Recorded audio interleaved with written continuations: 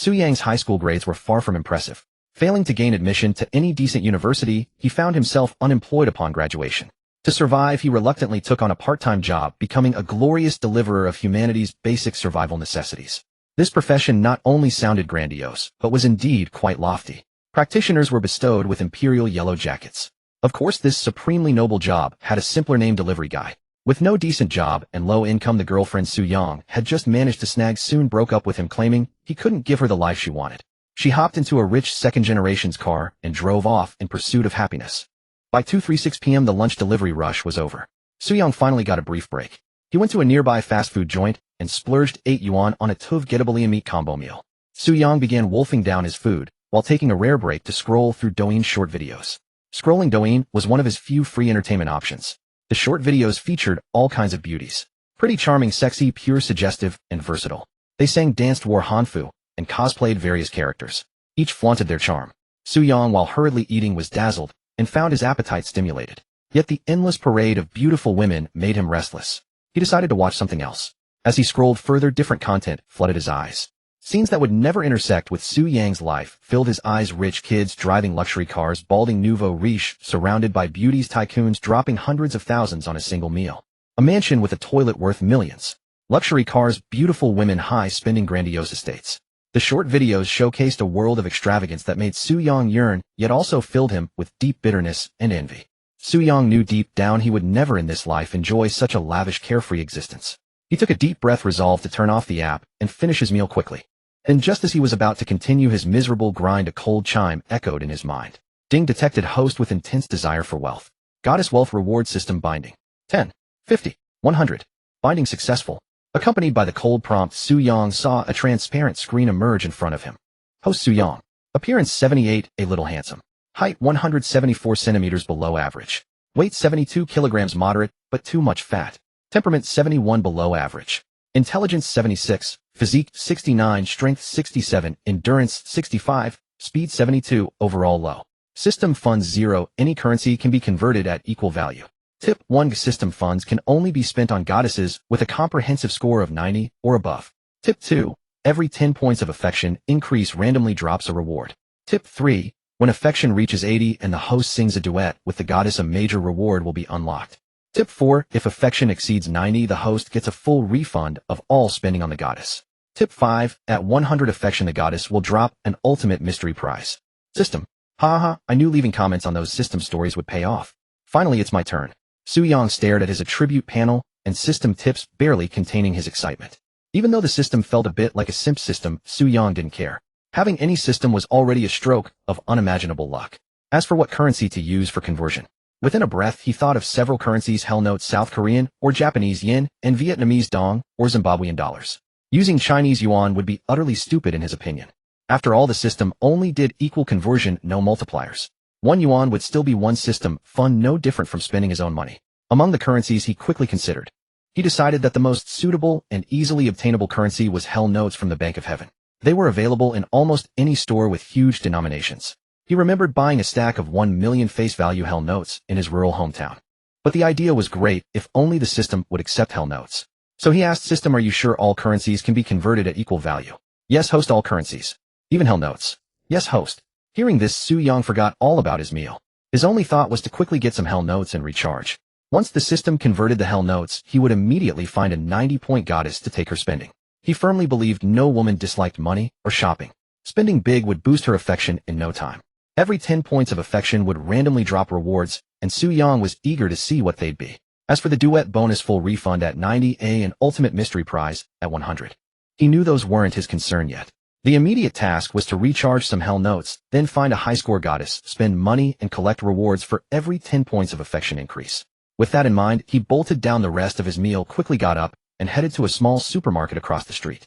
Boss lady, do you have Hell notes? He asked as he entered. Yes, we do. What denomination do you need? We have a full selection, even the biggest ones. The shopkeeper replied casually. Hell notes weren't uncommon, and with Qingming festival approaching, she didn't find it odd. Do you have 9 quadrillion denominations? Su Yang asked, throwing out a number he remembered. 9 quadrillion.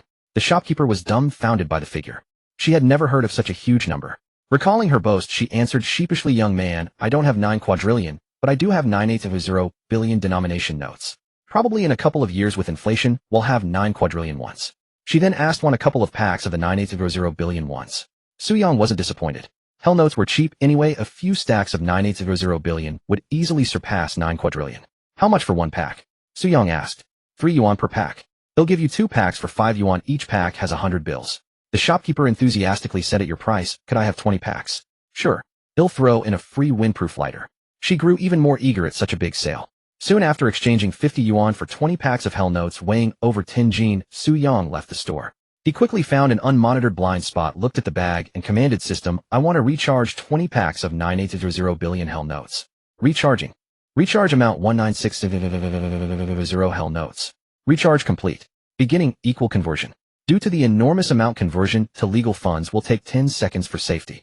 10, 9, 8, 7, 6, 5, 4, 3, 2, 10, 9, 8, 7, 6, 5, 4, 3, 2. The conversion was completed. The system's current funds amounted to 1960 yuan, 1 quintillion 960 quadrillion yuan. A bank card carrying the system's funds had been successfully generated. The host need not worry about the source of the money or future spending. The system would handle everything. Along with the system's icy voice, Su-young noticed that the 20 stacks of held banknotes in his plastic bag had vanished. In his hand now lay a black bank card. He quickly bound the card to WeChat and opened the attribute panel, his gaze fixed on the system funds. There Su-young saw the funds had changed from 0 to 1960 yuan. Staring at the long string of zeros, 1 quintillion 960 quadrillion. He felt his eyes blur from counting. He pulled out his phone and roughly calculated with the calculator. 50 yuan worth of hell banknotes had converted to 1960 yuan. That meant 1 yuan equaled 3900 yuan. A conversion ratio of 1 to 392 trillion nearly made Su-young's jaw drop. Boss, I'd like to settle the bill. Our company's meal orders from last month at your restaurant. Could you calculate the total?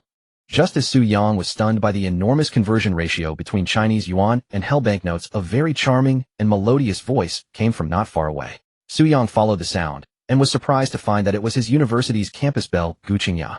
Seeing Gu Qingya, Su-young's mind instantly flooded with memories of her. Because of her enchanting and delicate beauty, Gu Qingya was recognized as the top campus belle during Su-young's university years, the dream goddess of every male student. Su-young clearly remembered that in college many male students would deliberately drop things when passing by Gu Qingya. Then while pretending to pick them up, they would take a deep euphoric breath of the air around her shoes. However, Su-young never did that, because he was fortunate enough to be Gu Qingya's deskmate for a while. As her deskmate, he had the right to breathe epic-level breaths anytime. But of course Su-young never did such a perverted thing. Because Gu Qingya's enchanting appearance was far too captivating, Su-young, as her deskmate, naturally suffered no shortage of troubles. The most incomprehensible thing to Su-young was that some male classmates offered high prices to buy used tissues from her. Faced with these ill-intentioned male classmates seeking tissues, Su-young refused them with righteousness. The reason? Because Su-young was a sunny and upright person. Although Su-young had been Gu Qingya's deskmate, he never dared to pursue her. Because Su-young clearly understood that a goddess like Gu Qingya was beyond his league. Even when delivering takeout to Gu Qingya's company, he would only secretly glance at her from a distance, careful not to let her spot him. Although Su-young always comforted himself that he was earning an honest living delivering food, neither stealing nor robbing, and that it was nothing to be ashamed if he still for some reason didn't want anyone he knew to see him delivering food, especially beautiful women. I wonder if Gu Qingya's overall score reaches 90. Staring at the enchanting campus belle, not far away, Su-young thought to himself. Ding, the host can look at an opposite-sex person he is interested in, silently chant view info, and see their detailed information. The system's voice suddenly rang out. Hearing it, Su-young immediately gazed at Gu Qingya and silently chanted to view her information. In the next moment, Gu Qingya's detailed information appeared before Su-young's eyes. Name: Gu Qingya. Age: 23. Occupation: financial assistant at Fengyuan Financial Company. Appearance: 95. Figure: 89. Temperament: 93. Purity: 100. Non-streamer water mage. Overall score: 94. Specialties: dexterous hands, strong determination. Favorability: 0. Stranger. Conquest reward: supreme kidney essence liquid. After taking it, kidney function increases by over 5 times, allowing you to work tirelessly. Ultimate prize unlocked at 90. Favorability. No wonder she's the campus belle. Her overall score is 94. The conquest reward is a supreme kidney essence liquid that boosts kidney function by over 5 times. But the specialty seems weird. Never mind, I'll test the waters with Gu Qingya first, and see if the converted held banknote funds are really usable. After reading Gu Qingya's detailed information, Su-young immediately made up his mind. In the past, he would have taken a detour upon seeing her. But now the funds converted from the 1,960 quadrillion held banknotes in the system gave him the courage to face her. Suppressing his slight nervousness, Su Yang walked straight up to Gu Qingya and said, "Gu Qingya, long time no see." Gu Qingya stood about 168 meters tall, wearing a black Littleburn-style dress and a black knee-length skirt that perfectly showcased her beautiful figure. Hearing him call her name, she turned her enchanting eyes towards Su Yang. "You are?" Gu Qingya felt that Su Yang looked somewhat familiar, but since he was wearing a delivery uniform and cap, she couldn't quite place him for a moment. "I'm Su Yang. We were deskmates in college." Seeing that Gu Qingya didn't immediately recognize him, Su Yang felt no disappointment or hurt. After all, he had always been an ordinary person. If not for the system binding, he might never have crossed paths with her again. "Oh, it's you, Su Yang. No wonder you look familiar."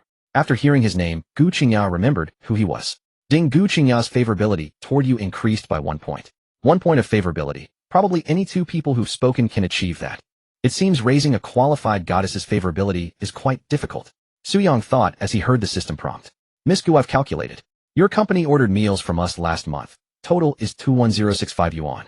Forget the 65, just pay 21000. At that moment, the restaurant boss spoke.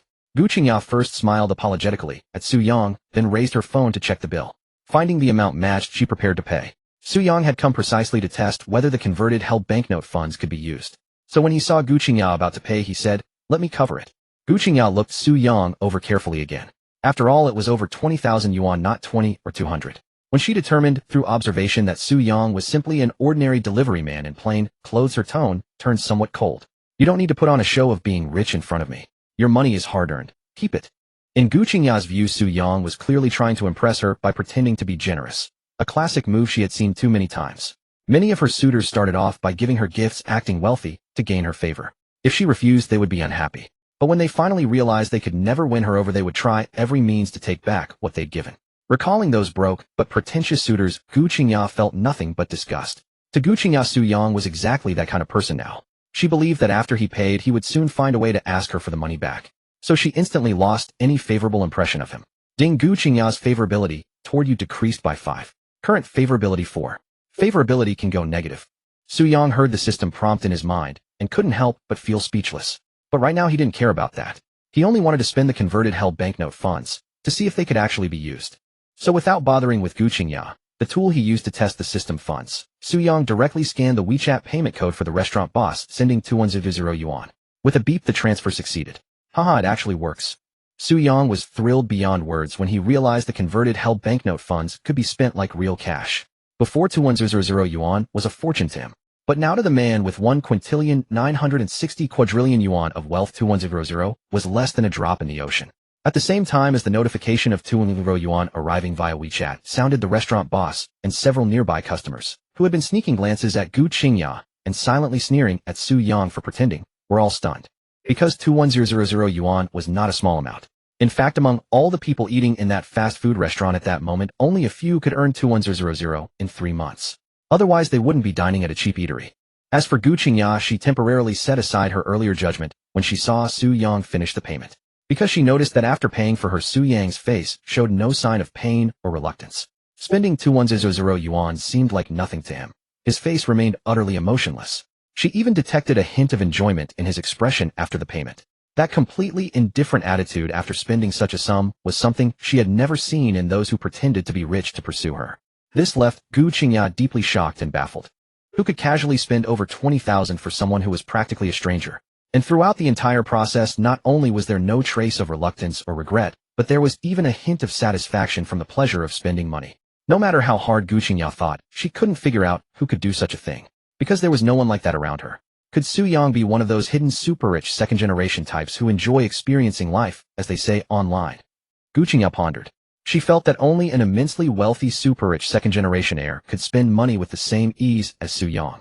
Realizing this, Gu Qingya immediately began to scrutinize Su Yang anew with her charming, lively eyes, and said with a smile, "Su Yang, how can I let you spend so much? Let's add each other on WeChat, and I'll transfer the money to you." Ding. Gu Qingya's favorability towards the host has increased by 16 points. Current favorability, 12 points. Ding. Congratulations, host, for obtaining a reward from Gu Qingya's 10-point favorability. Height increased by 5 centimeters. The reward has been issued to the host's height attribute and can be adjusted at any time. Su Yang, who was inwardly reveling in the thrill of spending money, suddenly heard the cold mechanical voice of the system and Gu Qingjia's melodious request to add him as a friend. Immediately, Su Yang momentarily set aside the reward Gu Qingya had triggered and casually glanced at her charming face, saying, "All right, let's add each other." As he spoke, Su Yang pulled up his WeChat QR code. Gu Qingya quickly scanned it with her WeChat. With a beep, Su Yang saw a new friend request. Opening it, he couldn't help but smile, because Su Yang noticed that Gu Qingjia's WeChat name was actually No Coriander. No Coriander. Campus Belle Gu has quite the taste. Su Yang teased, glancing at Gu Qingya after accepting her friend request. In the past, he wouldn't have dared to joke with her or even speak to her without feeling nervous. But now the substantial funds in the system were Su Yang's confidence. So he spoke to Gu Qingya without any trace of anxiety or fear. "Actually, my WeChat name used to be Qingqing. I changed it for some reason. By the way, I've transferred 21000 yuan to you. Please accept it." When Gu Qingya heard Su Yang's teasing, a hint of embarrassment rose on her charming face, because she knew very well that the name No Coriander could be seen as suggestive in the eyes of men. However, changing her WeChat name was indeed a move of last resort. Ever since graduating from university, due to her outstanding qualities, Gu Qingya had been constantly harassed by ordinary men of the opposite sex. These suitors would send her good morning goddess and good night messages daily, reminding her to stay warm and eat well. At most, they would attach a small red packet of a few or a dozen yuan. On holidays, they would reluctantly send her a rare red packet of several dozen or 100 yuan, which she found incredibly annoying. Because once she accepted the red packet, they would find all sorts of excuses to chat with her, even making flirtatious remarks. Gu Qingya, who came from a relatively well-off family, truly wasn't lacking in a few dozen yuan. So in the end, she settled on the WeChat name No Coriander and portrayed herself as a gold digger on her social circle. This move immediately brought her much more peace. Those ordinary men who were like toads lusting after swan meat gradually backed off. The only ones who still dared to message her were wealthy individuals with some capital. However, these rich men spent money on her with ulterior motives. Every cent they spent, they wanted to devour her. Some even bluntly offered to pay to keep her as a mistress. These mercenary rich men were not the partners Gu Qingya dreamed of, because she knew very well that she only had one chance. Once she gave herself to a man, her greatest value would be lost. After the novelty wore off for the first man who possessed her, what awaited her was an endless cycle of being kept, with the price dropping lower and lower. Gu Qingya, who understood these principles deeply, remained pure and never crossed the line, whether during her university years or her working years. Unless she managed to hook a truly suitable wealthy catch, she would only then give herself away. But what Gu Qingya hadn't expected was that she seemed to have hooked a real wealthy catch today, yet her WeChat name had caused her a slight embarrassment, leaving her a bit flustered. Thinking of this, Gu Qingya inwardly regretted why she hadn't changed her WeChat name before adding Su Yang as a friend, or simply used her work WeChat to add him. What Gu Qingya was thinking, Su Yang neither knew nor cared at the moment, because he was staring at the transfer notification from Gu Qingya, pondering to himself, if I directly transfer tens of billions to Gu Qingya, then have her transfer it back, and finally give her a small cut, wouldn't I get rich quickly? The host's thoughts are very dangerous. If the host uses any cheating means to extract money from the system will unbind from the host and self-destruct. If the host wants to obtain money, they can raise the goddess favorability to 90 points, and then the host can receive all the money spent on the goddess. Additionally, every time the goddess favorability towards the host increases by 10 points and triggers a reward, there is also a certain chance of dropping items related to cash. So please, host, don't have too many random thoughts. Honestly, increasing the goddess favorability towards you to trigger rewards is the correct way to use this system. The system's cold prompt instantly dispelled the idea of exploiting the system from Su Yang's mind. Seeing that he couldn't cheat, Su Yang stopped dwelling on it. For now, increasing Gu Qingjia's favorability to trigger rewards was the top priority. Having figured this out, Su Yang said calmly and casually to Gu Qingya, "It's just a small amount of money, I won't accept it. Consider it a welcome gift for you, Campus Belle Gu." A small amount of money. Over 20,000 yuan was a small amount of money. Gu Qingya took another serious look at Su Yang upon hearing this. She was quite experienced in observing the opposite sex, having encountered all kinds of eccentric men. Under her scrutiny, she found that Su Yang genuinely had no intention of accepting her transfer. He wasn't just saying it. Moreover, there was no trace of regret or reluctance on Su Yang's face, nor any hint of greed, as if he wanted something from her. After confirming that Su Yang truly didn't care about the over 20,000 yuan she had transferred to him, Gu Qingya became even more convinced of her guess about Su Yang's identity. A hidden super-rich second-generation heir about her age and somewhat handsome was exactly the kind of wealthy catch she had always wanted to land. So she decided that no matter what, she had to find a way to get familiar with Su Yang first. At the same time, she also wanted to test Su Yang's financial strength to see if it matched her assumptions, and what could quickly help them get familiar while testing his wealth. Going shopping at the mall was undoubtedly the best choice. With this in mind, Gu Qingya looked at Su Yang with a charming smile and said in a coquettish, gentle voice, "Su Yang, do you have time this afternoon? Can you accompany me to the mixed mall for a stroll? If you're really busy, I can just take a taxi myself." Su Yang was just then pondering how to significantly boost Gu Qingjia's favorability to trigger rewards. Suddenly hearing Gu Qingjia's bone-meltingly coquettish tone and seeing her charming smile, Su Yang felt as if his soul was being seduced away by her. Even though he considered himself to have strong self-control, he still found it hard to resist Gu Qingjia's charm at this moment. So alluring. Normally when I browse for videos I take 1 or 2 hours to pick and I can resist even the most beautiful women. But this Gu Qingya, when she acts all charming and coquettish, I really can't handle it. She's no different from that Daji in the Fengshen Yini. I really like this kind of woman. Let's set a small goal: first sing karaoke with her and taste the Nongfu Spring while also snagging the grand prize from the quest. Su Yang looked at the charming Gu Qingya beside him and made a decision in his heart. Although he had made up his mind, Su Yang also understood that it would be very difficult to sing karaoke with Gu Qingya. First he needed to build a good relationship and raise her favorability. He had just been thinking about how to quickly increase Gu Qingjia's favorability. Now her coquettish words suddenly gave Su Yang an idea. What is the fastest way to increase a woman's favorability? Is it chatting? Is it showing concern? Is it constant attention? None of that. It's spending money on her. And the mixed mall is the perfect place to spend money on a woman. Wanxiang City was one of the high-end shopping destinations in Pingcheng where Su Yang lived. It housed a variety of top international brands, LV, Chanel, Hermes, you name it. As a result, many girls from Pingcheng would often make plans to visit Wanxiang City whenever they had free time. They browsed the latest clothing and bags just to feast their eyes. Su Yang figured that taking Gu Qingya for a stroll through Wanxiang City and splashing some cash would definitely boost her favorability toward him. Of course I have time. It's my honor to accompany the school beauty, Gu, to Wanxiang City. My ride is right over here. Let's head over. While secretly anticipating what rewards Gu Qingya might give him next, Su Yang kept a calm exterior as he spoke to her. With that, he led Gu Qingya toward his delivery scooter. Thank you so much. Also, Su Yang, stop calling me School Beauty Gu. Just call me by my name, or Qingqing if you like. Upon hearing that Su Yang was willing to accompany her to Wanxiang City, Gu Qingya knew she had made the right move by inviting him. Gu Qingya had great confidence in her own abilities and charm. She was sure that once Su Yang accompanied her through Wanxiang City, she could gauge his financial standing. If Su Yang truly was the ideal wealthy catch, she dreamed if she had plenty of ways to win him over. Gu Qingjia's favorability toward the host has increased by 3 points. Current favorability, 15 points. Su Yang, who was walking toward his scooter, heard the sudden rise in favorability from Gu Qingya. His heart began to race with anticipation, wondering what reward would drop when her favorability reached 20 points. I wonder what car Su Yang, this hidden super-rich second generation, drives while experiencing life as a delivery guy. Surely it has to be at least a BBA, right? Gu Qingya, following behind Su Yang, glanced at the various vehicles parked around the fast food restaurant and thought to herself, get on. Just as Gu Qingya was speculating about what car Su Yang drove to experience life, his brief words cut through all her guesses. Because Gu Qingya saw that Su Yang's ride was not a BBA, nor even an ordinary car. Instead, it was a somewhat worn-out electric scooter. This is your car? Gu Qingjia's charming face was filled with confusion and surprise. At that moment, she truly wondered if she had misjudged. Maybe Su Yang really was just a delivery guy. His willingness to spend over 20,000 to help her pay the bill might have been because he liked her too much, wanted to make an impression and make her remember him. Thinking this, Gu Qingjia's favorability towards Su Yang involuntarily dropped a bit. Because what she disliked most were men who pretended to be rich and deliberately tried to show off in front of her. Gu Qingjia's favorability toward the host has decreased by 4 points. Current favorability, 11 points. Huh. Just a moment ago you were acting coy with me. Why did your favorability suddenly drop? Su Yang was puzzled when he heard the system notification. But when he saw the look in Gu Qingjia's eyes as she stared at his scooter, he immediately understood the reason. Once he figured it out, Su Yang couldn't be bothered to explain much. Instead, he asked casually, I wonder what Qingya is going to Wanxiang City for. If you don't want to ride my scooter, I can call a private car. In Su Yang's mind, Gu Qingya was merely a tool for boosting favorability and earning rewards. In the past, faced with a charming school beauty like Gu Qingya, he would have groveled and flattered her with sweet words. But now he would never do that. If necessary, he could simply switch to another goddess who met the criteria to trigger rewards. Although Su Yang really wanted the grand prize for singing with Gu Qingya, the supreme kidney-nourishing elixir, he wasn't about to become a simp for it.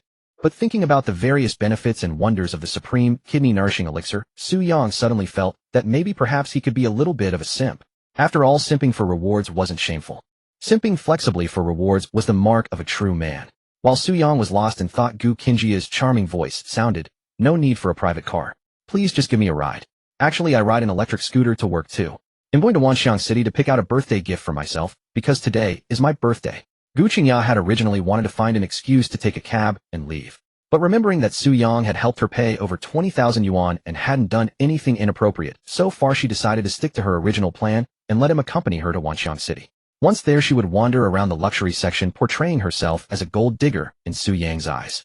This way she hoped he would back off like the other men who had pestered her before and stop harboring illusions about her. Of course, afterward, she would transfer the over 20,000 yuan he had paid for her directly via bank transfer. To Gu Qingya, over 20,000 wasn't a huge sum, and she wasn't shameless enough to pocket it. So today's your birthday? Let me send you a red envelope and wish you a happy birthday. Su Yang couldn't care less about what Gu Qingya was thinking at that moment. To him, she was just a charming, pretty tool who would drop rewards. No need for a red envelope. Keep your money and buy something for yourself, Gu Qingya said, casually glancing at her phone. After all, the maximum amount for a WeChat red envelope was 200 yuan, and holiday red envelopes were at most 520 yuan. She really didn't need that little money. But when she saw that Su Yang had sent her not a red envelope, but a transfer, she was stunned. Because she saw that Su Yang had directly transferred her 200 yuan. Seeing the long string of zeros after the two, Gu Qingya's charming face filled with shock and caution as she looked at Su Yang and asked, "You're transferring me 200. What do you want?" "Yes," Su Yang replied with a smile, looking at her shocked and wary expression. Gu Qingya naturally understood the innuendo in his words, and a blush of shyness rose on her charming face. "That's too much money. I dare not accept it. It'll be returned automatically after 24 hours. Too much. Then I'll send a smaller one.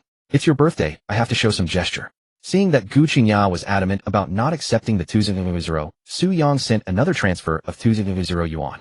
In Su Yang's eyes, no amount of money was anything more than paper, so whether it was 200 or 200, he didn't feel a thing spending it on her. "Your gesture is still too much. If you really mean it, just buy me something small as a birthday gift when we're at Wanxiang City." Gu Qingya said, her face slightly flushed. Gu Qingya was skilled at handling the opposite sex. Accepting money directly would make her seem too materialistic. Moreover, if the other party later sued, she could be forced to return it all. So through transfers alone, you couldn't gauge someone's true financial standing or know if the money they sent was borrowed. To truly test a person's wealth, you had to observe their demeanor while shopping, buying gifts, and giving presents. That was the only way to tell. Despite her uncertainty about Su Yang's identity, seeing him casually and calmly transfer over 200 yuan made her lean more toward believing he was a genuinely hidden super-rich second generation. The reason he didn't drive was that he wanted to truly experience the ups and downs of life. Although she didn't quite understand his interest in seeking hardship for no reason, she could accept it. As Gu Qingya's mind leaned more toward the guess that Su Yang was a hidden super-rich second generation, her favorability toward him rose significantly again. Ding. Gu Qingya's favorability toward the host has increased by 14 points. Current favorability, 25 points. Ding. Congratulations, host. You have received the reward for reaching 20 favorability, with Gu Qingya constitution increased by 5 points. The reward has been added to your constitution attribute. You may enhance your constitution at any time. Women. Just a moment ago she was lowering her favorability toward me, and now she's raised it by 14 points. Truly, money is a man's greatest charm. Still, Gu Qingya is indeed quite remarkable. After all, with 200 yuan transferred twice right before her eyes, she still resisted accepting it. That already surpasses at least 80 of women. Su Yang saw that Gu Qingya genuinely had no intention of taking the money, so he didn't dwell on it. He merely elevated his opinion of her slightly in his heart. For Su Yang, a novice with no romantic experience, a girl like Gu Qingya, stunningly beautiful, with a perfect figure, strong principles, and not blinded by greed, was truly rare in this world. "Alright, when we get to Vientiane City, tell me whatever you fancy, and I'll buy it for you," Su Yang said with a casual smile. "Don't worry, when it's time to fleece you, we'll do it mercilessly." Gu Qingya's pretty face flushed slightly as she put on a fierce expression. "To be fleeced by a beauty like you, Qingya, is something I do welcome." Su Yang chuckled. Inwardly he mused, "After all, I'm spending ghost money anyway. Please fleece me hard. Only then will you give me more cash back and coins when you explode. I never noticed you were such a smooth talker before." Unaware of Su Yang's inner thoughts, Gu Qingya cast him a coquettish glare with her enchanting, lively eyes. Ding. Gu Qingya's favorability toward the host has increased by 3 points. Current favorability, 28 points. Oh, favorability went up again. Just 2 more points and I can trigger another reward. Winning over Gu Qingya, the enchanting campus belle, isn't that hard after all. Su Yang felt a warm glow of satisfaction at the system's cold mechanical prompt. Men always grow, and with growth comes eloquence, Su Yang said with a smile to Gu Qingya. Then he patted the back seat of his delivery bike, signaling for her to get on. Gu Qingya glanced at the cramped space left by the delivery box. In the end, she said nothing more. Instead, she blushed, gently bit her red lips, and with her long slender legs pressed together lightly wrapped her arms around Su Yang's waist as she sat sideways on the back seat. Su Yang savored the exquisite sensation of Gu Qingya's gentle embrace. Inhaling the intoxicating fragrance emanating from Gu Qingya, he couldn't help but swallow hard. His spirits instantly lifted. Then with an air of blissful elation, he rode the bike carrying Gu Qingya toward Vientiane City. Watching Su Yang ride off with Gu Qingya, the people in the fast food restaurant and on the street nearby began to murmur. Damn, he's just a delivery guy. How does he get to carry such a gorgeous girl? What am I lacking? I'm so damn jealous. If a beauty like that had sat on my seat, I'd peel off the seat cover, seal it in a plastic bag, and keep it safe. Take it out when I'm lonely and cold to sniff for comfort. I drive a Mercedes and never got to carry a girl this fine. How does a delivery guy deserve this? You drive a Mercedes? Bullshit. If you drove a Mercedes, you wouldn't be eating here. What's wrong with being a delivery guy? He casually dropped over 20,000 for that pretty girl. Can you do that? The chatter from the restaurant and street continued. Naturally, Su Yang was oblivious to all this. At that moment, he was cheerfully riding his bike through the congested streets. Pingcheng itself was a densely populated city, so the sheer number of vehicles was overwhelming. This meant that regardless of rush hour, every major artery in Pingcheng was perpetually clogged. Navigating the crowded roads, Su Yang inevitably had to brake frequently. And so, throughout the ride to Vientiane City, Su Yang thoroughly enjoyed the delightful sensation of Gu Qingya's occasional unbalanced touches against his back. It felt incredibly satisfying, especially at red lights. When Su Yang saw the men in luxury cars around him glaring at him, a mere delivery guy, with envy and resentment, as he carried a top-tier beauty like Gu Qingya, it only heightened his pleasure. Gu Qingya's favorability toward the host has increased by 1 point. Current favorability, 29 points. With each break, Su Yang noticed that Gu Qingya's favorability hadn't dropped. Instead, it had risen by 1 point. Just one more point, and had reached 30, triggering a reward. Su Yang eagerly anticipated what reward Gu Qingya's favorability at 30 would bring. Thinking of rewards reminded him of the two had already received from her. So during a red light, Su Yang opened his attribute panel and allocated the 5 centimeters of height and 5 points of physique. After applying them, he saw his height increase from 174 centimeters to 179 centimeters. With the shoe soles included, he figured he now stood at least 182 centimeters tall. His physique rose from 69 to 74. Stretching, Su Yang felt no discomfort from the changes. In fact, he felt even stronger. Relieved, Su Yang let go of his worries. His previous height of 174 centimeters had always been a regret. His face was decent, but his stature was unremarkable. Now, his height had met his expectations, filling him with immense satisfaction. Having a system is amazing. In just a moment, it made up for my lifelong height regret. I can't wait to see what rewards Gu Qingya will give me next. Su Yang thought to himself. Su Yang focused on riding. Gu Qingya, seated behind him, had no idea what was on his mind. She only felt he was braking too often and, blushing, chided him playfully. I am riding carefully. But Pingcheng's famous for its endless traffic lights, cars, and people. Braking is unavoidable, Su Yang said with a grin. As he spoke, the light turned green, and he cheerfully continued on his bike.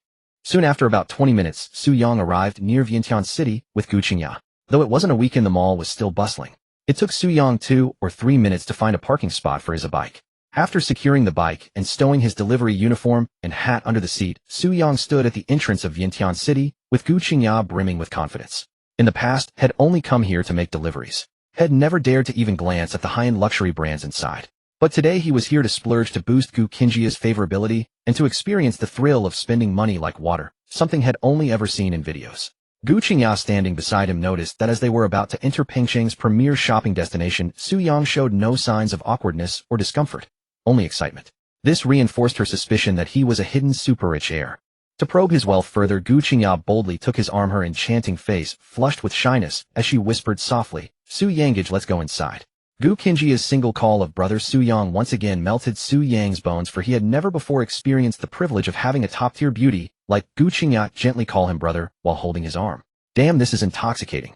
No wonder rich folks spend big money on pretty young girls.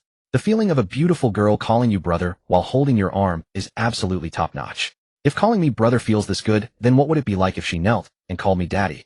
Su Yang couldn't help but start fantasizing. Brother Su Yang, what are you thinking about? Gu Qingya, noticing his daze, asked softly. I was thinking, what if I bought the Vientiane City and gave it to you as a birthday gift? Would you like that?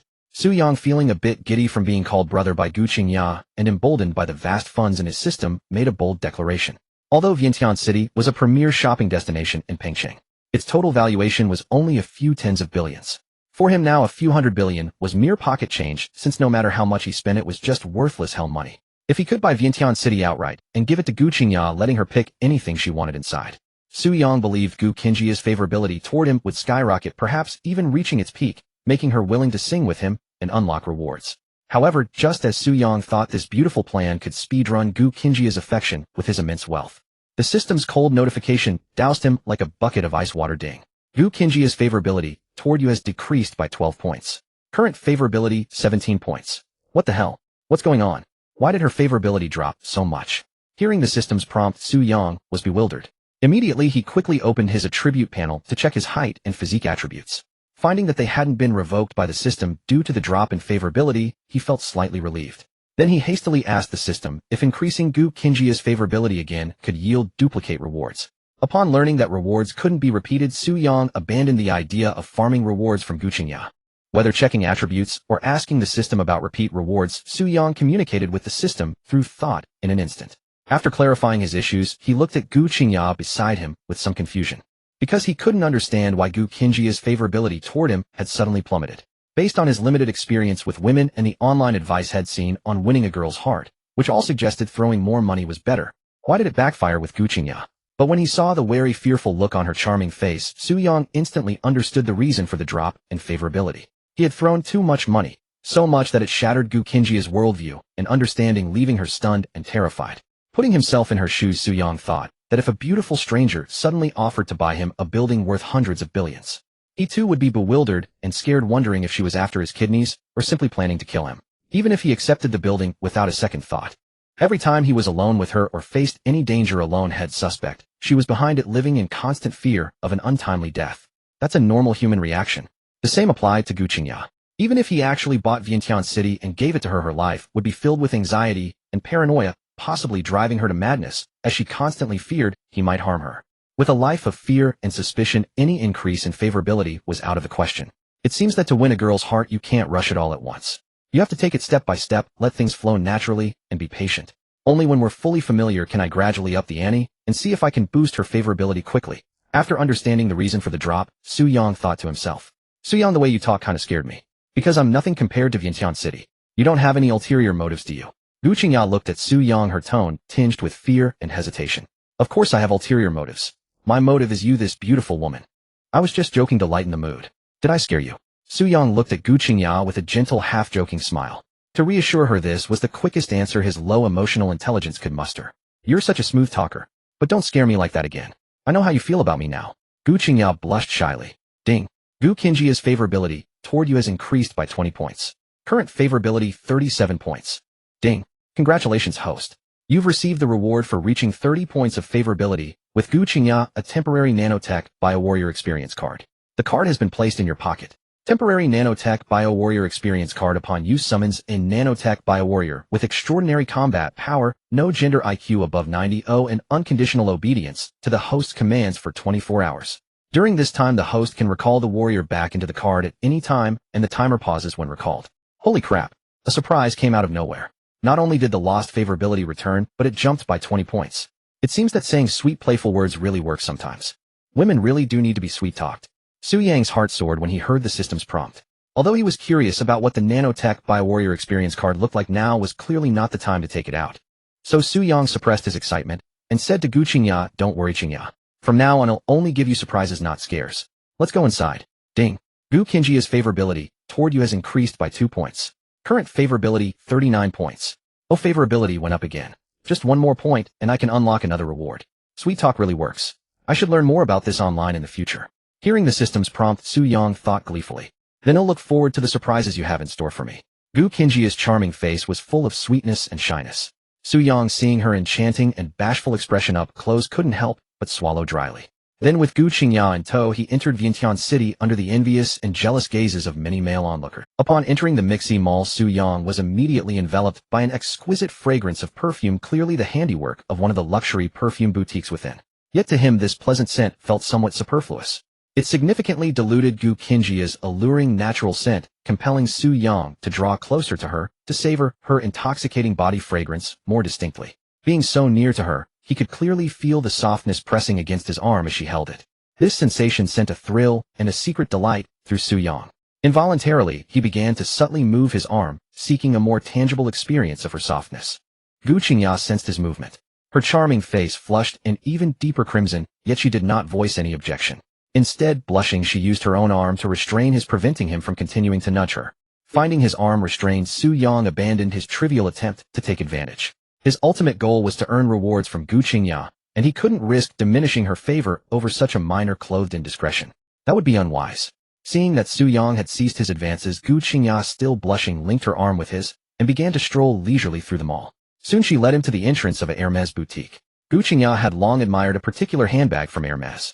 However, due to the brand's policy of requiring customers to purchase other items before being allowed to buy a bag, she had never splurged on it. Now she intended to use this purchase to test Su Yang's financial standing. Su Yang, there's a bag in Hermès that I really like. Could you give it to me as a birthday gift? Gu Qingya asked, her face flushed as she held his arm. Let's go. Pick whatever you like. Don't just buy one. Your birthday only comes once a year. Buy as many as you want. Your birthday is also the day your mother suffered. You can pick something she'd like too. Buy freely as long as it makes you happy, and you like it'll cover it all. Su Yang declared with a grand wave of his hand, his voice filled with excitement. In Su Yang's view, only by encouraging Gu Qingya to spend generously could he trigger more rewards and cashback from her. You're so good to me, brother Su Yang. But why are you so good to me? Gu Qingya asked, noticing his complete lack of hesitation. Instead, he urged her to buy more, even for her mother. This further solidified her belief that Su Yang was a hidden super-rich second-generation heir who simply enjoyed experiencing life.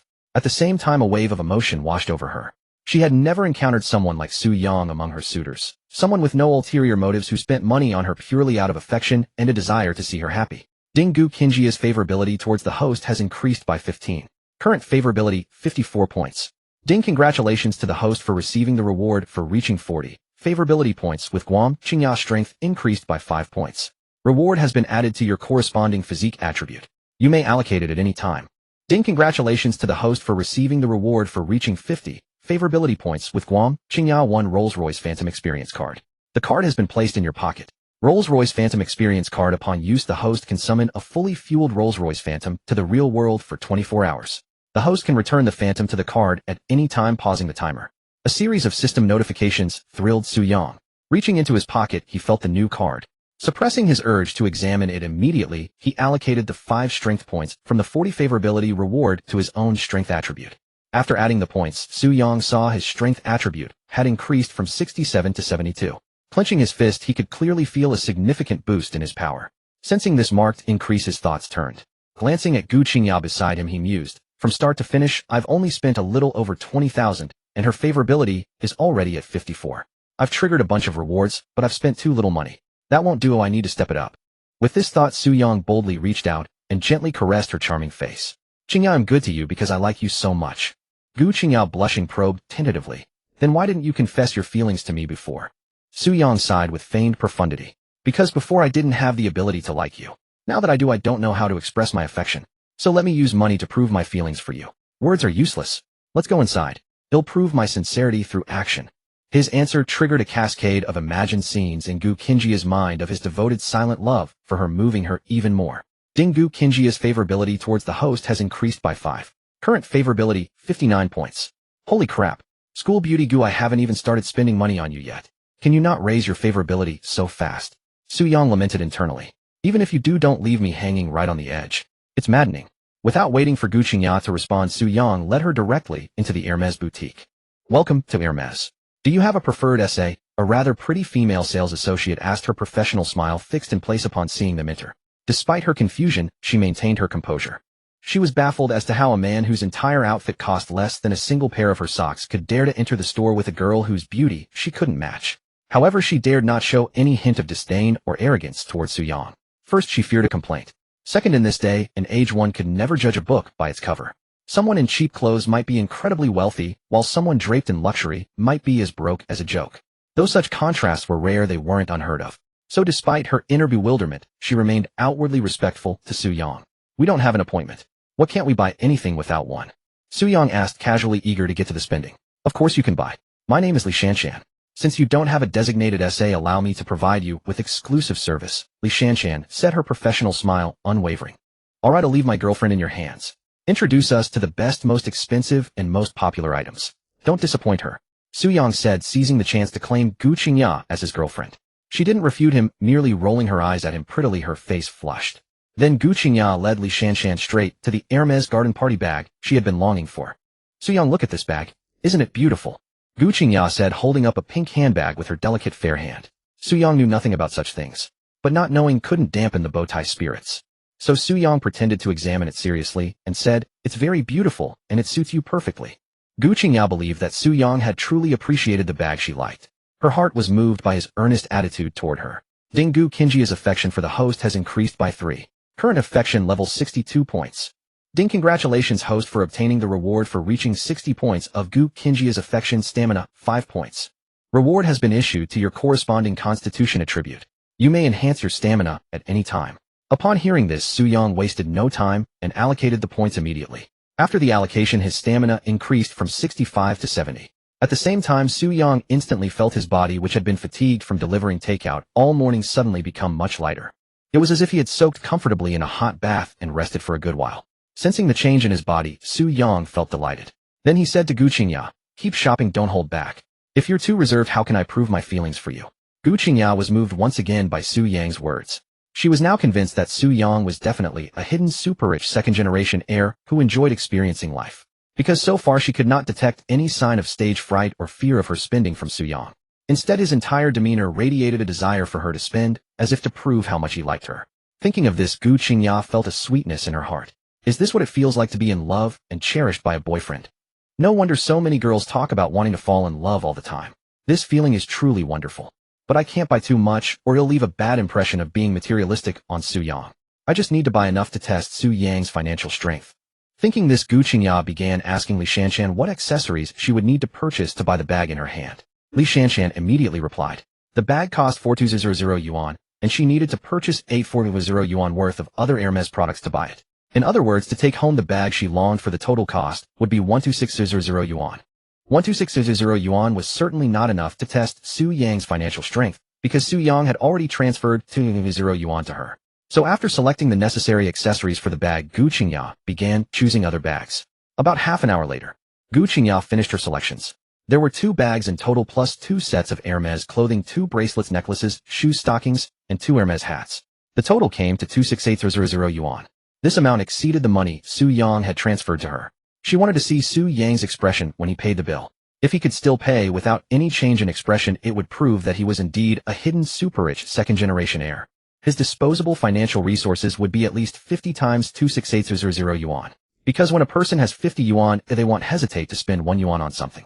If Su Yang showed hesitation or reluctance when paying, it would mean that Su Yang's financial strength was at most 4 to 10 times 26800 yuan. Gu Qingyao naturally hoped that Su Yang's wealth was more than 50 times 26800 yuan, meaning around 10 million yuan. Because that met the threshold standard for her dream wealthy suitor. She knew that among the wealthy men pursuing her, some had total assets worth hundreds of millions. However, those wealthy men were older and all had families, so they wouldn't give her any status. They only wanted novelty and would spend a few $100,000 to $1 million to keep her as a mistress. So Gu Qingyao had never considered those wealthy men.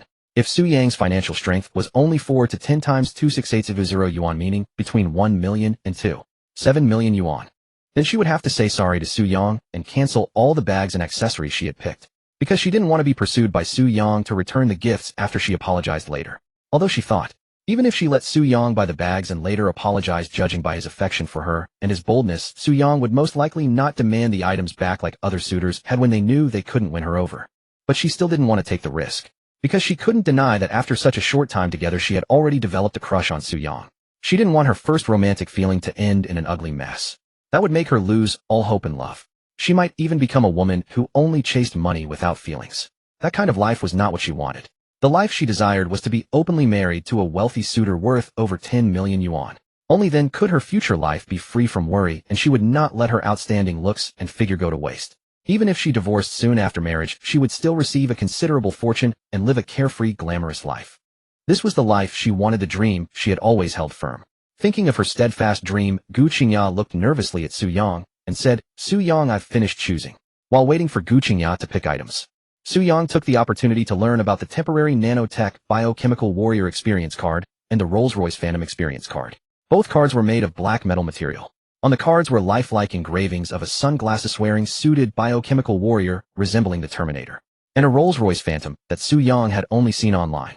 With just a thought, he could summon them into reality. After understanding the 2 temporary experience cards, Su Yang placed them into his worn, peeling wallet. Then he pulled out his Xiaomi phone, which he had used for years, and began reading a mindless web novel to pass the time. When he suddenly heard Gu Qingyao say she had finished, Su Yang put his phone back in his pocket and looked at her.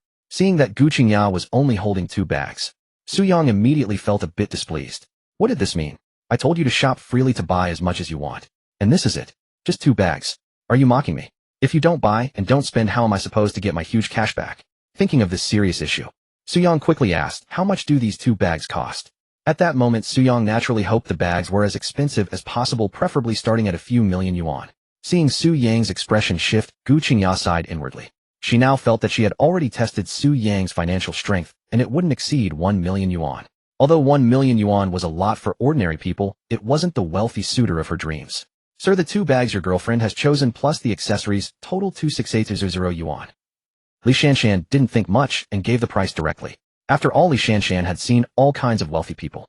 No matter how rich the person, after their partner finished picking bags, they would habitually ask the price. Shanshan, Gu Qingya was about to find a reasonable excuse to have Li Shanshan put the items back. But at that moment, Soo-young suddenly strode over to her and said, Qingya, why did you take so long to pick just 2 bags? Then he said to Li Shanshan, didn't I tell you to introduce more beautiful, expensive, and popular bags to my girlfriend? Why after all this time have you only let my girlfriend pick 2 bags? And the total is less than 3,000 yuan. Your skills as a SA are lacking, little sis. You need more practice. Soo-young's words, once spoken, made Gu Qingya, Li Shanshan, a group of girls picking bags in the Hermes store, and the men accompanying them with pained expressions, all turned to look at Soo-young, because they had never heard such a domineering statement before. What is Hermes? It is the pinnacle of luxury brands. Louis Vuitton, Chanel, and Dior all pale in comparison to Hermes. Those who shop at Hermes are typically wealthy or of high status, possessing considerable assets. However, even so, among those who purchase handbags at Hermes high-end boutiques, around 90% feel a pang of reluctance when buying. After all, Hermes' matching sales strategy is notoriously aggressive. Those with modest wealth can only afford to shop at Hermes 2 or 3 times a year, spending around 3 to 500,000. Only those who are truly unburdened by money, the top-tier clients of Hermes, can buy handbags without a hint of hesitation. And now it seemed they had witnessed the legendary top-tier clientele of Hermes. From the outside, aside from being somewhat handsome, he appeared utterly ordinary. The total value of his attire might not even reach 200 yuan. In an instant, the vast Hermes store fell into a profound silence following Soo-young's few words. Everyone tacitly and quietly observed Soo-young, eager to discern whether he was boasting or truly indifferent to wealth. At that moment, Soo-young paid no attention to the surrounding gazes.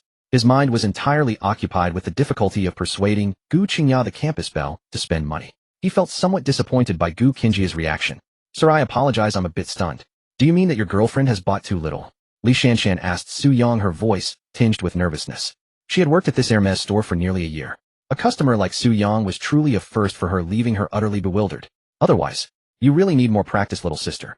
Soo-young said to Li Shanshan, his face filled with a look of exasperation.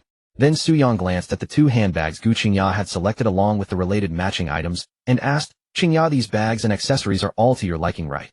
Gu Qingya, jolted from her daze by the question, reflexively replied, Yes, brother Soo-young, these are all my favorites. Soo-young nodded upon hearing this. Then he said to Li Shanshan, Little sister, regarding these 2 handbags my girlfriend chose, and the related accessories, pack up all the similar bags and accessories you have in the store. I want them all. What? The moment Soo-young spoke these words, Gu Qingya, Li Shanshan, and everyone in the store who had been watching him were dumbfounded.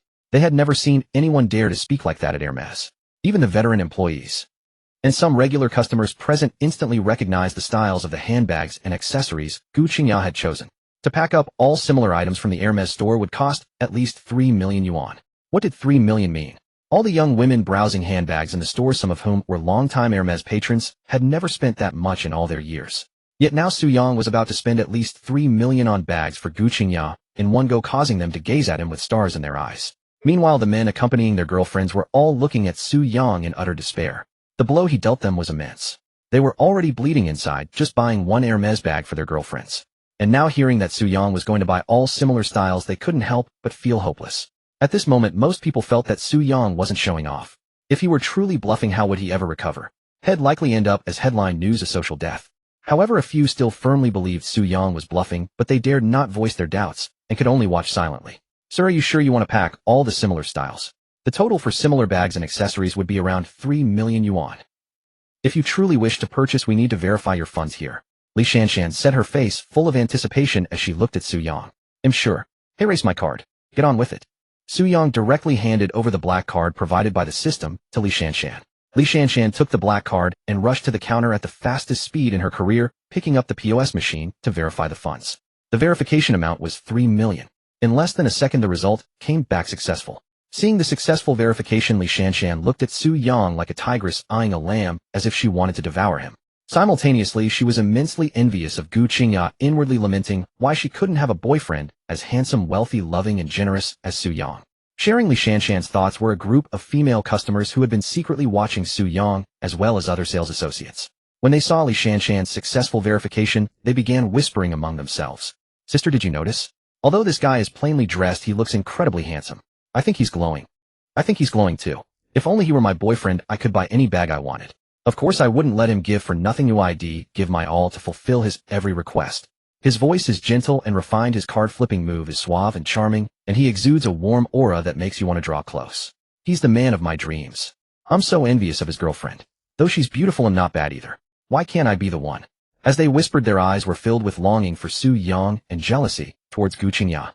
I'm gentle and refined. I'm suave and charming. I'm their dream man. Listening to the murmurs around him, and feeling the eager stares from many attractive young women, Su Yang suddenly understood why so many wealthy men enjoy taking their mistresses on lavish shopping sprees to show off. Because this feeling was incredibly exhilarating. The only pity was that Su Yang observed all the seemingly attractive women in the Hermes store, and none of them scored above 90 in his comprehensive assessment. The highest was only 83. There was even one who appeared pure and innocent, but had achieved a shocking 100-man conquest milestone. This revelation left Su Yang utterly astounded. It seems that women with a comprehensive score above 90 are extremely rare in real life. In the future, I must cherish everyone I encounter. After all, there aren't many girls like this who can yield rewards for me, Su Yang mused inwardly. Sir, the fun verification is successful. He'll start finding similar bags and clothing for your girlfriend. Just as Su Yang finished surveying the girls in the Hermes store, Li Shanshan approached him with an eager expression and said, Go ahead, go ahead. Su Yang waved his hand. Brother Su Yang, I understand your feelings for me now. But there's no need for such extravagance. Buying a bunch of similar bags and clothes would be wasteful. I can't wear them all, and having too many similar items would cause aesthetic fatigue. I think just 2 bags are enough. At this point, Gu Qingya had no more doubts about Su Yang's identity. She hugged Su Yang's arm, her charming face flushed with shyness as she began to act coquettishly. Feeling Gu Qingya's soft curves pressed against his arm. Inhaling her alluring scent and watching her playfully beg, Su Yang felt an exhilarating thrill. However, to maximize the full cashback, spending on Gu Qingya was paramount. So he said without hesitation, Qingya, you have no idea how deep my affection for you is. Since you think similar styles would cause aesthetic fatigue, I'll have the sales associate prepare one of every different type of bag for you. Su Yang had initially intended to have every single item in the Hermes store packed up. However, fearing that Gu Qingya might overthink things and cause her favorability to drop, he had to settle for the next best option, acquiring one of each type of handbag. Wow girl, he's so manly, so domineering. I love it. This is the handsome, wealthy, and overbearing CEO of my dreams. I want to kneel at his feet and let him punish me mercilessly. Why isn't this devoted, moneyed boyfriend mine? In the Hermes store, every woman, be it sales associate or customer, watched as Gu Qingya mentioned that having multiple bags of the same type might lead to aesthetic fatigue. Without hesitation, Su Yang boldly decided to wrap up every different style of bag for her. The chatter erupted once more. A rare few gazing at Su Yang with eyes shimmering like autumn water and cheeks flushed even began to tremble at the knees. Brother Su Qingya truly understands how much you adore me, but buying so many bags at once feels like such an extravagance. Qingya begs you, brother Su, let me decide on this bag purchase, okay? Gu Qingya hugged Su Yang, her face reddening, as she gave him a light, fleeting kiss on the cheek and coquettishly pleaded. In her heart, Su Yang was now firmly designated as her future husband. Thus, she grew much bolder in her intimate gestures toward him. Su Yang, having been kissed first by a stunning beauty like Gu Qingya, then saw her alluring face filled with entreaty. If he refused her, it might lower her favorability. For the sake of her favorability, Su Yang finally sighed, and feigning deep affection, said to Gu Qingya, All right, whatever you say. Upon hearing this, Gu Qingya quickly kissed him on the cheek again, her charming face brimming with sweetness and happiness as she murmured, Brother Su is so good. Gu Qingya's favorability toward the host has increased by 5 points. Current favorability, 67 points. Accompanied by the system's chime, Gu Qingya swiftly picked out 3 more bags she liked, and asked Li Shanshan to prepare them. Li Shanshan, seeing Gu Qingya voluntarily reduce her spending, felt a mix of envy and admiration for her tactics. As a woman, she understood exactly why Gu Qingya acted this way, first to cultivate an image of not being materialistic, then to showcase her gentle and endearing side. Beautiful with a great figure and such cunning. Li Shanshan finally grasped why Gu Qingya had such a perfect boyfriend while she did not. With this realization, she began to process Gu Qingya's chosen bags. Soon the preparation was complete. The total for 5 bags and related accessories came to 835,000 yuan. "Sir, may I process a VIP card for you at Hermes and settle the payment through it?" Li Shanshan inquired of Su Yang. "Sure, but put the VIP card under my girlfriend's name. Also, I want to top it up with 10 million yuan. From now on, reserve any new arrivals in your store for my girlfriend and ask if she wants them." Su Yang, with remarkable audacity, pulled his arm free from Gu Qingjia's embrace, wrapped it around her supple waist, and drew her close, declaring with overwhelming dominance, "A man must act when the moment calls for it." Caught off guard by Su Yang's sudden move, Gu Qingjia's charming face showed a flicker of fluster. Until now, she had been the one taking the initiative between them. With Su Yang suddenly seizing control, she was momentarily disoriented. Yet she felt no aversion to his actions. In Gu Qingjia's heart, Su Yang was already her boyfriend. She deemed it necessary to give him some sweet rewards now and then. Still, she grew even more curious about Su Yang's identity as his casual decision to deposit 10 million yuan challenged her understanding. "A top-up of 10 million. Very well, sir. If you deposit 10 million for your girlfriend, I'll issue a VC card, the most prestigious membership at Hermes.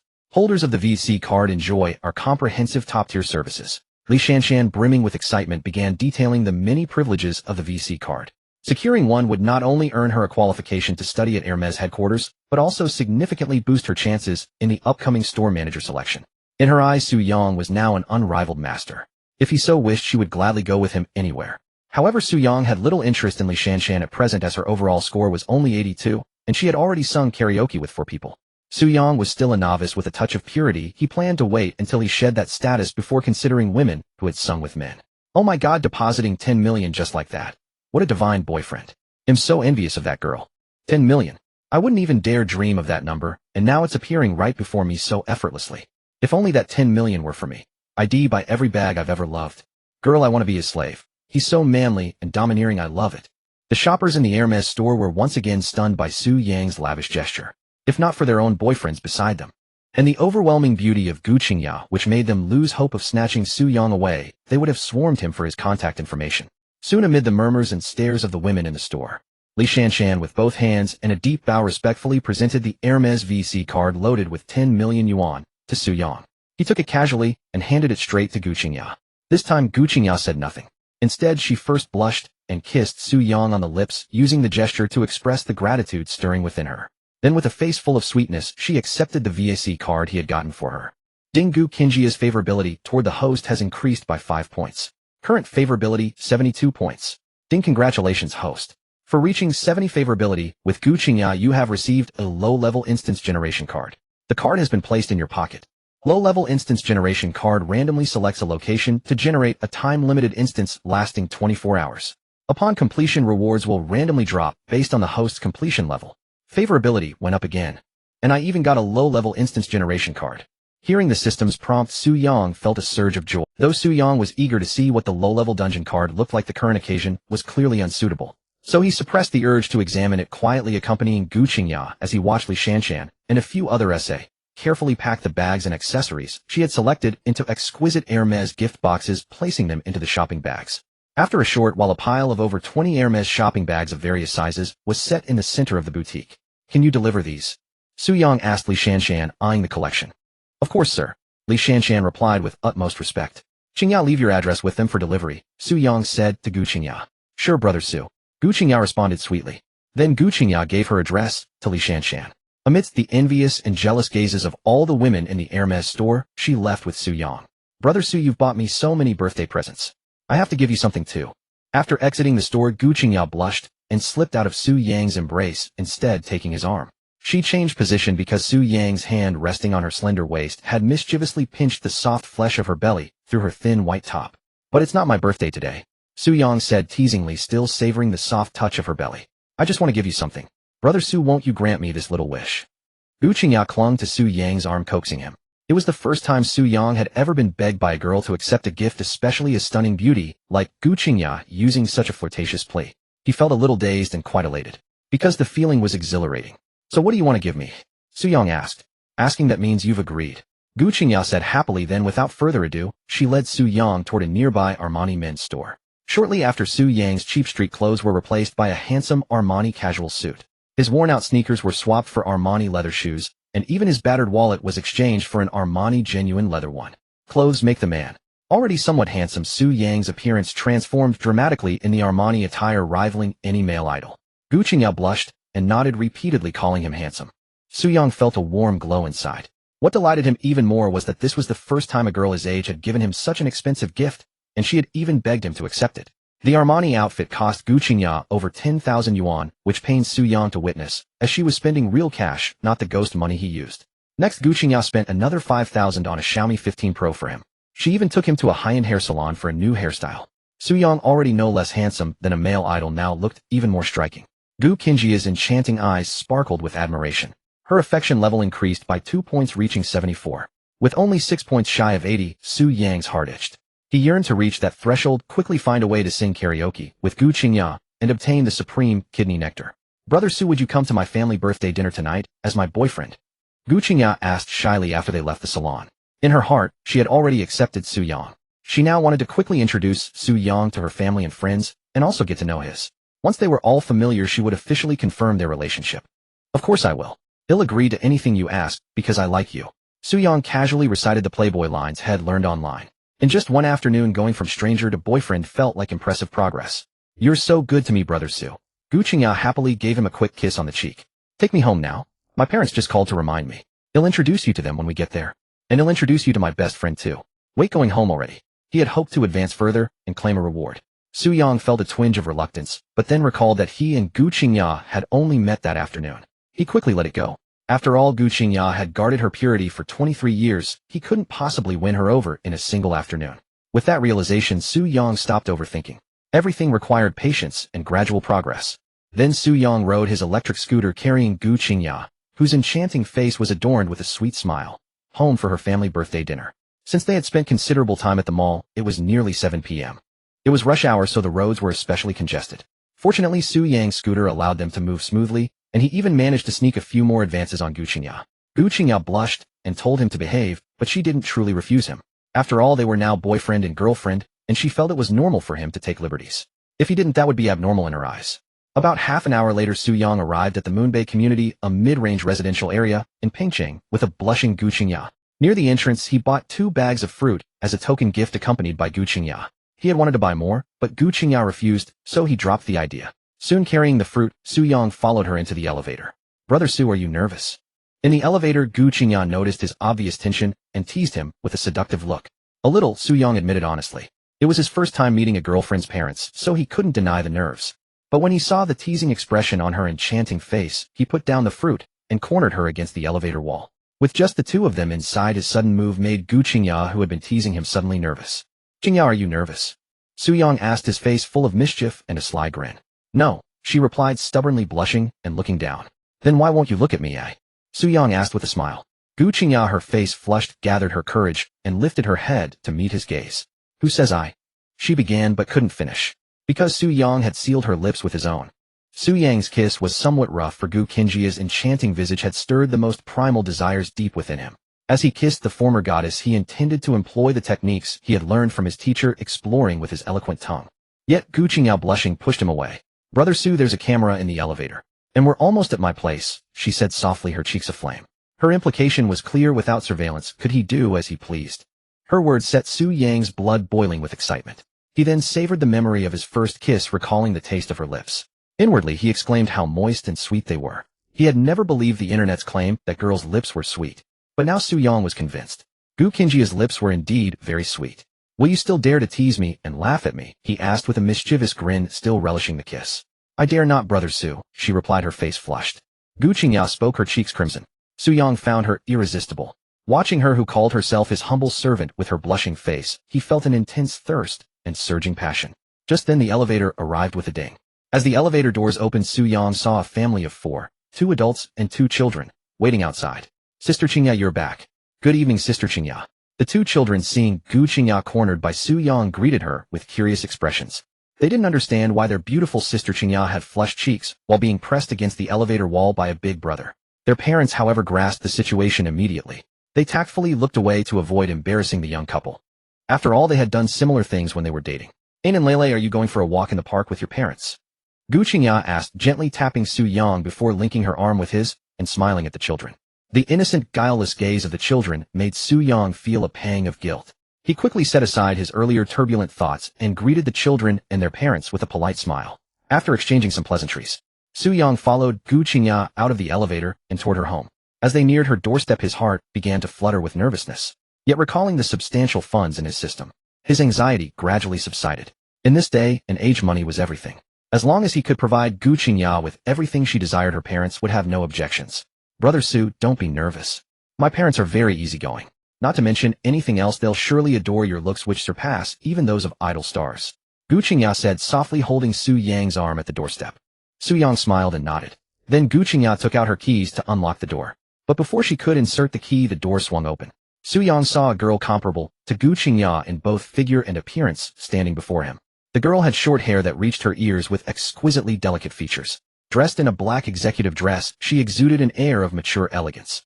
Initially, her beautiful face was adorned with a warm smile. However, the moment she saw Su Yang, who was being held by Gu Qingya, her expression shifted instantly. Su Yang keenly caught a flicker of dejection and anger in her demeanor. Puzzled, he couldn't help but check her information. Name: Han Shiyun. Age: 24. Occupation: General Manager of Marketing Department, Han's Trading. Appearance: 94. Figure: 87. Temperament: 95. Purity: 100. Overall score: 94. Specialty: lesbian French kissing. Affection: 5 stranger. Quest reward: invisibility. Ultimate reward unlocked at 90 affection. Holy cow. The quest reward is invisibility. But why is her affection negative the moment we meet? Could it be? A suspicion crossed Su Yang's mind, and he stole a glance at Gu Qingya, who was holding his arm. Just then Gu Qingya sweetly said to Han Shiyun, "Shiyun, let me introduce you. This is my boyfriend Su Yang." Then she said to Su Yang, "This is my best friend Han Shiyun." Ding. Han Shiyun's affection for the host has decreased by 20. Current affection: 25 points.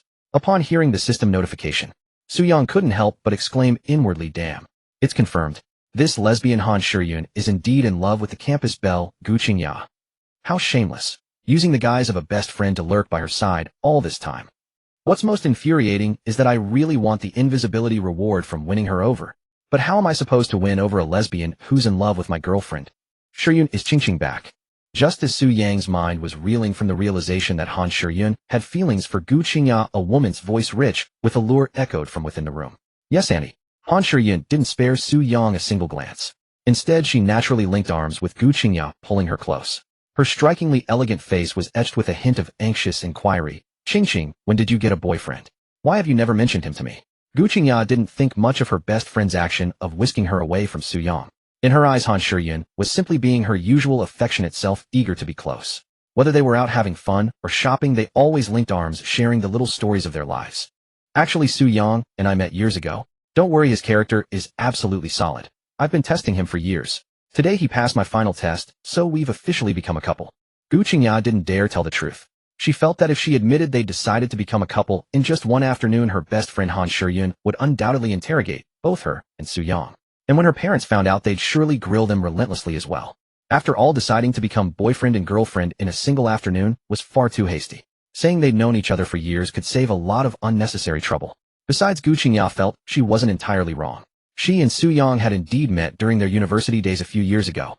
It was just that they hadn't been close back then. Known each other for years. "Why have you never mentioned this to me?" A hint of disappointment flickered across Han Shiyun's elegant face. She then cast a scrutinizing glance at Su Yang, who was still standing by the doorway. Ding. Han Shiyun's affinity toward the host has decreased by 5. Current affinity: 30 points. "Damn, can't you be reasonable?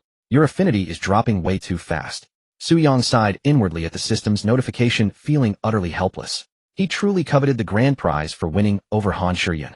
But as things stood, even getting her affinity back to 0 seemed an impossible dream. "We weren't close at first, and we rarely spoke, so I never mentioned him. Today, after we became a couple, I brought him to meet you right away. Rest assured, no matter who I date, it won't change the fact that we're the best of friends." Gu Qingya, sensing that Han Shiyun might be afraid of losing her best friend to a boyfriend, offered a soothing smile. Then she turned to Su Yang and said, "Brother Su, come on in. Let me introduce you to my parents." Su Yang glanced at Han Shiyun, noticing she was momentarily placated by Gu Qingya, then carried 2 bags of fruit into the house. "Qingqing, you're finally back. Shiyun has been here for ages waiting for you." As Su Yang entered, he saw a graceful, attractive woman who bore a striking resemblance to Gu Qingya approaching him.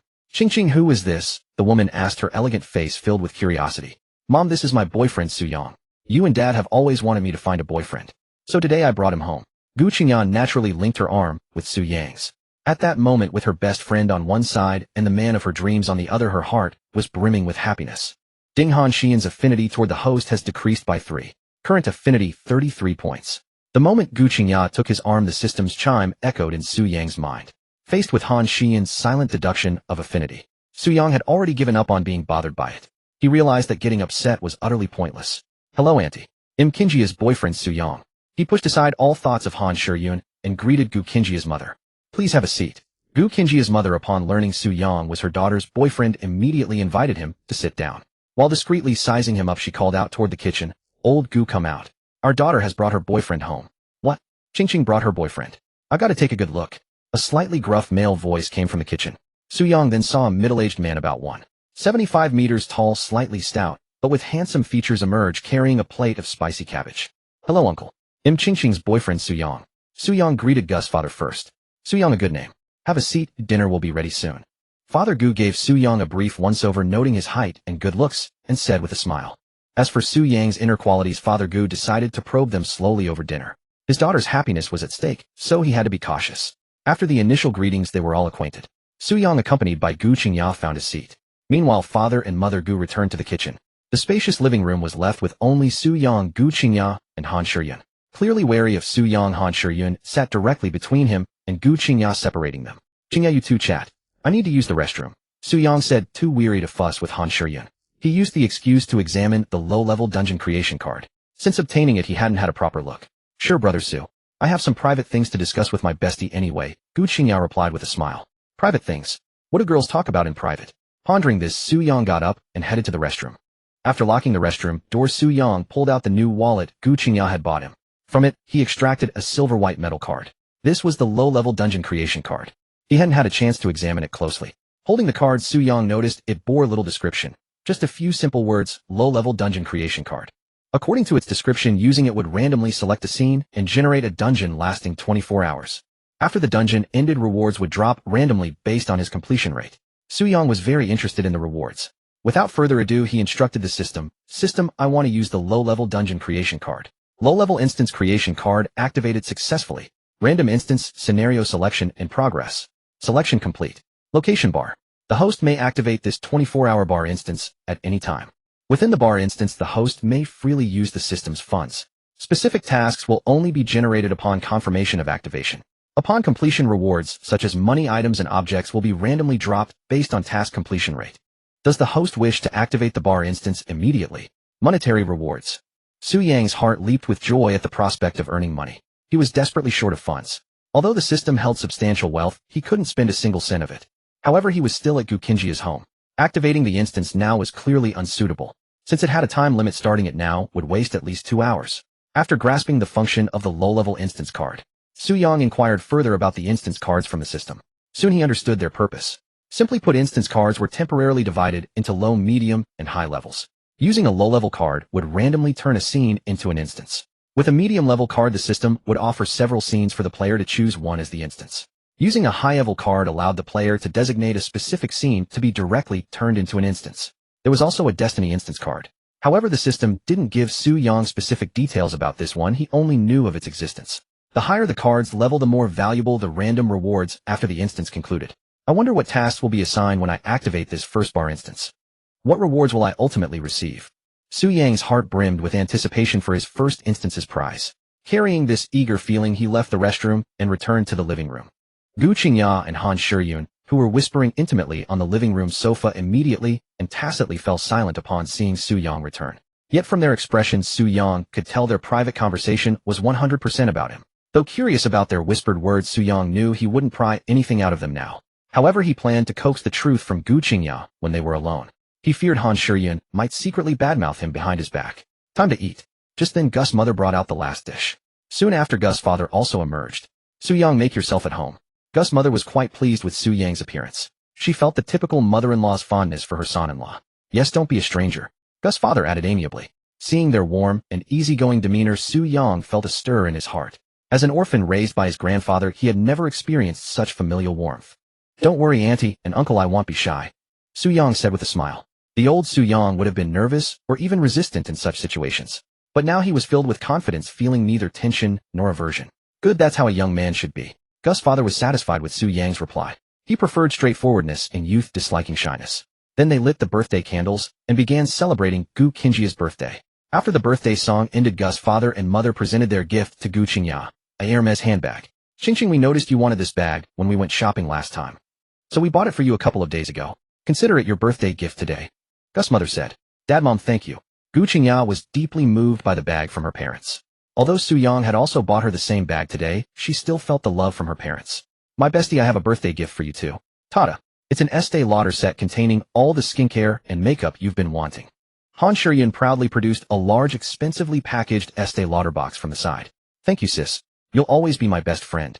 Gu Qingya happily kissed Han Shiyun on the cheek. After the kiss, Han Shiyun's elegant face beamed with joy. Yet thinking about Su Yang taking Gu Qingya away, she asked with ulterior motives, Qing, did your boyfriend not give you a gift on your birthday? Gus' father and mother also looked at Su Yang curiously. For them, their daughter was everything. If Su Yang hadn't prepared a birthday gift for Gu Qingya, they would have to reconsider his character. After all, any man who truly valued his girlfriend would prepare a birthday gift. Damn. Han Shiyun, you're setting me up. Su Yang shot her a displeased glance, and was about to explain, but Gu Qingya spoke first. Shiyun, Su Yang not only prepared many birthday gifts for me today. He also prepared gifts for you and my parents. At these words, Han Shiyun and Gus' parents were stunned. They hadn't seen Su Yang bring anything when he arrived, just 2 bags of fruit. They guessed he might have forgotten to bring the gifts up. Su Yang was also taken aback. He hadn't prepared any gifts for Gu Qingya's parents, let alone the never-met Han Shiyun. As everyone was puzzled, Gu Qingya went to her room and returned with 3 beautifully wrapped bags. Dad, this Huawei phone was bought by Su Yang a couple of days ago and left with me. He said it's a gift for you. Gu Qingya handed the bag with the Huawei logo to her father, who eagerly accepted it. Mom, this SKI set was also bought by Su Yang and left with me. He also said that while today is my birthday, it's also your day of hardship. Gu Qingya passed the bag with the SKI logo to her mother. Her eyes moistened as she took it, and said to Su Yang, you're so thoughtful. Shiyun, my bestie.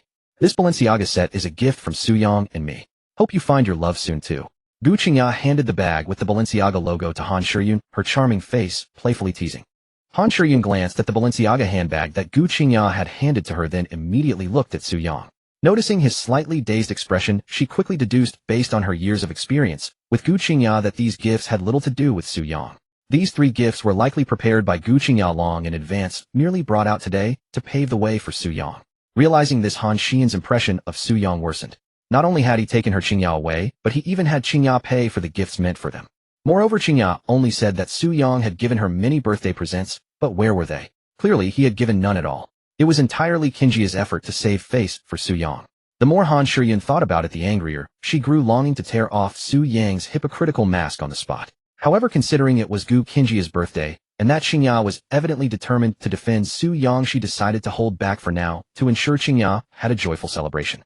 She planned to speak privately with Qingya later and persuade her to leave Su Yang. As for Su Yang, Han Shiyun had already placed him on her permanent blacklist and chose to ignore him outright. Ding. Han Shiyun's favorability toward the host decreased by 10 points. Current favorability 43 points. Su Yang, still somewhat bewildered, suddenly heard the system's cold notification. This only deepened his confusion, as he truly couldn't fathom Han Shiyun's thought process. Why did her favorability toward him keep plummeting? But soon Su Yang understood what was happening. Clearly, Han Shiyun had realized that none of the gifts Gu Qingya prepared were purchased by him. What the heck? This is completely undeserved. Still, Gu Qingya, this enchanting campus belle is truly beyond reproach toward me. To help me leave a better impression on her parents, she even claimed the gifts she prepared herself were bought by me and stored at her place. These days, a girl who handles things so well for her boyfriend is a rare gem. Su Yang felt quite satisfied with Gu Qingya. Yet regrettably, even so, he couldn't devote all his emotions to her. His goal was to reap rewards from various goddesses who met the criteria, not just one. Ding dong. Just then the doorbell rang. Hello, is anyone home? We're staff from the Hermes store in Pengcheng Mixi. A respectful voice came from outside. Staff from the Hermes store. Father Gu, Mother Gu, and Han Shiyun exchanged puzzled glances. It's Su Yang's birthday gift for me. Gu Qingya said, her delicate face brimming with happiness as she stood up. She quickly went to open the door. Soon the door swung open. Li Shanshan, accompanied by 3 sales associates from the Hermes store, entered carrying various bags of different sizes. Dear guest, the Hermes products you purchased this afternoon are all here. Please check them. Li Shanshan bowed respectfully to Su Yang, and the other associates also bent in deference. Being bowed to by several people made Su Yang slightly uncomfortable, but he reasoned that such service was typical for luxury stores, and he would need to adapt to this gradually. Su Yang nodded calmly, and said to Gu Qingya, Qingya, take a look. Gu Qingya happily began to check the items purchased that afternoon. After a moment, she finished the inventory and signed her name on the receipt. Dear guest, happy birthday. This Kelly series handbag is a birthday gift from Hermes. You will receive a birthday gift from Hermes every year from now on. Li Shanshan, after seeing Gu Qingya sign, raised another bag and respectfully handed it to her. Delighted to receive an additional gift, Gu Qingya accepted the bag with a thank you. You are our most esteemed VC at Hermes. This is the least we can do. Once again, happy birthday. We'll take our leave now, Li Shanshan said respectfully. Please stay for a simple meal before you go. Mother Gu, somewhat overwhelmed by the entourage, habitually invited them. No need, ma'am. Thank you for your kindness. Li Shanshan replied with a smile, then led her team out, gently closing the door behind them. Suyang, how many birthday gifts did you buy for Qingqing? You even had so many people deliver them. Qingqing didn't force you to buy them, did she? Mother Gu asked with a smile after they left. She grew increasingly fond of her future son-in-law. Having Hermes send so many staff was no ordinary feat. Auntie, it's nothing much. Qingqing didn't force me. I bought everything willingly. In fact, I think she bought too little. Suyang said with a smile. Suyang, what do your parents do? Father Gu, being a government official, could tell from the pile of Hermes items that Suyang was no ordinary person. If Suyang were just an average man, he would have simply probed casually. But since he wasn't, Father Gu felt compelled to thoroughly investigate Suyang for his daughter's future happiness. After all, the more extraordinary a person, the more extraordinary the things they might do to their partner. He had handled many cases where wealthy men were utterly compliant at the start of a relationship, but gradually revealed their true colors, ranging from verbal abuse to severe mistreatment.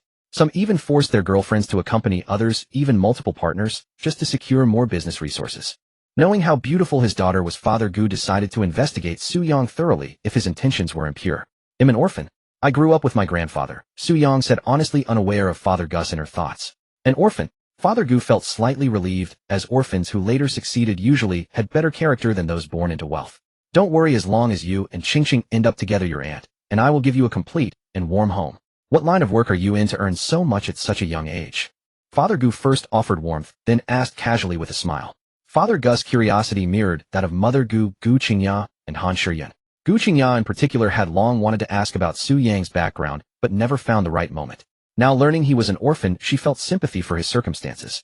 She was also curious about how Su Yang had managed to earn so much money that he could casually top up 10 million yuan. Su Yang, unaware of Father Gu's thoughts, answered honestly, I'm an orphan. I grew up with my grandfather. Father Gu felt somewhat relieved, knowing that orphans who later succeeded often had better character than those born into wealth. Don't worry, as long as you and Qingqing end up together, your aunt and I will give you a complete and warm home. What line of work are you in to earn so much at such a young age? Father Gu first offered warmth, then asked casually with a smile. Father Gu's curiosity mirrored that of Mother Gu, Gu Qingya, and Han Shiyan. Gu Qingya in particular had long wanted to ask about Su Yang's background, but never found the right moment. Now learning he was an orphan, she felt sympathy for his circumstances coupled with curiosity about how he had amassed such wealth as to casually deposit 10 million yuan. Well, uncle, a few years ago, by a twist of fate, I bought some Bitcoin. Who would have thought it would skyrocket in the last couple of years? So I casually sold off a batch and made a tidy sum. Su Yang fabricated the lie with ease. Bitcoin's transaction records were virtually untraceable. It was the perfect tool to fabricate the source of one's wealth. I see. Gus' father chuckled and refrained from probing further. Bitcoin. My colleague mentioned it. Apparently one Bitcoin is worth hundreds of thousands. Su Yang, you really have an eye for investment. Gus' mother was clearly impressed with Su Yang. Handsome, wealthy, and shrewd with investments. Moreover, he was an orphan. Once he married her daughter, he would be entirely like her own son. Yet thinking of marriage, Gus' mother immediately said to Gu Qingya, Qingqing, although Su Yang has made a lot of money, you mustn't throw a tantrum and make him splurge on you. Look at how much he's bought already. Before Gu Qingya could explain, she continued to Su Yang. Su Yang, money is hard to come by these days. It's best to save it for what truly matters. Like buying a house, for instance. You know how expensive property is in Pengcheng. An average apartment costs at least 5 or 6 million. You and Qingqing have a long future ahead. A young couple can't just focus on the present and ignore tomorrow. Your uncle and I have saved some money over the years. If you need help buying a house, we can contribute. Gus' father then spoke up. Su Yang, though it's early to talk about marriage and buying a house. Your aunt is right. Save your money for what's important. Seeing their sincerity, Su Yang nodded with a smile. Uncle and I know what I'm doing. Besides, I have enough for a house. On my way here, I was already planning to take Qingya to buy a car and a house tomorrow. As her boyfriend, I won't let her suffer. So far, Su Yang had only spent about 1 million on Gu Qingya. Although he had topped up a Hermes VIC card with 10 million for her, the money inside wouldn't count toward the rebate unless she spent it. This dissatisfied Su Yang. Thus, he had already planned his next move. Tomorrow, he would take Gu Qingya to high-end places and directly buy a car and a house. These two purchases alone would amount to tens of millions. Ding Gu Qingjia's affection for the host 5. Current affection 77 points. Ding Han Xian's affection for the host 5. Current affection 48 points. As soon as Su Yang mentioned buying a car and a house, Gu Qingya and Han Xian's emotional responses were polar opposites. As for Han Xian's dwindling affection, Su Yang had given up and chose to ignore it. But Gu Qingya's rising affection made him itch with anticipation. He was only 3 points away from reaching 80. Once it hit 80, Su Yang felt that breaking through that final barrier would be a natural progression. Then he could claim the supreme kidney tonic. Su Yang, since you've said that I have no more advice. But if you ever face any difficulties in life, don't hesitate to tell us. We'll help if we can. Gus' mother grew even more fond of Su Yang. A man who could buy a car and a house on a whim. What a capable son-in-law. Afterward, the conversation drifted away from Su Yang and Gu Qingya. They continued celebrating Gu Qingya's birthday. Thanks to Gu Qingya's lively presence, the birthday dinner was a joyful affair for everyone. During the meal, Gus' father brought out his treasured Wuliangya and clinked glasses with Su Yang. Gu Qingya also took a sip or two, but she had a low tolerance. Just the taste left her cheeks flushed and her head spinning. About 2.5 hours later, the clock neared 10 in the evening. Gu Qingya's family birthday party came to a perfect close. Gu Qingya, the birthday girl, was undoubtedly the happiest. It was by far the most joyful birthday she could remember. After the party, Su Yang stayed a while longer at Gu Qingya's home before taking his leave. He had initially planned to find an excuse to take Gu Qingya out again, quickly raise her affection to 80, and then conquer her for the reward. But Gu Qingya was tipsy from the alcohol, and Su Yang noticed Gus' father still harbored some wariness. So he abandoned the idea. After all, there would be plenty of time ahead. When Su Yang announced his departure, Gus' father and mother both stood to see him off. But Su Yang politely declined. He asked only Gu Qingya to accompany him downstairs. Gus' parents understood that the young couple wanted a moment alone, so they said nothing more. Han Shiyun, however, deliberately feigned ignorance and insisted on joining them. This infuriated Su Yang. If he could, he would love to make the elegant and aloof Han Shiyun kneel before him and call him daddy. But clearly, for now that possibility was virtually zero. So Su Yang had to endure. He couldn't find a reason to prevent Han Shiyun from accompanying Gu Qingya downstairs. In the end, Su Yang, Gu Qingya, and Han Shiyun left together and took the elevator down. Soon, the elevator doors opened. The three stepped out. Can you not stick so close? Qingya and I need to talk. Su Yang pulled Gu Qingya into his arms and said to Han Shiyun. Ding. Han Shiyun's affection for the host won. Current affection 49 points. Shiyun, wait for me here. He'll be back soon. Gu Qingya was reluctant to see Su Yang leave and wanted to spend more time with him. All right, Han Shiyun replied helplessly. Seeing Han Shiyun defeated, Su Yang felt a twinge of satisfaction. Then holding Gu Qingya, he swaggered away right in front of Han Shiyun. Brother Su, what did you want to say? When they reached a secluded corner of the neighborhood, Gu Qingya's charming face was flushed as she asked. But she didn't get an answer. Instead, Su Yang kissed her lips again. With the experience from their first time, he was gentler this time. He kissed her until her ears burned and her breath quickened. Seeing that Gu Qingya didn't resist, he grew bolder and his hands began to wander.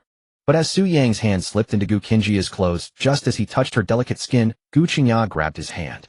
Brother Su, there are too many people in the neighborhood, she said, softly blushing as she restrained his hands and nestled in his arms. Then let's find a place with no one around. Su Yang probed. Where to? Your place? Gu Qingya asked. At her question, Su Yang instantly became subdued, for he had no home. He had always lived in the cramped, smoke-filled dormitory provided by the delivery company. Thinking of that foul environment, he suddenly recalled why he lived in the company dorm. He had been trying to create a decent life for some girl.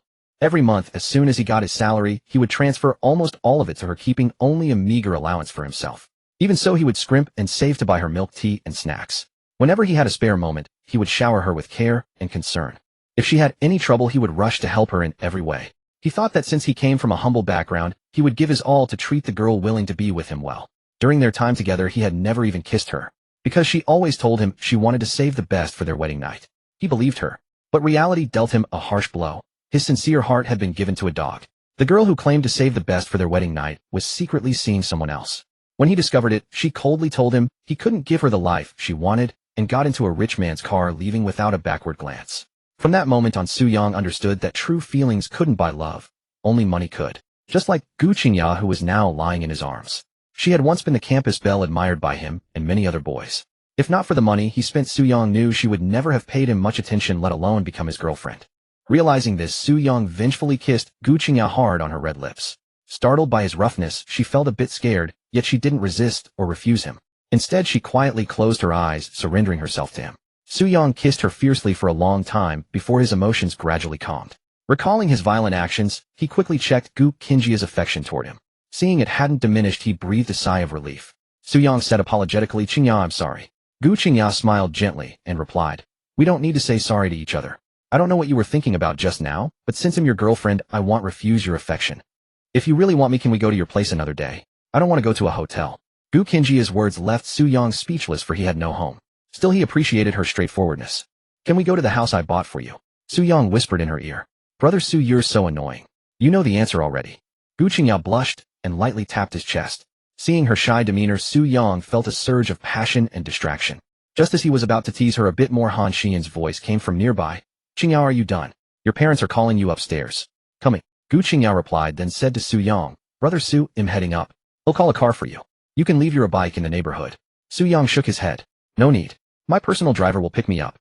Though he hadn't drunk much, his head was still a bit dizzy. So he decided to use a temporary experience card to summon a nanotech biowarrior and a Rolls-Royce, letting the warrior drive him to a nearby hotel to rest.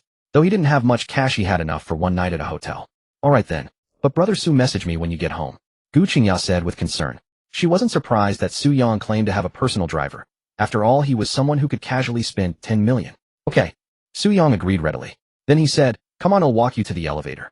Gu Qingjia nodded. Just then Han Shiyun came over, linking her arm with Gu Qingjia's. It's late, Qingqing. Go upstairs and rest. Su Yang was really annoyed with Han Shiyun, but he couldn't make a scene now, especially since Gu Qingjia was still there. Soon Gu Qingjia and Han Shiyun stepped into the elevator. After the doors closed, Su Yang leaned against the wall to calm himself. Then he prepared to use the temporary experience card to summon the nanotech biowarrior and the Rolls-Royce. Though the experience card only lasted 24 hours, he still wanted to enjoy himself. Ding dong. Just then his phone buzzed in his pocket. He pulled it out and saw a new WeChat friend request. The requester's profile picture showed two little girls sitting back to back, gazing at the starry sky. The WeChat name was Writing Poems for You. Seeing the name, Su Yang vaguely guessed who it was, but he wasn't entirely sure. He couldn't think of a reason why she would suddenly add him. But when he read the friend request message, he realized he had guessed correctly. It was indeed Han Shiyun. Writing poems for you, Su Yang. I'm Han Shiyun. Want to go to a bar for a drink? What does this lesbian want? Su Yang was puzzled, unable to fathom why Han Shiyun would suddenly add him and invite him for a drink. Though he couldn't figure out her intentions, Su Yang quickly accepted her friend request and replied, sure. Which bar? He had been holding his temper with Han Shiyun for a long time. Now that he had a chance to be alone with her, he wasn't going to let it slip by. He decided to teach her a lesson this time. At the very least, get her dead drunk. He didn't believe a man like him couldn't outdrink a woman. As for getting rewards from Han Shiyun, he had almost given up hope. Her affection toward him was simply too low. Ding dong. Just as his thoughts were wandering, a message from Han Shiyun came in. Writing poems for you, TC Rose Bar. Writing poems for you, wait 2 minutes. He'll be right down. Su Yang had delivered takeout to TC Rose Bar once before. In his memory, the prices there were astronomical. Even the cheapest booth cost at least 6,666 yuan, nearly a month's wages from his grueling delivery job. Even a seat at the bar cost 500 yuan at minimum. In the past, Su Yang wouldn't have dared to step through TC Rose Bar's doors. But now things were different. Not only did he have a generous system fund at his disposal, but he could also activate the bar scene instance at any time and spend freely. Even without the instance, he could indulge himself as long as he brought along a goddess with a comprehensive score above 90, like Han Shiyun, who was just descending the stairs. Thus, Su Yang no longer feared spending money at TC Rose Bar. In fact, he even entertained the thought of flaunting his wealth in front of Han Shiyun, hoping to boost her favorability. After all, who doesn't love money? Has your driver arrived yet? As Su Yang was lost in thought, Han Shiyun approached him, asking as she walked. Su Yang took the chance to check her favorability rating, still 49. What does this lesbian Han Shiyun want by inviting me to the bar? Su Yang, seeing the favorability nearly plummet to 50, grew even more puzzled. Despite his inner confusion, he kept a calm expression and replied flatly, no, my driver hasn't arrived yet. We'll want me to ride with you. Han Shiyun shook her head, her elegant face cold as she said, since your driver isn't here, yet you can take my car. I haven't been drinking, so I can drive. Of course, if you're scared, you don't have to. With a free ride on offer, Su Yang saw no reason to refuse. After all, his Rolls-Royce had a time limit, so saving where possible was wise. What's there to be afraid of? Lead the way. He waved his hand. Han Shiyun's face flickered with a sly smile. She pulled a car key from her bag and pressed it. The next moment, Su Yang saw a Porsche nearby flash its dazzling lights. Su Yang had only a vague understanding of luxury car brands. He knew Porsche was high-end, but couldn't identify the specific model at a glance. He guessed Han Shiyun's Porsche was the popular 911 from Douyin. Come on, get in. Han Shiyun called to Su Yang as she walked toward the Porsche. Without a word, he followed. Trailing behind her, Su Yang couldn't help but admire her tall, elegant figure. He even caught a whiff of her natural fragrance. He had to admit Han Shiyun was truly beautiful, alluring and fragrant, stirring a desire to conquer. What man wouldn't want to subdue a proud, mature woman and hear her call him master? But remembering she was a lesbian, and that her affections lay with his own girlfriend, and that her favorability toward him was abysmally low, Su Yang's interest waned. Something clearly unattainable. Why bother dwelling on it? Han Shiyun, walking ahead, was oblivious to his thoughts. She quickly reached the Porsche, opened the door, and slid in. Soo-young carefully observed her movements. To avoid embarrassing himself when opening the door, he mimicked her actions and got into the passenger seat. Once inside, his first impression wasn't comfort but crampedness, tight, restrictive, and uncomfortable for his legs. "Adjust the seat," Soo-young said to Han Shuryun. He would have done it himself, but had never been in a Porsche and didn't know how. To avoid looking foolish, he casually ordered her to do it. "So demanding. Be glad I didn't make you sit in the back," Han Shuryun retorted, but she adjusted the seat via the center console. After the adjustment, Soo-young felt much more comfortable. "Let's go," he said. Han Shuryun pursed her lips. "I shouldn't have let you ride with me. Soo-young, want me to leave? I don't really want to go to the bar anyway." Han Shuryun, "Fine, since you're here, just stay. Any other complaints, just tell me." The moment I mentioned leaving, she changed her tune. "This woman definitely has ulterior motives for inviting me to the bar." Soo-young still couldn't figure out what she was planning. But thinking of his nanotech bio-warriors, Soo-young felt no fear of any tricks Han Shuryun might try. He could summon them at any time for protection. Each warrior could take on dozens of enemies as easily as swatting toddlers. So Soo-young was completely at ease. He leaned back in his seat and closed his eyes to rest. Han Shuryun saw him dozing off and said nothing, simply starting the Porsche and heading toward TC Rose Bar. At Gu Qingjia's home, her parents were questioning her about her relationship with Soo-young. Gu Qingya used the excuse that they had known each other since university to deflect their probing. Her mother trusted her daughter, so she didn't suspect anything. But her father frowned slightly after hearing her words. "By the way, Qingqing, how much did Soo-young spend on those things he bought you today?" "About 84,000 yuan, Gu Qingya answered truthfully. 84,000. Her mother's beautiful face showed shock, as it would take her and her husband years to save that much. "Mom, besides buying me gifts, Soo-young also got me a Hermes VIC card and topped it up with 10 million yuan, Gu Qingya said, handing the card to her mother. She didn't mention the transfer, because the transaction records would reveal that she and Soo-young had only met that afternoon via WeChat, not in university. "What? Topped up with 10 million? Her mother was stunned again, and even her father was deeply shaken. In all the cases head-handled men sometimes spent money to deceive women, but had never seen anyone casually drop 10 million. "Yes, 10 million. From now on, if you want any Hermes bag, I can buy it for you," Gu Qingya said, holding her mother's hand. "No need in past the age for buying bags," her mother replied, finally recovering from the shock. Then, after chatting a bit more, her parents said goodnight and left her room. "Xiaomei, what do you think?" her father asked softly after they left. "About what?" her mother replied, puzzled. "About isn't he great? He has everything, and since he's an orphan, if he marries Qingqing, he'll be like our own son," her mother said casually. "That's exactly why I'm uneasy," her father said. "Old Gu, are you overthinking? Did your old detective habits kick in again after your promotion?" her mother teased. "Sai, I can't explain it," he said. "As a father and a veteran officer, I feel that Qingqing and Soo-young haven't known each other long. They'll look into Soo-young's background at work tomorrow. If he checks out, I'll drop it." Her mother nodded. "Fine, it's good to check. After all, Qingqing is our only precious daughter. We can't afford any mistakes." Talking softly, they entered their room and closed the door. On the Benhai Avenue in Pengcheng, a red Porsche 911 sped along, drawing conspicuous attention. Inside the Porsche, Han Shuryun drove, while sizing up Soo-young, who sat in the passenger seat with his eyes closed, resting. She held no favorable impression of Soo-young. Without any warning, he had taken away her Gu Qingya. Though she knew deep down that Gu Qingya only saw her as a close friend, and her feelings were unrequited, she simply couldn't accept Soo-young becoming Gu Qingjia's boyfriend. She could not bring herself to blame or resent Gu Qingya. In fact, she had long resolved to remain single for life, silently staying by Gu Qingjia's side as her best friend, watching her fall in love, marry, and have children. But when Soo-young suddenly appeared before her as Gu Qingjia's boyfriend, she still felt her defenses crumble. Especially when she saw Gu Qingya, in order to defend Soo-young, claim that the items she herself had bought were gifts from Soo-young. Her defenses shattered even more. From that moment, she understood that Gu Qingya had truly fallen for Soo-young, and she would have to silently watch from the sidelines as Gu Qingya experienced love, marriage, and motherhood. Realizing this, her impression of Soo-young worsened. Yet since it had already happened, she couldn't force Gu Qingya and Soo-young apart for her own selfish desires. She truly cherished Gu Qingya and didn't want to hurt her. All she wanted was Gu Qingjia's lasting happiness. To determine whether Gu Qingya could truly find happiness with Soo-young, she decided to test him thoroughly. First, she would test his financial strength. Although Soo-young had bought many gifts for Gu Qingya, and even obtained a Hermes VIC card proving he had considerable wealth, at least matching her own disposable funds, she wanted to know how much liquid capital he had left after such lavish spending. She didn't want to see Soo-young splurge to delight Gu Qingya only to leave her struggling financially afterward. Next, she would test his character. A woman's happiness with a partner heavily depends on the partner's integrity, but character can be disguised. To truly see a person's nature, getting them drunk is undoubtedly the best method. The ideal place to test both financial standing and character was a bar. That's why she had added Soo-young on WeChat and invited him for a drink. "I hope you don't disappoint me," she thought. Otherwise, he'll use every means and ability to make you leave Qingya. Han Shiyun glanced at Su Yang, who was resting with his eyes closed, and murmured inwardly. Half an hour later at 10:46 p.m., she drove Su Yang to the parking lot of the TC Rose Bar. After parking the car, she called out impatiently, "Su Yang, we're here." She had been lost in a jumble of thoughts the whole way, while Su Yang had enjoyed a peaceful rest, which left her feeling rather annoyed. Su Yang, who had been resting, heard someone calling him, and groggily opened his eyes. As his eyes opened, the first thing that caught his sight was the dazzling, colorful sign of the TC Rose Bar, along with men and women entering and exiting the bar's entrance. Then came the faint pulsing sound of DJ music. "Actually, I'm curious. Why did you invite me to a bar?" Seeing they had arrived, Su Yang stretched lazily and asked Han Shiyun casually. "No reason," she replied. "I just want to treat you to a drink. Don't tell me you're scared. Of course, if you admit it, I'll let you leave." "Fear is not in my vocabulary," Su Yang said. "So if you want a drink, let's go." He opened the car door and got out first.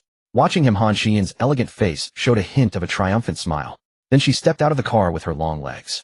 Su Yang and Han Shiyun made a strikingly eye-catching pair. He handsome and fresh-faced, she cool and alluring. As soon as they got out, they drew the attention of many nearby. Ignoring the stares, Su Yang looked directly at Han Shiyun. Without a word, Han Shiyun led the way into the TC Rose Bar. Normally, the bar required a security check, but when she casually pulled out a metal card printed with a red rose, the security guards respectfully let them through. Su Yang followed closely behind her, avoiding the pat-down. However, before entering the bar, he said to the system, "I want to activate the bar scene instance." Bar scene instance activated. Loading instance tasks. Tasks loaded successfully. Task 1. Spend over 1 million yuan for Han Shiyun. Task 2. Increase Han Shiyun's favorability toward the host from 49 to 10 points. Random task: obtain the contact information of a goddess with a comprehensive score of 90 or above.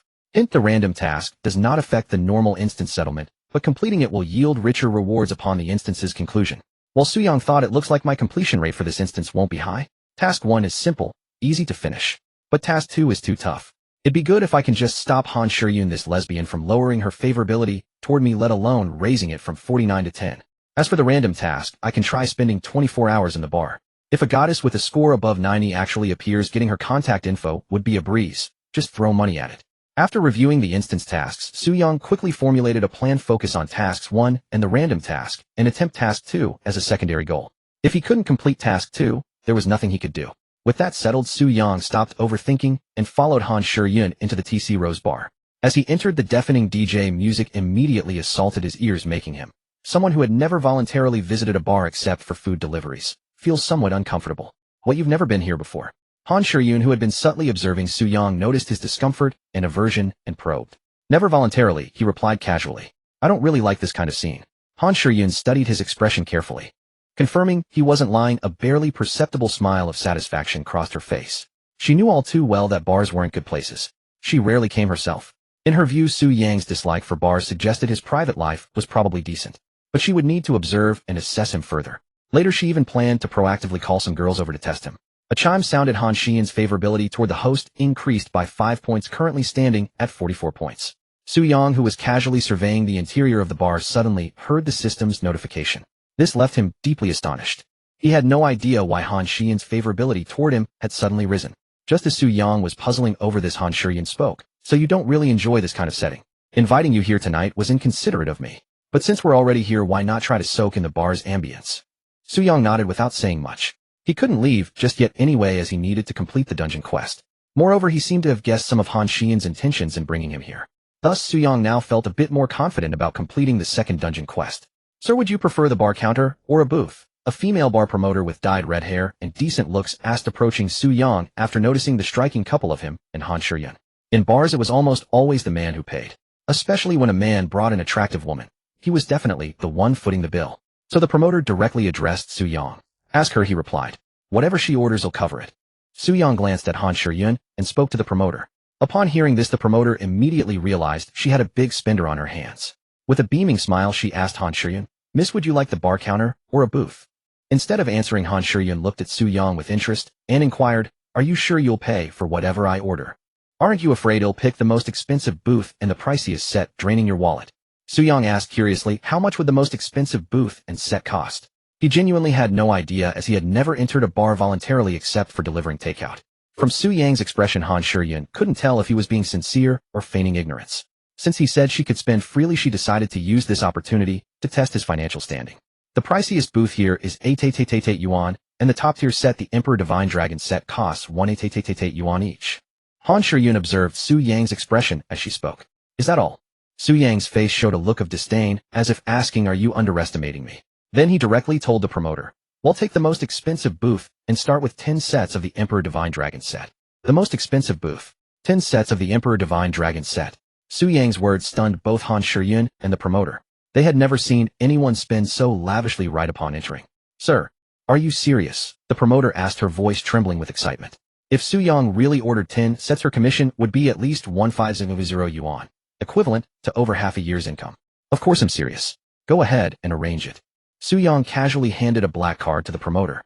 Yes, sir. Please follow me. The promoter accepted the card and respectfully gestured for Su Yang and Han Shiyun to follow her. Let's go. Why are you staring at me? Su Yang asked Han Shiyun, who seemed a bit dazed. A VIP top-tier booth and 10 sets of the Emperor Divine Dragon set. Don't you need to reconsider? Han Shiyun asked, her face full of surprise. Given her own finances, she would never dare to spend like this. At most, she might order one ordinary Divine Dragon set for 8 yuan. Reconsider what? What, you think it's not enough? Should I have her bring another 10 sets? Su Yang said with a smile. If he wanted, he could buy not just 10 sets, but the entire TC Rose bar without batting an eye. After all, he was spending nothing but ghost money. No. Would be lucky to finish even one of those 10 sets you ordered. Han Shiyun quickly stopped him. She was now truly unable to gauge Su Yang's wealth. But from his demeanor, she felt there was no need to test his finances further. She would focus on testing his character later. If you can't finish them, just store them on your membership card. I saw you have their card right. Su Yang remarked casually. That card is my father's. I only use it occasionally, Han Shiyun explained. Alright, I understand. Let's go. Su Yang waved his hand. Oh, okay. As Han Shiyun responded, her usually composed face showed a hint of fluster for the first time. A chime sounded. Han Shiyun's favorability toward the host increased by 10 points, currently standing at 34 points. Oh, favorability went up again. It seems this lesbian Han Shiyun is exactly as I suspected. She invited me to the bar to test my wealth and character. It's clear she knows there's no chance between her and Gu Qingya, so she's trying to vet me for Gu Qingya. If that's the case, I have to admit Han Shiyun is quite devoted to Gu Qingya. Upon hearing the system notification, Su Yang's initially uncertain guess was instantly confirmed. Understanding Han Shiyun's purpose, he immediately felt confident about completing the second dungeon quest. Soon, led by the promoters, Su Yang and Han Shiyun arrived at the VIP-01 booth on the second floor of TC Rose Bar. This booth offered the best and most open view of the entire bar and was the most eye-catching spot. It was the only booth in the venue with a gauze curtain surrounded by a faint mist of dry ice. Spotlight illuminated the area, enhancing its dark and mysterious allure. Sir, may I ask your surname? The promoter asked respectfully after leading them to the booth. Su Yang replied. Very well, sir. He'll go prepare your order now. Would you like to order some food as well? The promoter said with utmost respect. What would you like to eat? Su Yang asked Han Shiyun. The promoter immediately looked at Han Shiyun. After Han Shiyun casually ordered some snacks, the promoter left excitedly. Brother Tao, just find me a VIP booth on the second floor of Rose Bar. I really want to take selfies here and show off to my girlfriends. No sooner had the promoter left than Su Yang heard a very familiar voice. Following the sound, he was surprised to find it was his ex-girlfriend Sun Wenxian, who had recently dumped him to chase happiness with a rich second-generation heir. Su Yang also recognized the man accompanying Sun Wenxian. His name was Zhang Tao, the son of a hotel owner and a wealthy heir himself. Sun Wenxian worked as a receptionist at that hotel. Su Yang had heard various rumors about Zhang Tao from his colleagues. He was said to be adept at self-promotion, using his image to seduce many women over the years. Every time Su Yang visited Sun Wenxian, he warned her not to get too close to Zhang Tao. She always agreed wholeheartedly. Su Yang believed her. But one day, while delivering takeout to that hotel, he accidentally discovered Sun Wenxian had completely ignored his advice and was secretly dating Zhang Tao. Then, using the excuse that he couldn't give her the happiness she wanted, she resolutely got into Zhang Tao's car and left. Su Yang thought he would never see Sun Wenxian and Zhang Tao, that despicable pair, again. Yet here they were. Though this unexpected encounter was quite coincidental, now that he had the system, he possessed the ability to humiliate Sun Wenxian. However, Su Yang had grown too weary to dwell on the failed relationship between them. Thus, Su Yang had no intention of rushing over to enact a cliched scene of face-slapping triumph over Sun Wenxian. Instead, he quietly observed how Zhang Tao would respond to her. The VIP booth on the second floor cost at least 3 yuan. Su Yang wanted to see if the wealthy second-generation heir Zhang Tao, whom Sun Wenxian claimed would bring her happiness, would fulfill her wishes. Han Shiyun noticed Su Yang's gaze drifting toward a nearby spot and followed his line of sight. At that moment, under the watchful eyes of Su Yang and Han Shiyun, Zhang Tao, who was accompanying Sun Wenxian, said helplessly, Wenxian, I'm a bit short on allowance lately. Cut me some slack and let's just wander around the bar for now. Once my dad sends me more pocket money, he'll not only book you the second-floor VIP booth, but also the most premium VIP booth in the entire TC Rose Bar. In truth, Zhang Tao was just paying lip service. His heart held a completely different sentiment. Whenever he had any money, he spent it all on clothes, watches, and fuel for his car. He was unwilling to spend a cent on women. All right then, Sun Wenxian said, her face etched with disappointment. Since she got together with Zhang Tao, she had realized that he indeed, as Su Yang had once warned her, constantly found ways to dress himself up and spend only on himself. Spending any of Zhang Tao's money was exceedingly difficult. Thinking of Su Yang, memories of his kindness and generosity toward her flooded her mind. But she only dwelled on them for a fleeting moment before pushing them aside. Because she believed her decision was right. Even if Su Yang was good to her and gave her money, what did it matter? What she craved was a life of wealth without worries about food or drink, something Su Yang could never provide. But Zhang Tao could. Although his stinginess now displeased her. If she could endure until she married Zhang Tao, she would finally reap the rewards. Once they were husband and wife, half of his property would be hers. Having reasoned this out, Sun Wenxian immediately put on a demure, understanding expression and said, "Brother Tao, where shall we go next?"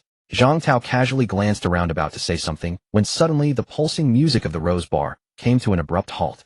The next moment, the DJ's fervent voice boomed throughout the venue. "Thank you to Mr.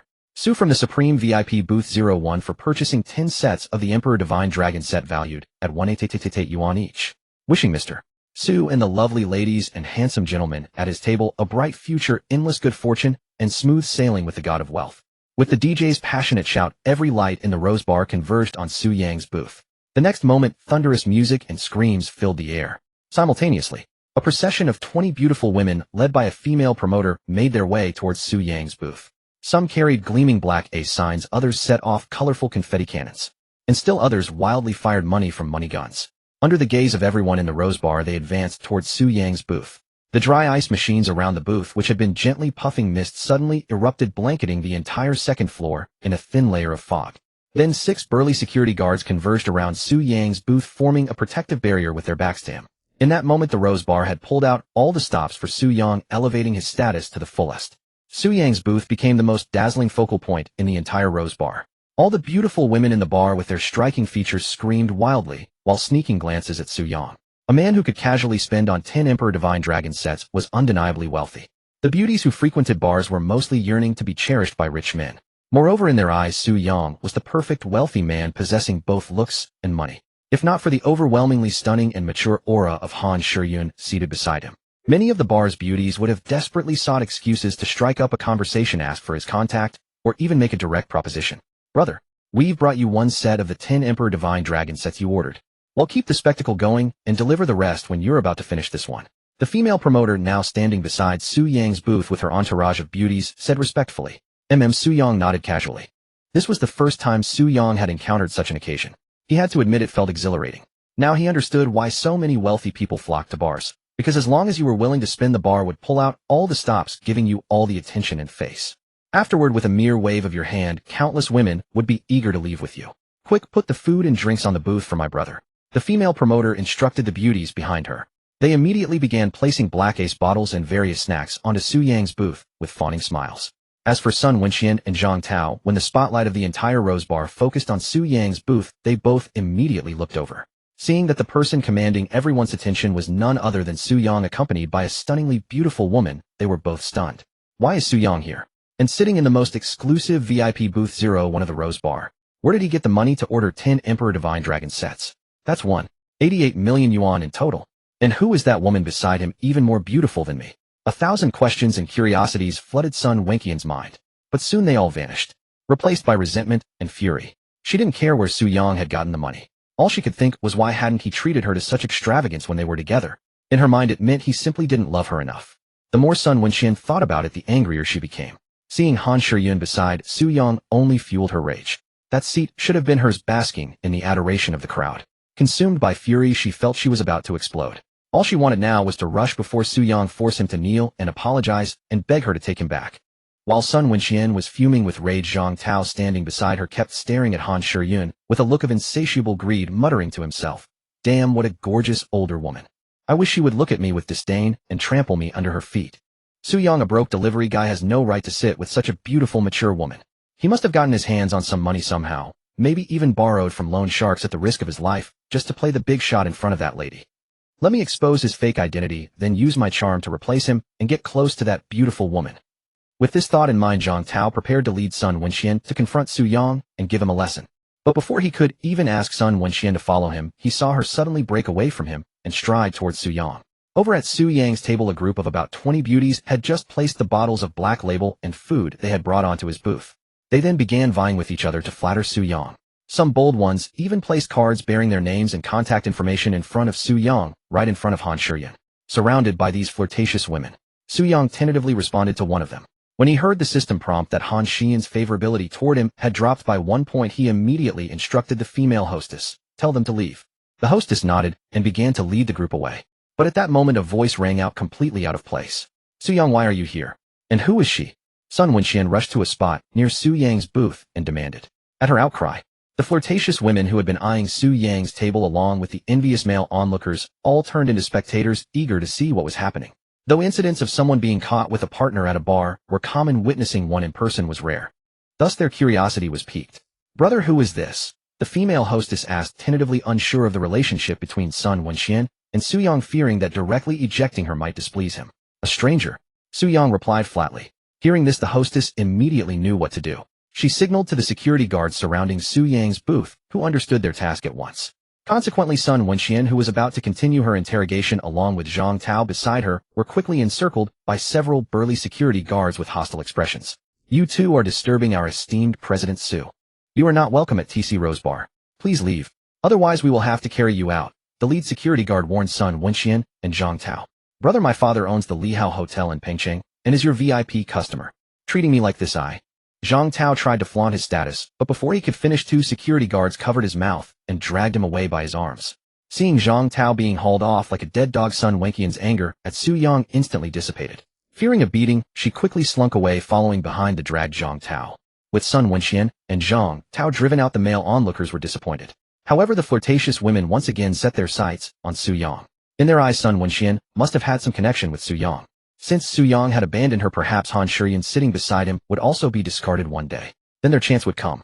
They didn't fear being abandoned. They feared not even having the opportunity to be abandoned by a wealthy man. Thus, many of the women began making small moves again. Right in front of Han Shiyan, they wrote their names and contact information on slips of paper, placing them before Su Yang with ingratiating smiles. Feeling their enthusiasm, Su Yang felt a slight thrill. Taking the opportunity, he checked their personal information. To his disappointment, none of the women who approached him met his goddess standards. The highest score among them was only 84. Moreover, Su Yang noticed that the women in the bar had low purity ratings. Indeed, decent girls don't come to places like this. It seems the chances of completing the random quest in this instance are slim. Su Yang thought to himself. With this in mind, he was about to tell the hostess to chase away the surrounding women. But Han Shiyan, who had remained silent, suddenly spoke up. "Su Yang, with so many beauties here, don't you want to keep a few?" "Don't worry, I swear to heaven that what happens between us here, I won't tell Qingya." Knowing what Han Shiyan was up to, Su Yang replied firmly, "Han Shiyan, my heart belongs only to Gu Qingya. So don't ever say such things to me again." With that, Su Yang ordered the blonde guy, "Tell them to leave." The blonde obeyed at once. The security guards began ushering the women out. Seeing no opportunity left, the women left in displeasure. Ding. Han Shiyan's favorability toward the host has increased by 20 points. Current favorability 14 points. As the women departed, Su Yang immediately heard the system notification of the increase in Han Shiyan's favorability. "Little Han, oh little Han. It seems boosting your favorability isn't so hard after all." Su Yang felt elated, seeing hope for a perfect completion of the instance quests. He had already easily completed the first quest after spending nearly 2 million on the booth and 10 sets of Imperial Dragon sets. Now he only needed to raise Han Shiyan's favorability by another 24 points to complete the second quest. Su Yang eagerly anticipated what rewards he would receive at the end of the instance. "Su Yang, I hope you mean what you say." Han Shiyan stared intently at him with her beautiful eyes, then added, "If I find out you've been with other women behind Qingqing's back, I'll make sure you can't stay in Pengcheng by any means necessary." Su Yang had long been annoyed by Han Shiyan. Though he wanted to complete the second quest, that didn't mean he would tolerate her threats. So he stood up, plopped down beside Han Shiyan, and with a look of having seen through her retorted, "Han Shiyan, you've always been hostile to me. Especially after learning I'm Gu Qingjia's boyfriend, you've deliberately made things difficult for me and questioned me. And now you're threatening me. I think this doesn't seem like the behavior of a normal best friend of Gu Qingya." Han Shiyan watched as Su Yang sat down right next to her. She was about to flare up as she disliked being too close to the opposite sex. But when she heard Su Yang say that she didn't seem like Gu Qingjia's normal best friend, her heart fluttered with panic as she said, "What do you mean by that?" Su Yang looked at Han Xian's slightly flustered, elegant face and felt a mischievous urge. He immediately moved, even closer, pressing tightly against her. Then leaning close to her ear, he whispered, "I suspect you're a lesbian. You have a crush on my girlfriend, and you've been lurking by her side under the guise of being her best friend." Han Shiyun felt the warm breath from Su Yang's words against her ear. Her entire body tensed up. It was the first time she had been so close to a man. Just as she was about to push him away, his words shattered all her thoughts. "You're lying." "I'm not." Han Xian's elegant face showed panic as she refuted. "Why are you so quick to deny it?" "Actually, my lips still carry the taste of Gu Qingya. Don't you want to taste?" Su Yang provoked Han Shiyun with his words, hoping to get back at her this way. But to his utter surprise, the system's notification suddenly rang out. "Ding, Han Xian's affinity towards the host has increased by 15 points. Current affinity 1 point. Huh, what's going on? Shouldn't she have lowered her affinity for me after what I said?" Su Yang was puzzled. He secretly observed Han Shiyun and was astonished to find her staring at his lips, her expression showing a genuine impulse to try it. What the hell? Su Yang felt utterly bewildered, completely stunned. What kind of twisted logic was Han Shiyun running on? He couldn't understand it at all, but he realized this was the perfect moment to boost her affinity. So he seized the opportunity and said, "Didn't you say we'd keep what happens here between us and not tell Gu Qingya? I feel the same. Do whatever you want and be bold about it." Han Shiyun listened to Su Yang's whisper in her ear. The image of Gu Qingya's beautiful face flashed in her mind. Then with a domineering move, she pushed him down onto the soft, comfortable sofa of the booth and fiercely kissed him on the lips. "Ding, Han Xian's affinity towards the host has increased by 14 points. Current affinity 15 points. Ding, congratulations, host. Reward for reaching 10 affinity points with Han Shiyun. Height increased by 5 centimeters. Reward has been added to your height attribute. You can adjust it at any time. Ding, the bar scene mission is complete. You may settle the instance at any time." Hearing the series of system notifications in his mind, Su Yang felt a thrill inside. But physically he was experiencing a mix of pleasure and pain. He was being kissed so hard by Han Shiyun that he could barely breathe. He never imagined that someone who looked so elegant on the outside could be so decisive and fierce in her actions. Damn, she must be really into Gu Qingya to this extent. I just said my lips had Gu Qingya's taste, and she reacted like this. If I actually got intimate with Gu Qingya, how would she treat me? Su Yang eagerly anticipated it. A moment later, just as Su Yang was about to push Han Shiyun away, she finally had her fill. She gracefully got up from him, took a pack of tissues from her bag, and wiped the smudged lipstick from her alluring red lips. After tidying herself up, she looked at the disheveled Su Yang beside her and said, "What's wrong? Didn't you say to do whatever I wanted and be bold?" "That was exactly what I wanted to do. Since you know how I feel about Gu Qingya, I think there's no need to hide it from you anymore. Yes, I like Gu Qingya. And you took the person I love from me. So I really hate you." With that, Han Shiyun casually opened a bottle of Ace of Spades, poured herself half a glass, and downed it in one gulp. "Hate me? Huh. A woman who says one thing, but means another. Her affinity has gone from negative to positive, and even dropped rewards, yet she's still pretending." Su Yang ignored her last remark and followed her example by pouring himself a glass of Ace of Spades. He had only seen this drink online before, and was trying it for the first time in real life. Driven by curiosity, he took a couple of big gulps to taste it. After tasting it, he concluded it wasn't as good as a cheap beer mix. "Since we've laid everything out on the table, what do you want me to do?" Su Yang put his glass down and asked Han Shiyun with a smile. She poured herself another half glass of Ace of Spades, downed it, and looked at him. "I just want you to treat Qingqing well. Don't let her suffer, and don't fool around with others. As for me, I'll stay by her side quietly as her best friend." Hearing her request, Su Yang shook his head. "This world has too many temptations. I can only promise to treat Qingqing well. As for the rest, I can't guarantee anything for now." No way. If he didn't fool around, how would he unlock rewards? But no matter what, Su Yang was certain that if Gu Qingya became his woman, he would treat her right. Alright, just keeping that promise is enough. Han Shiyun didn't push further. She knew Su Yang was right. This world was full of temptations. She found it rare and commendable that he was being so honest with her. Ding, Han Xian's affinity towards the host has increased by 3 points.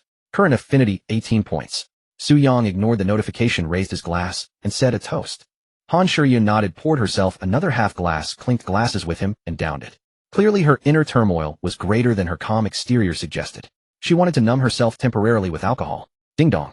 Just then both Su Yang and Han Xian's phones buzzed with WeChat notifications one after the other. Su Yang pulled out his phone and saw a message from Gu Qingya. "Gu Qingya, brother Su, are you home?" "Gu Qingya, I only had a little wine tonight, but I'm feeling so dizzy now. I really want to sleep. Gu Qingya, let me know when you're home so I can sleep peacefully." As Su Yang read the message from Gu Qingya, a warmth spread through his heart. He then turned to look at Han Shiyun beside him, intending to coordinate their stories to ensure consistency in their accounts of the night's events. "That was from Qingya, wasn't it?" "Mine too," Han Shiyun said, shaking her phone screen at Su Yang. "What do you think we should reply?" Su Yang smiled. Tell the truth, but what just happened between us? You keep it buried deep inside. Recalling her own impulsive actions, a fleeting panic crossed Han Xian's strikingly elegant face. Upon hearing this, Su Yang immediately knew how to respond to Gu Qingya. I didn't go home. Your bestie Han Shiyan took me to a bar to test my character for you. Gu Qingya replied instantly, Brother Su Shiyan only did that for my sake. Don't blame her. I have absolute trust in your character. Su Yang answered, don't worry, I hold no grudge. As your closest friend, it's only natural for her to test me. I understand.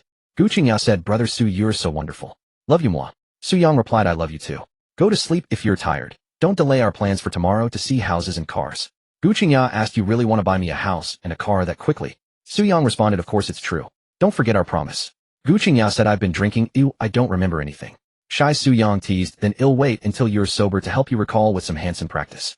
Gu Qingya replied, Brother Su, you're so naughty. Then Brother Su, I really can't go on. I'm going to sleep. Su Yang, sleep well, good night. Gu Qingya, good night, Brother Su. You rest early too. And with that the conversation ended. Su Yang showed the chat log to Han Shiyan. A hint of disappointment crossed her face as she said, truly, once you have a boyfriend you forget your best friend. She only said one thing to me, but so much to you. Her voice carried a note of jealousy. You're jealous over this. Su Yang chuckled. Want me to let you taste a bit of Gu Qingya's flavor to make up for it? No need. Han Shiyan's elegant face flushed. Whether from the alcohol or the memory, it was a lovely sight. Then checking the time, Han Shiyan said, it's late, I should go. Noticing she seemed drunk, Su Yang casually asked, want me to call a car for you? She shook her head. I'll call one myself, okay? Aren't you leaving? Are you starting to like the vibe here? Clearly Han Shiyan was uneasy about leaving Su Yang behind. With her there, the other women would hold back, but once she left they'd swarm him. Su Yang understood her concern. He stood up and said, it's late, I should go too. How about I walk you home? In truth, he didn't want to leave as the bar scene's main quest was complete. But the random side quest remained unfinished. While it didn't affect the normal rewards completing, it would yield a richer final payout. Yet if he stayed, Han Shiyan wouldn't leave. So Su Yang decided to escort her home first, then sneak back. Sure. Then I need to call a ride. Han Shiyan's elegant face grew even redder, and her beautiful eyes began to glaze over. Clearly the several drinks shed down were all taking effect. Watching her get increasingly drunk, Su Yang silently instructed the system to activate the Nanotech Bio-Soldier Experience Card and the Rolls-Royce Experience Card. Activation successful. The Nanotech Bio-Soldier and Rolls-Royce have appeared in the TC Rose Bar parking lot. With the system's prompt, Su Yang saw an image in his mind, the summoned Bio-Soldier and a brand new Rolls-Royce. He could now command the Bio-Soldier in the image with his thoughts. After ordering it to the bar entrance, he rose from the booth ready to leave with Han Shiyan. The female marketing host who had been watching Su Yang from a distance hurried over as he stood. Sir, do you need anything? Su Yang glanced at Han Shiyan, struggling to get up. Clear these away. I'm taking my friend home. She nodded promptly. Of course, sir. He'll set up a card for you and store the remaining black aces and 9 Emperor Dragon sets. Fine, but put it under my friend's name, Han. Su Yang instructed. The host nodded respectfully. Got it, sir. She then signaled 2 security guards to clear the path, while she hurried to the second floor bar to process the card. Su Yang was pleased with her attentiveness. Su Yang, I feel so dizzy. I can't stand up. Can you help me? Han Shiyan struggled to rise from the sofa. She had never drunk this much before. This was her first taste of intoxication. If you can't handle it, don't drink. Downing several glasses like that, I thought you had a high tolerance. Su Yang shook his head at her state. As he spoke, he wrapped an arm around her slender waist to support her. Her already flushed face deepened in color at his touch. Seeing her so alluring, Su Yang couldn't help but swallow his arm, instinctively tightening around her waist. Su Yang, I don't like men, she said, forcing her head up to look at him. So don't get any ideas. Su Yang said nothing more, simply guiding her away from the booth and down the stairs. The 2 security guards immediately cleared a path ahead. With their help, Su Yang and Han Shiyan descended smoothly. But at the bottom of the stairs his attention was caught. His gaze fixed on a cleaner being berated by a group of young men and women. Despite her disposable mask and apron, Su Yang noticed her overall score was an impressive 92. Name Chu Yue. Age 19. Occupation college student and part-time cleaner at TC Rose Bar. Appearance 93. Physique 91. Temperament 86. Purity 100. Overall score 92. Specialties diligence, empathy. Affection 0, stranger. Conquest reward, portable space. Ultimate reward unlocked at 90, affection. Looks like luck is on my side tonight. The random quest can be completed too. And most importantly, Chu Yui's conquest reward is a portable space. That's a real treasure. Su Yang felt elated as he reviewed her info. Just then the host returned with the card. Sir, it's ready. Su Yang pocketed it and pointed at Chu Yue still being scolded. What's going on over there? Following Su Yang's gaze, the female promoter remarked, those youngsters have had a bit too much to drink and are deliberately causing trouble, claiming our cleaner wasn't prompt enough. That cleaner is a part-timer who just started tonight, said to be a college student. In our bar, it's common for staff to be harassed by customers. As long as it doesn't get out of hand, we usually don't interfere. After saying this, the female promoter added, "Sir, may I add you on WeChat?" Su Yang nodded, took out his phone to add her, and transferred 50,000 yuan, saying, 20,000 is your tip, another 20,000 for those who served me tonight. The remaining 10,000 is for her. Su Yang glanced at Chu Yue, who was still being berated. Within the instance, he could freely use the system's funds. So even though the promoter wasn't a perfect 10, he could still tip generously. Seeing the WeChat transfer, the promoter was momentarily tempted to kneel and call him daddy. Had it not been for Han Shiyun by Su Yang's side, she would have offered herself to him that very night. In her 2+ years at Rose Bar, she had never received such a hefty tip. The money Su Yang had brought her tonight totaled nearly 200,000, almost a year's salary. This left her infatuated with Su Yang's generous and assertive demeanor. Yet she was well aware that Su Yang likely had no interest in her, for the woman beside him was far more beautiful. Realizing this, though a tinge of disappointment lingered, she did not dwell on it. Instead, with envy in her eyes, she looked at Chu Yue, who was still being scolded, and said to Su Yang, "Sir, I understand what to do." In her view, Su Yang was clearly intrigued by Chu Yue. Otherwise, he wouldn't have tipped her for no reason. This filled her with envy as she longed to capture Su Yang's interest. Su Yang nodded, pleased with her savvy, and helped the unsteady Han Shiyun leave. As he passed, Chu Yue, curiosity compelled him to glance at her. Chu Yue, about 168 centimeters tall, wore plain black loose sportswear and a cleaner's apron obscuring her figure. Her face was hidden by a mask and disheveled hair revealing nothing. Seeing he could discern little, Su Yang ceased his observation and helped Han Shiyun away. He trusted the system's judgment without doubt. Since the system deemed Chu Yue a qualified goddess, she must possess exceptional qualities. Soon Su Yang escorted Han Shiyun out of TC Rose Bar. The moment they stepped outside, his ears were instantly relieved of the clamor. "Master." As Su Yang exited, the nanotech bio-soldier who had been waiting by the entrance per his orders bowed. Nearby, some local thugs loitering by the bar initially considered extorting Su Yang for escorting the drunken Han Shiyun. But upon seeing the nanotech bio-soldier, clad in a black suit over 2 meters tall, imposing, and exuding an aura of danger, they all backed down. They usually preyed on the weak, targeting men taking intoxicated women to hotels, threatening to call the police unless paid off. They dared not provoke those in groups or accompanied by bodyguards. Su Yang was somewhat familiar with the local thugs. Seeing them unanimously ignore him now, he inwardly marveled at the utility of the nanotech bio-soldier. Beyond anything else, having the nanotech bio-soldier by his side provided an immense sense of security. "Though I can only have you for 24 hours, I'll give you a name. From now on, you're Old Black." Su Yang casually named the black-suited nanotech bio-soldier. Old Black immediately nodded, acknowledging the command. Then Su Yang helped Han Shiyun as Old Black led them to the Rolls-Royce in the parking lot. Old Black's formidable presence cleared the path effortlessly. Many people steered clear upon seeing him clearing the way. Soon Su Yang arrived at his Rolls-Royce. Old Black thoughtfully opened the rear door. Su Yang helped Han Shiyun inside. The Rolls-Royce's spacious back seat was incredibly soft, offering far superior comfort compared to Han Shiyun's Porsche. After settling Han Shiyun in, Old Black gently closed the door and slid into the driver's seat. "Master, where to?" he asked. Su Yang nudged the limp, drunken Han Shiyun, slumped against his shoulder. "Give me your address."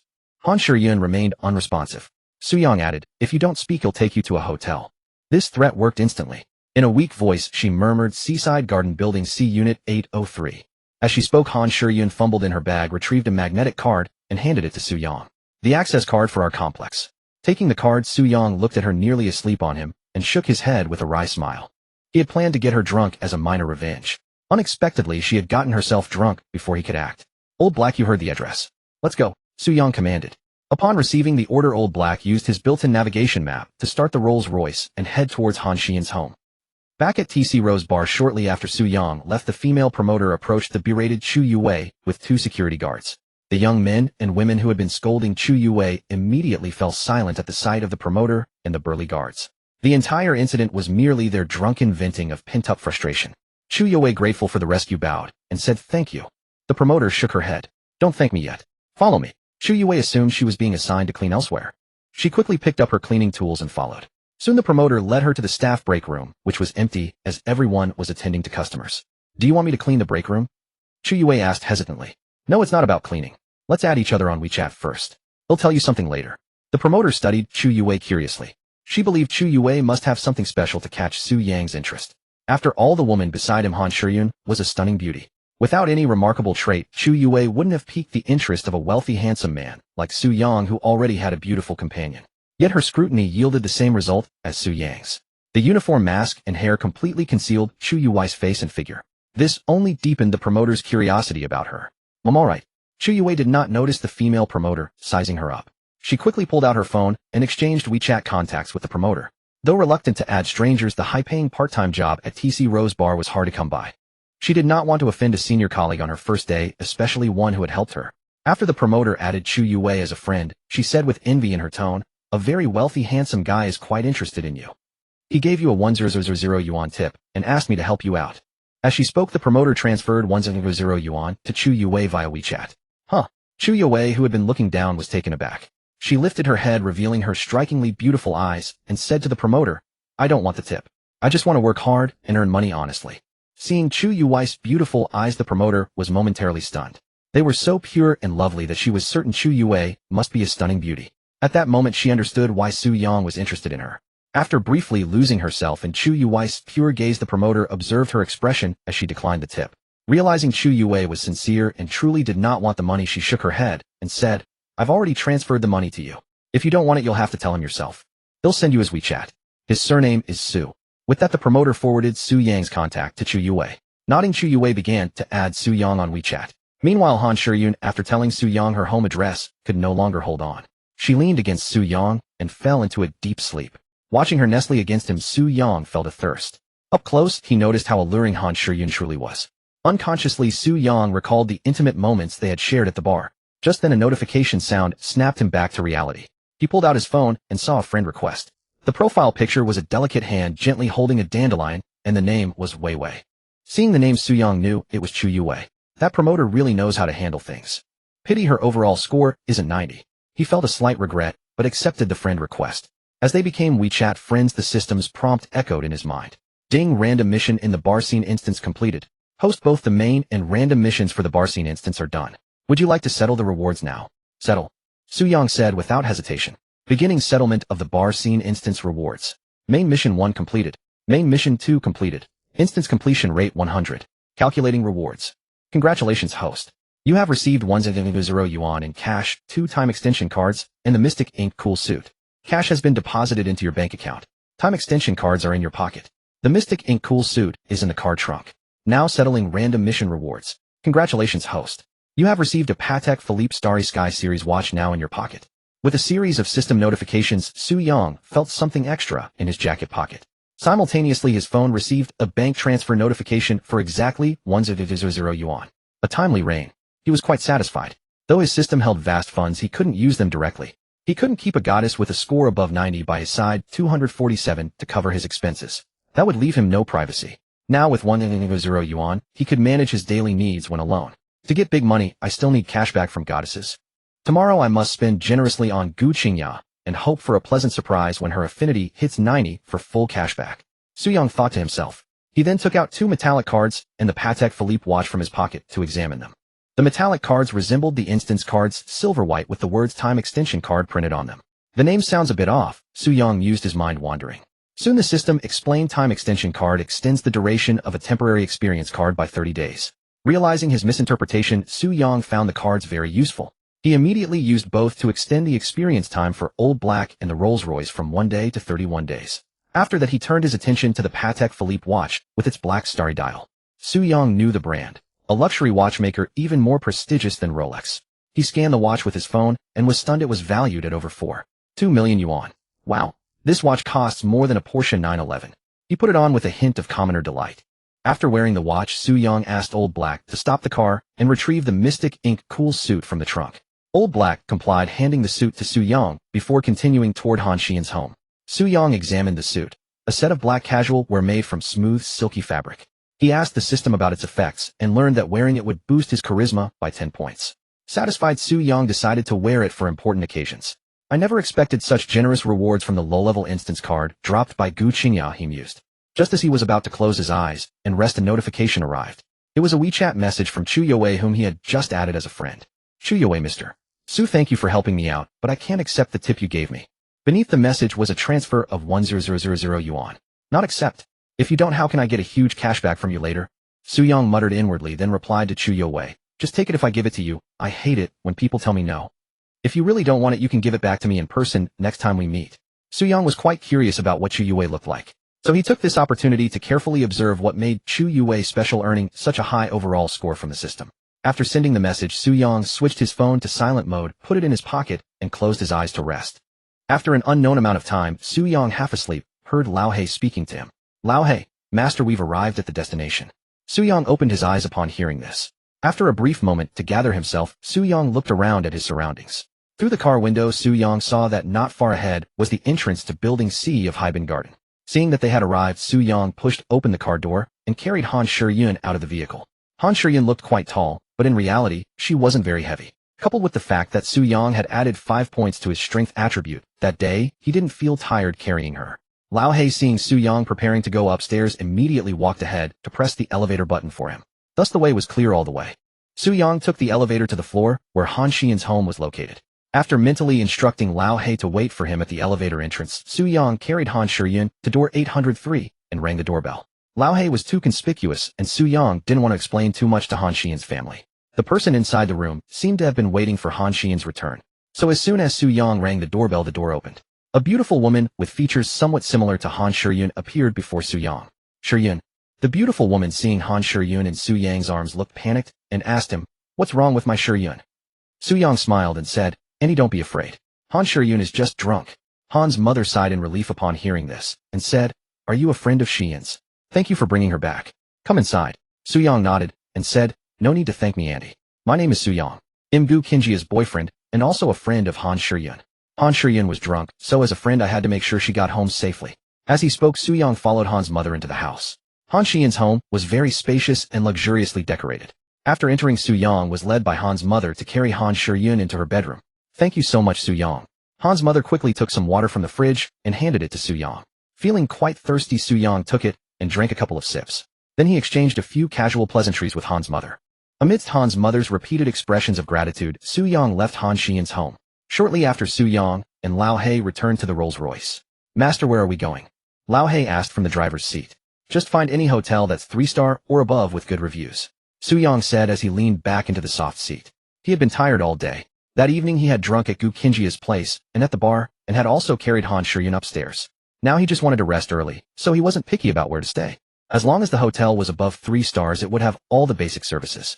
Upon receiving Su-yong's order, Lao Hei immediately used the navigation map in his mind to find a nearby hotel that met Su-yong's standards and drove the Rolls-Royce there. However, just as the Rolls-Royce drove out of the Hyben Garden residential area, Su-yong noticed the screen of his phone in his pocket light up. Because he had set it to silent mode to rest after replying to Chu Yue, he didn't know if it was a message or a call. He took out his phone and saw that it was a voice call from the female marketing staff he had just added on WeChat not long ago. "Why is she calling me?" With this doubt, Su-yong answered the WeChat voice call. As soon as the call connected, Su-yong heard the female marketing staff say in an urgent tone, "Bro, can you come over? Chu Yui's father has cornered her in the bar." Chu Yui's father cornered her in the bar. What was going on? Su-yong was a bit confused. So he immediately said, "I'll be there in a while. Also tell me what happened first." As he spoke, Su-yong mentally instructed Lao Hei to head to TC Rose Bar. Bro, hey, race the thing.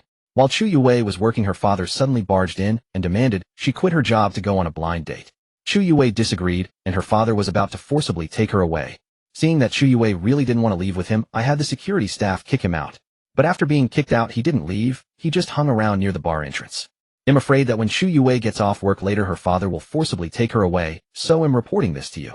The female marketing staff quickly described what had happened to Chu Yue. After listening to her account, Su-yong felt that the 2,000 yuan tip he had given her was truly worth it. It was obvious that the female marketing staff wanted to use this incident to set up a cliché hero rescuing the beautiful scenario for Chu Yue. "Alright, I understand. You did a great job." Su-yong praised the female marketing staff and then asked, "What's Chu Yui's situation now?" The female marketing staff said, "She doesn't want to go with her father, but she's about to get off work and can't stay in the bar forever. I just took a moment to check on her, and I felt she was probably really scared inside." Su-yong had a clear idea upon hearing this, and gave the female marketing staff a few more instructions before ending the voice call. After ending the call with the female marketing staff, Su-yong checked his WeChat and found that Chu Yue had sent him a message not long after he had replied to her, but he hadn't seen it. Chu Yue, okay Mr. Su. I work part-time at the bar every day from 1730 to 2330. Let me know when you come and I'll return the money to you in person. And I'll treat you to a meal to express my gratitude. After reading Chu Yui's message, Su-yong asked Lao Hei, "How much longer until we arrive?" Lao Hei, "About 15 minutes, master." Hearing Lao Hei's response, Su-yong leaned back into the soft rear seat and started scrolling through videos to pass the time. A moment later, Old Black arrived at the destination 2 minutes earlier than expected. After parking the car, he swiftly got out and opened the door for Su-young. Then he followed Su-young into the TC Rose Bar. Since Su-young had prepared a Rose Bar membership card for Han Shiryun, he brought Old Black directly through the security checkpoint. However, Su-young felt that even without the Rose Bar membership card, simply having Old Black by his side would be enough. The bar's security guards wouldn't dare to forcibly search him because Old Black's oppressive presence was far too overwhelming. When they passed the security checkpoint earlier, Su-young noticed that the guards didn't even have the courage to meet Old Black's gaze. "Brother, you're here." As soon as Su-young entered the bar, a female salesperson greeted him with fervent enthusiasm and respect. Clearly, she had been waiting nearby, ready to welcome Su-young at any moment. However, when she saw Old Black beside Su-young, she was startled and instinctively stepped back 2 paces. "Don't be afraid, he's my bodyguard," Su-young explained to the salesperson, then directly asked, "Where is Chu Yue?" "She's still in the lounge. She's afraid to go out, worried that her father will forcibly take her away." The salesperson stole a glance at Old Black, her face tense as she leaned closer to Su-young and spoke. "Take me there," Su-young instructed the salesperson directly. Then he followed her to the lounge. Because of Old Black's presence beside Su-young, everyone along the way, even those who were drunk and rowdy, instinctively made way for him. Even those who had been heavily intoxicated and causing a scene immediately sobered up and fell silent upon seeing Old Black. Su-young observed Old Black's deterrent effect and couldn't help but marvel at how useful he was. If just one Old Black could have such an impact, Su-young couldn't imagine the scene if he had several more following him. Soon, under the salesperson's guidance, Su-young smoothly entered the bar's lounge. Inside the lounge, a few female employees were chatting while tidying up. But as Old Black entered first, they instantly fell silent, their faces filled with tension and fear. When Su-young and the salesperson followed, they relaxed slightly. These female employees all recognized Su-young. 2 of them had even received tips from him through the salesperson. Seeing him appear alone without Han Shiryun, they felt emboldened to approach and strike up a conversation. Yet with Old Black nearby, none dared to take a single step toward him. Su-young glanced at the girls, intimidated by Old Black, and decided that in the future, especially when he was with goddesses who could grant rewards, it would be better to leave Old Black behind. Ignoring the frightened girls, Su-young strode directly toward Chu Yue, who was sitting silently on a stool in the lounge, clutching her phone in both hands, her head bowed, as if lost in thought. She didn't notice his arrival at first. Su-young stood before her for 2 or 3 seconds before she slowly raised her head, her beautiful pure eyes looking at him with confusion. "Yue, this is Mr. Su, the one who gave you the tip," the salesperson introduced. Realizing that Su-young was the one who had tipped her, and recalling their agreement to chat, Chu Yue immediately stood up and said in a slightly flustered voice, "Mr. Su will transfer the tip back to you now." As she spoke, she lowered her head again, lit up her phone, and prepared to make the transfer. Her voice was soft and sweet, pleasant to hear, but so quiet that if Su-young hadn't had sharp hearing, he wouldn't have caught her words. Though Su-young couldn't yet see Chu Yue's full face, her eyes and voice alone convinced him that she was undoubtedly a goddess-level beauty, no less than Gu Qingya or Han Shiryun. "Don't rush to transfer the money," he said. "Didn't you say you wanted to treat me to a meal? How about fulfilling that first?" Su-young stopped her from transferring the money. "Mr. Su, I'm not really comfortable going out right now. Can we do it another time?" Chu Yue replied, her voice soft and subdued. "Why don't you dare to go out?" Su-young asked, though he already knew the answer. "If I go out now, my father will forcibly take me away and make me go on a blind date. I don't want to go," she said, her voice even softer, tinged with a sob. Clearly, Chu Yue, who had been hiding here afraid to leave, had reached her emotional limit and was beginning to break down. "If you don't want to go, then don't. He'll help you handle this. You can just treat me to a meal afterward.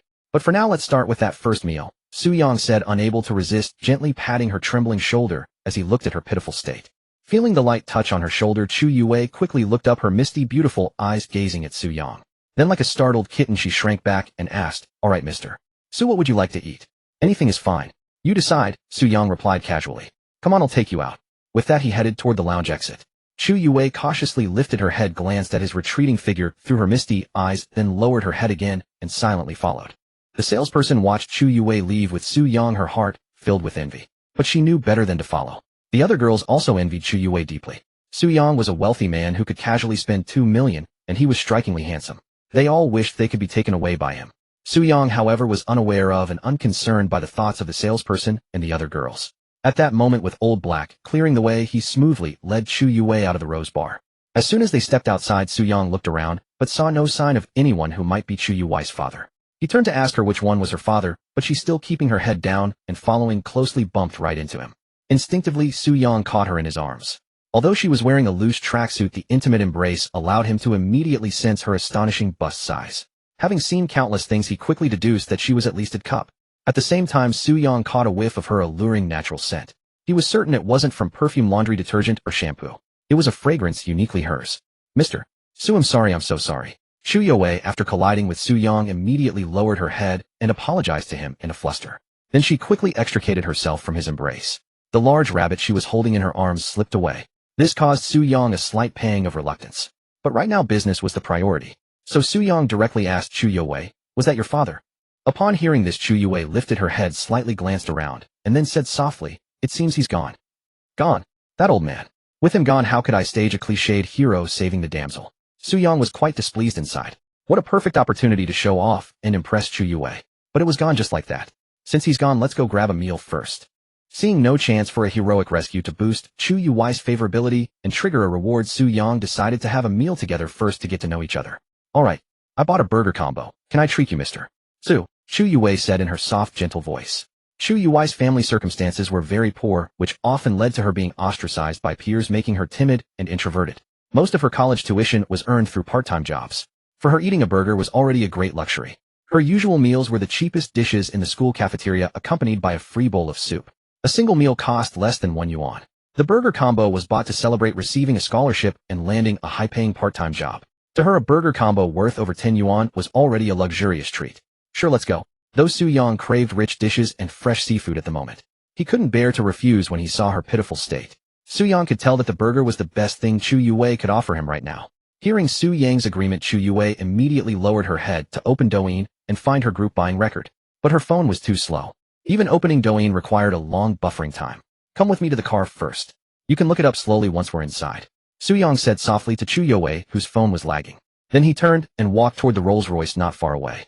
Chu Yue gently lifted her head, glanced at Su Yang's back, and silently followed. Having grown up in an environment that required her to read people's expressions, she was keen and observant. She could sense whether those approaching her were good or bad, and what their intentions were.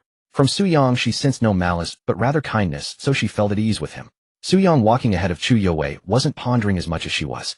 At this moment, he simply wanted to get to know Chu Yue better. Though there were many people near the bar, thanks to Old Black clearing the way ahead, the path remained unobstructed. Soon, Su Yang led Chu Yue to the Rolls-Royce. Afraid that Old Black might scare Chu Yue, Su Yang sent Old Black to the driver's seat and raised the partition inside the Rolls-Royce to prevent Chu Yue from seeing him. Is this Mr. Su's car? It looks so expensive. Chu Yue didn't recognize luxury car brands. She just thought the Rolls-Royce looked costly. Get in. Su Yang opened the rear door and said to Chu Yue. She nodded slightly, still keeping her head down, and prepared to enter the car silently. But just then, a rough male voice rang out. Yue, you're finally out. Good thing I made it back from the restroom in time, or I'd have missed you. Come on, hurry up and meet your blind date. The matchmaker said he's a wealthy, second generation. If you succeed with him, your tuition, your mother's medical bills, and the money for your brother's future wife will all be taken care of. Upon hearing that familiar voice, Chu Yue immediately lowered her head in fear and moved closer to Su Yang. Su Yang, seeing her frightened state, followed the voice and looked over. He found a middle-aged man about 40 years old. The man stood around 175 meters tall with a sturdy build that suggested he was used to manual labor. Uncle Yue doesn't want to go on a blind date. She's coming with me for a meal now. Not knowing the exact relationship between Chu Yue and her father, Su Yang politely addressed him as uncle. Going for a meal with you? Who are you? What's your relationship with my Yue? Chu Yue's father asked Su Yang warily. She and I are friends. Of course, if you're willing, I could also be Yue's blind date. Su Yang said casually. The blind date I found for Yue is a wealthy second generation. His father owns a big company. What do you have? Chu Yue's father glared at Su Yang, then turned to her and said, Yue, don't be fooled by his sweet talk and good looks. Come with your father now. If you're not satisfied with the match I found, he'll find another one for you. As he spoke, Chu's father moved to grab Chu Yue. Su Yang stepped forward, blocking him, and said, Uncle, I may not have much else, but I do have money. How much would it take for you to stop arranging blind dates for Chu Yue? Chu's father, initially about to lose his temper at being blocked, paused and carefully sized up Su Yang after hearing his words. Incidentally, he also glanced at the Rolls-Royce beside Su Yang. As a man who earned his living through hard labor, he rarely had time to watch videos about luxury cars. So he only knew common brands like BMW and Mercedes. He had heard of Rolls-Royce, but didn't recognize it. Still, from the car's steady and imposing appearance, he vaguely sensed it must be expensive. But in his eyes, no matter how costly a car was, it couldn't compare to the big company of Yue's blind date. So, to take his daughter away quickly, and to make Su Yang back off, Chu's father said, You want to use money to make me stop arranging blind dates for Yue? That's simple. Just 200 yuan, and I guarantee I won't drag her into any more blind dates during her college years. To Chu's father, 200 yuan was already a staggering sum, nearly twice his annual earnings from backbreaking labor. He believed that even the wealthiest individuals would not part with such an amount for a mere verbal promise. He felt that the figure he had proposed was perfectly calibrated to send Su Yang slinking away in defeat. In truth, he had no desire to push Chu Yue into an arranged marriage so soon. However, the burden of her tuition and living expenses coupled with his wife's medical bills, and the looming costs of his son's impending marriage, a house and a car, pressed down on him relentlessly. Driven to the brink by these mounting pressures, he sought to alleviate his strain by finding a wealthy suitor for Chu Yue. Of course, if a prospective match possessed wealth but lacked moral character, he would not force his daughter into a perilous situation. Thus, if Su Yang could genuinely produce 10,000 yuan to ease his financial woes, he would honor his word and refrain from arranging any more blind dates for Chu Yue during her college years. 200,000. Su Yang had expected Chu's father to demand a far larger sum. Hearing it was merely 2,000 yuan, he was momentarily taken aback. Shocked, Chu's father pressed, mistaking Su Yang's reaction for intimidation. Let me tell you, the matches I've arranged through the matchmaker can afford not just 2,000, but even 5,000. Chu's father, believing Su Yang was cowed by the amount, intensified his stance. Su Yang, observing the man's earnest expression, could only shake his head with a faint smile. Do you have a bank card? Give me the number, he said. Su Yang had just consulted the system through his will. As long as his spending was related to the goddess and aimed at solving her problems, he could use the system's funds. So to save time and maximize his expenditure, he decided to bypass Chu Yue and transfer the money directly to her father. Hearing Su Yang ask for his bank card, Chu's father was momentarily stunned. Then he quickly pulled out his wallet from his pocket and handed the card over. He didn't believe Su Yang would actually transfer the money. He thought it was all for show. Thus, he resolved to use this action to drive Su Yang away from his daughter. You want the card? Here it is. Now let's see what you do.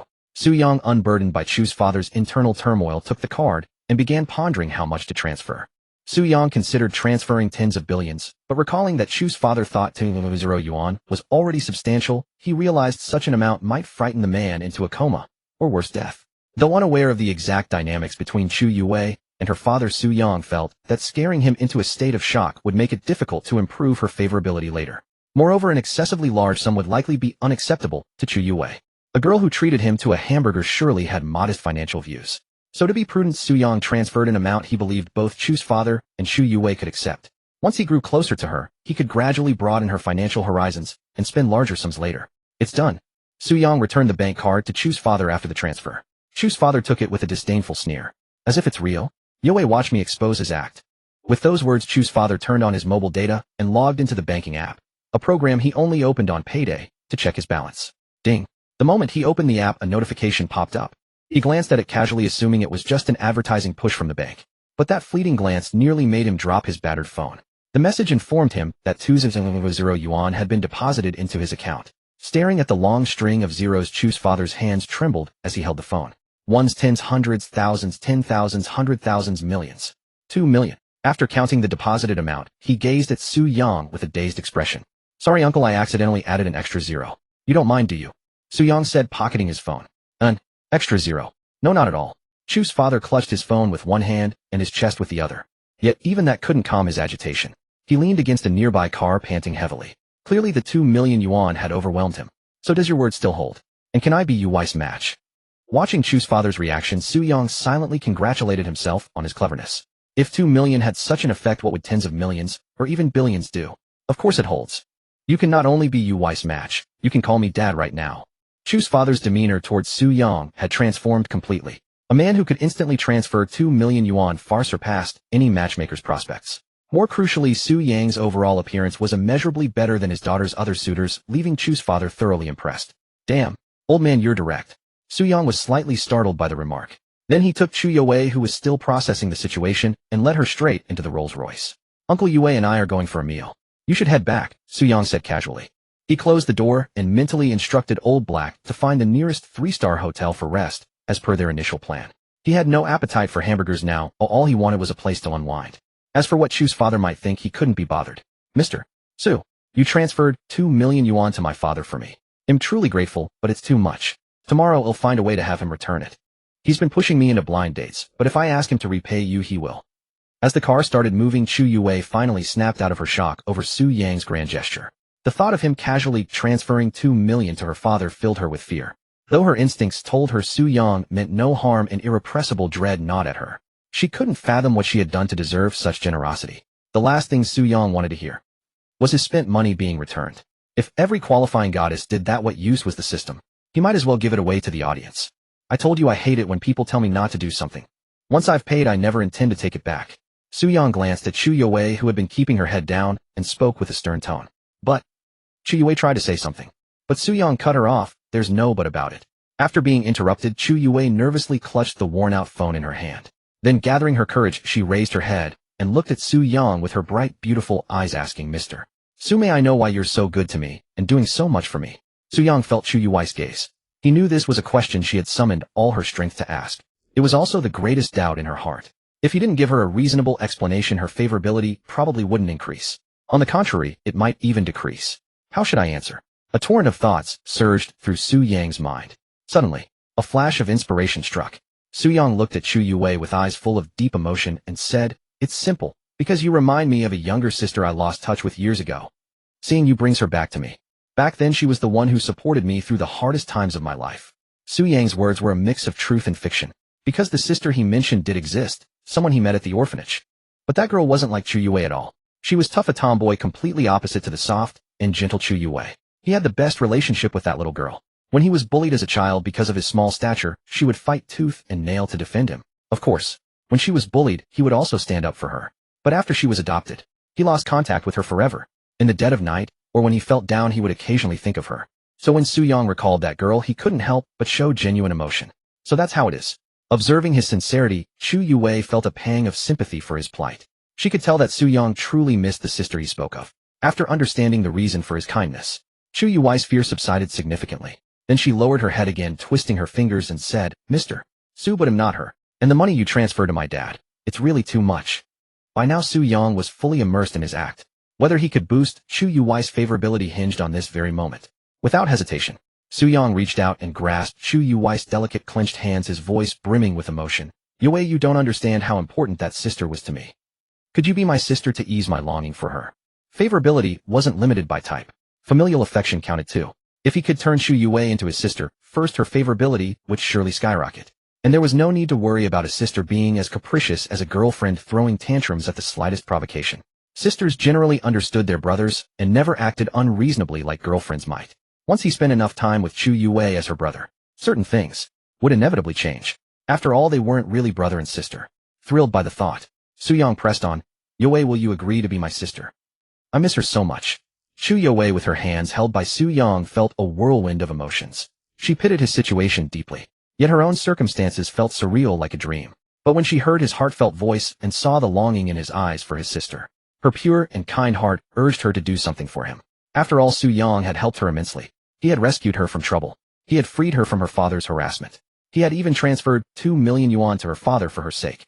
And from Su-yang, she felt not a trace of malice, only overwhelming kindness. In the end, Chu Yue was moved by Su-yang's performance. She nodded and said in a soft, gentle voice, All right, Mr. Su, I agree to be your sister. Su-yang immediately corrected her, still calling me Mr. Su. Hearing this, Chu Yue lowered her head even further and whispered, Sujich. Ding. Chu Yue's favorability toward the host has increased by 60. Current favorability 60 points. Starting to distribute rewards for Chu Yue's favorability from 10 to 60 points. Congratulations, host. You have received Constitution 5, Endurance 5, Strength 5, Speed 5, Charisma 5, and a 100-fold fitness card. Attribute rewards have been added to the host's corresponding attributes. The host can enhance their attributes at any time. The 100-fold fitness card has been placed in the host's pocket. Her favorability shot up to 60. Su-yang was startled by the system notification. He had thought Chu Yue, whose favorability had never increased before, would only jump by 20 or 30 points at most. To his surprise, it went straight to 60. But when he thought about their current relationship, he felt relieved. What's wrong with having high favorability between a brother and sister? Isn't that perfectly normal? First make Chu Yue my sister, then turn her into my sweet little darling, and finally get a spatial storage reward. That's perfectly reasonable. Su-yang thought to himself with glee. With that in mind, he immediately allocated all the newly acquired attribute points to the corresponding stats.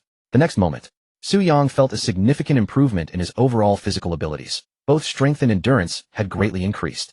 Glancing at his attribute panel, Su-yang saw his current stats: height 184 centimeters, constitution 79, strength 77, endurance 75, speed 77. All attributes were approaching the 80 mark. After reviewing his attributes, Su-yang suppressed his urge to check the 100-fold fitness card and said softly to Chu Yue, Since I'm your brother now, you can't refuse my kindness anymore, understand? Chu Yue, but Su-yang, good sister, no buts. Just accept your brother's care. Chu Yue, however. Su-yang, are you saying little sister Yue that you don't want to listen to your brother? Seeing that Su-yang kept interrupting her, clearly unwilling to hear her decline his kindness, she finally stopped protesting. Instead, she said softly in her gentle voice, Yue will listen to her brother from now on. Su-yang, that's right, that's my good sister.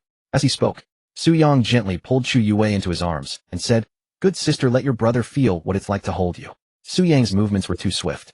Before Chu Yue, who had her head lowered, could react, she was already pulled into his embrace. By the time she realized what had happened, she was nestled in his arms, feeling the warmth emanating from him. Chu Yue lost all will to resist, for she cherished this sensation of being protected. Su-yang directly ignored the system's chime. Instead, he quietly savored the softness of Chu Yue's figure and the faint, delicate fragrance of her body. Thus they remained. 1 minute. 3 minutes. After 5 minutes, Chu Yue began to sense something amiss. She noticed that Su-yang's body was growing increasingly warm and his breathing became more rapid. Brother, what's wrong?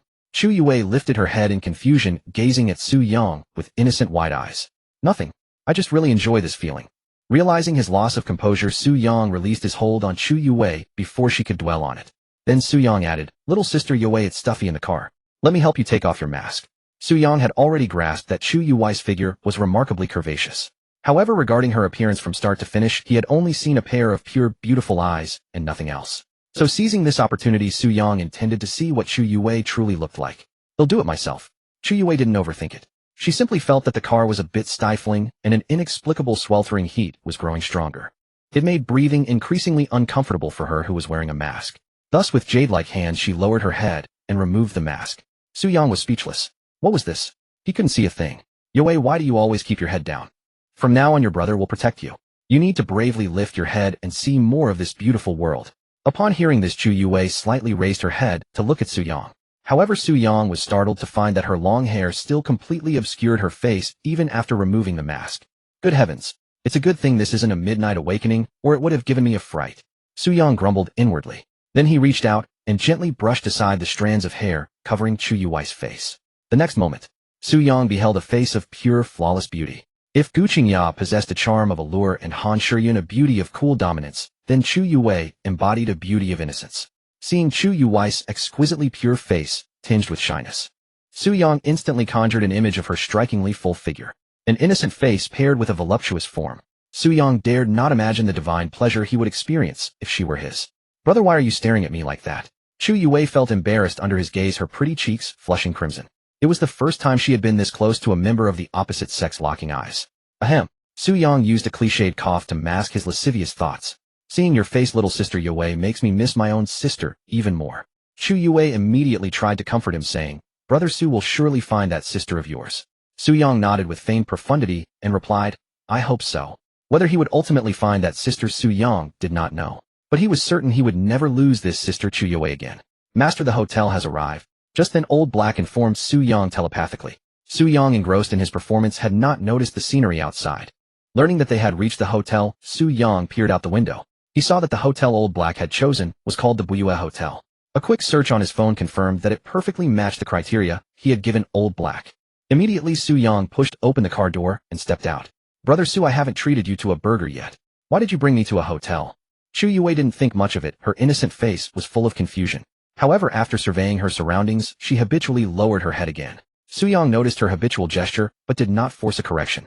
After all, habits were not easily changed in a short time. Moreover, this behavior was somewhat beneficial to her. At the very least, no one would notice that Chu Yue possessed a stunningly pure face. Unintentionally, this served as a form of protection for her. Nevertheless, Su-yang resolved in his heart to find a female bodyguard for Chu Yue when he had the time. Chu Yue was far too naive, and he feared she might be taken advantage of. Brother isn't hungry anymore. I just want to rest now. If you want to treat me to a meal, I'll make an appointment with you another day.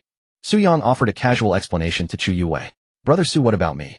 Chu Yue asked, nervously wringing her hands as she kept her head down. She was afraid he would leave her here. She was somewhat directionally challenged and feared she wouldn't find her way home. Of course you're staying at the hotel with me. We'll deal with everything tomorrow. Right now I just want to get some rest.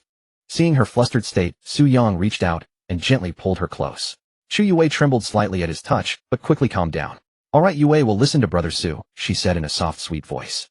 What a good girl. Su-yang was quite pleased with her obedience. He then led Chu Yue into the Billionaire Hotel.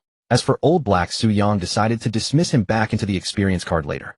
Soon after entering the hotel, Su Yang smoothly booked a presidential suite with Chu Yue. To ensure convenience for future stays, he paid for a full month up front. Then, accompanied by the respectful hotel staff, he took Chu Yue up the elevator to the top floor. The top floor of the Billionaire hotel housed 3 presidential suites. Su Yang had booked the most expensive one.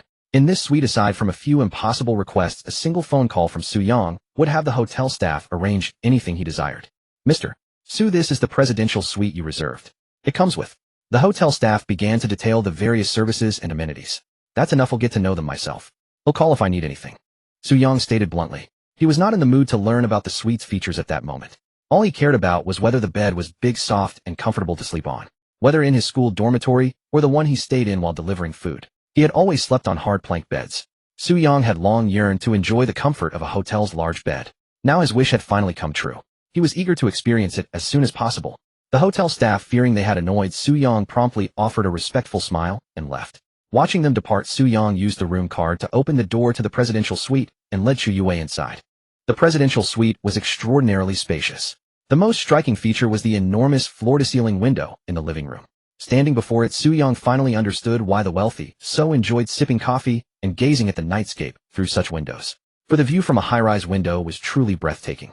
Chu Yue had been silently following Su Yang, and now she too was captivated by the beautiful night scene outside. She unconsciously lifted her head, her lovely eyes filled with awe at the stunning vista. Yue, find yourself a room to sleep in. I'm turning in for the night. After a brief moment admiring the night view, Su Yang turned to leave. Though he harbored beastly thoughts, it was clearly not the right time. Forcing the issue would not only be questionable in legality, but it would also ensure Chu Yue's favorability toward him would never reach 80 points in this lifetime, and he would forever lose access to the portable space. All right, brother Su. Chu Yue's mind was free of any improper thoughts. At that moment she felt nothing but profound happiness. She was also immensely grateful to Su Yang. After leaving the living room window, Su Yang took a brief tour of the presidential suite. Spanning approximately 500 square meters, it included a reception room, study media, an entertainment room, and more. Su Yang explored each area casually before heading to the bathroom for a quick hot shower. Much better.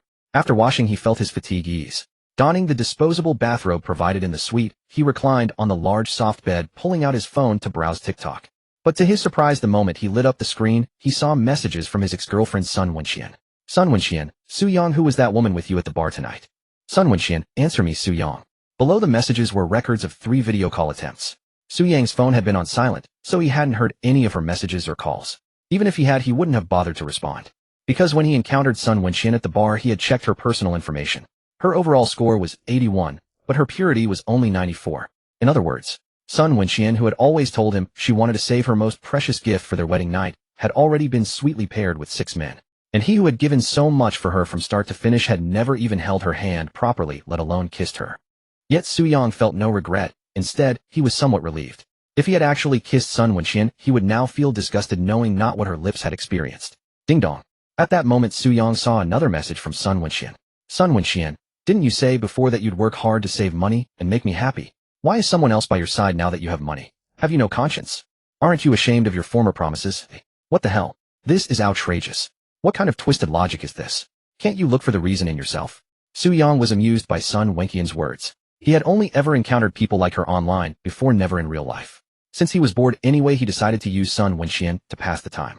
So Su Yang replied directly, what right do you have to question who the woman by my side is? And what right do you have to demand why it isn't you? Sun Wenxian replied instantly, Su Yang, I know you're angry that I abandoned you. Haven't you always wanted me? I'll give you a chance now. Apologize to me, promise you'll love only me forever, and I'll come to you right now and give myself to you. Su Yang found her message utterly ridiculous. Was Gu Qingyan not fragrant enough? Was Chu Yue not young and obedient enough? How could a woman who had been with 6 men think he'd want to stir her filthy pot?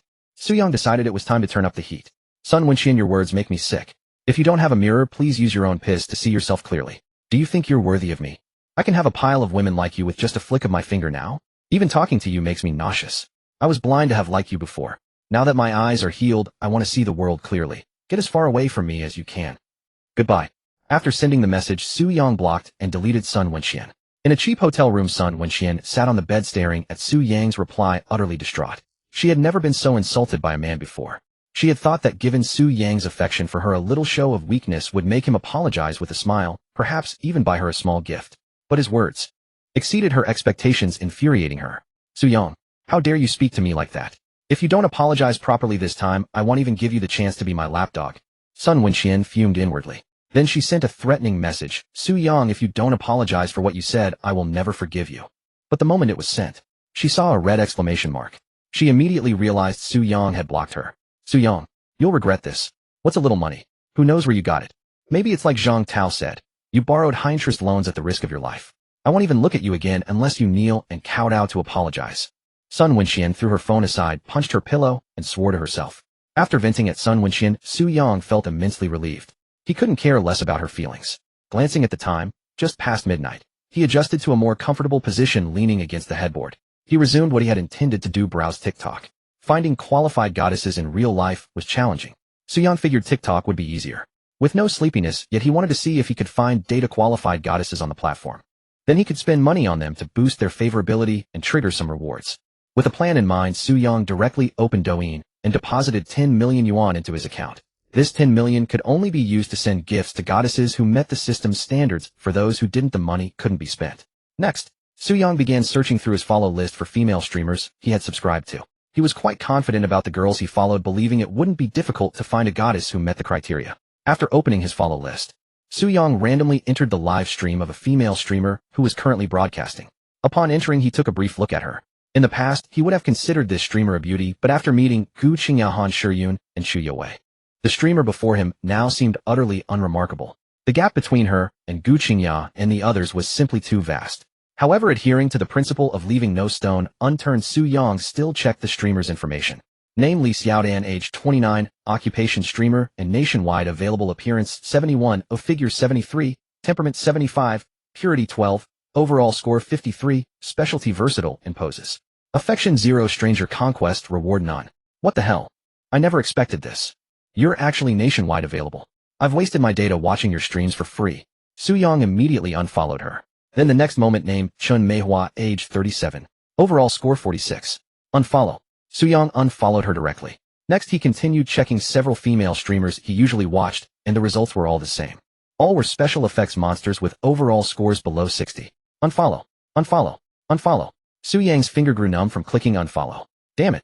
Douyin's filters are deceiving. I used to think you were all beauties. Turns out you're all special effects monsters. No wonder I never see beauties in real life. Because reality has no filters. Su Yang was quite frustrated. Then he unfollowed over a dozen more female streamers, some of whom were major influencers with millions or even tens of millions of followers. In their Douyin videos, they made themselves look like celestial beauties. But when Su Yang checked their information, the highest score was 86. None met the system's goddess standards. Damn, what was I even thinking before? Su Yang was at a loss for words. He had initially thought it wouldn't be too hard to find a goddess who met the criteria on Douyin and spend some money. But reality was harsh. After scrolling for nearly 10 minutes, not a single one qualified. The number of female streamers he had unfollowed had already exceeded 20. If he kept unfollowing, he feared he would unfollow every single one on his list. Oh, just as Su Yang thought, there wasn't a single goddess-level streamer left on his follow list. The newest streamer he came across immediately piqued his interest. At first glance, she looked like a minor, and in Su Yang's eyes, she was exceptionally beautiful. No less than Gu Qingya, Han Shiyun, and Xu Yue. However, after the harsh lessons from the previous streamers, Su Yang no longer trusted his own judgment on Douyin. Immediately, he focused his mind and checked the streamer's information. Name: Zhou Lingyue, age 20, occupation female streamer, and voice actress, appearance 91, figure 94, temperament 91, purity 100, overall score 93, specialty versatile, voice affection 0, stranger conquest, reward listen to nature, ultimate reward unlocked at 90 affection. Finally, I found a girl who meets the criteria. Su Yang felt a surge of emotion upon seeing Zhou Lingyue's information. Then he focused intently on her specialty and conquest reward. The specialty of versatile voice meant she could probably produce various sounds. If I duo with her and have her use different voices to make sounds. The mere thought excited Su Yang. But the conquest reward listen to nature left Su Yang puzzled. When he asked the system, the reply was for the host to explore it himself. Actually, after seeing Zhou Lingyue's specialty, Su Yang felt the conquest reward was no longer important. Because he genuinely wanted to experience what it felt like to duo sweetly with a beautiful girl who had a versatile voice. Since he wanted it, he had to act. So without a second thought, Su Yang directly entered Zhou Lingyue's livestream. Welcome, brother. Huang Magua loves surfing to Yeya's livestream. As soon as Su Yang entered, Zhou Lingyue greeted him with a sweet voice. Hearing her greet a level 0 freeloader like him, Su Yang immediately felt a surge of goodwill toward her. Glancing at the viewer count, he saw it was only 83. In the chat, several users with high-level accounts were speaking. See Hai Kuanglong, streamer imitate a mature woman and moan a couple of times, and it'll break through level 59 to 60 in your stream. A big watermelon, streamer hurry up and moan for the big spender, I've got my tissues ready. Xiaoyin Long, following the big spender there's soup to drink. Streamer hurry up and moan, level 59 to 60 costs 200. Brother you smell so good, streamer what are you waiting for? Aren't you going to earn that 200? Sister-in-law, don't turn around him your brother, hurry up and moan. A gust of wind silently watching. See Hai Kuanglong, welcoming a low-level account. If you can't suck up to the big spender why are you even a streamer? Xiaoyin Long, the big spender is right. A big watermelon, streamer hurry up and suck up to the big spender, I'm getting anxious watching. Ma Shui, this stream is a wholesome stream. Please keep your comments positive. If you keep making inappropriate remarks you'll be kicked out. See Hai Kuanglong, who do you think you are you trash moderator? Kick me out if you can. A big watermelon moderator get lost. The streamer might be thinking about how to moan and you're about to kick the big spender out. The streamer will strip you of your moderator status. A gust of wind still watching. See Hai Kuanglong has been kicked from the stream. A big watermelon has been kicked from the stream. After the two were kicked Zhou Lingwei immediately said in a sweet voice, thank you Sister Mosui. Then Zhou Lingwei added, let me reiterate this is a wholesome PK stream. A pair of sunglasses lets you request a line from me. A sports car lets you request a song in a different voice. After speaking she saw a PK request and accepted it.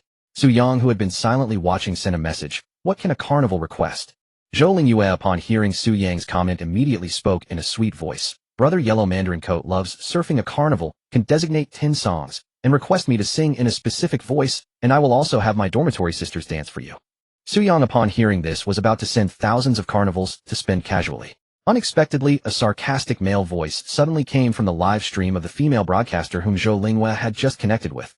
Yeah, in the level 59 big spender from your stream, just now, and your admin banned me. Give me an explanation.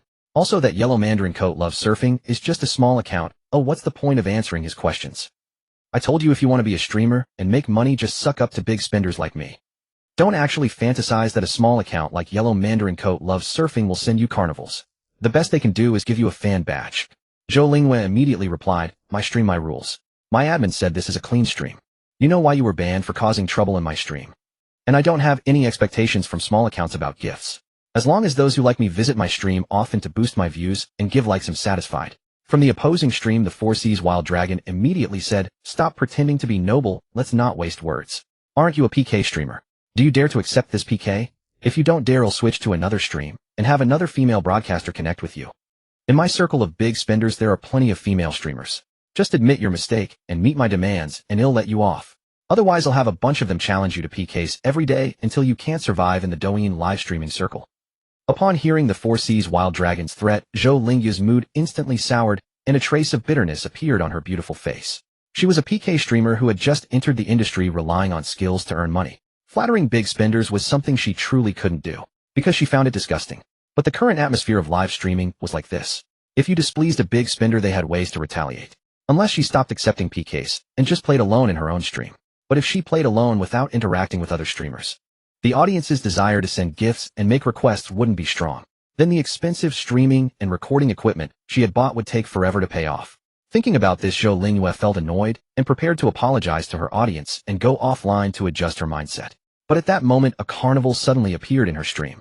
Its appearance was so abrupt that Zhou Lingyue didn't react immediately. After a brief pause, she said in a sweet voice, thank you for the carnival brother Yellow Mandarin Coat, loves surfing. What request do you have for Yaya? Without a word, Su Yang directly posted accept his PK. He was joking. Su Yang was just thinking about how to quickly increase Zhou Lingyue's favorability. This 4C's Wild Dragon had coincidentally walked right into his trap.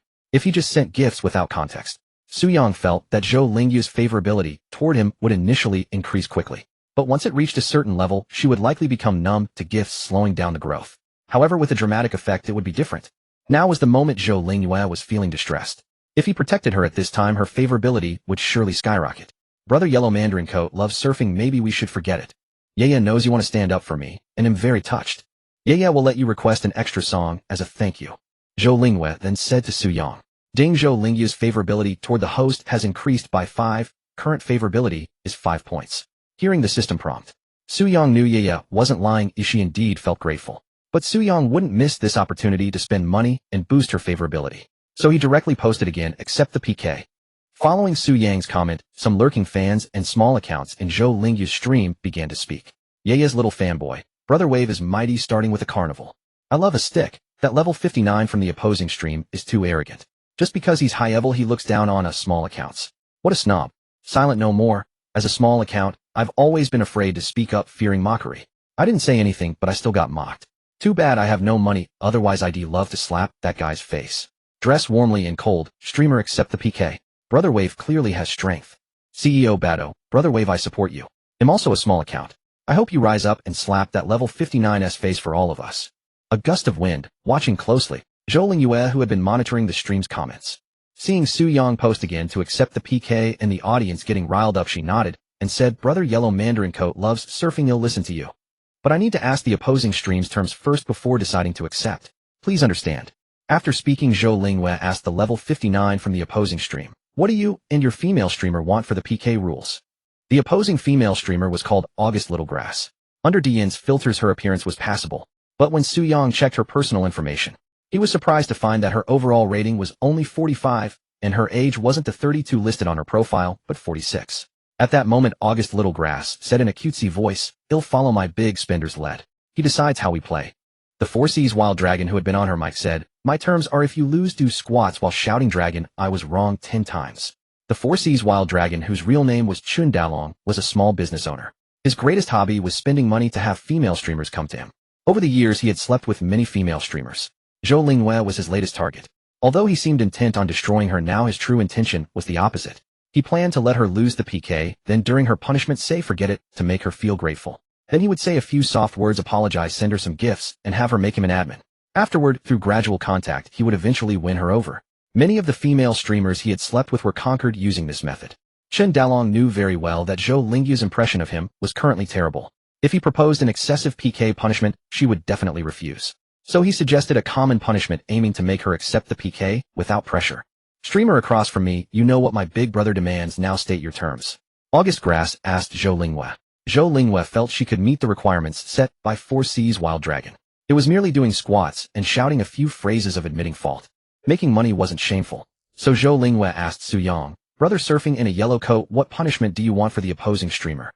Su Yang casually typed, "Turn off the beauty filter." Punishment wasn't his concern. Su Yang only wanted to spend quickly to boost Zhou Lingyue's favorability and unlock rewards. "Our streamer's brother demands you turn off the beauty filter if you lose." Zhou Lingyue said to August Grass. "Alright then. He'll reconnect with you, and the PK starts once we're linked." August Grass never imagined losing. 4C's Wild Dragon's level was evident, and he had several wealthy groups backing him. "Fine, hang up," Zhou Lingyue said. Then they disconnected. Soon they reconnected, splitting the screen in half. Both health bars were at 0, but 4C's Wild Dragon Chen Dalong immediately gifted August Grass a carnival, scoring 3-0 points, and wiping out Zhou Lingyue's health bar. Instantly viewers in August Grass stream hailed Brother 4C's Wild Dragon as mighty. Su Yang wasted no time and matched with a carnival. Zhou Lingyue blew Su Yang a heart and said, "Thank you brother surfing in a yellow coat for the carnival." Ding. Zhou Lingyue's favorability toward the host increased by 4, current favorability is 9. I love a stick, Brother Wave is awesome. Yaya's little fanboy, Brother Wave is mighty. Silent one, we little white accounts rely on you Brother Wave, ill support with a badge. CEO Bado, go Brother Wave. We little white accounts depend on you. A gust of wind still watching. Chen Dalong saw Su Yang's lack of backing down and went big. 10 carnivals appeared. Once again Zhou Lingyue's health bar vanished. Though she didn't mind, losing winning would be better. So she felt anxious staring at her stream's PK bar. Suddenly 50 carnivals scrolled across the screen. Her PK bar soared by 1. 5 million points, obliterating the opponent. Seeing the sudden 50 carnivals, Zhou Lingyue was almost moved to tears. It was the most gifts she had ever received. She quickly opened her recording. While capturing Su Yang's gift-giving, she said gratefully, "Thank you brother surfing in a yellow coat for the 50 carnivals, Tia." Ding. Zhou Lingyue's favorability toward the host increased by 8, current favorability is 17. Congratulations host for earning Zhou Lingyue's 10-point favorability bonus physique 5. Reward has been distributed to the corresponding attribute. Su Yang casually added the attribute points to his physique. Then he restrained the urge to keep spending waiting for the opponent to act. Only by alternating tension and relief, making Zhou Lingyue nervous too, could her favorability rise faster. Chen Dalong was stunned by Su Yang's move. Unwilling to be outdone, he also sent 50 carnivals. He had planned to level up to 60 today, so this spending stayed within budget. Meanwhile, he called for reinforcements in several wealthy chat groups. Many wealthy friends of Chun Dalong began donating to August Grass, with carnivals doing number 1 and other gifts. Seeing the support from his wealthy allies, Chun Dalong said to Zhou Lingyue, "Sister Yisi, if you had flattered me earlier, these gifts and connections would be yours." After saying this, Chun Dalong, to flaunt his wealth and catch Zhou Lingyue's attention, sent another 50 carnivals, exhausting his budget. In under 30 seconds, under Chun Dalong's lead, over 170 carnivals appeared in August grass stream, crushing Zhou Lingyue's health bar again. Seeing her PK bar crushed again, Zhou Lingyue grew tense. She didn't know if Su Yang would follow, though satisfied with the gifts she had already received, having never seen so many gifts before. She harbored the fantasy every female streamer has, meeting a big spender who always protects and cherishes her, never letting her suffer. She desperately hoped Su Yang was that person. Yet she felt shy asking Su Yang for gifts directly. Her heart churned with conflict, anxiety, anticipation, and tension. Su Yang, watching intently, sensed from her micro-expressions that the effect he wanted was nearly ripe. He immediately sent 500 carnivals. The moment those 500 carnivals appeared, the opposing stream was stunned. That was 1.5 million Chinese yuan. Just a PK between two small streamers. Why go this big? 4C's Wild Dragon, what kind of big brother did you provoke? Damn it, 4C's Wild Dragon, you dragged us into a trap. That's a real big brother. We've been fooled by 4C's Wild Dragon. Clearly that's some big shot in a small vest. Damn 4C's Wild Dragon, you dare mess with someone who casually spends over 1 million. If that big brother comes after us later, I'll expose you. The wealthy viewers in August grass stream, seeing Su Yang's move, turned on 4C's Wild Dragon. Anyone who could casually drop over 1 million was undoubtedly wealthy in real life. They dared not provoke such a person. If the opponent was a true big shot seeking revenge in reality, they couldn't handle it. So they vented their anger on 4C's Wild Dragon.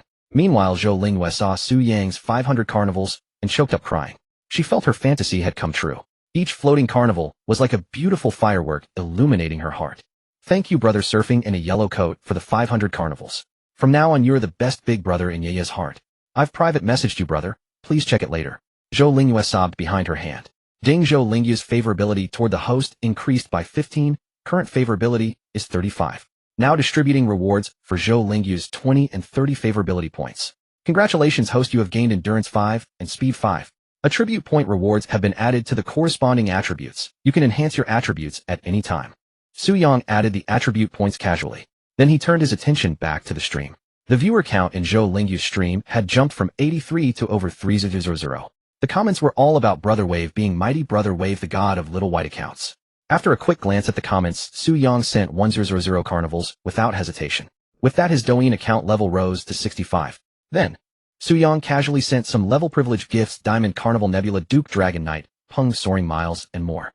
Instantly, Zhou Lingyue's stream exploded with dazzling effects. She watched the scrolling gifts. Watching the mesmerizing gift display, she was overwhelmed with emotion. She could only thank Su Yang repeatedly in different tones. Ding. Zhou Lingyue's favorability toward the host increased by 16. Current favorability is 51. Now distributing rewards for Zhou Lingyue's 40 and 50 favorability points. Congratulations, host, you have gained Charisma 5 and a delay card. Attribute point rewards have been added to the corresponding attributes. You can enhance your attributes at any time. The delay card has been placed in your wallet. Su Yang heard the system prompt and ignored the delay card, having no use for it yet. Charisma attribute points. First time getting this. Wonder what effect it has. Thinking this, he casually used the charisma points. After adding them, Su Yang immediately felt a distinct difference from previous attribute additions. He sensed subtle changes in his bones and skin. So he got out of bed, took off his disposable robe, and looked in the mirror. What he saw astonished him. A dramatic transformation in his appearance. My back seemed straighter. The acne scars and dark spots on my face appear to have faded quite a bit. So increasing charisma attributes, is this powerful? Su Yang, after gazing at his astonishing transformation in the mirror, couldn't help but exclaim. After his exclamation, Su Yang turned his attention back to Zhou Lingyue's livestream. At that moment, less than a minute remained until the PK battle between Zhou Lingyue and August Grass ended. Zhou Lingyue's HP bar had utterly eclipsed August Grass, leaving it invisible. However, Chun Dalong from August Grass stream had long been terrified by Su Yang's extravagant spending. He couldn't muster any thought of retaliation. As for the reinforcements Chun Dalong had brought in, they had all defected to Zhou Lingyue's side. Online friendships are always a mix of truth and falsehood. Though they had ties with Chun Dalong, they didn't want to offend Su Yang because of him. Someone who could casually throw over 1600 carnival gifts was clearly someone these frequent gift givers knew better than to provoke. So after berating Chun Dalong in August Grass stream and their private tycoon groups, they began showering Zhou Lingyue with gifts to curry favor with Su Yang. In an instant, various gifts flooded Zhou Lingyue's screen. At the same time, every tycoon who defected from August Grass stream to Zhou Lingyue's. After sending gifts to Zhou Lingyue to show goodwill to Su Yang, also posted large red envelopes of diamonds or gift-themed Danmaku in her stream, using these Danmaku red envelopes to greet Su Yang. Thus, the Danmaku section of Zhou Lingyu's stream began scrolling with messages like, Boss Lang and XXX, let's be friends. Over 1,000 carnival gifts, coupled with the Danmaku red envelopes from numerous tycoons. The live viewership in Zhou Lingyu's stream began skyrocketing from 3,000 at a terrifying pace. In less than 30 seconds, the viewer count in Zhou Lingyu's stream surpassed 1,000, and it continued to climb. Zhou Lingyu, seeing the gifts flooding her screen and the ever-rising viewer numbers, was utterly stunned, because such a spectacle was something she had never dared to dream of. And now, this thing she had never dared to dream of was actually happening. She was at a loss for how to express her gratitude to Su Yang, because she understood everything happening in her stream at that moment was all brought by Su Yang. Thank you, Boss Lang. Boss Lang, mighty and domineering. Boss Lang, can you give me a follow? Just as Zhou Lingyue was unsure how to express her thanks to Su Yang, several pretty girls from Zhou Lingyu's dorm gathered around her to help thank Su Yang. One bold girl even took the chance to ask Su Yang for a follow. After they helped Zhou Lingyue thank Su Yang, they began to dance to the music playing in Zhou Lingyu's stream. The girls' dance moves were graceful, clearly well practiced. With their performance, the Danmaku in Zhou Lingyu's stream exploded once again. Yeya's little fan, Boss Lang 666, who single-handedly defeated the opposing group. I love Etiao Chai. Holy crap, thanks Boss Lang for letting a noob like me see a bunch of beauties dancing for me. Mo Buzwa Sheng, the 4C's wild dragon still arrogant now. Boss Lang, you're the god of us noobs. Tian Lung Duo Chuan, awesome, thanks Boss Lang for letting me feel like an emperor watching so many beauties dance for me. Beidou CEO, Boss Lang, do you still need a leg hair pendant? I'm your diehard fan from now on. Yijin Feng, I'm still watching. Soon, with the torrent of Danmaku, the PK between Zhou Lingyue and August Grass ended. The final PK scores were 48365206 to 1820522. It could be said, Zhou Lingyue had utterly crushed August Grass, wiping out her HP bar. Thank you, brother Huang Magua AI Chonglong, for all your support for Yeya. Yeya is truly moved. I don't even know how to express my admiration, respect, and gratitude for you. Brother, if you have any requests, just name them. As long as they don't violate the rules, Yeya will fulfill them in the stream. As for dancing, although I'm not very good at it, if you really want to see it, Yeya will try her best to satisfy you. Zhou Lingyue, seeing her stream's immense popularity and August Grass' obliterated HP bar, felt immense gratitude towards Su Yang. It could be said that even if Su Yang made some excessive demands in the stream, as long as they weren't against the rules, she would do her utmost to comply, because she desperately wanted to keep this mysterious wealthy patron. After experiencing Su Yang's lavish, gift-giving protection, she finally understood the thoughts of those female streamers who privately entertained their wealthy benefactors. Forget about making demands. I gave you gifts purely out of appreciation for you. Su Yang, watching Zhou Lingyue, who was now immensely grateful to him, slowly typed. Although he really wanted to see a beauty like Zhou Lingyue sing in different voices and dance for him in the stream, Su Yang felt that if he made Zhou Lingyue do that, she would comply, but her affection level would definitely drop. Moreover, Su Yang didn't want the girl he had his eye on to dance or perform in front of over 1,000 viewers. Su Yang found it awkward, as if he were being cuckolded. He preferred Zhou Lingyue to do it privately in front of him, calling him brother, daddy, master in different voices, while displaying her graceful and alluring dance moves. Perhaps that was the strange possessiveness of men. Brother Lang, you're too good to Yeya. Yeya really doesn't know how to repay you. Zhou Lingyue had already prepared herself for Su Yang to make some excessive demands. After all, no one casually spends millions without expecting something in return. But when Zhou Lingyue saw what Su Yang said, she was deeply moved. A mysterious tycoon who purely appreciated her and lavished gifts to protect her.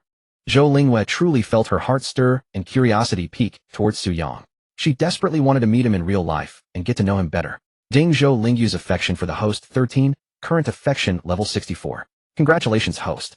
You've earned the 60-point affection reward from Zhou Lingyue Electromagnetic Guardian Ring. The reward has been placed beside the host. If I had made demands just now, the affection and reward would definitely be gone. Indeed, winning the heart is the best way to boost affection. Just by not making demands of Zhou Lingyue, her affection for me rose by 13 points, and I even got another reward. Su Yang, watching Zhou Lingyue's grateful face on the screen, thought happily to himself. Then Su Yang raised his hand and took the electromagnetic guardian ring he had just acquired, examining it closely. The ring had no extravagant appearance. It was merely a beautiful small circlet, silvery white in color. Looking at the unremarkable ring in his hand, Su Yang inquired about the ring's function from the system. The reply stated that the electromagnetic guardian ring could automatically adjust its size to fit the thickness of its owner's finger. Once worn on a finger, the ring would automatically bind itself to its master. After the electromagnetic guardian ring acknowledged its master whenever the wearer encountered sudden dangers, such as falling objects from heights or being hit by a car while walking, the ring would automatically activate its protective function, establishing an electromagnetic barrier around the owner to help them evade peril. If an unexpected attack occurred, the electromagnetic guardian ring would also release electromagnetic waves to strike the assailant targeting its owner.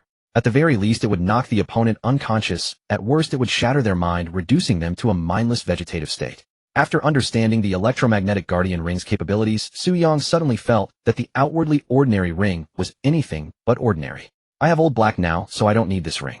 It's perfect to give to Chu Yue for self-defense. Su-Yang casually placed the electromagnetic guardian ring on the nightstand, deciding to give it to Chu Yue the next day. Although Chu Yue's attire and demeanor could ward off many dangers, one could never be too cautious. Considering Chu Yue's captivating face and figure, and considering her soft, gentle nature that made her easy to bully, and finally that she was the dear sister who could grant him a portable space, Su-Yang felt that giving the ring to Chu Yue was the most fitting choice. Having decided on the ring's fate, Su-Yang turned his attention back to Zhou Lingyu's livestream. From the moment he acquired the ring until now, less than 10 seconds had passed, so the popularity of Zhou Lingyu's stream remained explosively high. The comment section was flooded with dense messages. I love Yidiakai, brother Lang is so domineering, spending millions without any demands. If I were a woman, I'd fall into his arms instantly. Yeya's little fanboy Yeya is getting better, finally having a tycoon big brother. Tears of joy. Dress warm and cold, casually spending millions out of pure appreciation for Yeya. I wish I could become a woman and be ravished by brother Lang. Silent observer, though I regret not seeing the host perform. Am grateful to brother Lang for letting us small fry ride the wave. CEO Baidu, brother Lang, you're our god among small fry, but can you make the opponent do the punishment? A gust of wind. Am still watching.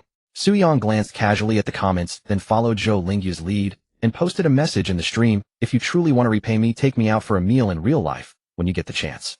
Merely improving goodwill online was futile. After all, to claim the grand prize for conquering Zhou Lingyue, listen to nature. He first needed to duo queue with her in reality. Su-Yang was quite curious about this listen to nature reward. Thus, seizing the opportunity of Zhou Lingyu's desire to repay him, Su-Yang directly arranged a real-life meeting. Once they met in person, everything would fall into place. Alright, when we meet in reality, Yeya, we'll make sure brother Lang eats to his heart's content. Zhou Lingyue had also wanted to meet Su-Yang in person, so his words gave her the perfect chance. Thus their thoughts coincidentally aligned. Eat to my heart's content. Then he'll really not hold back. But what he'll be eating isn't food. It's big white honeyed steamed buns. Su-Yang mused inwardly after hearing Zhou Lingyu's words. Boom. As Su-Yang's mind wandered with fantasies of their meeting, a thunderous roar interrupted his thoughts. Even though Su-Yang wasn't particularly afraid of thunder, the sudden sound startled him slightly. Getting out of bed and walking to the window, he saw that the night sky outside had begun to pour with rain. Ding dong. Just then Su-Yang noticed that Chu Yue in the next room had sent him a WeChat message. Brother Su-Yue is a bit scared. Can you come keep me company? Reading her message, Su-Yang's heart stirred with excitement. Brother and sister, a rainy night. Could it be that their bond was about to transform? Recalling Chu Yue's pure and enchanting face, he quickly replied, little sister Yue, big brother is coming to keep you company. After replying to Chu Yue, Su-Yang lost interest in watching Zhou Lingyu's stream. He felt that improving her goodwill tonight had reached its limit. After all, even with Chu Yue, who was his sister, her affection for him was only 63 points. Raising Zhou Lingyu's goodwill to 64 through a mere screen was already a miracle of spending money. Yet though Su-Yang believed that further goodwill gains from Zhou Lingyue through streaming alone were unlikely, he still made an attempt, sending her another 100 carnival gifts. Thank you, brother Lang, for 100 carnivals. Brother Lang, you don't need to spend more.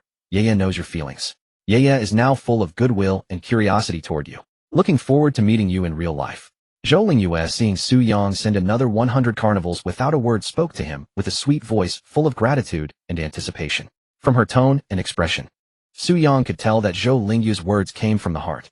Yet as he had guessed, using money to boost her goodwill tonight was no longer effective. Because Zhou Lingyue had become somewhat immune to doing gifts. To increase her goodwill, he would need to let her rest for a couple of days, or find a way during their real-life meeting. I also look forward to meeting you in reality. Let's call it a night for now. I'm logging off, and you should too. Su-Yang didn't want to waste more time in Zhou Lingyu's stream, eager to go to his dear sister Chu Yue. So after bidding farewell, without waiting for Zhou Lingyu's response, he closed Douyin, put on a disposable robe, and pushed open his door, his heart pounding with excitement and anticipation as he walked toward Chu Yue's room.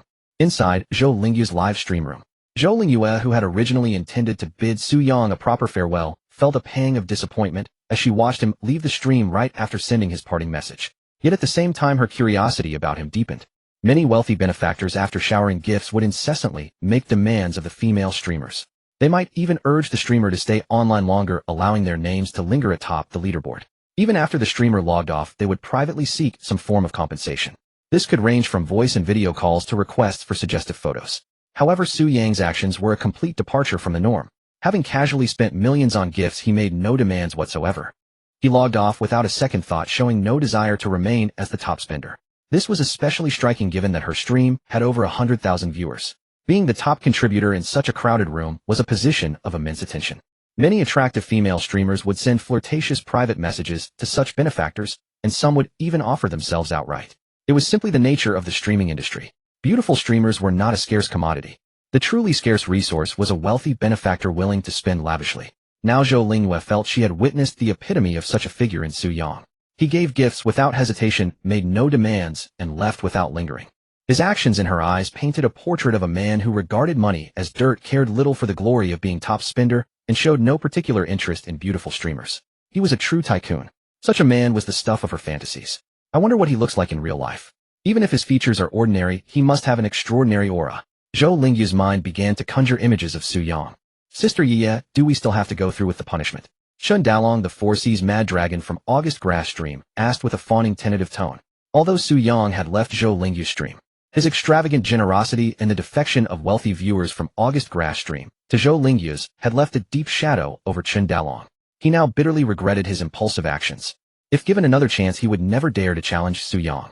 A man who could casually spend millions was not someone he could afford to provoke. Several of his acquaintances among the wealthy had already messaged him, warning that if they faced repercussions from Huang Magua Ai Chong Lang over the PK incident, or if they were targeted in real life, they would retaliate against him severely. Haunted by these thoughts, he vowed silently never to be arrogant again or underestimate a new account. Zhou Lingyue, still lost in her fantasy of Su Yang's appearance, snapped back at Chun Dalong's question. The punishment was set by my brother Lang. Even though he's offline, you must still carry it out. What are you thinking of backing out? Chun Dalong quickly replied, don't misunderstand, Sister Ye. Well, do it right away. I also want to apologize for my earlier behavior to you and Brother Lang, who has logged off. As he spoke, he reluctantly topped up several 100,000 and gifted dozens of galas to Zhou Lingyue's stream. Upon hearing that she would have to undergo the punishment, August Grass face turned ashen. She knew that once she turned off her beauty filter, it would be the end. After all, Zhou Lingyue's stream had over 100,000 viewers. Brother Quanlong, I don't want to do the punishment. Can't you plead with her for me? August Grass coquettishly appealed to Chun Dalong. Just do it. No more nonsense. Chun Dalong retorted.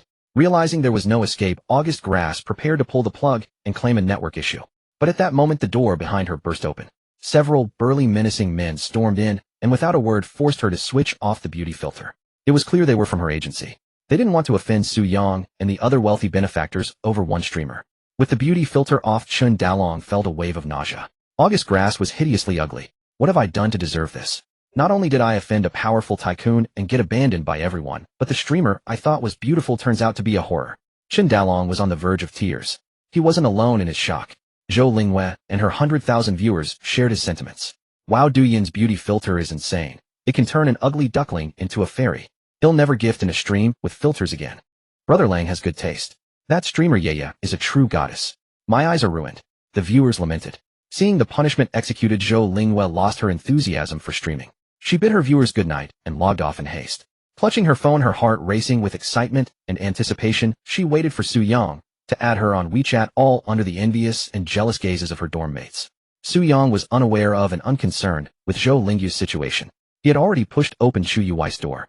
As the door swung open, he found her room shrouded in darkness. He flicked on the light and saw Chu Yui huddled under her blanket, trembling pitifully. The thunder had clearly terrified her. Don't be afraid, little sister. Big brother is here. Su Yang approached her bed and gently patted her through the blanket. Chu Yui, who had been shivering in fear, poked her innocent, delicate face out from under the covers upon hearing his voice. Big brother, I'm so sorry to disturb you so late. But Yui is really scared of the thunder, she said in a soft, tender voice, her eyes filled with apology. Don't ever say that. From now on, whenever you're scared, come straight to me. Su Yang casually sat on the edge of her bed. Yui understands. Her pure face lit up with a sweet smile. Ding. Chu Yui's affection for the host has increased by 10 points. Current affection level 73 points. Congratulations, host, for obtaining the reward for reaching 70 affection points with Chu Yui electromagnetic guardian ring. It has been placed in the pocket of your bathrobe. Su Yang had intended to give Chu Yui the electromagnetic guardian ring he had obtained from Zhou Lingyue, but he had forgotten it in his haste to leave earlier. He had planned to give it to her tomorrow, but now he had received another one.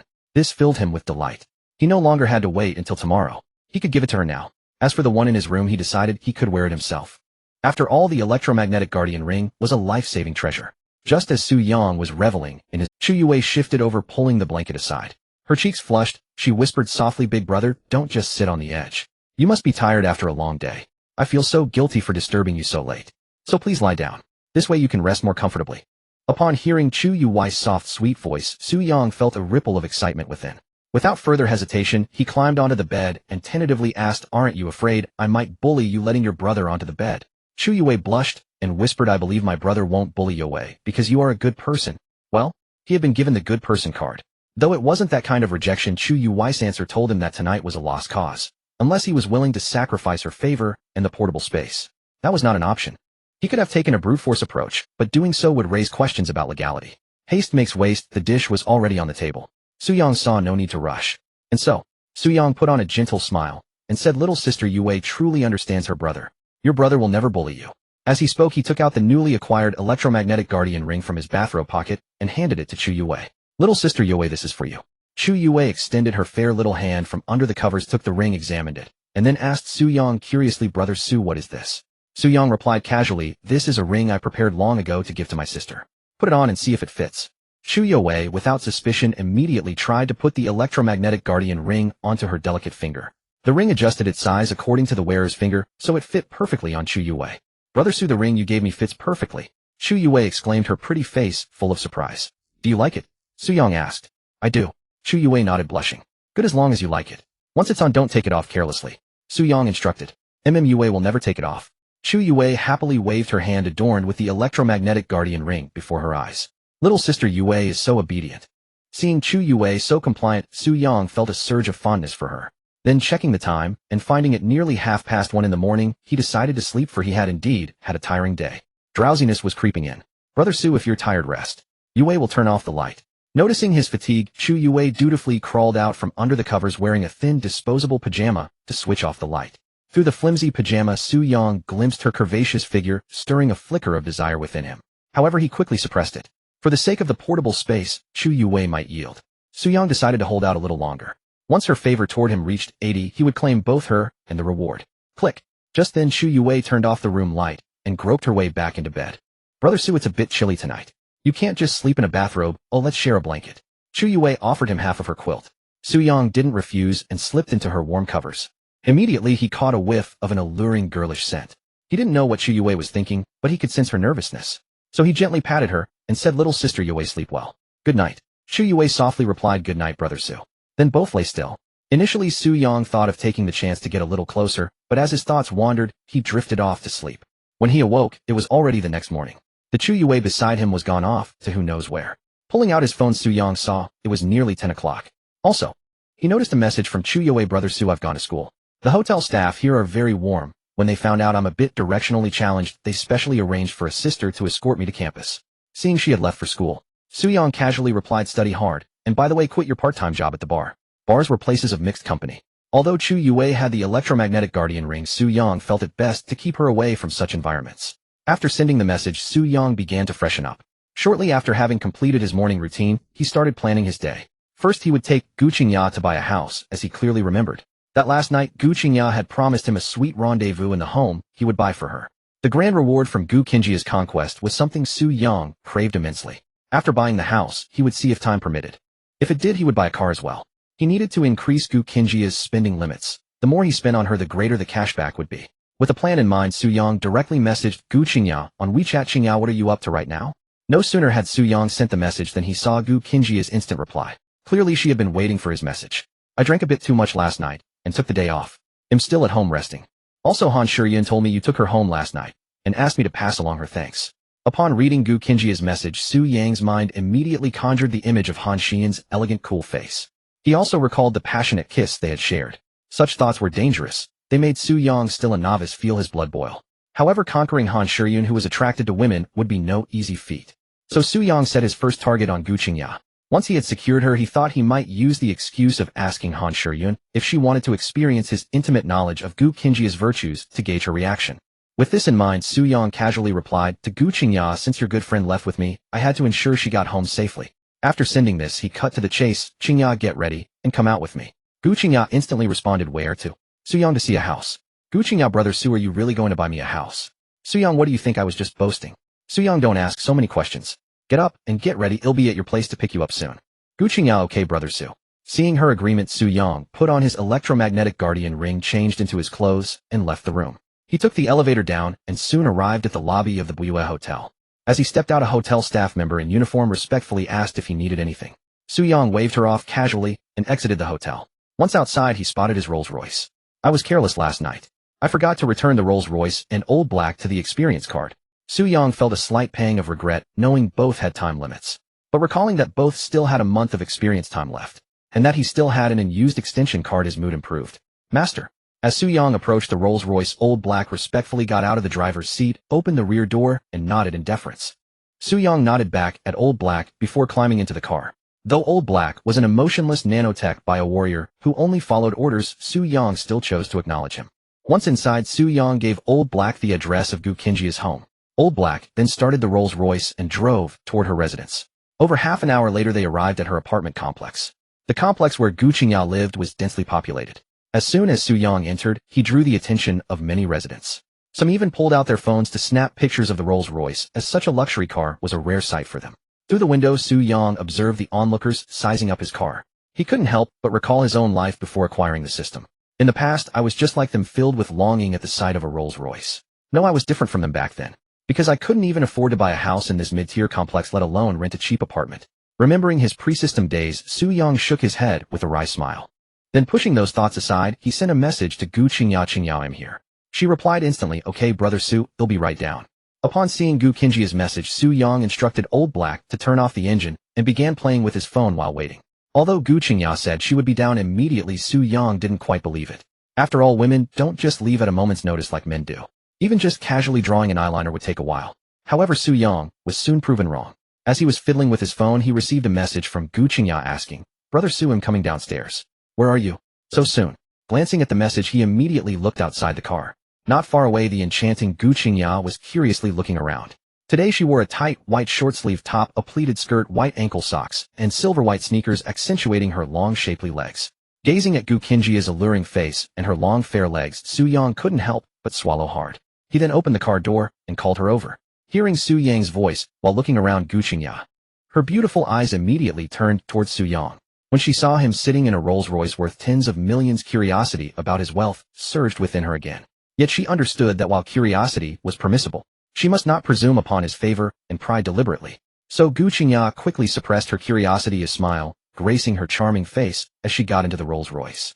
Old Black drived. After Gu Qingya settled in, Su Yang promptly ordered Old Black to set off.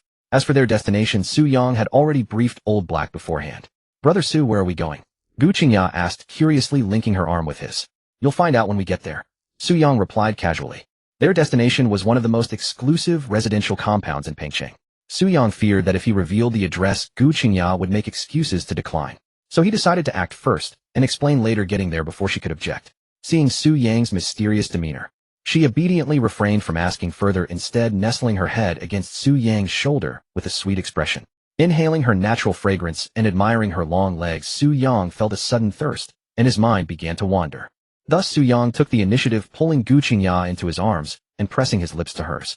Simultaneously, one of his hands roamed restlessly over her long legs. Caught off guard by his sudden kiss, Gu Qingya was initially flustered, but she neither resisted nor refused, allowing him to take what he wanted. However, as his hand grew bolder, she reached out and firmly stopped it from wandering further. Sensing her restraint, Su Yang ceased his roaming and focused on savoring her lips. Finally, after nearly 5 minutes of this, Gu Qingya, her face flushed, gently pushed him away and said shyly, Brother Su, spare Qingya for now. Su Yang chuckled softly. Alright, I'll let you off for now. After all, the meal was already on the plate. Once he bought the house, he could enjoy it tonight.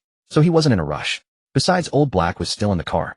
Although Old Black was an emotionless bio-android, the thought of being intimate with Gu Qingya in the car still felt odd to Su Yang. He preferred to let loose in a private space where it was just the two of them. Seeing that Su Yang respected her wishes, Gu Qingya grew even fonder of him. Then, eager to let him know her better, she began sharing amusing anecdotes from her life. Su Yang meanwhile held her close and pretended to listen intently. Occasionally he would ask a question to show his engagement. This attentive listening was a surefire way to boost a woman's affection. About 40 minutes later, Old Black drove Su Yang to their destination. Throughout the journey, Su Yang had successfully raised Gu Qingjia's affection for him by 1 point, bringing it to 78. Just 2 points shy of 80. It gets harder and harder once affection passes 75. I pretended to listen for so long, and it only went up by 1 point. I wonder if buying her a house will push it to 80, Su Yang mused inwardly. With these thoughts, Su Yang invited Gu Qingya to get out of the car. As for Old Black, he chose to leave him in the vehicle.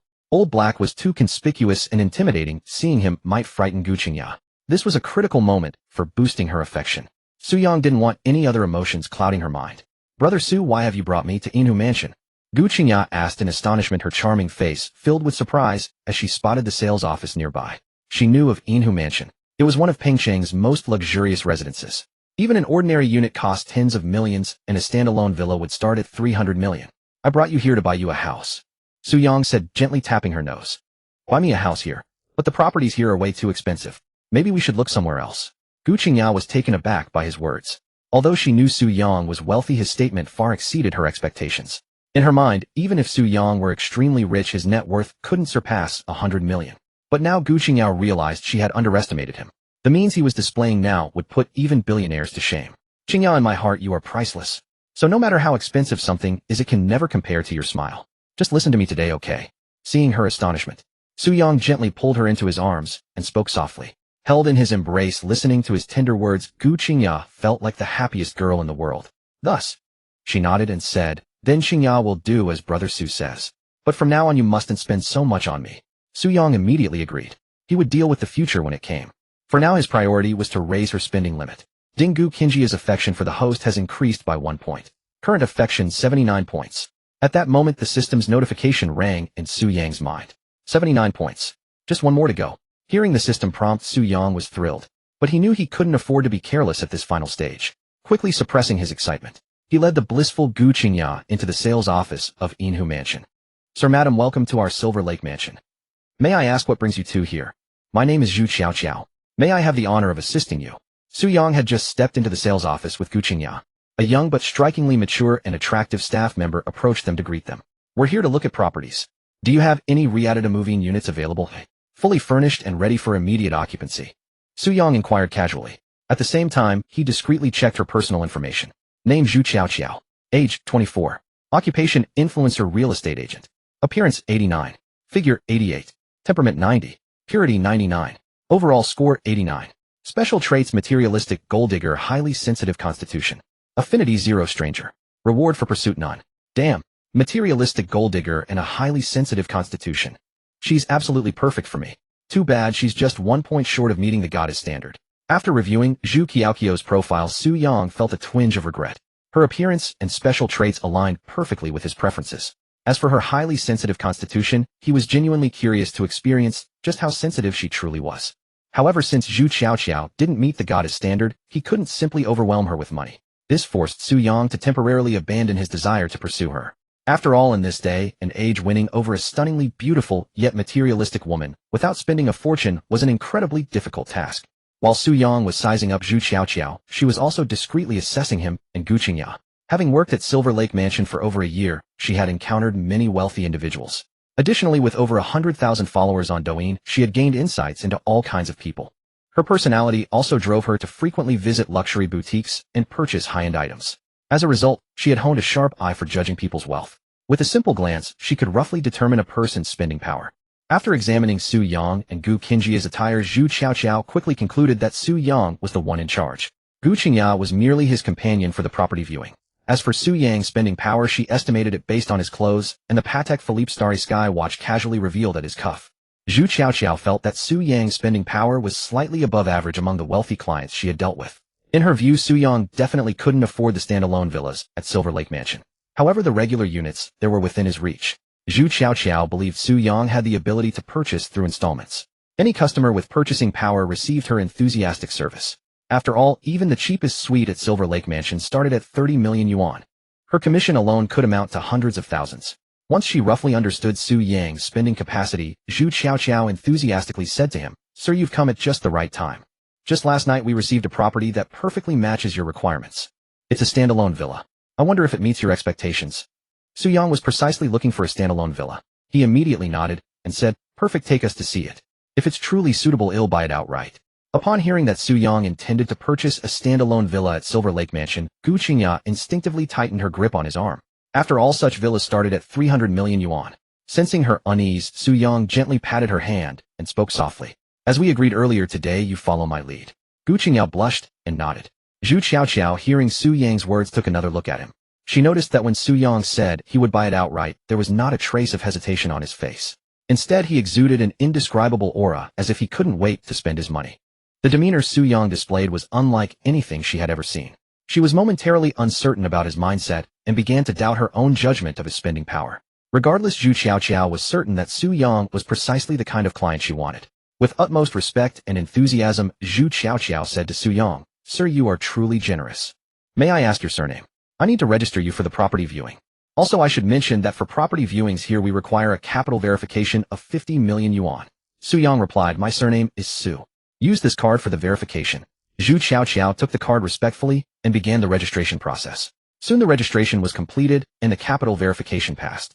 Zhu Qiaoqiao returned the card to Su Yang, her face full of deference. "Mr. Su, the registration and verification are done. Now allow me to accompany you and the lady to view the property." Su Yang took the card and nodded. "Let's go." His heart was already racing with anticipation. Then Su Yang and Gu Qingya followed Zhu Qiaoqiao out of the sales office. Due to the vast size of Silver Lake Mansion, they boarded an Alfred business vehicle provided exclusively for potential buyers. The interior of the Alfred was spacious and luxurious. Zhu Qiaoqiao tactfully took a seat in the front, leaving the private rear space for Su Yang and Gu Qingya. Su Yang was pleased with her considerate gesture, but at that moment he had no intention of making any moves on Gu Qingya. He simply wrapped an arm around her and quietly listened as she shared amusing anecdotes. After about 10 minutes they arrived at their destination. The vehicle stopped in front of an ornate carved gate belonging to a luxurious Chinese-style villa. The door opened, and Su Yang stepped out with Gu Qingya. "Sir, this is the property we're here to see," Zhu Qiaoqiao said respectfully and enthusiastically. As she spoke, she took a key from her pocket and unlocked the ornate gate.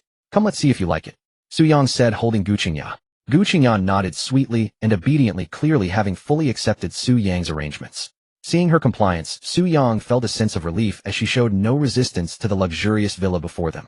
He then began to take in his surroundings. He had never encountered such an opulent villa complex in real life, only seen them online. Now that he was here, he naturally wanted to observe everything carefully. Zhu Qiaoqiao noticed his interest and promptly began to provide a detailed introduction.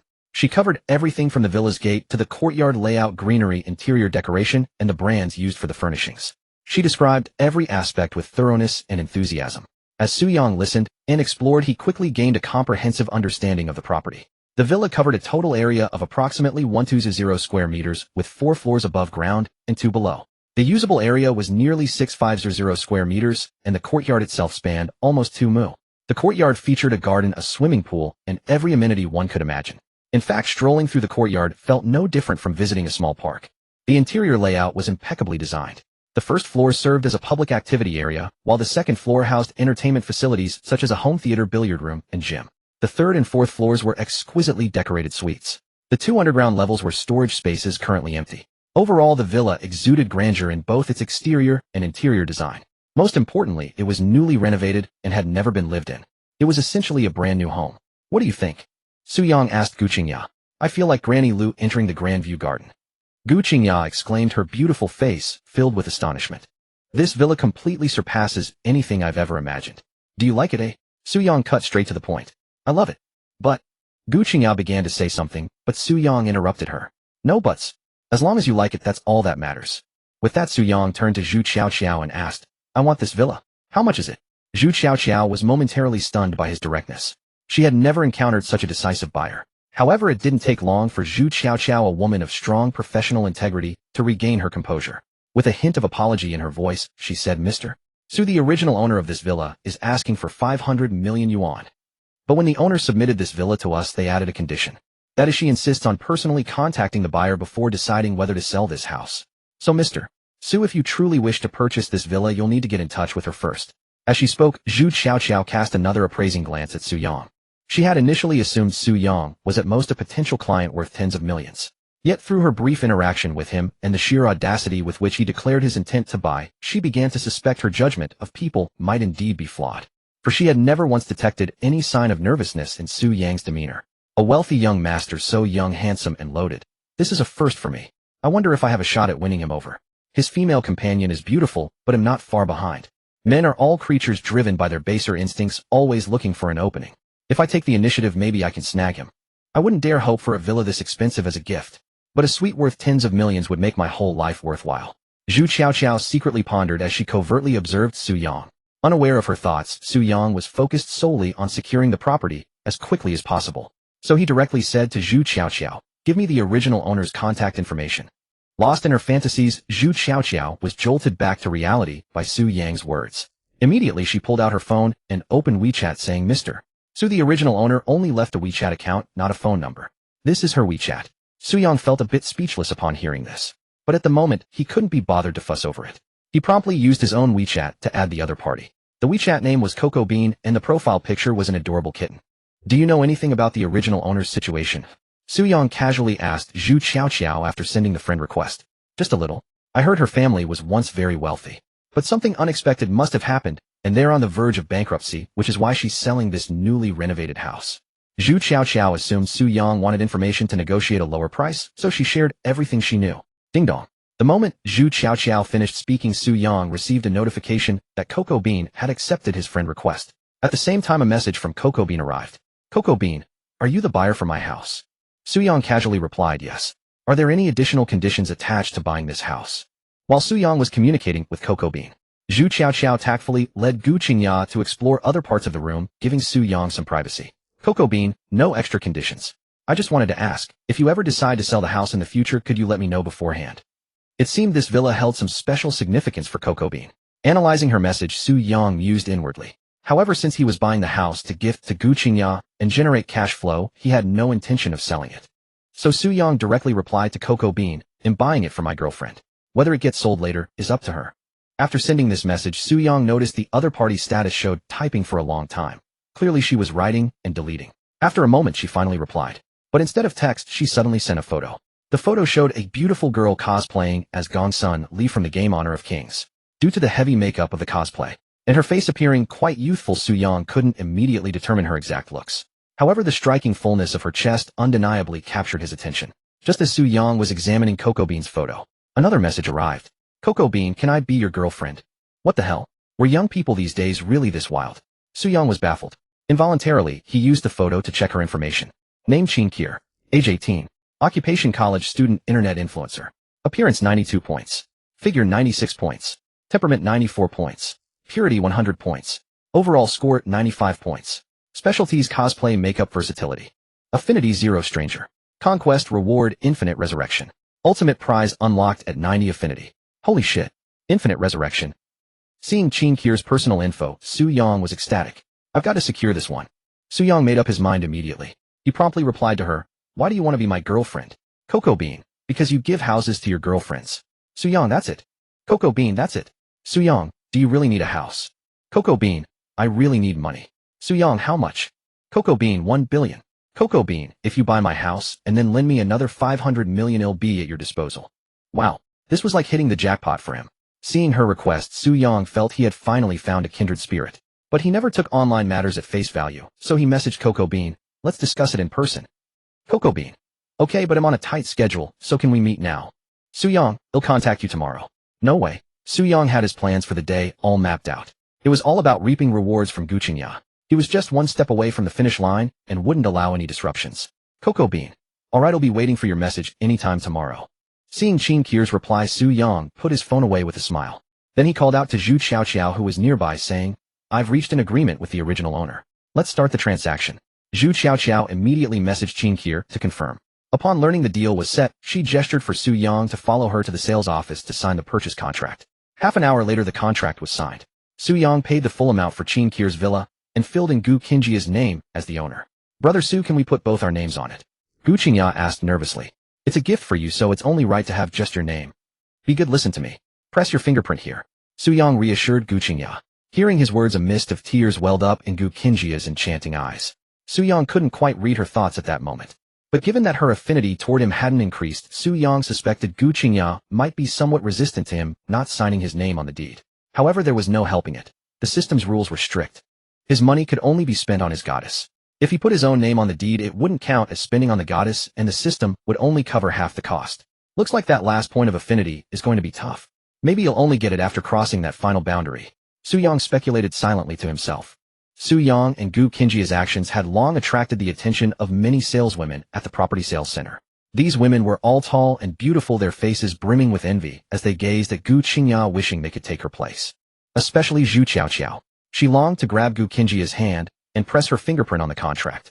After all, that was a villa worth 500 million. If it were her, she wouldn't have asked so many questions. She would have been delighted if her partner bought her so many things. In the end, under the watchful eyes of Zhu Qiaoqiao and the group of beautiful saleswomen, Gu Qingya pressed her fingerprint on the owner's name section. Mr. Su, Miss Gu, would you like to attend the house-buying ceremony? Zhu Qiaoqiao asked Su Yang and Gu Qingya immediately after the contract was signed. Su Yang said nothing, leaving the decision to Gu Qingya. Gu Qingya shook her head, declining. Her heart was in turmoil, and she had no desire to partake in chaotic gatherings. In Gu Qingjia's mind, Su Yang's refusal to sign his name as the owner was clearly a sign that he didn't intend to be with her for a lifetime. At that moment, Gu Qingya felt for the first time that she might not be the only one in Su Yang's future life.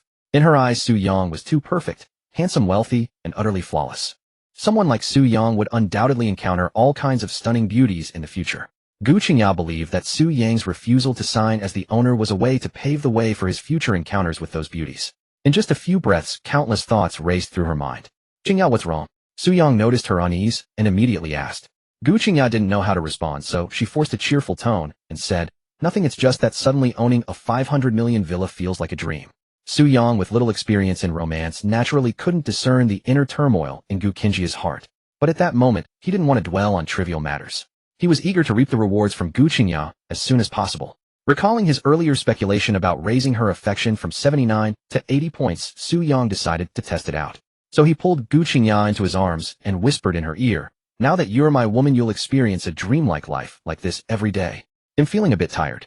Would you like to go to our new home and rest? Gu Qingya immediately understood his implication. In an instant, her charming face flushed crimson. At the same time, a thought arose in Gu Qingjia's mind. I know I'm perfect as I am. Instead of overthinking, I'll just take action and drain him dry. If I exhaust him every day, he won't have the energy to fool around. They say online that there's no field that can be worn out, only an ox that gets tired. Su Yang, I'll make sure you lie on my belly every day, too weak to even move. With these thoughts, Gu Qingjia's heart suddenly felt at ease. She nestled into Su Yang's arms and said, I'll do whatever Brother Su says. Hearing this, Su Yang understood that Gu Qingya was surrendering herself to him. So he immediately led her out of the sales center, leaving Zhu Qiaoqiao and the others puzzled. They got into his Rolls-Royce and headed to the newly purchased villa. Soon the Rolls-Royce stopped in the villa's courtyard. Su Yang, his heart racing with excitement, wrapped his arm around Gu Qingya and entered the villa, heading straight for the master bedroom on the top floor. In the master bedroom, the bed was already made up. Clearly Qin Kier had prepared to move in, but was forced to sell the house due to family issues. Now everything she had done had paved the way for Su Yang. After entering the master bedroom, Su Yang immediately drew the curtains and turned on the ambient lights. He took a sealed set of high-end sheets from the cabinet and asked Gu Qingya to change them. Gu Qingjia's charming face was flushed red and her heart pounded uncontrollably. However, with some experience in matters of the heart, she was actually looking forward to what was to come. I wonder if it will really be as beautiful as the books describe, she thought nervously. But Su Yang was also nervous. After all, he was a novice too. Yet he knew that as a man he must never show hesitation. Showing hesitation in front of a woman, what kind of man would that make him? So from the moment he entered the room, Su Yang put on a composed demeanor. Brother Su, the bed is ready. Gu Qingya said softly after making the bed, sneaking a glance at Su Yang. In her eyes, Su Yang's behavior seemed like that of an experienced man. This saddened her a little, as she had hoped to be his first woman. Gu Qingya had read many emotional articles and watched countless videos. The experts all said that both men and women would remember their first partner for a lifetime.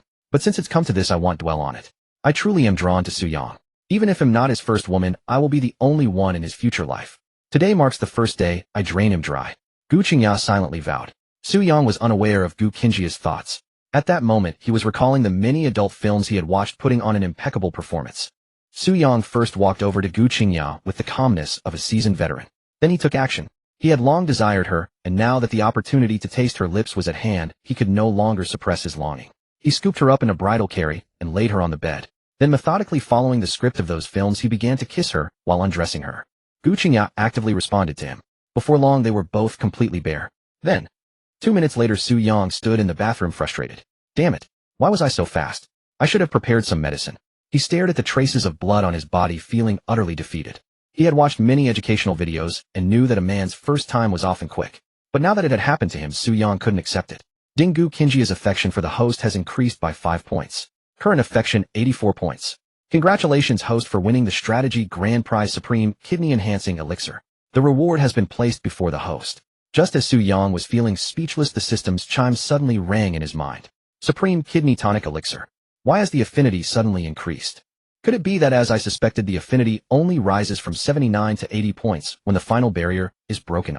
Su-young felt a flicker of confusion within. Yet in no time at all, Su-young cast aside all his doubts. Was this the moment to dwell on such thoughts? No, it was time to reclaim his pride. He was well aware of the Supreme Kidney Tonic Elixir's potency. Without a second thought, he grabbed the elixir before him, uncorked the bottle, and downed it in one gulp. As the elixir entered his stomach, Su-young immediately sensed a surge of warmth spreading through his abdomen. Then, the warmth began to radiate outward, permeating his entire body. Wherever the warmth spread, Su-young felt a faint, pleasant tingling sensation. After a moment, the Supreme Kidney Tonic Elixir was fully absorbed. Su-young felt his physique undergo a qualitative leap. At once, he opened his status panel. Host Su-young. Appearance 78 points. Height 186 cm. Weight 72 kilograms. Temperament 80 points, slightly low. Intelligence 76, physique 84, strength 82, endurance 85, speed 87. System funds 195999849865936 yuan. Height increased by 2 centimeters. Temperament increased by 4 points. All other attributes increased by 5 points. The Supreme Kidney Tonic Elixir is incredibly powerful. After viewing his status panel, Su-young couldn't help but marvel inwardly. Feeling his now boundless vitality, Su-young knew the opportunity to reclaim his dignity had arrived. Thus, without another word, he quickly rinsed off and exited the bathroom, returning to the master bedroom. Inside the bedroom, the lighting was now soft and alluring. Gu Qingya reclined against the headboard, her enchanting face adorned with a sweet smile. She had initially assumed Su-young was an experienced player, yet upon deeper understanding she discovered that Su-young, like herself, was a novice. This realization instantly satisfied her heart. Consequently, her affection for Su-young deepened even further. But recalling Su-young's earlier speed, Gu Qingya couldn't help but stifle a giggle. That laugh seemed to aggravate her certain tender wounds. She winced slightly in discomfort. Just then, Gu Qingya saw Su-young emerge from the bathroom, and Su-young's demeanor now resembled a ravenous tiger about to devour its prey. His eyes were filled with an intense, covetous gaze fixed upon her. Brother Su, have you finished washing up? Gu Qingya adored the look Su-young gave her. For the more he looked at her this way, the more it proved she was cherished by him. I'm done. Now I'm going to unleash my full strength. As he spoke, Su-young lunged at Gu Qingya like a hungry tiger pouncing on a lamb. Despite the pain in her tender wounds, she still fully yielded to Su-young, because she believed that this battle of his wouldn't last long either. But soon, she realized her assumption was wrong. Behold Su-young. 3 hours later, Su-young leaned contentedly against the headboard, beginning to play on his phone. As for Gu Qingya, she had long since drifted into a deep, exhausted slumber. Gazing at the sleeping beauty beside him, Su-young felt a profound sense of achievement. Yet a mere 3 hours. Su-young felt it was still insufficient. The Supreme Kidney Tonic Elixir's effects were too formidable. Even now he could feel his blood and chi surging throughout his body. I hope this is just the initial effect of the elixir, that it will gradually return to normal. Otherwise, I'm afraid he'll have to engage in hours of intense combat every day from now on. Su-young mused inwardly. Ding dong. Just then, a new WeChat message arrived. Su-young glanced at it, and was surprised to find it was from Qin Kier. Qin Kier, future boyfriend, what are you up to? Check out my Kai Wenji cosplay. Do I look good? Qin Kier image. Seeing that Qin Kier had sent him another selfie, Su-young immediately opened their chat interface. Upon opening it, Su-young couldn't help but widen his eyes, because Qin Kier's Kai Wenji cosplay was breathtakingly beautiful. Her face naturally held a youthful innocence, and dressed as Kai Wenji, it was a perfect match, especially when Su-young saw the contrast between her youthful face and her impressive bust. The phrase childlike face, mature figure instantly flashed through his mind. Damn, this Qin Kier is really getting to me. Looking at Qin Kier's photos, Su-young felt his passion surging. But Gu Qingya was already thoroughly exhausted by now, recalling how she had deliberately catered to him, and the scattered plum blossoms on the sheets. Su-young abandoned the idea of waking her. Instead, he shifted his focus to the instigator Qin Kier. Thus, Su-young replied to Qin Kier without mercy. I'm feeling very heated right now. So do you know what I want to do? Soon, Qin Kier's message arrived. Qin Kier, if you lend me 500 million, you can do whatever you want. Seeing Qin Kier's message, Su-young could no longer contain himself. Immediately, he sent her a message. Book a hotel yourself. We'll meet today and discuss in person. Chinkir, location I'm at the hotel now. Do you dare to come? Soo-young opened the location and saw. It wasn't far from where he was. Without hesitation he replied, "Wait for me, daddy will be there soon." After sending the message, Soo-young rose from the bed without a second thought and began to dress himself. Despite the lingering traces left on his body by Gu Qingya from their earlier encounter, his rage was now burning fiercely. Thus he skipped the washing altogether. He was determined to rush to the address Chinkir had sent him so she could slowly tend to his washing needs. 5 billion. That's less than a drop in the ocean to me. No matter the amount, it's all just monopoly money as far as I'm concerned. Chinkir, soon you'll learn the price of teasing me. Soo-young mused inwardly as he pulled on his clothes. Once dressed, he casually grabbed a wet tissue from Gu Qingya's bag to wipe his face. Then Soo-young descended the stairs. Old Black was already waiting downstairs. Given Gu Qingya's presence upstairs, Soo-young decided not to have Old Black accompany him to the hotel where Chinkir was. Instead, he ordered Old Black to stand guard at the villa's entrance and stay alert to every movement around. No one was to disturb Gu Qingya upstairs. Although the Inhu Mansion Villa District boasted excellent security with high-priced patrols and occasional police visits, they couldn't be present around his villa at all times. For Gu Qingya's safety, Soo-young left Old Black behind. Old Black was an emotionless bioandroid who obeyed only his commands. Moreover, Soo-young could monitor the situation there through Old Black's vision. Thus, he deemed Old Black the perfect temporary bodyguard for Gu Qingya. After arranging her security, Soo-young sent a message to the sleeping Gu Qingya upstairs. The gist was that he had matters to attend to and asked her to contact him upon waking. He also mentioned that Old Black, the guard at the villa, was his protector, so she needn't fear. With the message sent, Soo-young began pondering how to get to Chinkir. Though he had obtained a driver's license in college, he hadn't driven since then. So despite the Rolls-Royce parked nearby, he feared becoming a road menace. For his own safety and others, Soo-young decided against trying the Rolls-Royce. Should I have Old Black drive me out of Inhu Mansion to hail a taxi, or just call a ride-hailing service here? Soo-young found himself in a dilemma. Ding-dong.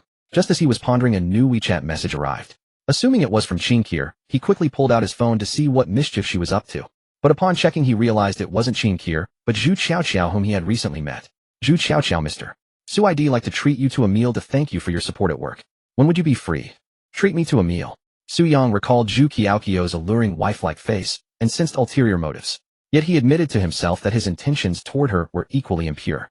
Zhu Qiaoqiao's hypersensitive constitution intrigued him greatly. He longed to experience it. However, since her overall score didn't meet the system's goddess standard, he knew he couldn't quickly win her over with money. Thus he had planned to savor Zhu Qiaoqiao only after securing a massive cashback from Gu Qingya. Now that Zhu Qiaoqiao was approaching him, he naturally wouldn't refuse. If he could enjoy the meat without spending so much, the better.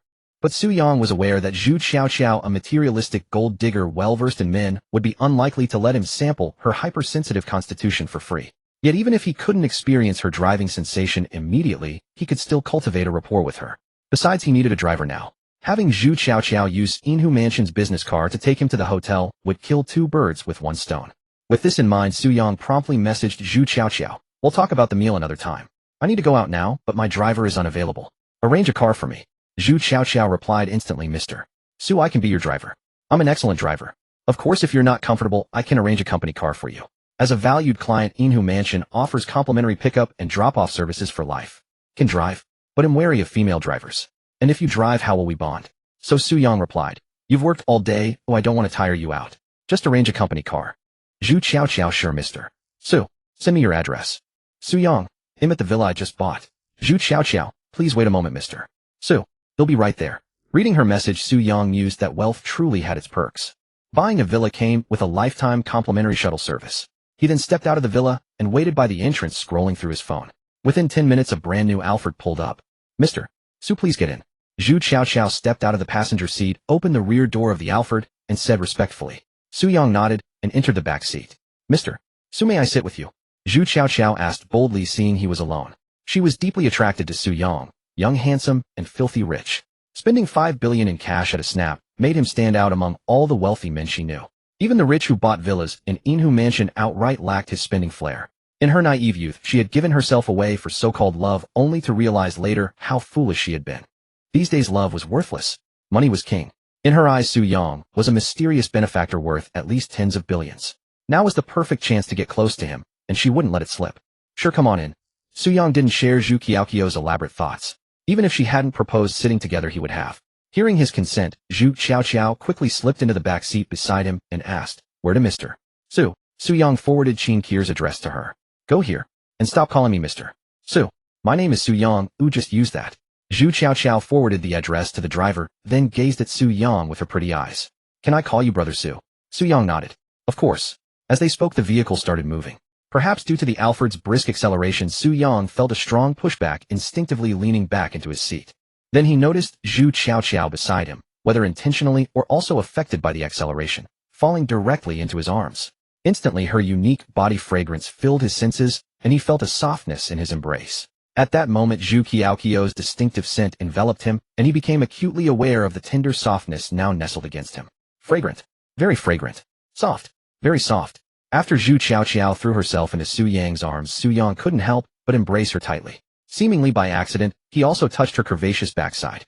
The sensation of fragrance and softness was Su Yang's first impression upon holding Zhu Qiao and touching her backside. As for whether she was moist within, Su Yang did not yet know, for they were still separated by their clothes not yet bared to each other. Brother Su, I'm sorry. I've caused you trouble. Zhu Qiao said, her pretty face flushed crimson as she realized she was in his arms, and quickly pulled away. No trouble at all. I wish for more of this kind of trouble. Su Yang said with a smile, looking at Zhu Qiao. From her reactions and micro-expressions, he was certain that her throwing herself into his arms was intentional. This woman was truly not a good person. However, Su Yang expressed that he quite liked it. He noticed that even a simple embrace had already suffused her beautiful face with rosy clouds, and her lovely eyes rippled with emotion. As expected of someone with an ultra-sensitive constitution, a mere touch and hug leads to this.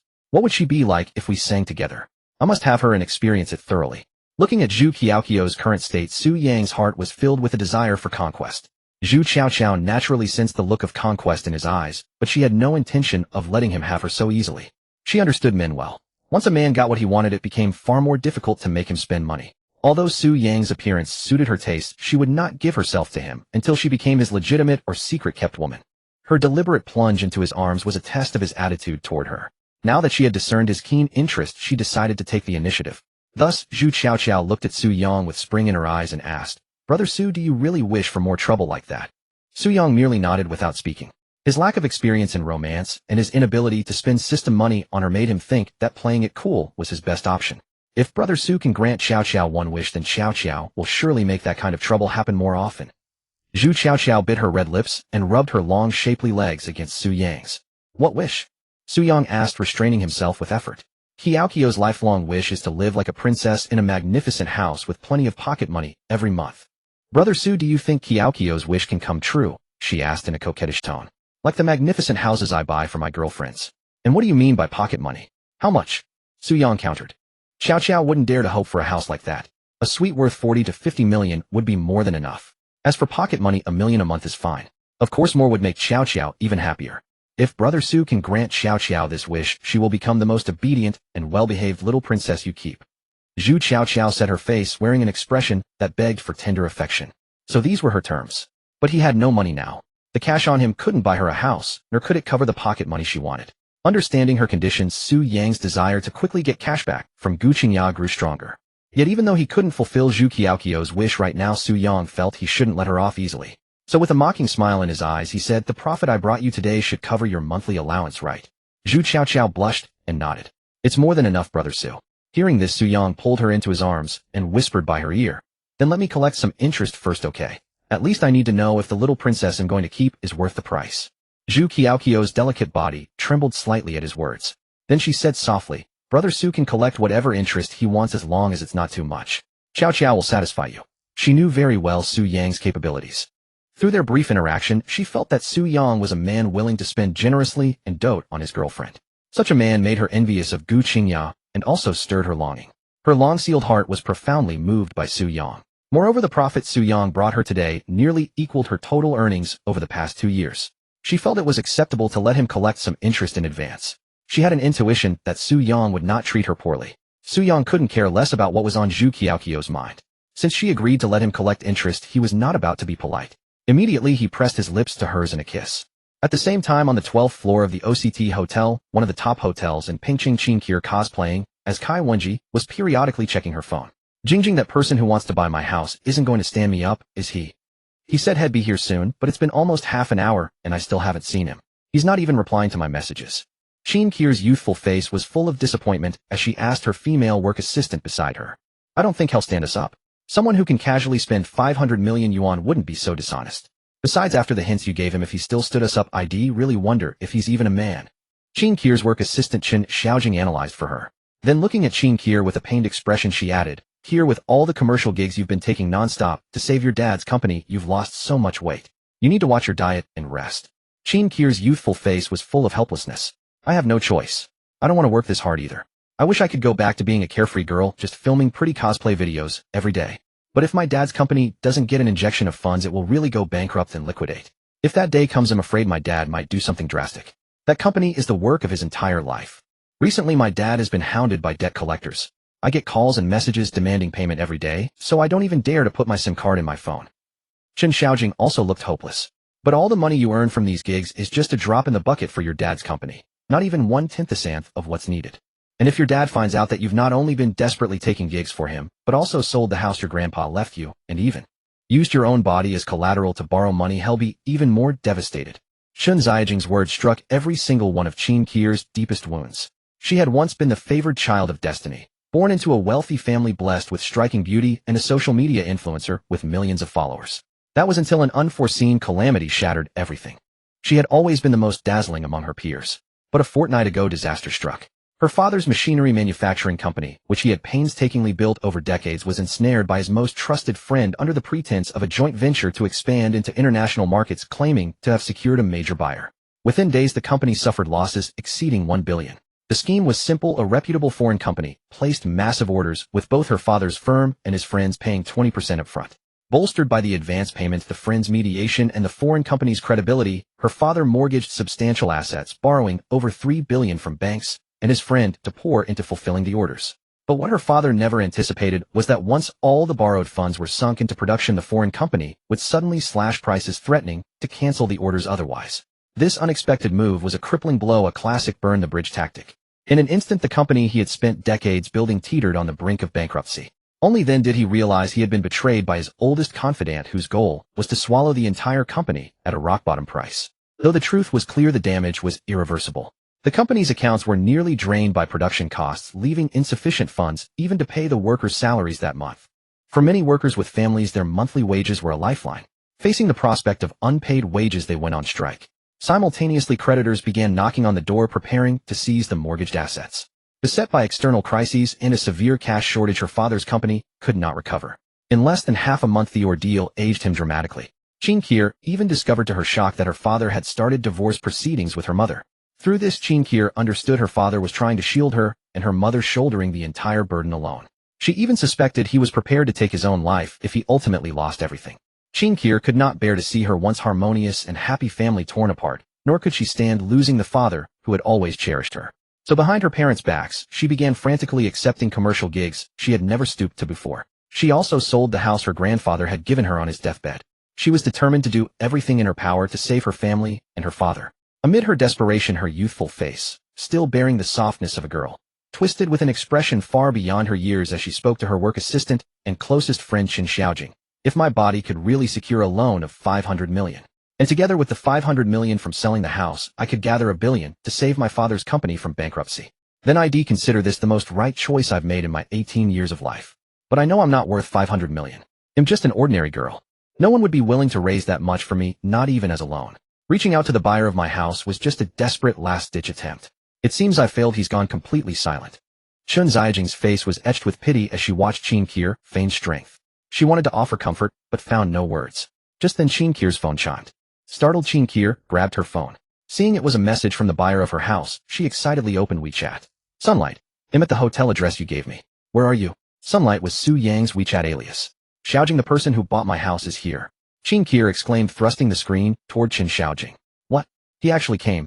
If he dared to show up, does that mean he really has $500 million ready for you?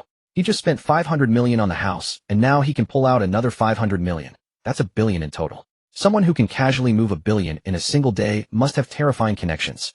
People with such power often play twisted, dangerous games, even deadly ones. Here, are you sure you want to go through with this? Using your body?" Chen Xiaojing's voice trailed off, unable to finish. Qin Qir's youthful face first flickered with fear and dread. But as she thought of her crumbling family and her father's plight, the terror was replaced by a resolute determination.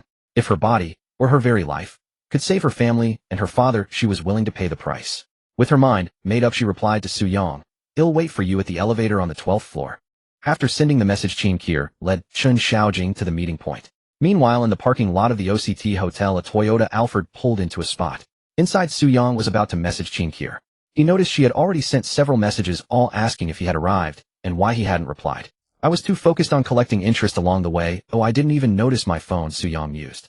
He glanced at Zhu Qiaoqiao beside him, her cheeks flushed crimson, limp in her seat, and looking at him with a pleading expression.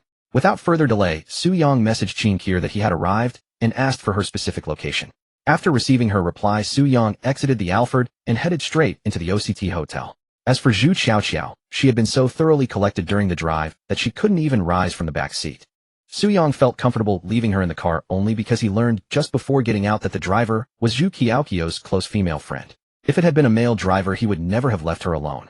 He had no taste for cuckolding. Sir, welcome to the Overseas Chinese Town Hotel. What can I do for you? As Su Yang stepped into the hotel, a sharply dressed female staff member with an attractive appearance approached him warmly. No need. I have an appointment with a friend on the 12th floor. Su Yang declined politely. He was here for one reason: to vent his pent-up frustration. Already simmering with anger, Zhu Qiaoqiao's provocations in the car earlier had only fueled the fire. Now Su Yang was like a powder keg teetering on the edge of explosion. All he needed was to find Qin Kier to release the pressure. So he wanted no unnecessary company. Have a pleasant stay, sir, the staff member said with a smile as she opened the elevator for him. Su Yang nodded in thanks and stepped into the elevator. Soon he reached the 12th floor. As the elevator door slid open, he saw two young women waiting for him by the entrance. One of them was none other than Qin Kier, the girl who had sent him selfies and called herself his future girlfriend. Why is there a third party? Su Yang remarked, glancing at Chen Xiaojing beside Qin Kier. Are you the one buying my house? Qin Kier's face lit up with surprise when she saw Su Yang. Then she quickly explained, this is Xiaojing, my assistant and best friend. She didn't feel comfortable with me coming alone, so she joined me. She had imagined Su Yang's appearance many times, assuming he was an older middle-aged man with an ordinary look, or even somewhat unattractive. But upon seeing him, she realized how wrong her assumptions were. Su Yang was not only far from being a middle-aged man. He was a strikingly handsome young man, not much older than her, rivaling the fresh-faced idols of the entertainment world. The sight of Su Yang's face instantly dispelled much of Qin Kier's fear and anxiety. His appearance led her to believe he couldn't be the terrifying person Chen Xiaojing had warned her about. Don't you think our business should be private? Up close with Qin Kier, Su Yang's inner fire burned even hotter. Hold on. Are you sure you have the money Kier needs? Chen Xiaojing, though also impressed by Su Yang's looks, focused on the matter at hand. This was a critical moment for her best friend Qin Kier. So she set aside Su Yang's appearance and got straight to the point. To her, a young man in his 20s couldn't possibly come up with $1 billion overnight. She suspected Su Yang was a fraud, merely a front for some hidden backer probing Qin Kier's situation. Give me your card number, Su Yang said, ignoring Chen Xiaojing and addressing Qin Kier directly. What card number? Qin Kier was momentarily confused. Your bank card number, Su Yang said patiently. Hearing this, Qin Kier nervously pulled a card from Chen Xiaojing's bag. Her youthful face flushed with tension and hope looked at Su Yang. Are you really willing to lend me 500 million? Su Yang replied. Lend you 500 million? What do you mean? At his words, tears welled up in Qin Kier's beautiful eyes. She realized she had been fooled. I knew it. You. Chen Xiaojing started to say she knew Su Yang was a liar who couldn't produce the money. But before she could finish, Su Yang spoke. I never lend money to anyone. I only give it directly. Of course, the condition for me to give money is that the person truly interests me. And you're someone I'm very interested in. As he spoke, under the bewildered gazes of Qin Kier and Chen Xiaojing, he directly transferred 500 million yuan to Qin Kier's card. In truth, he had considered transferring tens of billions. But he held back, knowing that too much money at once might make Qin Kier immune to its value. It would also let her easily escape her current predicament, diminishing the chance to raise her favorability. Qin Kier's ultimate reward, unlimited resurrection, was something Su Yang was determined to secure. So he restrained his impulse to shower her with money for future massive returns. He only transferred the 500 million she requested. Then he planned to gradually boost her favorability through financial means to unlock rewards. Ding. As soon as Su Yang completed the transfer, Qin Kier's phone chimed with a notification. Stop daydreaming, he said, casually pocketing his phone. Check if the money has arrived. Snapped back to reality, Qin Kier glanced at her phone. Chen Xiaojing, equally stunned, leaned in to look. When they saw the long string of digits confirming the 500 million yuan deposit, both wore expressions of utter shock. They never imagined obtaining such a sum so effortlessly. Has the money arrived? Su Yang asked, pulling them from their daze. Yes, it's here. Qin Kier stammered, lowering her head nervously, unable to meet his gaze. Ding. Qin Kier's favorability toward host increases by 34 points. Dispensing rewards for favorability milestones of 10, 20, and 30 points. Congratulations, host. You have received 2 reality cards and 1 wish card. Rewards have been placed in your wallet. The system's chime echoed in Su Yang's mind. A direct jump to 34 points of favorability. That 500 million was well spent. I wonder what the reality card and wish card do. Su Yang was somewhat satisfied with Qin Kier's reaction. Though spending 500 million for 34 favorability points seemed a lost money to him was nothing but paper. So he felt no regret, only wishing he had spent more. Curious about his rewards, he still resisted the urge to check.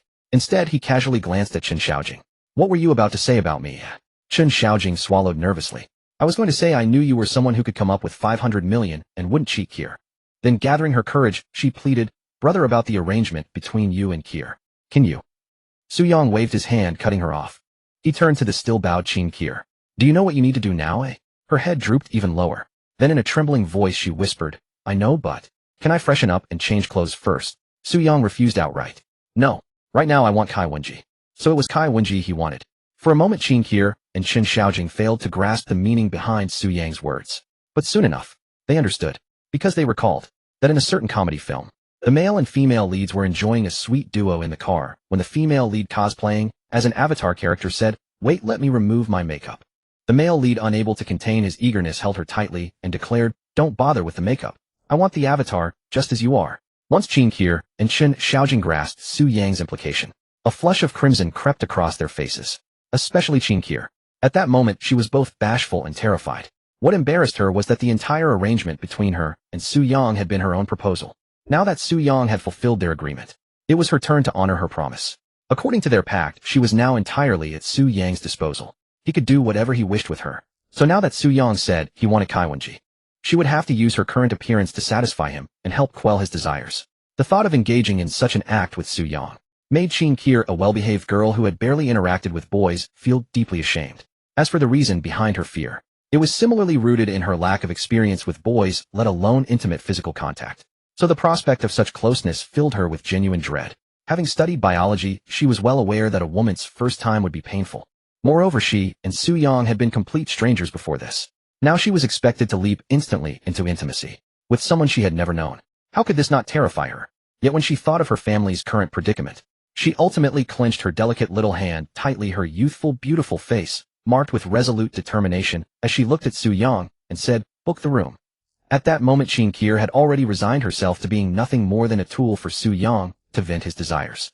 She had even steeled herself for a lifetime of being used as a plaything by Su Yang, for that was the price of borrowing 500 million from him. Although Su Yang had said the money was a gift, she did not take his word seriously. She understood all too well that no one in this world would give a stranger 500 million without reason. Not even the world's richest man would be that generous. So in the days to come, while serving as Su Yang's outlet, she would also work tirelessly to earn money, repaying the 500 million with interest, striving to regain her freedom. Su Yang was completely unaware of Qin Kier's inner thoughts. At that moment, his only desire was to quickly relieve the burning passion within him through her. So, upon hearing Qin Kier tell him to book a room, Su Yang immediately reached for his phone to reserve a presidential suite at the Huaqiao City Hotel. But just then, a system prompt echoed in his mind. Ding, Qin Kier's favorability toward the host has decreased by 35. Current favorability 1. Huh. What the? How is this possible? Favorability dropped to 1 just like that. Hearing the system's notification, Su Yang instantly suppressed his impulse to take out his phone. Instead, he cast a casual glance at Qin Kier. When he saw the look of grim determination on her delicate face, he immediately understood why her favorability had turned negative. Clearly, she was prepared to give herself to him with a sense of martyrdom. In her mind, he might have even been branded with some kind of label. The grand prize for winning Qin Kier over, infinite resurrection, was something Su Yang desperately wanted. After all, life was full of unexpected twists. Though he had the electromagnetic guardian ring for protection, the ring was not omnipotent. In the face of major disasters, or even illnesses, he could still meet his end. And while Su Yang was unclear about the specifics of the infinite resurrection ability, judging by the terrifying efficacy of the supreme kidney nectar, another grand prize, Su Yang believed that infinite resurrection must also be an extraordinarily powerful ability. At the very least, based on its name, it granted him the power to revive after death. With that single feature, the ability to come back to life, Su Yang would never let this power slip through his fingers. And Qin Kier was the key to obtaining this infinite resurrection ability. Therefore, once Su Yang understood why her favorability had turned negative, he suppressed his urge to take her right then and there. Instead, he took a deep breath, striving to calm the fire within him. Then with a gentle gaze and a warm smile, he looked at Qin Kier and asked, "Why do you want me to book a room?" Qin Kier, who had been forcing herself to appear composed and resolute, was momentarily stunned by Su Yang's question and his kind smiling face. She was bewildered by his counter-question. Didn't you say you wanted Kai Wenji? In fulfilling our agreement, satisfying you? Qin Kier declared firmly, looking at Su Yang. I said I wanted Kai Wenji. But I never said I wanted this Kai Wenji to do anything for me. I never expected that a seemingly sweet girl like you would have such impure thoughts. Su Yang turned the tables on her completely. You? Qin Kier was at a loss for words. She wanted to retort, but couldn't find the right words. Finally, she looked at Su Yang and asked softly, if it's not to relieve your desire, then why did you lend me 500 million? Su Yang put on a tender expression as he looked at her, and said slowly, have you forgotten what I told you earlier? If you have, let me repeat it. I never lend money to anyone. I only give money directly. Of course, the prerequisite for me to give money is that the person truly interests me. And you are someone who interests me greatly. I am always generous to those who pique my interest. So those 500 million I transferred to you are a gift. You don't need to repay them. Don't ever mention that you borrowed them from me again. Otherwise I'll take back the money right now. Hearing Su Yang's words, Qin Kier studied him carefully. Soon she realized that Su Yang seemed to be telling the truth, for she saw nothing but sincerity radiating from him. Am I worth 500 million in your eyes? Qin Kier asked, her delicate face filled with disbelief and astonishment as she gazed at Su Yang.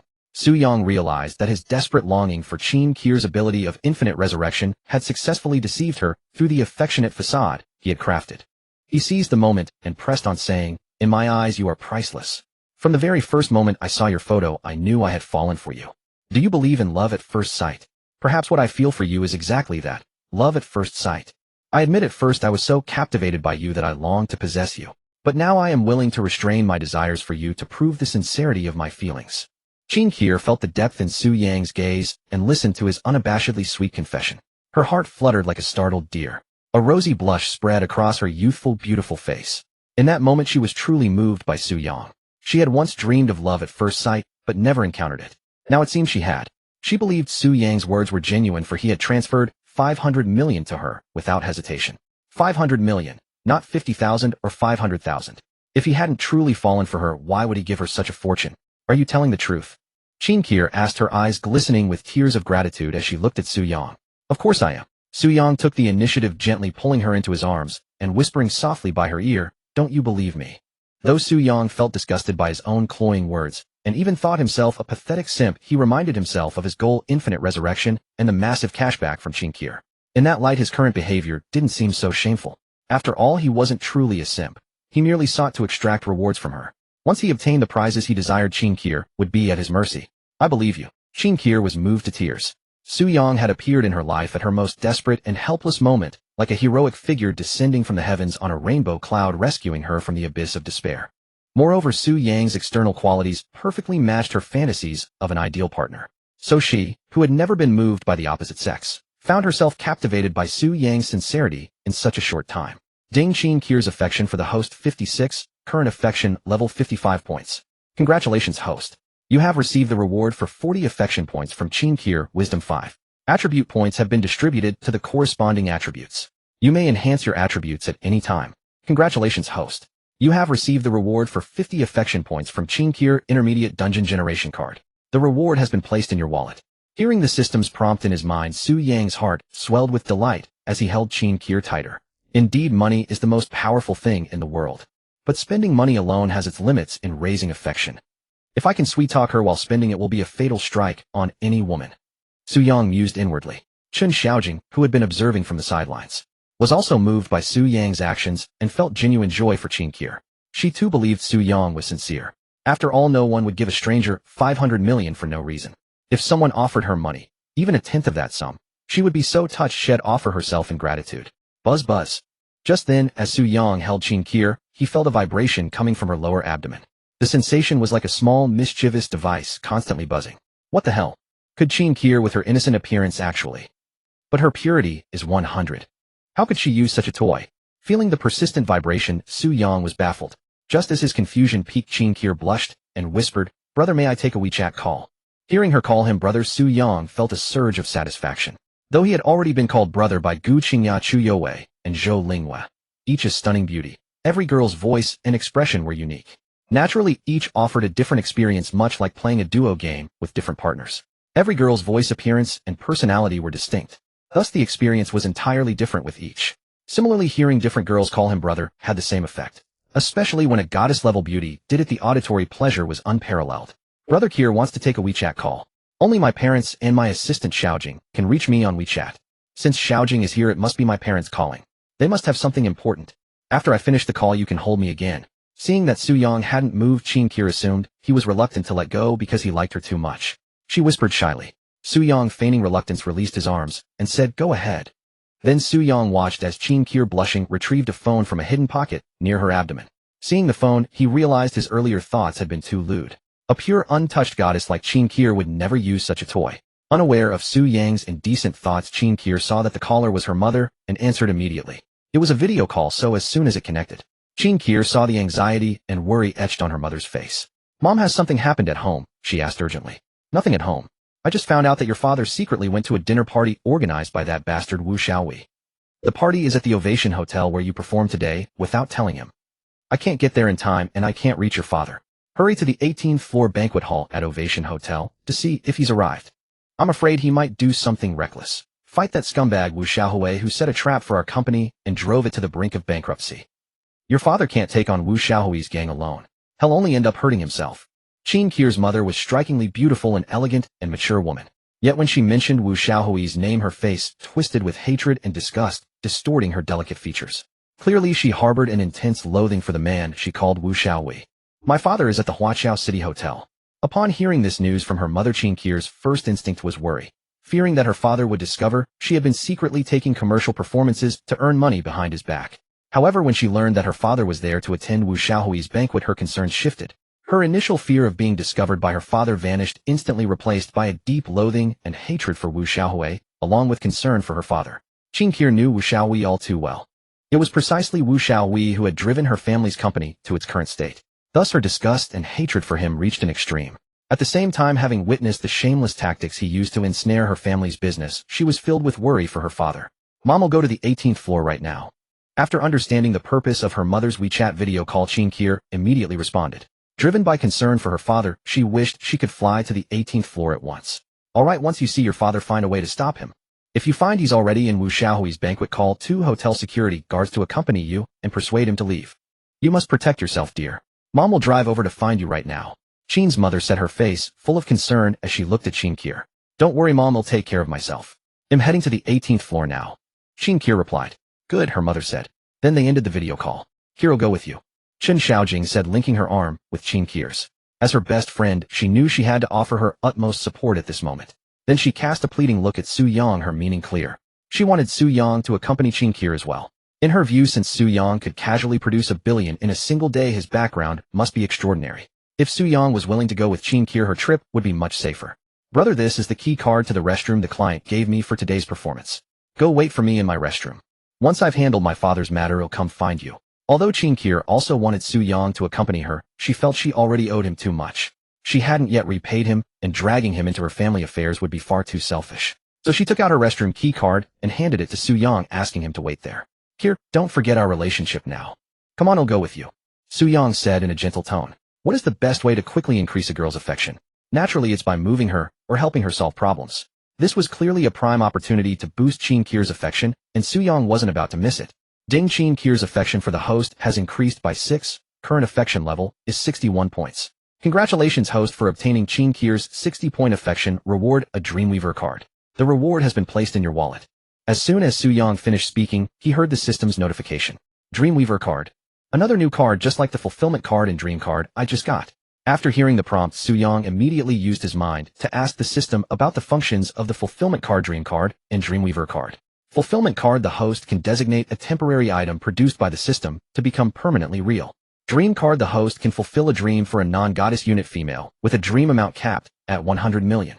However, all gifts of dreams secretly have a price tag attached. Thus, any woman whose dream is fulfilled by the host using the dream card will have her emotions and desires sealed for life, only ever being moved by the host. Dreamweaver card: the host can weave dreams for non-goddess unit individuals, causing them to perceive events within the dream as reality. The system immediately provided its answer.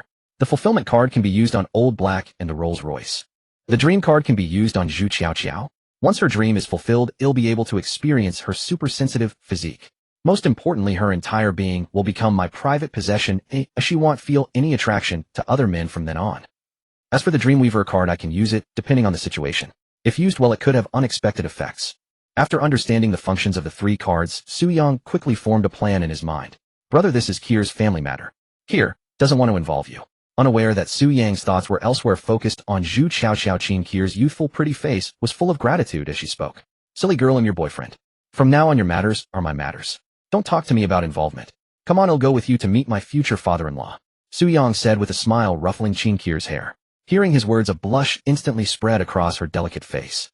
She then said nothing more, only nodded obediently. Afterwards, she took the initiative to link her arm with Su-young's and said to Qin Xiaojing, Xiaojing, go wait in the restroom for me. I have brother to accompany me. Qin Xiaojing was just an ordinary person with a simple background. If she went upstairs, she might run into Wu Xiaohui. Qin Kier didn't want Qin Xiaojing to catch his attention. Qin Xiaojing naturally understood Qin Kier's intentions. Although she wasn't afraid of being targeted by Wu Xiaohui, since Su-young was now accompanying Qin Kier, her safety was surely guaranteed. She felt it was best not to make Qin Kier worry about her. So she nodded, took the key card to Qin Kier's restroom, and watched as Su-young and Qin Kier entered the elevator. Inside the elevator with Qin Kier holding his arm, Su-young took out his phone and sent a WeChat message to Zhu Xiaoxiao, who was waiting outside the hotel. Su-young, I have something to handle here. You go ahead. Also, I'll arrange to meet you in a couple of days to fulfill your wish of being a princess. Remember to shower and get clean every day, because I might want to enjoy you at any moment. With a woman like Zhu Xiaoxiao, Su-young spoke directly. Zhu Xiaoxiao replied instantly, got it, brother Su. After seeing her reply, Su-young put his phone back in his pocket and instructed the system to use the intermediate dungeon generation card. According to the system's description, the intermediate dungeon generation card would randomly offer several scenes for him to choose one as the dungeon setting. Su-young wanted to see if any of these scenes included a hotel. If so, he would use it immediately. Host, please select a randomly generated scene as the dungeon scene. Supermarket bar train. TCH. No hotel. Cancel usage. Su-young, seeing no hotel option, immediately canceled the use of the intermediate dungeon generation card. The elevator was swift. No sooner had Su-young canceled the intermediate dungeon generation card than he and Qin Kier arrived at the 18th floor of the Huaqiao City Hotel. As the elevator doors slid open, Qin Kier's delicate face was etched with worry as she scrolled through her phone for a picture of her father. Arm in arm with Su-young, she stepped out of the elevator and inquired with a nearby hotel staff member if they had seen her father. Qin Kier's father was a quintessential handsome middle-aged man, quite distinctive in appearance. After viewing the photo, the hotel staff promptly informed Qin Kier that her father had arrived not long ago. However, she was unsure which banquet hall room he had entered. She offered to ask the banquet hall manager if they knew of Mr. Qin's whereabouts. Upon hearing that her father had already arrived, Qin Kier's already worried face tensed with anxiety. Clearly, she was deeply concerned about her father's situation. Noticing her tension, Su-young gently patted her shoulder and said, don't fret. Let's find him first. Qin Kier nodded in response. Together with Su-young, she followed the hotel staff to find the banquet hall manager. At the same time, inside banquet hall room 8 on the 18th floor of Huaqiao City Hotel, Qin Kier's father Qin Jinsong sat with a grim expression, listening to the conditions presented by Wu Xiaohui. Old Qin, we've been friends for decades. Now that you are in your darkest hour and have come to me for help as your brother, I will certainly assist you. The terms remain as I stated. A marriage alliance between our Wu and Qin families. Your daughter Qin Kier will wed my son Wu Xiaobing. Your Sunto bankrupt enterprise will serve as her dowry, merging into the Wu family along with her. Agree to this, and I will take over your company, clear all your debts, and give you a betrothal gift of 100 million, ensuring you and your wife live comfortably for the rest of your lives. What's there to ponder? With a single nod, you'll be free of debt and can travel and relax with your wife. Rest assured, I've watched Qin Kier grow up. Once she marries into the Wu family as her uncle, I won't allow Wu Xiaobing to mistreat her. Wu Xiaohui spoke from the seat of honor, his eyes filled with contempt as he looked at Qin Jinsong. Uncle, rest assured, once Kier marries me, I will treat her well. Wu Xiaobing, seated beside Wu Xiaohui, quickly declared. He had long coveted Qin Kier and was already dreaming of having her. Old Qin, without an injection of capital, your company will go bankrupt. The equipment would sell for a pittance, not even a third of your loan debt. I believe you should accept old Wu's proposal. Indeed, old Qin. Wu Xiaobing is a fine young man, a good match for Qin Kier. If they unite, the enterprise you spent decades building won't collapse. Old Wu will clear all debts and give you 100 million as a betrothal gift. What more is there to consider? Don't hesitate, old Qin. Kier won't suffer if she marries Xiaobing. The others in the room chimed in, all of them followers of Wu Xiaohui, naturally echoing his words. Listening to the chatter, Qin Jinsong felt blood rush to his head. He knew all too well what Wu Xiaohui was after. Not only to swallow his company whole, but also to force his daughter Qin Kier into marriage with Wu Xiaobing. Some fathers might trade their daughter like goods for a debt-free life and comfort in old age. But Qin Jinsong was not that kind of man. Qin Kier was his most untouchable sore spot. He would never push his daughter into a fiery pit for his own sake. Moreover, his purpose today was not to beg Wu Xiaowei. He had come to risk his life, for everything he was suffering was orchestrated by Wu Xiaowei. Lately he had been seeking a chance to get close to Wu Xiaowei, but found none. Coincidentally, Wu Xiaowei invited him to this banquet, playing right into Qin Jinsong's hands. He accepted without a second thought. Tightening his grip on the dagger hidden in his sleeve, Qin Jinsong forced his expression back to calm, and said to Wu Xiaowei, "Tell your men to move aside. They'll sit next to you, and we can talk slowly." Wu Xiaowei eyed him warily, neither agreeing nor speaking, but signaling his bodyguards to watch Qin Jinsong closely. Then he slowly said, "We're old brothers, no need to sit so close. Just tell me, do you accept my terms or not?"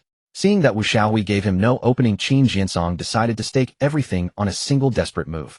But then he thought if he failed he could die, but his wife and daughter would face endless retaliation from Wu Xiaowei. At that thought, Qin Jinsong found himself trapped in a dilemma. He wasn't afraid of being branded a murderer. If he could eliminate Wu Xiaowei and his son, he wouldn't care whether he took his own life or went to prison. The greatest threat to his wife and daughter would be gone. What he feared was failing to strike a decisive blow, leaving his family in danger. Knock knock. Just then a knock came at the door. A middle-aged man who followed Wu Xiaowei got up to open it. As the door swung open, Qin Jinsong and the others saw Su Yang, Qin Kier, and the hotel staff member who had guided them. "Dad, Mom is so worried about you. Come home with me." Seeing her father, Qin Kier rushed into the room, grabbed his arm, and pleaded with a worried expression. Sighed. Qin Jinsong sighed at the sight of his daughter. He knew that his chance to confront Wu Xiaowei and his son was gone. "Kier, why are you here? Come sit by me." Wu Xiaobing, seeing Qin Kier cosplaying as Kai Wenji, immediately stood up to invite her. "Kier is here. Xiaobing has been longing to see you. Come take a seat," said Wu Xiaowei. Wu Xiaowei said. Qin Kier completely ignored Wu Xiaowei and his son. Instead, she pulled Qin Jinsong over and introduced Su Yang to him, saying, "Dad, he's my boyfriend. He was worried about me coming alone, so he came along. Besides, my boyfriend has already solved our family's problem." Upon hearing this, Qin Jinsong immediately looked at Su Yang with caution. Having suffered a great loss before, Qin Jinsong now maintained utmost vigilance toward anyone appearing around him. To him, Su Yang seemed far too young. How could someone so young possibly have the ability to resolve their family's crisis? Moreover, after a moment of recollection, he found no memory of a wealthy young master resembling Su Yang.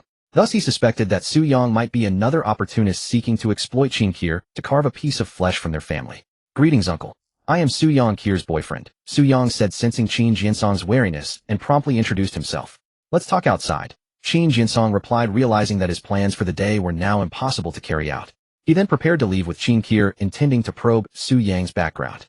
"Old Qin, think carefully. If you walk out of here today, your company will go bankrupt. And as for Kier's claim that her boyfriend solved your problem, you don't actually believe that, do you?" Wu Xiaowei stood up and warned him. "Old Qin, since Kier is here, let her hear was proposal." "Indeed, Old Qin, maybe Kier and Xiaobing will hit it off. Don't be impulsive, Old Qin. Once you leave, no one will be willing to take over your company." "Kier is clearly being deceived, Old Qin. You need to be careful."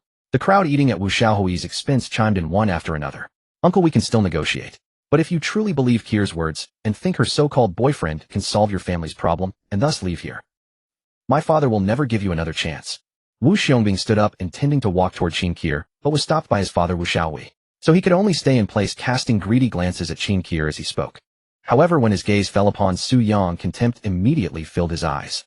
He had often sent people to inquire about Qin Kier's affairs. She had never had any male friends, let alone a boyfriend. Thus in his view, Su Yang was merely someone Qin Kier had dragged along from somewhere to bolster her courage. Such a person, Wu Xiaobing thought, could easily be dealt with by calling a few men to make him kneel and beg for mercy. "Dad, there's 1 billion here. Brother Su gave it all to me." Qin Kier directly took out a bank card and handed it to Qin Jinsong. At the same time, she opened her mobile banking app to show Qin Jinsong 1 billion. Upon hearing this figure, everyone in the room was stunned. Among those present, aside from Wu Xiaowei at the head of the table, no one could produce such an amount. Qin Jinsong was equally shocked at that moment. He could clearly see that Qin Kier's bank account held over 1 billion yuan with a few 100,000 extra. Seeing the number on Qin Kier's bank card, Qin Jinsong took a deep breath, his face filled with astonishment as he re-evaluated Su Yang. He was well aware that someone as young as Su Yang who could produce 1 billion in one go must have an extraordinary background. "Old Qin, some things can be faked. Don't let yourself be scammed again and drag Kier into it as well." Wu Xiaowei, seated at the head of the table, spoke with a tone full of mockery. "System, I want to use the illusion card." Su Yang was tired of listening to the chatter in the room. He just wanted to resolve the issue quickly and earn rewards from Qin Kier's increased favorability. "Please direct your gaze toward the person for whom you wish to weave a dream using the illusion card." Su Yang immediately fixed his eyes on Wu Xiaohui, who was sizing him up from the head seat. Target confirmed. Host may now use the illusion card to weave a dream for them. Note, as this illusion card is of ordinary grade, the dream you weave for the target will only last for half an hour. Along with the system's voice, Su Yang instantly understood how to use the illusion card. In simple terms, he could craft a dream for Wu Xiaohui based on his own will. Having grasped the method, Su Yang directly wove a dream for Wu Xiaohui. Your son, driven by bestial urges, commits heinous acts against your wife and mother, violating all human decency, then beats you severely and casts you out of the house. Afterward, he hires someone to kill you, inherits all your wealth, and your wife and mother live the rest of their lives in his shadow, becoming tools for his desires and social interactions. Fortunately, you are reborn after death. In this life, you vow to reclaim everything you lost in the previous one. In the instant Su Yang wove the dream for Wu Xiaohui. Wu Xiaohui, who had been sizing up Su Yang from the head seat, suddenly felt a dizzy spell in his mind. Then a flood of memory images surged into his consciousness. In those images, after annexing Qin Jinsong's company, he had planned to celebrate with his family. But upon pushing open the door, he was confronted with a sight that made his eyes burn with fury. His beloved son Wu Xiongбing had turned into a beast, revealing his true nature and taking his wife and mother by force. When they resisted, they were brutally beaten by his son. He rushed into the room to discipline Wu Xiongбing, only to be severely beaten himself, left half dead, and thrown out onto the street. Then his son hired someone to kill him. After his death, his soul did not descend to the underworld. Instead, it lingered beside Wu Xiongбing, witnessing in agony and rage all the vile acts his son inflicted upon his wife and mother. Eventually, they were tormented and broken beyond recognition, becoming his son's slaves, living forever in his shadow. His son even forced his wife and mother to entertain those who once worked under him, all to solidify his own position. Wu Xiongбing, you beast. You are a beast. Wu Xiaohui screamed in anguish as he floated beside his son. Boom. Wu Xiaohui's consciousness suddenly dissipated. When he came to, he found himself in a private room. Seated inside were none other than his beastly son Wu Xiongбing and the group of men his son had entertained with his wife and mother. Am I reborn? Perfect. I will make them all pay. As Wu Xiaohui looked at the people in the room, an unprecedented rage surged within him. Then he grabbed a plate of food from the table and, gritting his teeth, smashed it down onto Wu Xiongбing beside him. With a sharp crack, the plate Wu Xiaohui had smashed onto his son Wu Xiongбing's head shattered into pieces. Instantly, a gash split open on Wu Xiongбing's scalp and blood gushed forth, staining half of his face crimson. Wu Xiongбing cried out in agony, utterly bewildered, clutching his bleeding head. His eyes brimming with fear and terror, he looked at Wu Xiaohui and asked, "Dad, why did you hit me?" Wu Xiaohui's eyes were now bloodshot. He grabbed a heavy wooden chair and swung it at Wu Xiongбing again, snarling, "I am not your father. You beast who defiled your own mother and grandmother. No, you're worse than a beast." Bang! Bang bang! Wu Xiaohui swung the solid wooden chair, striking Wu Xiongбing again and again with heavy, dull thuds. Wu Xiongбing howled in misery as the chair rained down on him. "Dad, you've lost your mind. I'm your son Wu Xiongбing. I never laid a hand on mother or grandmother. Spare me, Dad. Uncle Chen, Uncle Wang, stop him. He's going to beat me to death." Wu Xiaohui's sudden violent assault on Wu Xiongбing left everyone in the private room utterly dumbfounded. However, upon hearing Wu Xiongбing's piteous cries for help, several people immediately stepped forward to restrain Wu Xiaohui, asking, "Old Wu, what's gotten into you? Why are you trying to kill Xiongбing? We've watched him grow up. He could never do something so inhuman. Old Wu, calm down. Could there be some misunderstanding?" Wu Xiaohui, who was still desperately trying to beat his son with the chair, became even more frenzied when they held him back. "You defiled my wife and mother too. You're all beasts. You all deserve to die." Wu Xiaohui roared, his eyes blazing red as he overturned the dining table with a crash, glaring at the men around him. Then, Wu Xiaohui immediately switched his target. He began lashing out at the men, restraining him, using any object he could grab as a weapon. The men he attacked were not Wu Xiongбing. After being struck a few times, they couldn't help but fight back slightly. Wu Xiaohui was instantly knocked to the ground. "Fuck, I paid you to just watch. Help me beat these animals," he cursed at his bodyguard as he lay there. Hearing this, the bodyguard immediately joined the fray. And so chaos erupted in the private room. Cries of pain filled the air incessantly. The commotion drew people from outside who crowded around the door to watch and take pictures. Why are they fighting? Word is that little bastard with the bleeding head did something unspeakable to his own mother and grandmother. His old man found out, and that's why they're going at it. Whoa, that's explosive. It gets even crazier. Seems like everyone in the room was in on it. This is huge news. Quick, film it and post it in the gossip group. I recognize that guy. He's Wu Xiaohui, the chairman of Pengcheng Wu's Machinery. The onlookers buzzed with gossip. Outside the private room, Su Yang glanced at the brutal scene inside and mused to himself, "This illusion card is really something. It certainly works wonders in certain situations." After using the illusion card on Wu Xiaohui, Su Yang led Qin Kier out of the private room. Qin Jinsong followed silently behind, his expression strained as he watched Su Yang with his arm around Qin Kier. He could see that Qin Kier was deeply smitten with Su Yang. Forcing his daughter to stay away would only upset her. Moreover, Su Yang had genuinely transferred 1 billion yuan to his daughter Qin Kier. So he decided to observe Su Yang for the time being to understand what his intentions or motives were for suddenly appearing by his daughter's side. But just as they stepped out of the room, Qin Jinsong and Qin Kier were both stunned by the horrific scene unfolding inside. They couldn't understand why Wu Xiaohui and his cronies, who had been thick as thieves moments before, were now tearing into each other.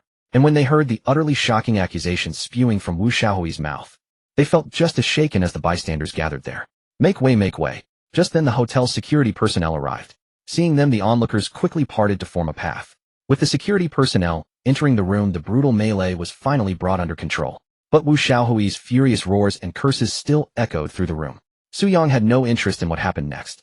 He left with Qin Kier, who was holding his arm. Qin Jinsong trailed silently behind them. Buzz buzz. Just then the phone in Qin Kier's pocket vibrated again. Brother Su, let me take my mom's video call. Seeing it was her mother, Qin Kier answered immediately. As the video connected, Su Yang and Qin's mother saw each other at once. Qin's mother, who had been looking anxious and worried, showed a look of surprise and confusion upon seeing Su Yang with his arm linked with her daughter's. Her mature and beautiful face registered shock and doubt. Mom, this is my boyfriend Su Yang. Qin Kier introduced Su Yang to her mother proactively. Hello, Auntie. Su Yang greeted with a smile. Hello. Although Qin's mother was bursting with 1,000 questions about Su Yang, she could see from her daughter's expression that he held a significant place in her heart. So she refrained from asking anything about Su Yang directly.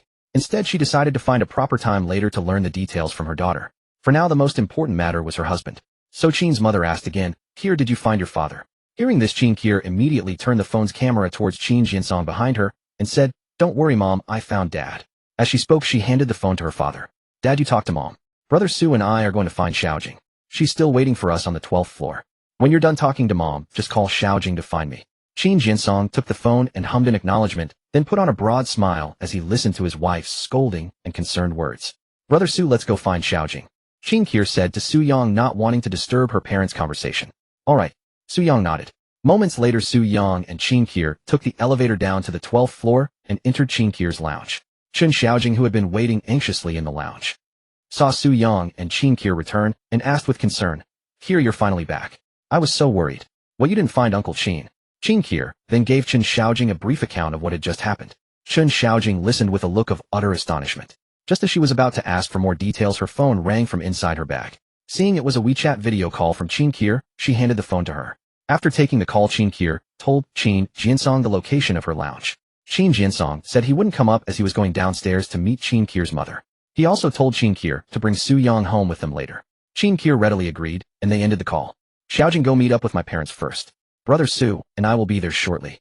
Qin Kier said, handing the phone back to Chen Xiaojing. Chen Xiaojing gave a knowing smile and left the lounge. With her departure, only Su Yang and Qin Kier remained in the lounge. Brother Su, you've helped me so much. I don't even know how to thank you. Later when we go to my place, let me cook you my best dishes to show my gratitude. Qin Kier looked up at Su Yang with her pretty face and said, But what if I want to eat something right now, eh?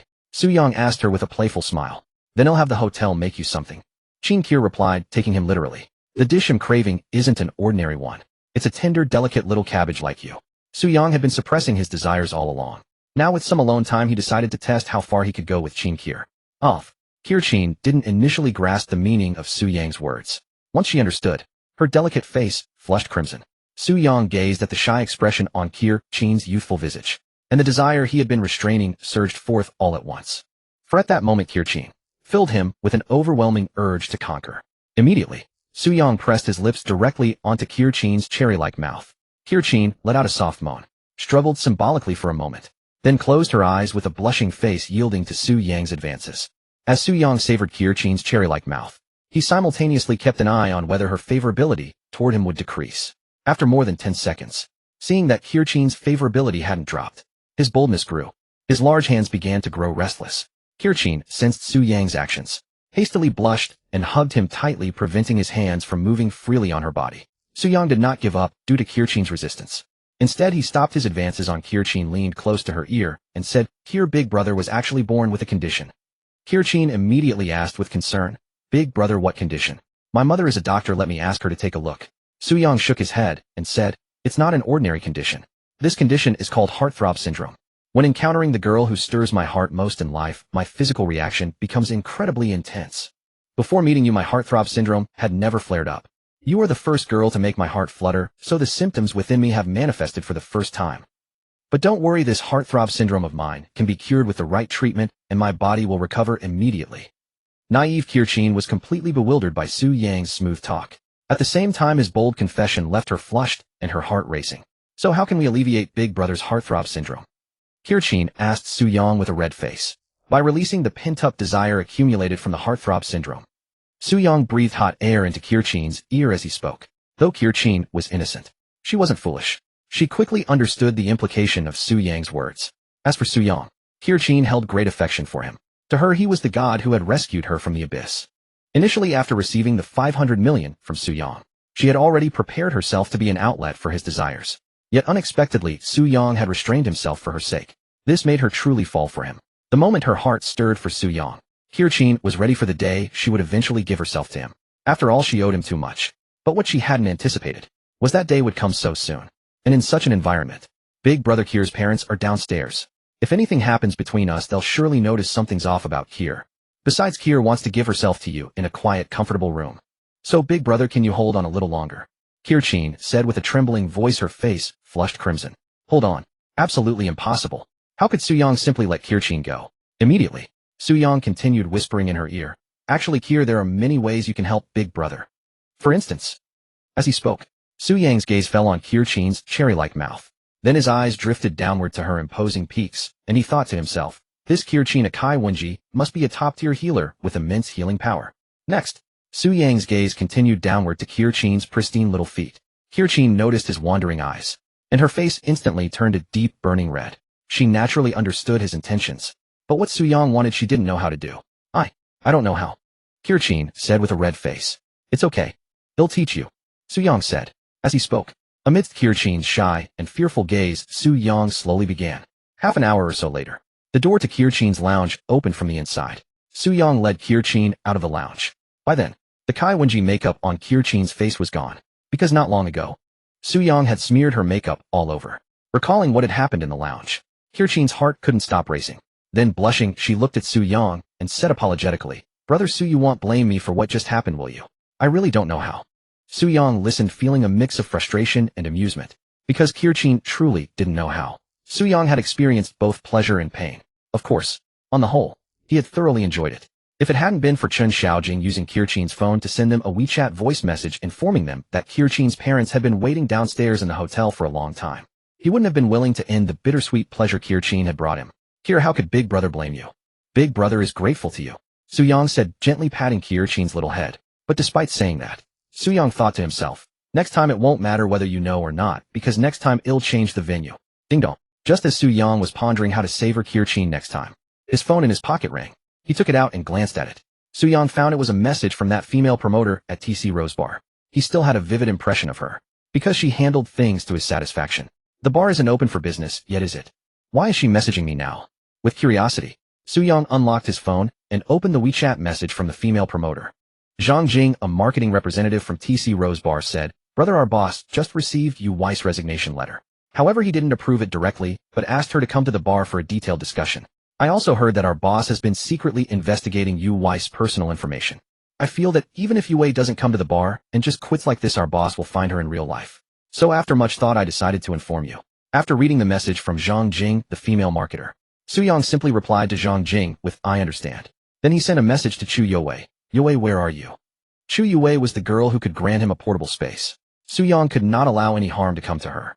Since the owner of TC Rose Bar was so blind to circumstances, Su Yang decided to confront him tonight and extinguish any thoughts he had about Chu Yue. If necessary, Su Yang would have Lao Hei secretly deal with the bar owner. With Lao Hei's capabilities, handling a person was far too simple. Brother Su, I just got out of school and requested leave for tonight, because the bar owner asked me to write the resignation letter in person when I applied to quit. Chu Yue replied instantly after Su Yang sent his message. Go back to the hotel we stayed at last night first. They'll go with you to the bar after I finish my work. Su Yang instructed Chu Yue. Chu Yue replied, Okay, Brother Su. Su Yang asked, Do you know the way to the hotel? Chu Yue answered, Yes, it's not far from our school. A bus from the school gate goes directly there. Su Yang said, Alright, then go back to the hotel and wait for my news. If you want to eat anything or need anything, just tell the hotel staff. Chu Yue replied. Brother Su, you go ahead. Don't reply to me. He'll wait for you obediently at the hotel. Ding. Chu Yui's favorability toward the host has increased by 2. Current favorability is 75 points. Just after finishing the chat with Chu Yue, Su Yang heard the system's notification. It seems chatting online occasionally can also increase favorability. I just need 5 more favorability points to unlock the portable space from Chu Yue. He'll work hard tonight to get it directly. Su Yang thought to himself. Then he put his phone in his pocket and took Qin Kier to meet her parents. Soon Su Yang met Qin Kier's parents in the lobby of the OCT hotel. After a brief exchange of pleasantries, they invited Su Yang to their home for dinner. Sensing Qin Kier's pleading gaze, hoping he would go, Su Yang readily agreed. Ding. Qin Kier's favorability toward the host has increased by 4. Current favorability is 65 points. As Su Yang accepted the invitation from Qin Kier's parents, he immediately heard the system notification of the increase in her favorability. Just 5 more points and he'll get another reward from Qin Kier. Su Yang, filled with anticipation for the reward, at 70 favorability points got into Qin Kier's car and headed to her home for dinner. Inside the villa at Inhu Mansion that Su Yang had bought for Gu Qingya slowly awoke from her slumber. Looking at the unfamiliar surroundings, the tender and intimate scenes she had shared with Su Yang flooded her mind. Recalling those images, a deep blush spread across her charming face. But soon the new wounds Su Yang had inflicted upon her began to ache. Isn't it said that fields are never worn out, only oxen die from exhaustion? Why is it the opposite for me? Is it because it was my first time? It must be so. Brother Su Yang, I won't be like this next time. It'll drain you dry every day. Gu Qingya thought to herself, her charming face flushed with crimson. Thinking of Su Yang, her face was filled with sweetness. Then she began to look for Su Yang. Is he in the restroom? Not seeing him in the room, she assumed he was in the bathroom. She picked up her phone from the bedside, intending to chat with Han Shiyun. She wanted to share the progress of her relationship with Su Yang. But as she picked up the phone, she saw the message he had left for her. After reading it, Gu Qingya, being considerate, did not ask what he was handling. Nor did she contact him, fearing she might disturb him. Checking the time, she saw it was nearly 6 in the evening. She thought about inviting Han Shiyun for dinner, but ultimately held back. Because she was still feeling unwell. This big house feels so empty alone. I'd better go home first. My parents should be home from work by now. They'll share with them the villa brother Su Yang just bought for me. Gu Qingya looked around the empty room and made up her mind. Then she got up to freshen up. Moments later, after washing up, she left the room and went downstairs. Although the wounds Su Yang had given her still stung slightly, she had gradually gotten used to it by now, so her gait showed no signs of discomfort. Soon Gu Qingya reached the first floor of the villa. After unlocking the front door, she saw the beautiful scenery in the villa's courtyard. Miss Gu, I am Mr. Su's bodyguard. Is there anything you need me to do? Lao He, who had been patrolling the courtyard, saw Gu Qingya, whom Su Yang had instructed him to protect, and approached her to ask. This was how Su Yang had instructed Lao He to address him, and Gu Qingya to avoid any misunderstandings, like Lao He calling Su Yang his master. Take me home. Gu Qingya instructed Lao He. Su Yang had sent Gu Qingya a photo of Lao He along with his message, so she wasn't too intimidated by him. Yes, Miss Gu. Lao He nodded and hurried to the Rolls-Royce, opening the rear door. After Gu Qingya got into the Rolls-Royce, Lao He gently closed the door, got into the driver's seat, started the car, and drove toward her home.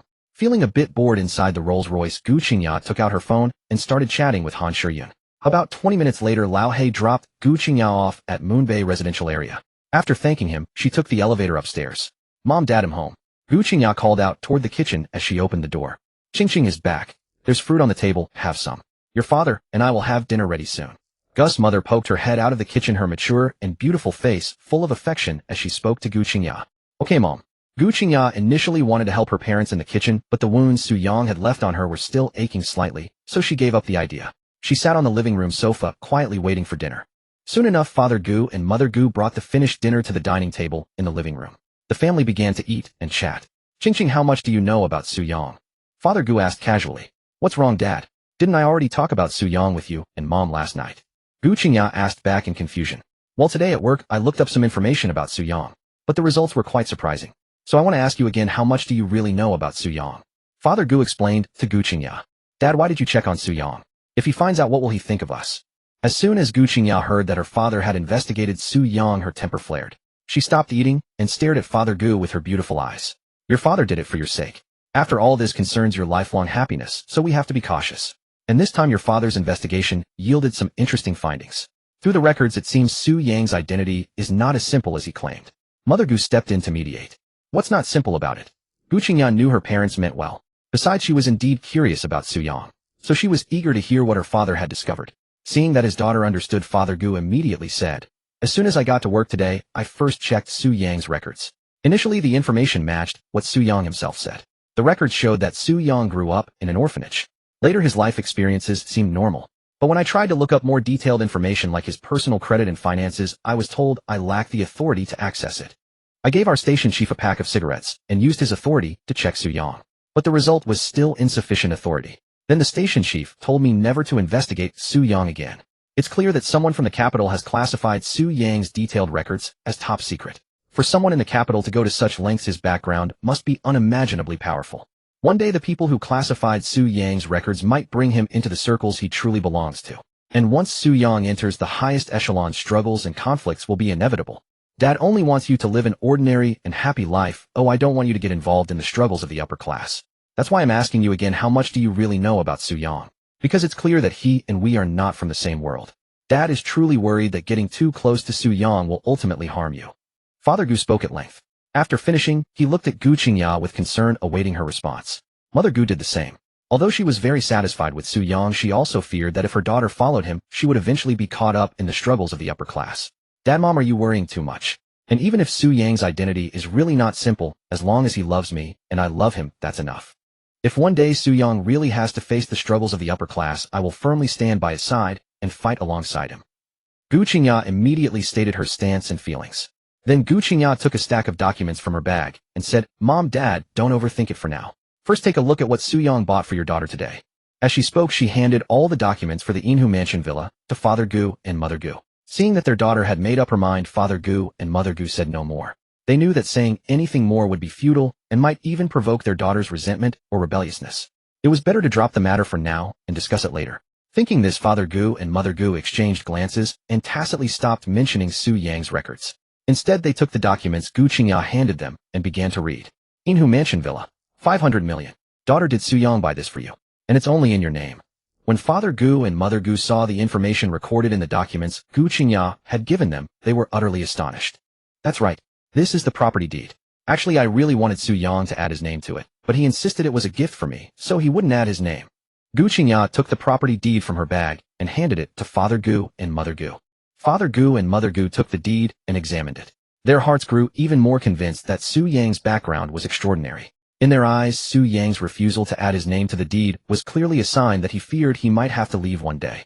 When he returned to the class he truly belonged to, he would leave Gu Qingya an asset to ensure her future comfort. Sighed.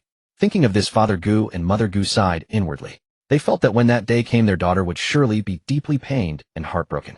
However, through their conjectures, they both felt that Su Yang was sincere toward their daughter. After all, he had spent a full 500 million to buy a property for her.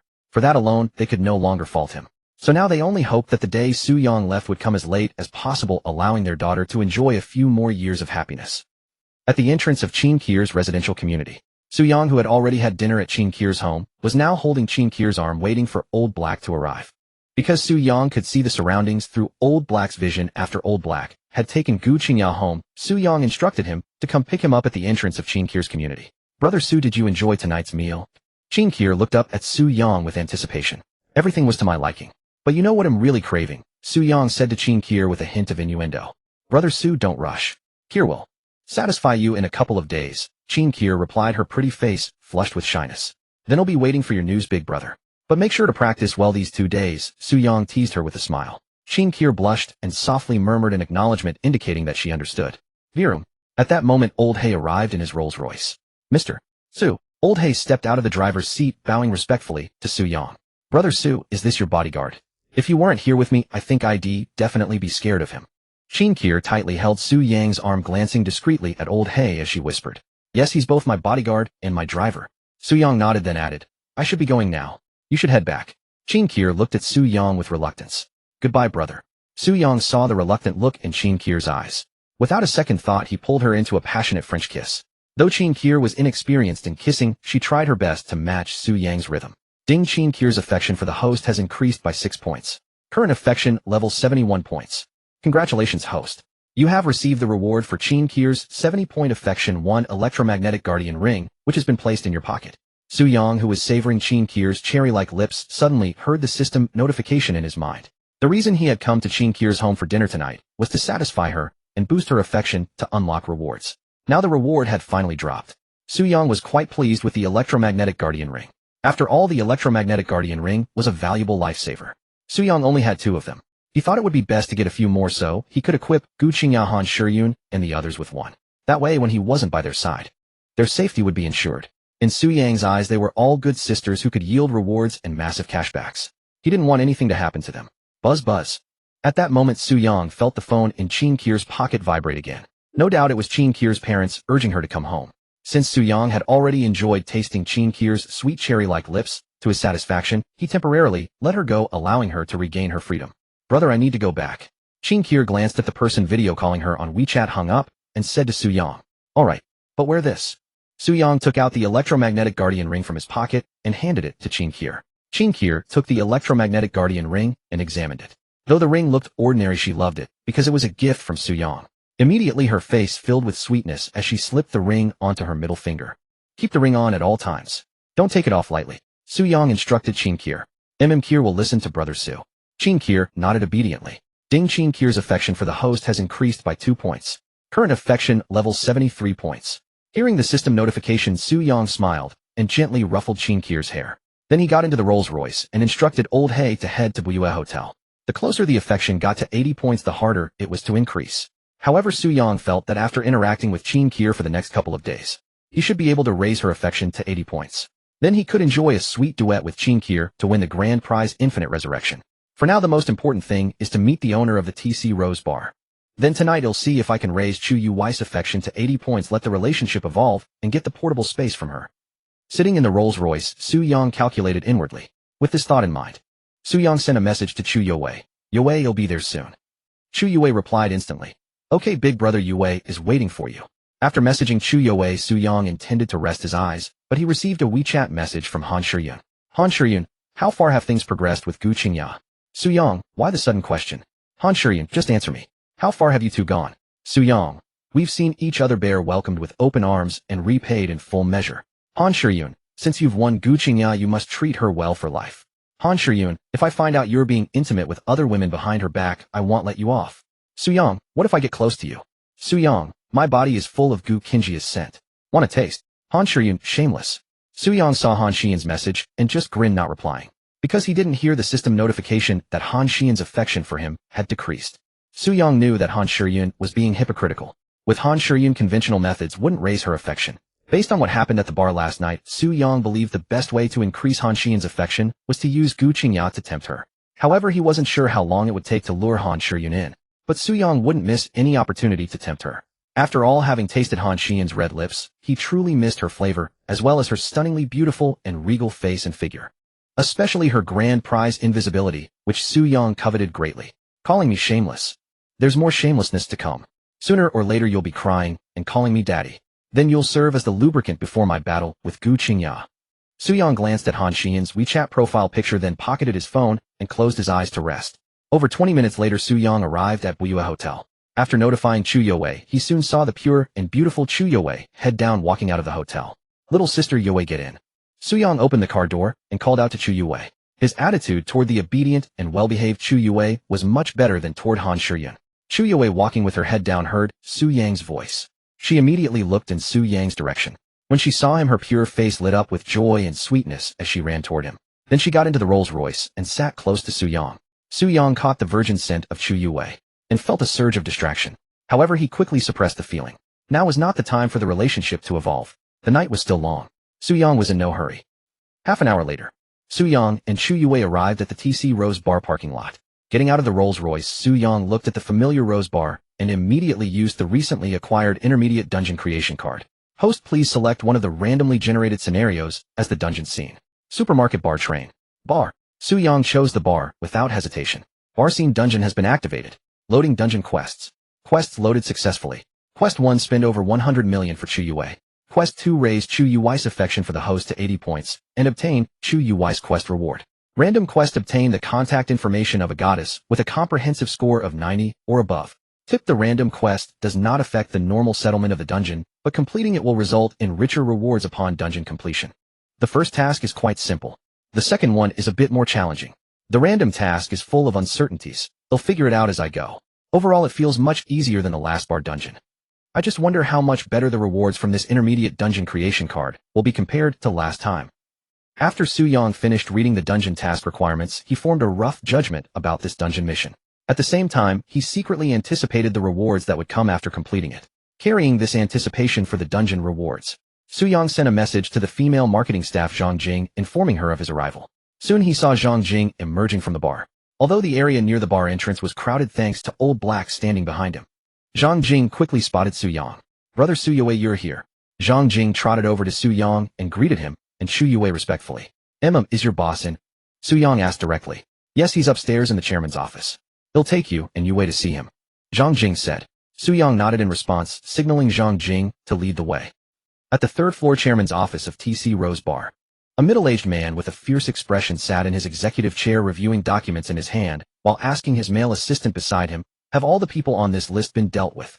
This middle-aged man was Chun Zhongyuan, the chairman of TC Rose Bar. "Chairman Chun, they've all been handled. The only one left is Chu Yue, whom you added to the list at the last minute," the male assistant quickly replied. Chun Zhongyuan nodded and asked, "Have you finished checking Chu Yue's personal information?" The assistant said, "Yes, she comes from an ordinary family. When she arrives, we just need to apply a little pressure and then offer her a hefty sum. She'll surely compromise like the others on the list." "But Chairman Chun, if I may be so bold, why did you suddenly add Chu Yue to the list?" Chun Zhongyuan didn't answer the assistant's question. Instead, he gave the male assistant a cold glare, sending chills down the assistant's spine. "Don't ask about things you shouldn't in the future. Otherwise, you won't even know how you died," Chun Zhongyuan said coldly to his assistant. The male assistant immediately nodded in agreement. Seeing that the assistant had realized his mistake, Chun Zhongyuan said no more. Instead, he picked up Chu Yue's file and studied her one-inch photo again. What a pity, such a beautiful woman. If you hadn't come here looking for a job and gotten that medical checkup, you wouldn't have run into this calamity, Chun Zhongyuan thought to himself as he looked at Chu Yue's file. He hadn't known Chu Yue before. But just this afternoon, he suddenly received a call from an influential figure who had always protected him. The call demanded that he add Chu Yue to the list of personnel destined for underground venues or sent abroad to earn money. The reason for adding Chu Yue to the list was that her heart matched that of a certain influential figure's daughter. And so Chu Yue ended up on the list. Knock knock. Just then, the office door sounded. The male assistant quickly walked to the door and peered through the peephole. Seeing that it was a hotel staff member outside, he said to Chun Zhongyuan, "Chairman Chun, it's our bar's marketer Zhang Jing bringing Chu Yue." "But there's a man with Chu Yue." Chun Zhongyuan put down Chu Yue's file upon hearing this, and said, "Let them in." The assistant immediately complied. Outside the door, Su-yang looked around idly. The entire third floor of the bar was decorated with soundproofing materials. Although it was just one floor above, the noisy bar below, being on the third floor, meant you could barely hear the commotion from downstairs. Near the chairman's office, a dozen or so people with tattoos and fierce faces were gathered in small groups. Su-yang felt they were likely the bar's security personnel or the chairman's private bodyguards. At that moment, these tattooed individuals were all eyeing Su-yang and Old Black behind him with wary expressions. In the past, Su-yang would have felt uncomfortable and intimidated by such a setting. But now with Old Black by his side, Su-yang's heart was very calm. Because even if all these people attacked together, they would be no match for Old Black. Creak. Just then the office door opened. Su-yang looked inside, his gaze meeting Chun Zhongyuan's. At first, Chun Zhongyuan didn't pay much attention to Su-yang. But when he saw Old Black behind Su-yang, a flash of shock and panic crossed his originally fierce face. Because he felt a strong sense of oppression from Old Black. To ease his inner tension, Chun Zhongyuan immediately instructed his male assistant, "Call the brothers outside to come here." After giving the order, Chun Zhongyuan asked Su-yang, "What's your relationship with Chu Yue?" Su-yang pulled Chu Yue into his arms and said, "I'm her boyfriend. I'd really like to know why my girlfriend needs to come in person to submit her resignation." Chu Yue held in Su-yang's arms. Her innocent face was instantly flushed with crimson and shock, because she never expected that all of a sudden her brother had become her boyfriend. But she felt that Su-yang must have his reasons for doing this. So after hearing Su-yang's words, Chu Yue simply stayed obediently in his arms, without asking why he had suddenly changed how he referred to their relationship. "So you're Chu Yue's boyfriend?" "Actually, I asked Chu Yue to come in person to submit her resignation. Because I have a job here that's very suitable for Chu Yue, and I wanted to ask her face-to-face if she'd be interested. Since you're her boyfriend, come in and listen to. See if this job suits your girlfriend." Chun Zhongyuan didn't doubt Su-yang's words. In his view, Su-yang and Chu Yue did seem like a perfect match. "Alright, I'll listen carefully to what this very suitable job for my girlfriend is," Su-yang said in a casual tone. Then he led Chu Yue into the office. Old Black naturally followed behind Su-yang. As for Zhang Jing, since she hadn't received Chun Zhongyuan's permission, she remained outside the office. After entering the office, Su-yang led Chu Yue to casually find a seat. Old Black stood behind them. The dozen or so people who had been sizing up Su-yang and Old Black outside now entered, addressing the man in the executive chair as Chairman Chun and Brother Chun. They filed into the office, bowing to Chun Zhongyuan, who sat in his chair. Seeing his men had arrived, Chun Zhongyuan's fear of Old Black diminished. In his view, no matter how formidable Old Black was, he couldn't possibly overcome a dozen seasoned men. "Find a seat," Chen Zhongyuan said to the group. These men, accustomed to his orders, understood his intent. They immediately surrounded Su Yang, Chu Youwei, and Old Black. Feeling the tense atmosphere, Chu Youwei, held by Su Yang, instinctively pressed closer to him. Su Yang gently patted her shoulder and whispered, "Don't worry, I'm here." Ding. Chu Youwei's affection for the host 3. Current affection, level 78. A system prompt echoed in Su Yang's mind. He felt a surge of joy, just 2 points shy of 80. Giving her a sense of security really boosts affection, Su Yang mused. He glanced at the encircling crowd, feeling no fear, almost amused. With his electromagnetic guardian ring and Old Black, even if they all attacked, they couldn't harm him or Chu Youwei. "Let's see what you're up to," he thought, looking at Chen Zhongyuan. "Drop the act. Just tell me what job you think suits my girlfriend." Chen Zhongyuan, surprised by Su Yang's composure, wondered where his confidence came from. Could he be a formidable outsider? He speculated, but quickly dismissed it. No matter Su Yang's identity, he couldn't match the power behind Chen Zhongyuan. "I have a job, 5,000 a month. If your girlfriend agrees, we can sign immediately. But it requires going abroad. Does it suit her?" Chen Zhongyuan asked. 5,000. Su Yang chuckled. "Too little. I can make it 1,000,000 a month," Chen Zhongyuan said, raising a finger. 1,000,000. Su Yang shook his head and turned to Chu Youwei. "Give me your bank account." Though confused, Chu Youwei obediently opened her banking app and showed him her account. Without hesitation, Su Yang transferred 500 million, the same amount had used to buy Gu Qinjia's house. A notification chimed on Chu Youwei's phone. "Brother Su, why did you send so much?" she asked, dizzy from counting the zeros. "To complete the mission and get a huge return," he thought, but said, "As your boyfriend, it's only natural." Su Yang held up her phone to Chen Zhongyuan. "Does your 1,000,000 a month or my 500 million suit her better?" Stunned, Chen Zhongyuan realized he couldn't even raise 100 million without effort. He hesitated, recalling the cruel methods of the one backing him. A fake text is easy. No one spends 500 million so casually. Chu Youwei must stay, he resolved. Chen Zhongyuan signaled his men to act. Subdue them and hand them over, he thought. The dozen men closed and wary of Old Black, but confident in their numbers. "Move. Just don't kill them." Su Yang ordered Old Black as Chen Zhongyuan showed his hand. In a flash, Old Black moved. A scream echoed as one man flew 7 or 8 meters, crashing into the wall. Before anyone could react, more cries filled the room. Thuds of impacts and groans of pain. Within 10 seconds, the dozen men lay sprawled, bleeding from mouths and noses, joints twisted. Chen Zhongyuan and his assistant stared in shock, unable to track Old Black's movements. Only a blur darting through the room. "Brother, I was just following orders. Can you spare me?" Chen Zhongyuan knelt, terrified. "First tell me what you planned for my girlfriend. Then he'll decide," Su Yang said casually. Chen Zhongyuan confessed that Chu Youwei's heart matched that of a powerful figure's daughter, though he didn't know who. Su Yang then ordered Old Black to deal with him and the assistant. Su Yang picked up Chu Youwei's personal file from the desk. But then sirens wailed outside. Moments later, over a dozen uniformed officers entered, led by a striking woman in her mid-20s. Su Yang instinctively checked her details, named Sun Han Huang. Age, 25. Occupation, Jingdu police officer. Appearance, 95. Physique, 92. Temperament, 93. Purity, 100. Overall, 94. Specialties, combat misandry. Affection, 10 stranger. Reward, 20 nanotech biosoldiers, gender optional. Ultimate prize unlocked at 90 affection. A comprehensive score of 94 points. And the grand prize for the conquest is 20 nanotech biowarriors, and I can decide their genders. After reading Sun Hanshuang's personal profile, Su Yang felt a surge of joy within. He had just witnessed the formidable power of Old Black. If he had 20 biowarriors on par with Old Black, Su Yang dared not imagine how explosive that scene would be, though he was greatly tempted by Sun Hanshuang's conquest prize. Judging from her specialties, the difficulty of winning her over was undoubtedly immense. For now, however, Su Yang did not intend to directly conquer Sun Hanshuang. What he aimed to do first was complete the random mission of the dungeon. As long as I get Sun Hanshuang's contact information, the random mission will be accomplished. With her contact, I can gradually win her over later. Su Yang mused inwardly. What's your name? Why are you here? And how did you injure these people like this? Just as Su Yang was pondering how to obtain Sun Hanshuang's contact info, Sun Hanshuang approached him unsolicited, her pretty face brimming with impatience as she questioned. She harbored a deep aversion to men. The reason for her misandry was profoundly influenced by her upbringing from childhood to adulthood. Sun Hanshuang was born into a family with considerable heritage and reputation in the capital. She grew up in a very privileged environment. But as she gradually matured, she came to realize that her seemingly harmonious parents were actually fraught with constant quarrels behind the scenes. The cause of the disputes was her father's incessant philandering outside. He even had an illegitimate child out of wedlock. Sun Hanshuang had initially thought that after her father's illegitimate child was exposed, her grandfather would intervene. To her surprise, her grandfather completely indulged her father and let him do as he pleased. He even openly brought the illegitimate child home, simply because the child was a boy.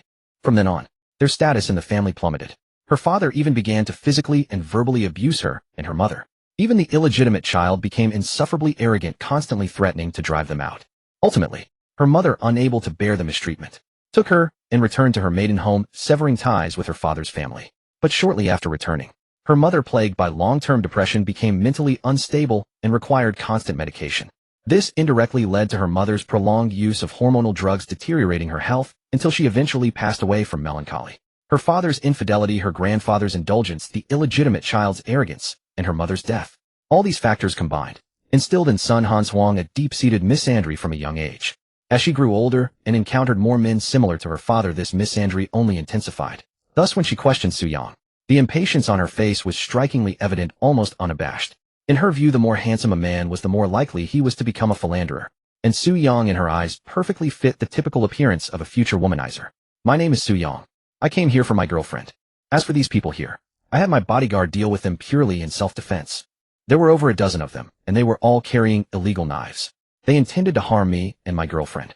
Were we supposed to just stand there and wait to die? Seeing Sun Hanshuang's poor attitude toward him, Su Yang's tone toward her was equally indifferent. Though he was eager to obtain her contact information to complete the random mission, he wouldn't stoop so low as to fawn over her or act like a sycophant just for that. Sent to the dark room, the entire book needs revision. Am uncertain about what comes next, but I'll do my utmost to salvage this book. I understand. You've done well. Rest assured we won't hold you accountable. Instead, we will reward you afterward. Because this Chen Zhongyuan is suspected of serious crimes such as trafficking happy candies and smuggling people. He's someone we've been watching for a long time. Tonight we obtained solid evidence, and we're originally planning to arrest him. You've actually done us a great favor by helping us round them all up in advance. Sun Hanswang listened to Su Yang's explanation. She replied in a calm and indifferent tone. Then she began instructing her subordinates to clean up the scene. What will happen to this bar in the end? Su Yang casually asked Sun Hanswang. It should go through judicial auction. The proceeds from the auction will be used to compensate those who were harmed by Chen Zhongyuan. Sun Hanswang said. After speaking, she asked Su Yang, what? Are you interested in this bar? Sun Hanswang was well aware that if the TC Rose bar went through the normal auction process, only a small portion of the final auction proceeds would go to those harmed by Chen Zhongyuan. Most of the money would end up in the pockets of relevant personnel. She didn't want to see that happen. Pursuing Chen Zhongyuan was part of a larger case involving a major figure she was investigating. So she had voluntarily applied to be temporarily transferred from the capital to Peng City to apprehend Chen Zhongyuan. Now that Chen Zhongyuan had been captured, she would surely leave Peng City. If she could secure more compensation for the victims before leaving, she would be more than happy to do so. That was why she wanted to know if Su Yang was interested in the Rose Bar. If he was interested, she would use her authority to sell the bar directly to him.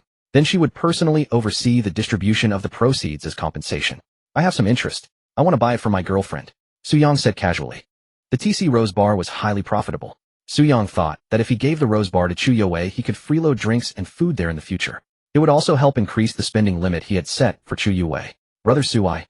Chu Yue was about to refuse when she heard Su Yang wanted to give her a bar. But Su Yang interrupted. Listen to me, if your big brother gives it to you, just accept it.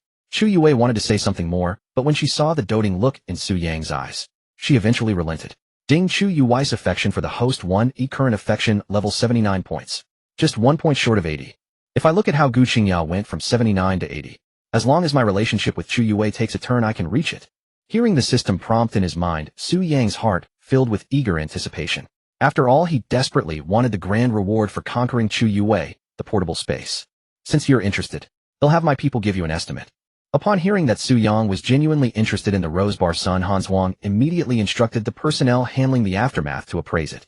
Ding. Sun Hanshuang's affection for the host 2, current affection level 8 points. Why did her affection for me suddenly increase? Su Yang was puzzled by the system prompt, but this was clearly a good time to press his advantage. Immediately Su Yang said to Sun Hanshuang, since we're doing business, let's exchange contact information. Sun Hanshuang without suspicion nodded and gave Su Yang her work phone number. She did not give him her personal number. Su Yang didn't care whether the number was for work or personal use. As long as it was a way to contact Sun Hanshuang, it would allow him to complete the random side quest. Ding. Bar scene random side quest completed. After Su Yang saved Sun Hanshuang's number, the system prompt echoed in his mind. At this point, the only remaining task for the bar scene side quest was to increase Chu Yue's affection by 1 point to reach 80, and obtain the grand reward for conquering her. About 10 minutes later, the scene was cleared. Chen Zhongyuan and his men who had been beaten by Old Black were all carried out. The appraisal of the Rose Bar was also compiled. Mr. Su, the bar is valued at 123,250,000 yuan. If you want it directly, 120 million will do. Sun Hanzhuang looked over the Rose Bar's documents handed to her by a staff member and said to Su Yang, "He'll take it. Draw up the contract." Su Yang didn't waste words. Sun Hanzhuang immediately had the relevant personnel draft the contract. Soon a contract was prepared. Su Yang glanced through it briefly, unafraid of any loopholes, and directly had Chu Yue sign it. After all, this bar was a gift for Chu Yue. If there were any issues, he could just throw money at them. Su Yang wasn't afraid of spending money, he was afraid of not being able to. "Aren't you going to have a lawyer look over the contract?" Sun Hanzhuang watched Su Yang have Chu Yue sign without a second thought, her striking face filled with curiosity as she looked at him. "I trust you," Su Yang fabricated casually. Ding. Sun Hanzhuang's affection for the host 1E current affection level 7 points. The system prompt sounded again. "Damn, can't you be a bit more generous and add more affection points at once?" Su Yang thought to himself, glancing at Sun Hanzhuang. Unaware of his thoughts, Sun Hanzhuang felt a slight stir in her heart when she heard Su Yang say he trusted her. But the feeling was fleeting. So Sun Hanzhuang paid it no mind. After Su Yang signed, she also signed her name, indicating that the contract had her authorization and was valid. "Give me the account number for payment." Su Yang got straight to the point after both had signed. Sun Hanzhuang immediately had a staff member provide Su Yang with a bank account. Without hesitation, Su Yang transferred 120 million yuan. "Chief, the funds have arrived," a staff member reported to Sun Hanzhuang upon seeing the transfer. Sun Hanzhuang nodded and pressed her fingerprint on the contract. Su Yang also had Chu Yue do the same. Thus the Rose Bar became Chu Yue's asset. After everything was settled, Sun Hanzhuang began to lead the dozen or so uniformed personnel away. She still had many matters to handle regarding Qin Zhongyuan, so she had no desire to linger at the Rose Bar. Su Yang didn't say anything to persuade her to stay, since he had already obtained her contact information, and since he couldn't significantly increase her affection in a short time. Su Yang didn't bother to engage with Sun Hanzhuang further. Spending time talking to her was less worthwhile than quickly reaping the rewards from Chu Yue. "Brother Su, I already owe you so much. And now you've transferred 500 million to me. And you're giving me a bar. I don't know how to make up for what I owe you. I'd better transfer the money and bar back to you, or I won't be able to sleep." Chu Yue looked at Su Yang with her pure face, full of hope after everyone had left.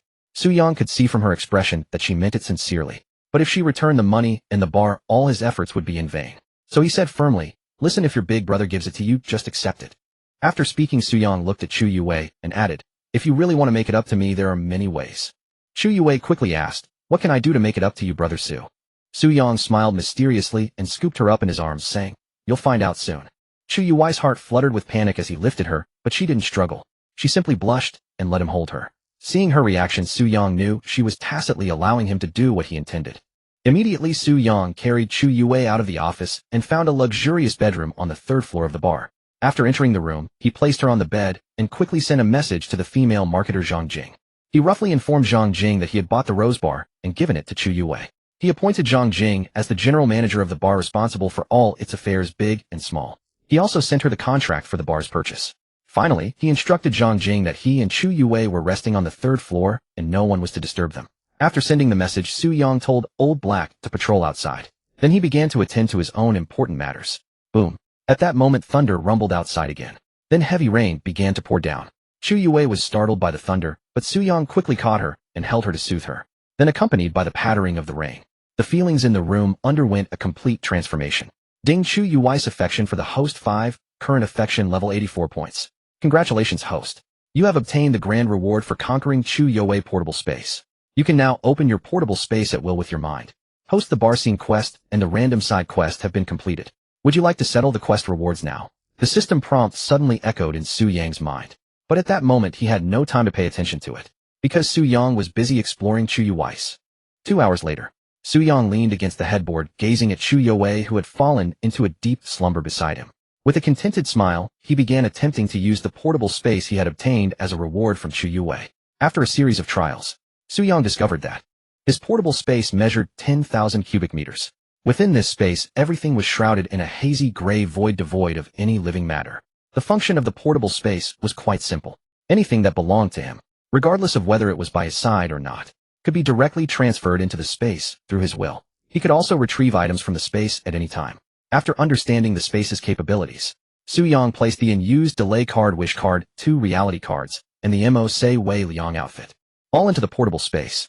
To make it easier to find things, Su Yang used his will to create a 9-grid compartment within the space, placing each of the items he had just stored into different grids. System from now on store all my item rewards directly into the portable space. Su-Yang commanded the system. Understood, host. The system's cold voice replied immediately. System, settle the instance rewards for me. Su-Yang instructed the system again.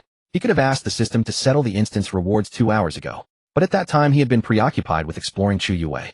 Now that the exploration was complete, Su-Yang promptly ordered the system to begin the reward settlement. I wonder what rewards this instance will bring. Su-Yang felt a surge of anticipation. As he waited eagerly, a translucent screen materialized before him, and simultaneously, the system's cold chime echoed in his mind. Commencing settlement of the bar scene instance. Instance task 1 completed. Instance task 2 completed. Bar scene instance completion rate 100. Beginning reward settlement. Congratulations, host. You have received 1 million yuan in cash and a property at Seaside Garden. The cash has been deposited into your bank account, and the property deed for Seaside Garden has been placed in your portable space. Beginning settlement of random instance task rewards. Congratulations, host. You have received the all-round driving god skill book. You may use it at any time to enhance your driving skills. Wow, a 1 million yuan cash reward. And a property at Seaside Garden. Plus the all-round driving god skill book, which I really need. This instance's rewards are quite generous. Su-Yang gazed at the list of rewards displayed on the translucent screen before him, feeling immensely pleased. Without a second thought, he immediately chose to use the all-round driving god skill book. Boom. As he activated the skill book, Su-Yang felt a flood of knowledge rushing into his mind. And at the same time, he sensed his muscles instinctively forming numerous driving-related muscle memories. After a brief moment, having fully absorbed the skill book, Su-Yang realized that his mind was now enriched with a wealth of driving knowledge. This all-round driving god skill book is incredibly powerful. I feel like I can now handle any vehicle with ease. From now on, I won't have to worry about being a road menace when I drive, savoring the newly acquired driving memories. Su-Yang felt deeply satisfied. He thoroughly enjoyed this sense of effortless gain. After claiming the instance's settlement rewards, Su-Yang noticed it was still early, so he decided to kill some time by scrolling through Douyin. Oh, I haven't added Zhou Lingyue as a friend yet. Just as he picked up his phone to open Douyin, he suddenly remembered that he still hadn't added Zhou Lingyue as a friend. Last night, just before he logged off, Zhou Lingyue had repeatedly reminded him and sent him a friend request. I was too eager to find Chu Yue last night, and today has been so busy that I completely forgot about adding Zhou Lingyue. I need to add her quickly. If I delay too long, I might lose affection points. Besides, I promised to meet her in real life. Even though I don't know what her conquest reward listen to nature is, it's bound to be good, so I have to get it. Thinking of Zhou Lingyue, Su-Yang quickly opened his Douyin. To his surprise, as soon as he opened the app, he saw that he had over 99 messages. Wow, so many messages. Seeing the 99 notifications, Su-Yang was slightly taken aback. Usually he only got 2 or 3 messages on Douyin, mostly official notifications. This was the first time he had seen 99 messages. But when he recalled his lavish spending of millions on Douyin last night, he felt less surprised, casually tapping on the message list. Su-Yang saw notifications about who had followed him, along with numerous private messages from female streamers. He randomly opened a few and felt his blood boil, because those streamers had sent him photos of themselves in skimpy outfits posing seductively, accompanied by suggestive captions. A bunch of little temptresses. Even with beauty filters and Photoshop, their scores still don't meet the mark, and most of them have saying with guys way too many times. They're probably carrying some minor viruses too. Better to steer clear. After using the system to check the info of some streamers who had messaged him, Su-Yang ignored the rest of the private messages and went directly to his following list to find Zhou Lingyue, clicking to send her a message. As soon as he entered the chat interface with Zhou Lingyue, he saw that she had already followed him back and had sent him many Douyin messages. Yeah, Brother Wave, this is my WeChat, ZLY235, please add me. Yeah, Brother Wave, remember to add me on WeChat when you log off. Yeah, why haven't you added my WeChat, Brother Wave? Yeah, what are you busy with, Brother Wave? Yeah has been waiting for you to add her. Yeah, Brother Wave, you haven't forgotten about Yeah, have you? We promised to meet so I can treat you to a meal. Yeah, we'll keep waiting for your WeChat friend request. Su-Yang quickly skimmed through Zhou Lingyue's messages, then promptly used WeChat to send her a friend request. If I were a broke guy, not replying to a girl's message instantly would drop her affection immediately. It might even reset to 0, requiring all sorts of shopping sprees to recover. But now I completely forgot about Zhou Lingyue, and she still sent me all these self-pitying messages without her affection dropping even a bit. That's the charm of money. Of course, it might also be my personal charisma that has deeply captivated her. After sending the friend request to Zhou Lingyue, Su-Yang mused narcissistically to himself. Inside a mid-tier apartment complex in the magic capital, Zhou Lingyue sat in a daze, her chin resting in her palm, after waiting an entire day for Su-Yang to add her as a friend. Since ending her stream last night, she had been anticipating his friend request on WeChat. Yet after over 2 hours of waiting until nearly 3 in the morning, she received no such request. Eventually unable to stay awake any longer, she drifted into a groggy sleep. Waking early this morning, her first instinct was to check her WeChat. To her dismay, there was still no friend request from Su-young. This plunged her into a deep melancholy. She began to wonder if she had unknowingly offended Su-young or left him with a poor impression of her as someone materialistic. These thoughts swirled in her mind. Throughout the day, Zhou Lingyue found herself unable to focus on anything. She paced back and forth in her room, or simply stared blankly into space. Yeah, that wave master hasn't really forgotten about you, has he? What's his background anyway? He showered you with gifts, then logged off without a word, and now he won't even add you as a friend. He must have no shortage of beautiful women. I was hoping I might get a chance to latch onto Wave Master's coattails, but seeing how he's ignored even a gorgeous woman like you, I think he'll drop that fantasy. Yeah, don't overthink it. He's already given you the money. Just withdraw it all and spend it on a car or a house. It's his loss if he doesn't add you. Several of Zhou Lingyue's roommates, who were also her friends, chimed in with their opinions. Listening to them, Zhou Lingyue gradually formed a decision. She resolved to return the gift money Su-young had given her. She too had her pride and self-respect. While she enjoyed being cherished and appreciated money, she didn't want Su-young to think she was materialistic, leading him to ignore her entirely. That feeling of being looked down upon was unbearable. Ding! Just as Zhou Lingyue was about to contact Su-young via Douyin to share her thoughts, she heard the notification sound from WeChat.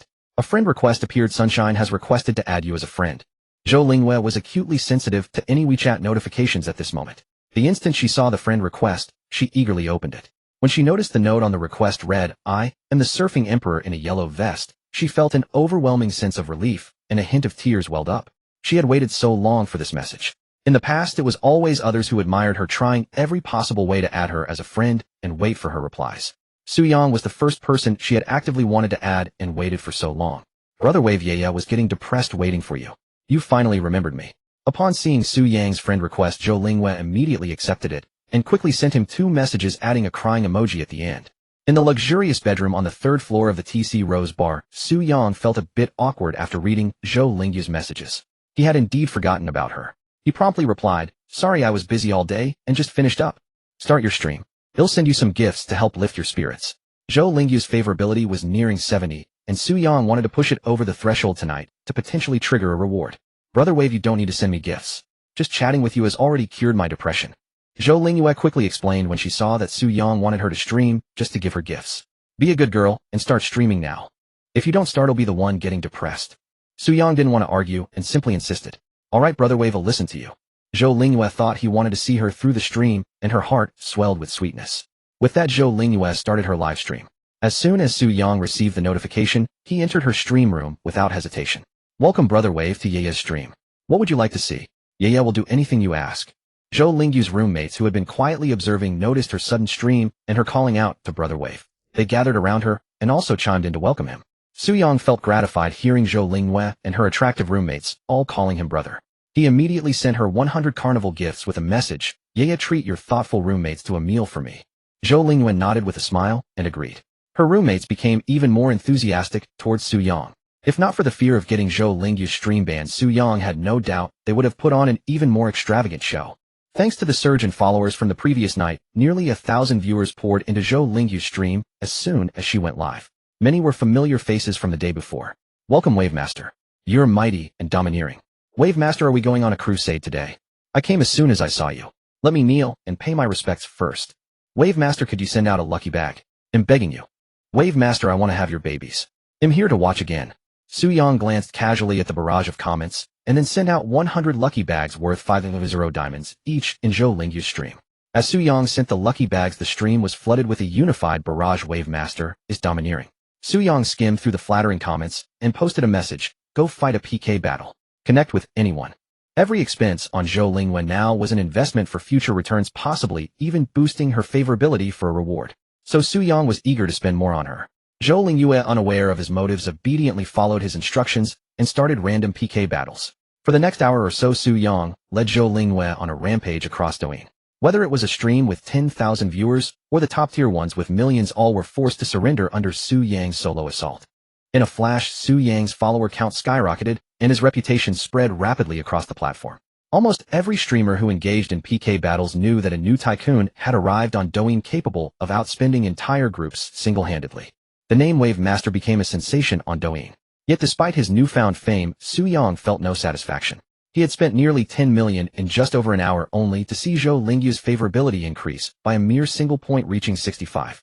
This was far from the 70-point threshold needed to trigger a reward.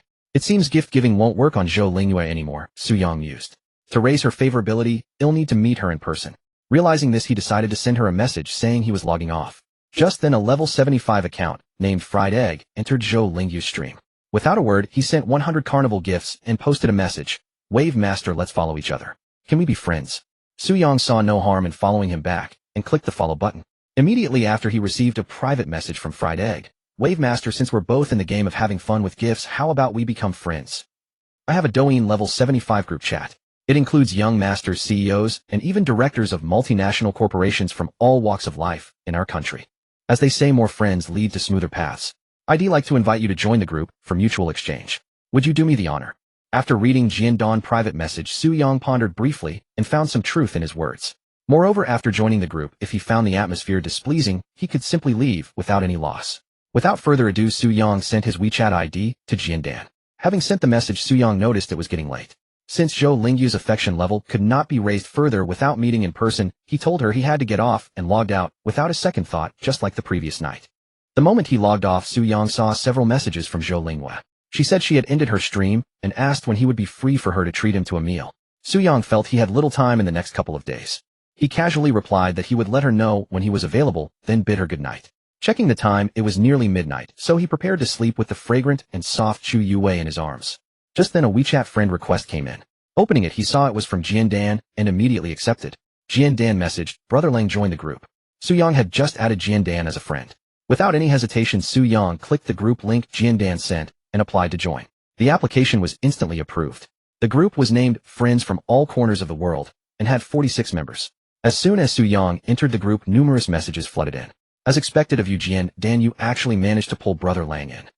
Welcome, Brother Lang. With Brother Lang here, I feel our group's prestige and strength have instantly skyrocketed.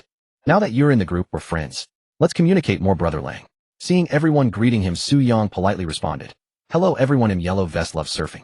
I hope you all will take care of me. Seeing Su Yang speak so humbly, the group members immediately showered him with praise. Su Yang was no stranger to mutual flattery, and before long he had exchanged words with nearly everyone, becoming somewhat familiar. Then Su Yang excused himself from the group chat, citing that he needed to rest. The rain outside was still falling. Listening to the pitter-patter, he set his phone aside, slipped into bed, and embraced the warmth and softness beside him to sleep. The night passed without incident. The next day, Su Yang was woken by the ringing of a phone. Opening his eyes, he saw the pure and innocent Chu Yue, her voice soft and apologetic, saying, Brother Su, I'm sorry for disturbing your rest. As she spoke, Chu Yue quickly grabbed her ringing phone and scurried to the bathroom to answer it. Su Yang watched her adorable, flustered demeanor, afraid he might be angry, and shook his head with a smile, before picking up his own phone to check the time. Seeing it was already past 9 in the morning, Su Yang stretched and began to get up. By the time he was dressed, Chu Yue emerged from the bathroom with a dazed expression. What's wrong, little sister Yue? Remember what I told you, if anything happens, just tell me. Su Yang asked with casual concern. Chu Yue was now his woman, and he needed to continue raising her affection level for cash rewards and the grand prize. Naturally, he had to keep a close eye on her state. My mom called to say that the blind date my dad arranged for me last time came to my house. He claims I unilaterally broke off the date, causing him to lose face, and demands I apologize to him. My dad argued, but couldn't win, so he invited him to a meal to make amends. But he refuses to let it go and insists on seeing me in person to apologize, or else he'll keep bringing people to harass my family. My mom is afraid my dad will be bullied, so she asked if I could ask you, Brother Su, to help resolve this. Chu Yue's pure, beautiful face was filled with distress and guilt towards Su Yang, as she quickly relayed the content of her call with her mother. Is that all? Don't worry with me here, there's nothing to fear. Su Yang said, smiling as he caressed her lovely cheek. But this will cause you so much trouble, Brother Su. I already owe you too much. Chu Yue said, her face full of remorse as she looked at him. Don't forget what we are to each other now. So stop talking about owing me anything. He'll handle this for you. Su Yang pulled Chu Yue into his arms and lightly patted her on the bottom. Feeling his touch, her pretty face instantly flushed with crimson and shyness. Thank you, Brother Su. Chu Yue said, filled with a sense of security in his warm embrace. Ding. Chu Yue's affection for the host has increased by 2 points. Current affection level 86. Still saying thank you, are you? Looks like you need a little punishment. Hearing the notification of increased affection, Su Yang whispered in her ear. The next moment, he scooped her up in his arms. Half an hour later, seeing that Chu Yue could no longer bear it, Su Yang reluctantly let her go. They then washed up together. After dressing, Su Yang led her out of the room.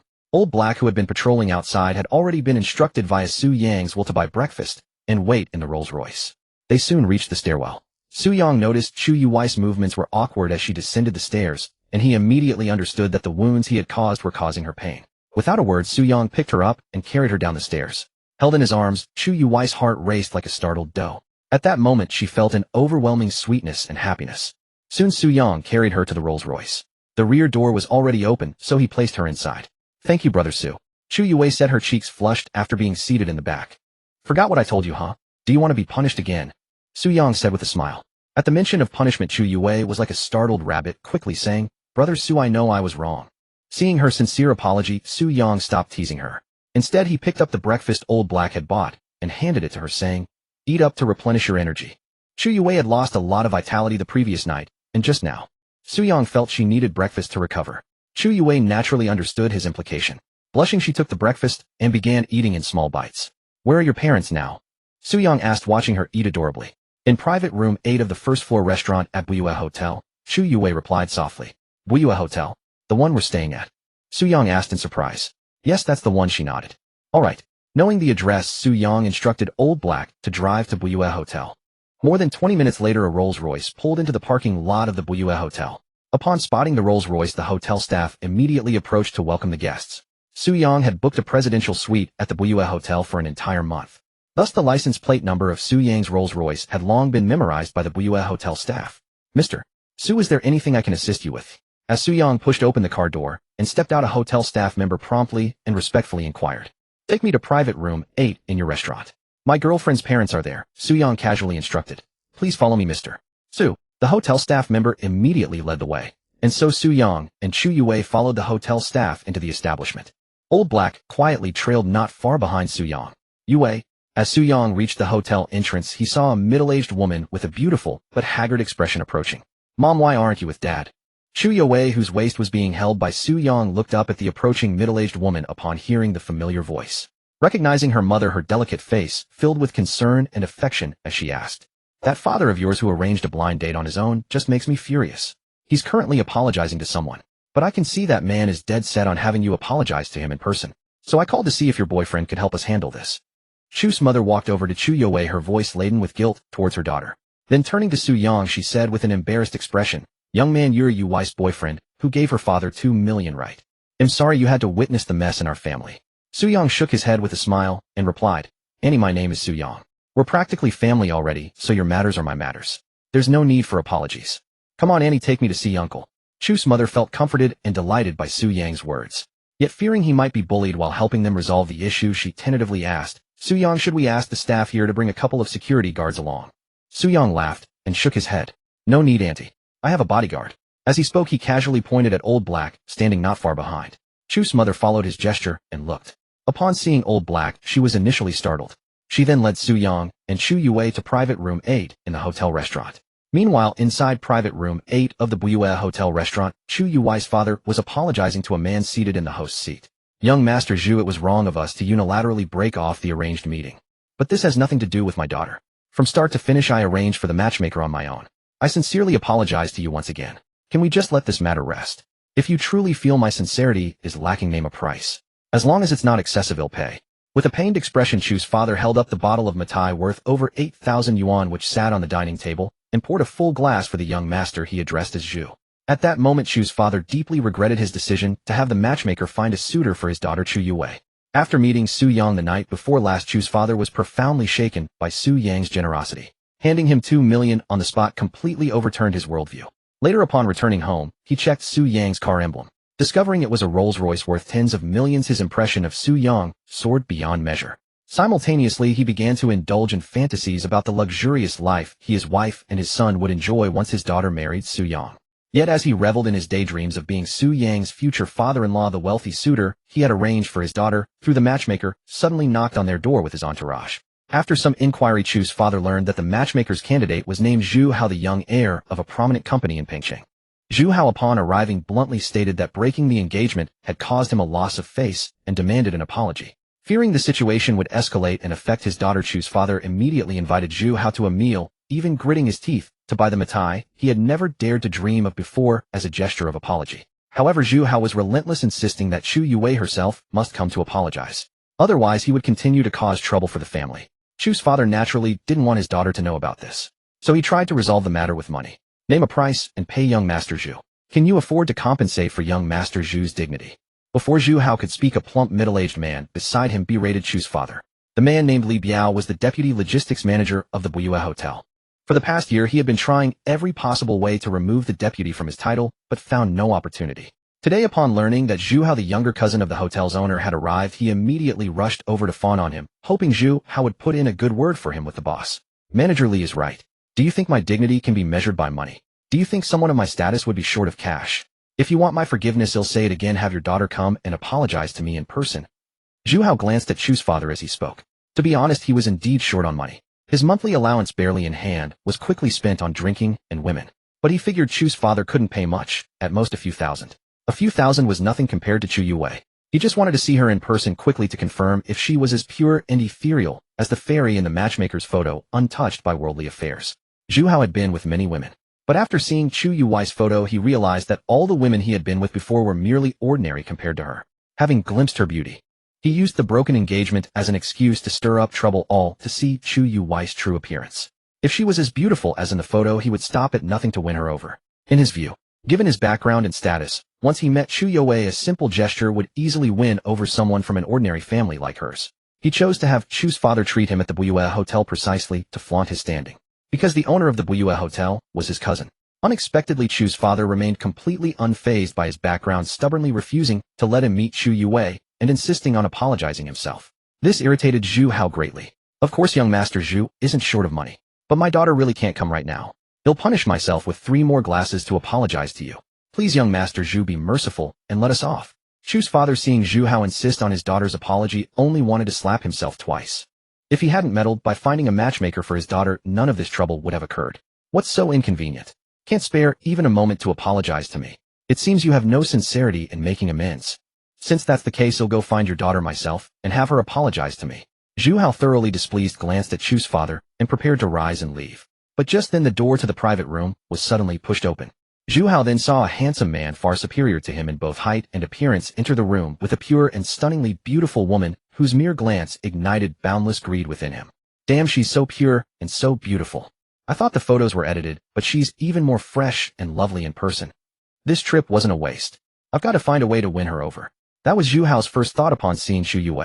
In his heart, he immediately resolved that no matter what, he would claim Chu Yue for himself. As for Su Yang by her side, he believed that aside from being taller and better-looking, Su Yang was certainly inferior to him in other aspects, such as family background and spending power. He was quite confident that Su Yang couldn't match him. After all, in the circles of wealthy second-generation heirs he frequented, he had never seen or even heard of Su Yang. Moreover, in his view, if Su Yang's background or spending power were superior to his, Chu Yue's father wouldn't have had a matchmaker find her a rich suitor. Thus, in Zhu Hao's eyes, Su Yang, who was accompanying Chu Yue, posed no real threat. In fact, he could serve as a stepping stone, allowing Chu Yue and her parents to witness his own background and strength. However, just as Zhu Hao felt that Su Yang posed no threat to his pursuit of Chu Yue, the appearance of Lao He, who followed Su Yang into the private room, suddenly shattered all of Zhu Hao's thoughts. His initial intention to rise and show off in front of Chu Yue instantly evaporated. He decided to first observe Lao He's identity before determining his next move. Meanwhile, to bolster his courage, he instructed Li Biao beside him to summon 2 security guards from the Billionaire Hotel. Li Biao was also greatly startled by Lao He, who was behind Su Yang. So he quickly slipped along the wall, hurried out of the private room, and went to call the hotel security. Uncle, we meet again. Upon entering the private room, Su Yang was the first to greet Chu's father, who was now both embarrassed and bewildered. As for Zhu Hao beside Chu's father, and Li Biao, who had just slipped out along the wall, Su Yang merely cast a casual glance, showing no interest in acknowledging them. They were just a couple of clowns he would deal with shortly. Su Yang couldn't be bothered to pay them any more attention. You? Why are you here? Chu's father's face grew even more flushed with embarrassment upon seeing Su Yang. For everything at this moment was the result of his own decision to arrange a blind date for Chu Yue. He had always wanted to resolve the issue on his own, never expecting that in the end his daughter's extremely wealthy boyfriend would find out. How could this not make him feel awkward? If Su Yang hadn't come, could you have solved the current problem? Chu's mother retorted sharply at Chu's father. Then she warmly invited Su Yang to sit down. On the way here, she had already learned Su Yang's name from Chu Yue. Chu's father tried to rebut, but could find no grounds to argue. So with a red face and great awkwardness, he looked at Su Yang, unsure of what to say. Just then, Li Biao, who had left earlier, returned with 2 hotel security guards. As soon as they entered the private room, they immediately stood by Zhu Hao's side. With the hotel security guards beside him, Zhu Hao's fear and wariness of Lao He behind Su Yang greatly diminished. Promptly, he said to Chu's mother, "Aunt, there's no issue between uncle and me. Everything that happened between us earlier was just a misunderstanding." After saying this, he turned to Chu's father with full enthusiasm, holding the wine glass that Chu's father had just filled for him, and said, "Uncle, let me toast you to apologize for what happened earlier. Consider this meal my treat, he'll settle the bill later." At this moment, Zhu Hao, eager to win favor with Chu Youwei, was like a completely different person from before. As he spoke, Zhu Hao downed the wine in one gulp. Chu's father was utterly baffled by Zhu Hao's sudden change. He truly couldn't understand how Zhu Hao had become so different from before in an instant. Though he didn't grasp why Zhu Hao had changed so quickly, Chu's father felt this was a good thing. So waving his hand, he said to Zhu Hao, "Young master Zhu, no need for you to treat or apologize. Just finish this meal and don't cause us any more trouble." Zhu Hao immediately replied, "Uncle, what kind of person do you take me for? Why would I cause you trouble?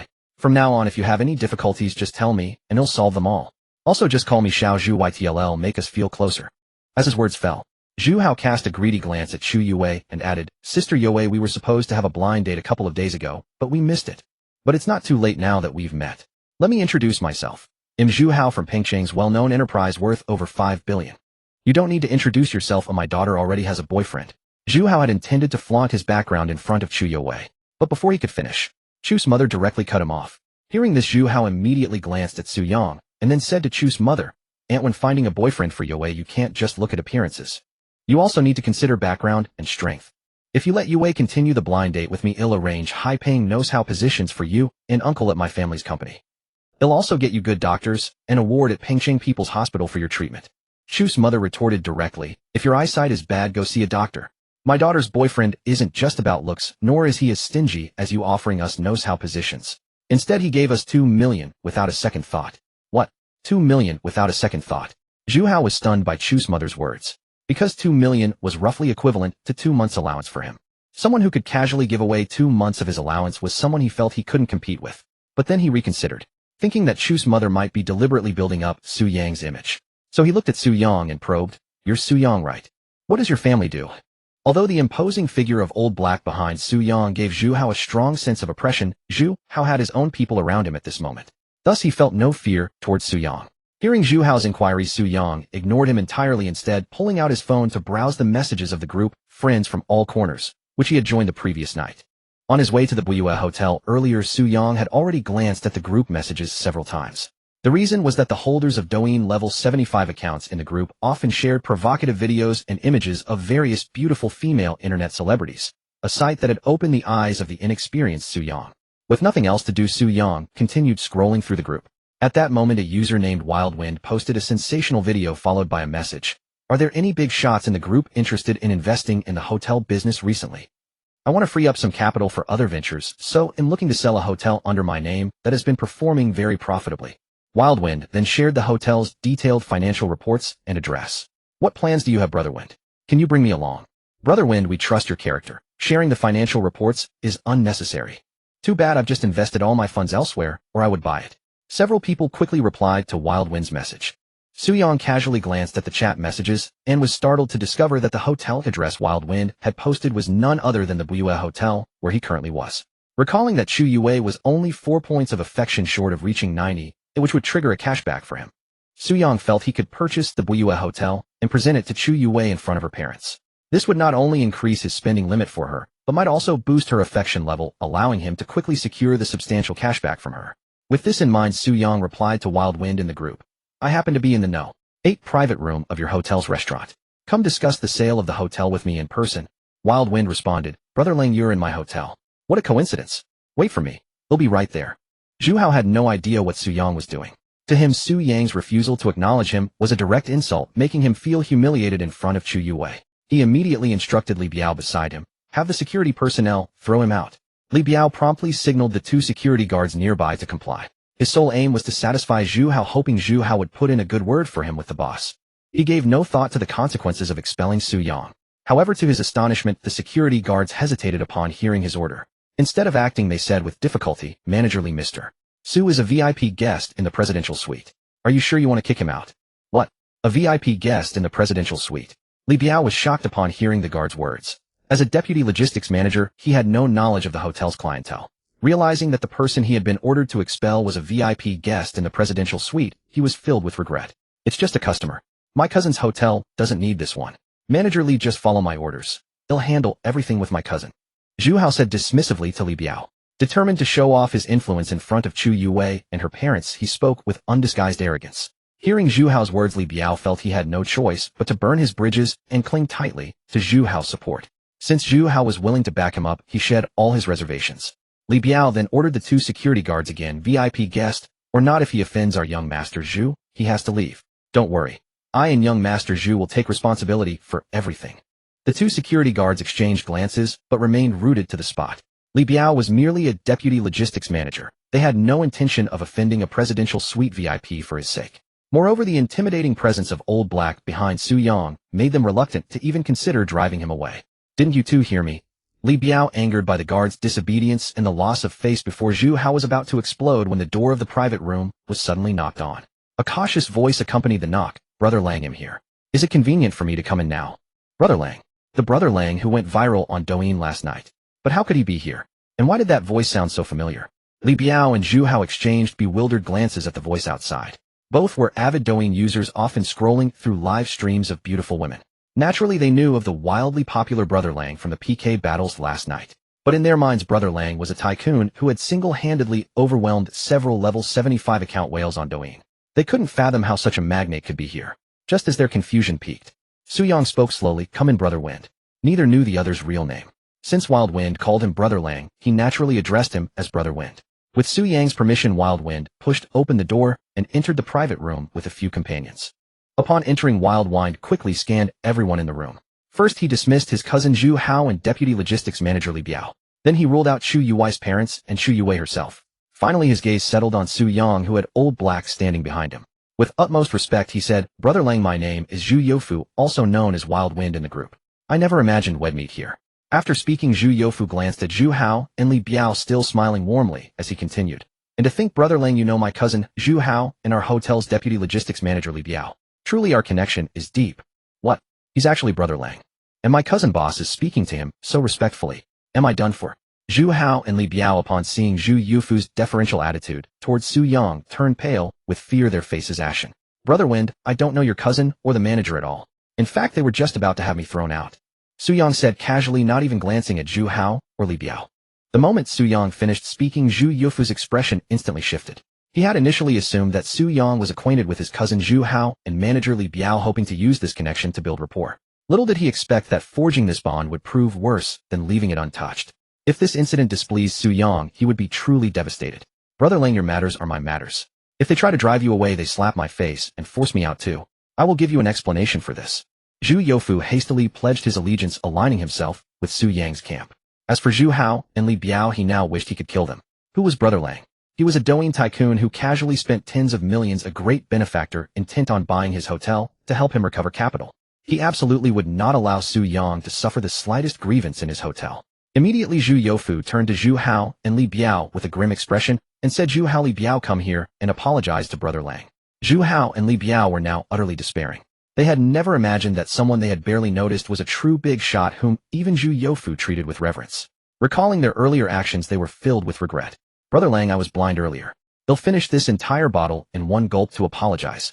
Zhu Hao, pale-faced, rose from his seat, grabbed the Matai on the table, and gulped it down desperately. Due to Matai's high alcohol content and his hurried drinking, tears streamed down Zhu Hao's face after a few swallows. Yet he dared not pause, knowing well his cousin's methods. If he failed to earn Su Yang's forgiveness, he would at best end up in the hospital for a while, and at worst lose limbs. Even his parents wouldn't dare stop his cousin, as their family business was wholly controlled by his cousin's family. Thus they would never risk offending Zhu Youfu for his sake. Soon, in just over 10 seconds, Zhu Hao had downed most of the Matai bottle. Without a word, he knelt before Su Yang, slapping his own face forcefully. Brother Lang, please be magnanimous and let me off. Uncle, aunt, and sister Yue, I apologize for my earlier offense. Zhu Hao continued slapping himself while apologizing. Li Biao followed suit, kneeling beside him and slapping his own face, begging for forgiveness. Amid the slapping sounds, Zhu Hao and Li Biao's faces quickly swelled and reddened, yet they dared not stop. They kept hitting themselves and apologizing to Su Yang. Throw them out. Su Yang, weary of their voices, ordered Old Black to act. Upon hearing Su Yang's command, Old Black quickly strode over to Zhu Hao, and Li Biao lifted them like chicks and tossed them out of the private room. After they were expelled, the room fell into a much quieter state. Brother Feng, let's discuss the hotel matter. Su Yang, having resolved the issue with Zhu Hao for Chu's parents, directly began negotiating with Zhu Youfu. Alright, Brother Lang. Zhu Youfu, seeing Su Yang no longer dwelling on Zhu Hao, and Li Biao hastily nodded in agreement. However, though Su Yang forgave them, Zhu Youfu would not let them off so easily. Those two had nearly caused a rift between him and Su Yang. He decided to have a serious talk with them after this matter was settled. With this thought in mind, Zhu Youfu quickly instructed his companions to present all the relevant documents and transfer contracts for Billionaire Hotel to Su Yang. Su Yang, uninterested in reviewing them, said directly, "No need to look at the documents, just give me your price." Su Yang didn't believe Zhu Youfu would dare tamper with the contract. If he did, Su Yang wouldn't hesitate to have Old Black pay him a visit. As for whether Zhu Youfu would inflate the hotel's price, Su Yang couldn't care less. In fact, he even hoped Zhu Youfu would quote a higher price. This way, when Zhu Yui's favorability toward him reached 90 points, the cashback amount would be higher. Brother Lang is truly bold. Since Brother Lang is so generous, I naturally can't be petty. The entire hotel will cost you 350 million. Zhu Youfu was astonished by Su Yang's audacity and became even more eager to befriend him. Thus, he offered Billionaire Hotel at 90 of its market value. Selling at this price wouldn't bring him profit and even incurred a slight loss. But the hotel had been profitable for years, and he was eager to offload it to recover capital. So selling at a 10 discount wasn't a loss for him. Bank account. Su Yang cut to the chase, asking for Zhu Youfu's bank details. Zhu Youfu quickly retrieved a bank card from his wallet and respectfully handed it to Su Yang with both hands. Su Yang took the card, and while transferring the funds, said to Chu Yue beside him, "Yue, this hotel is a gift for you. Sign your name on the contract." Chu Yue was stunned by his words. She had never imagined that after buying her a bar just yesterday, Su Yang would spend another 350 million on a hotel for her overnight. Both Chu's father and mother knew Su Yang was wealthy, but they never expected him to be this rich. Without a second thought, he was gifting a 350 million hotel to Chu Yue. Such a sum was beyond even their wildest dreams, leaving them both speechless with shock. Seeing the astonished expressions on Chu's parents' faces, Su Yang paid them no mind. Instead, he said directly to Chu Yue, "Don't refuse. Be obedient." Chu Yue, who had been about to decline, was silenced by his words. Thus, she nodded docilely and signed her name on the contract. Just then, Su Yang completed the transfer to Zhu Youfu. "Thank you so much, Brother Lang. If there's anything you need my help with in the future, just say the word, and I'll do my utmost." Zhu Youfu, seeing the additional 350 million in his bank account, spoke to Su Yang with utmost respect and gratitude. He quickly signed the contract and affixed his fingerprint. "There is indeed something," Su Yang said casually. "Brother Lang, please tell me." Zhu Youfu eagerly inquired. "My aunt is ill. I want to arrange the best medical staff in Pengcheng for her." So, Su Yang left the sentence unfinished. But his meaning was already clear. "Rest assured, Boss Lang, will take care of this," Zhu Youfu declared, thumping his chest. In Pengcheng, he knew many influential figures, so arranging the best medical staff for someone was hardly a challenge for him. Su Yang nodded, then addressed Chu's mother, who was still in a daze. "Auntie, please give your ID to Boss Feng." Upon hearing this, Chu's mother snapped out of her stupor, hastily retrieved her ID card from the cheap handbag slung over her shoulder, and handed it to Zhu Youfu. Zhu Youfu took Chu's mother's ID, immediately snapped a photo, and sent it to his personal assistant, instructing him to arrange the best ward and medical staff at Pengcheng People's Hospital. Then, with utmost respect, he returned the ID to Chu's mother. "Thanks, Boss Feng." Su Yang smiled appreciatively, seeing how quickly and attentively Zhu Youfu handled matters. "You're too polite, Boss Lang." Zhu Youfu waved his hand with a smile and added, "Is there anything else you'd like me to do, Boss Lang?" "No, that's all." Su Yang shook his head. "Then I won't disturb your dinner," Zhu Youfu said, preparing to leave. But before departing, he gestured to the few people who had come with him, and said to Su Yang, "Boss Lang, these are veterans of the hotel. They are well versed in every aspect of its operations. If you have any questions about the hotel, Boss Lang, feel free to ask them." Su Yang nodded in agreement. Then, after a brief exchange with Zhu Youfu, the latter led his people away. And so, the private room was left with only Su Yang, Chu Yue, and Chu's parents. As for Old Black, Su Yang had arranged for him to stand guard outside the room. "Su Yang, I don't know how to thank you for arranging the hospital room," Chu's mother said, her voice choked with emotion. "Thank you, Su Yang." Chu's father was also filled with gratitude. "You are Yui's family, and that makes you my family too. So don't be so formal with me," Su Yang said with a smile. Ding. Chu Yui's favorability towards the host has increased by 3. Current favorability, 89 points. Just then the system notification sounded in Su Yang's mind. Hearing it, he was filled with excitement, for he was only 1 point away from getting a cashback from Chu Yue. Giving her the hotel and arranging the hospital room for her mother actually raised her favorability by 3 points. But I suspect what truly boosted her favorability was arranging the hospital room for her mother. Su Yang glanced at Chu Yue, whose delicate face was now filled with gratitude as she looked at him, and thought to himself. Then he began to ponder how to quickly raise her favorability by 1 more point. After a quick deliberation, Su Yang felt it would be quite difficult to increase her favorability at the moment, so he decided to try a shortcut. Without further ado, Su Yang said to Chu's parents, "Uncle, Auntie, please continue eating. Yue and I have something to discuss. Also, if you'd like anything else to eat, just ask the hotel staff. This hotel now belongs to Yue, so feel free to enjoy yourselves." Chu's parents quickly nodded in agreement. With Su Yang present, they indeed felt quite pressured, because in their eyes Su Yang was too powerful. Su Yang was pleased with their obedient demeanor. Immediately, he led Chu Yue out of the private room. "Brother Su, what do you want to talk about?" Once outside, Chu Yue asked Su Yang, "Something that will bring us both joy." Su Yang scooped Chu Yue up in his arms and took the elevator to his presidential suite. 2.5 hours later. In the presidential suite, Chu Yue, her face streaked with tears, begged for mercy. Seeing her pitiful state, Su Yang had no choice but to relent. However, taking the shortcut for over 2.5 hours had failed to increase her favorability. This left Su Yang somewhat disappointed. "Yue, do you have any dreams?" Seeing that the shortcut hadn't worked, Su Yang decided to try winning her heart. "All my old dreams, brother Su, has already fulfilled them." Chu Yue said, her face flushing with shyness. Su Yang was speechless. Hiss. Just then, as Chu Yue reached for a glass of water, the movement aggravated the wounds Su Yang had caused, making her wince in pain. Seeing this, Su Yang picked up the water from the bedside table and handed it to her, gently saying, "Let your brother get it for you." Chu Yue took the water, blushing, and drank it in small sips. But after finishing, she needed to use the restroom, so she struggled to get up, her face burning with shame. However, the pain in her body made it impossible to rise. "What's wrong?" Su Yang asked, puzzled. I need to go to the bathroom." Chu Yue said, her face crimson, wishing she could disappear into a hole. "They'll carry you." Without a second thought, Su Yang lifted Chu Yue into his arms and strode towards the bathroom. He understood that her current condition was his doing, and he had to take responsibility. "Thank you, brother Su." Chu Yue nestled shyly in Su Yang's arms, her voice soft and tender. Ding. Chu Yue's favorability towards the host has increased by 1. Current favorability, 90 points. Congratulations, host. You have obtained the 90-point favorability reward consumption cashback. Initiating tally of all consumption by the host for Chu Yue. Hint: Chu Yue's ultimate conquest grand prize has been refreshed. Suddenly, a series of system notifications rang in Su Yang's mind. Having thought earlier that raising her favorability to 90 points today was hopeless, Su Yang was now filled with surprise upon hearing the cascade of alerts. Finally, the cashback is coming. I wonder how much you'll get. And what is Chu Yue's ultimate grand prize? Suppressing his inner joy and excitement, Su Yang directly checked Chu Yue's personal information. Name: Chu Yue. Age: 19. Occupation: college student, owner of TC Rose Bar and Buyue Hotel. Appearance: 93 points. Figure: 91 points. Temperament: 86 points.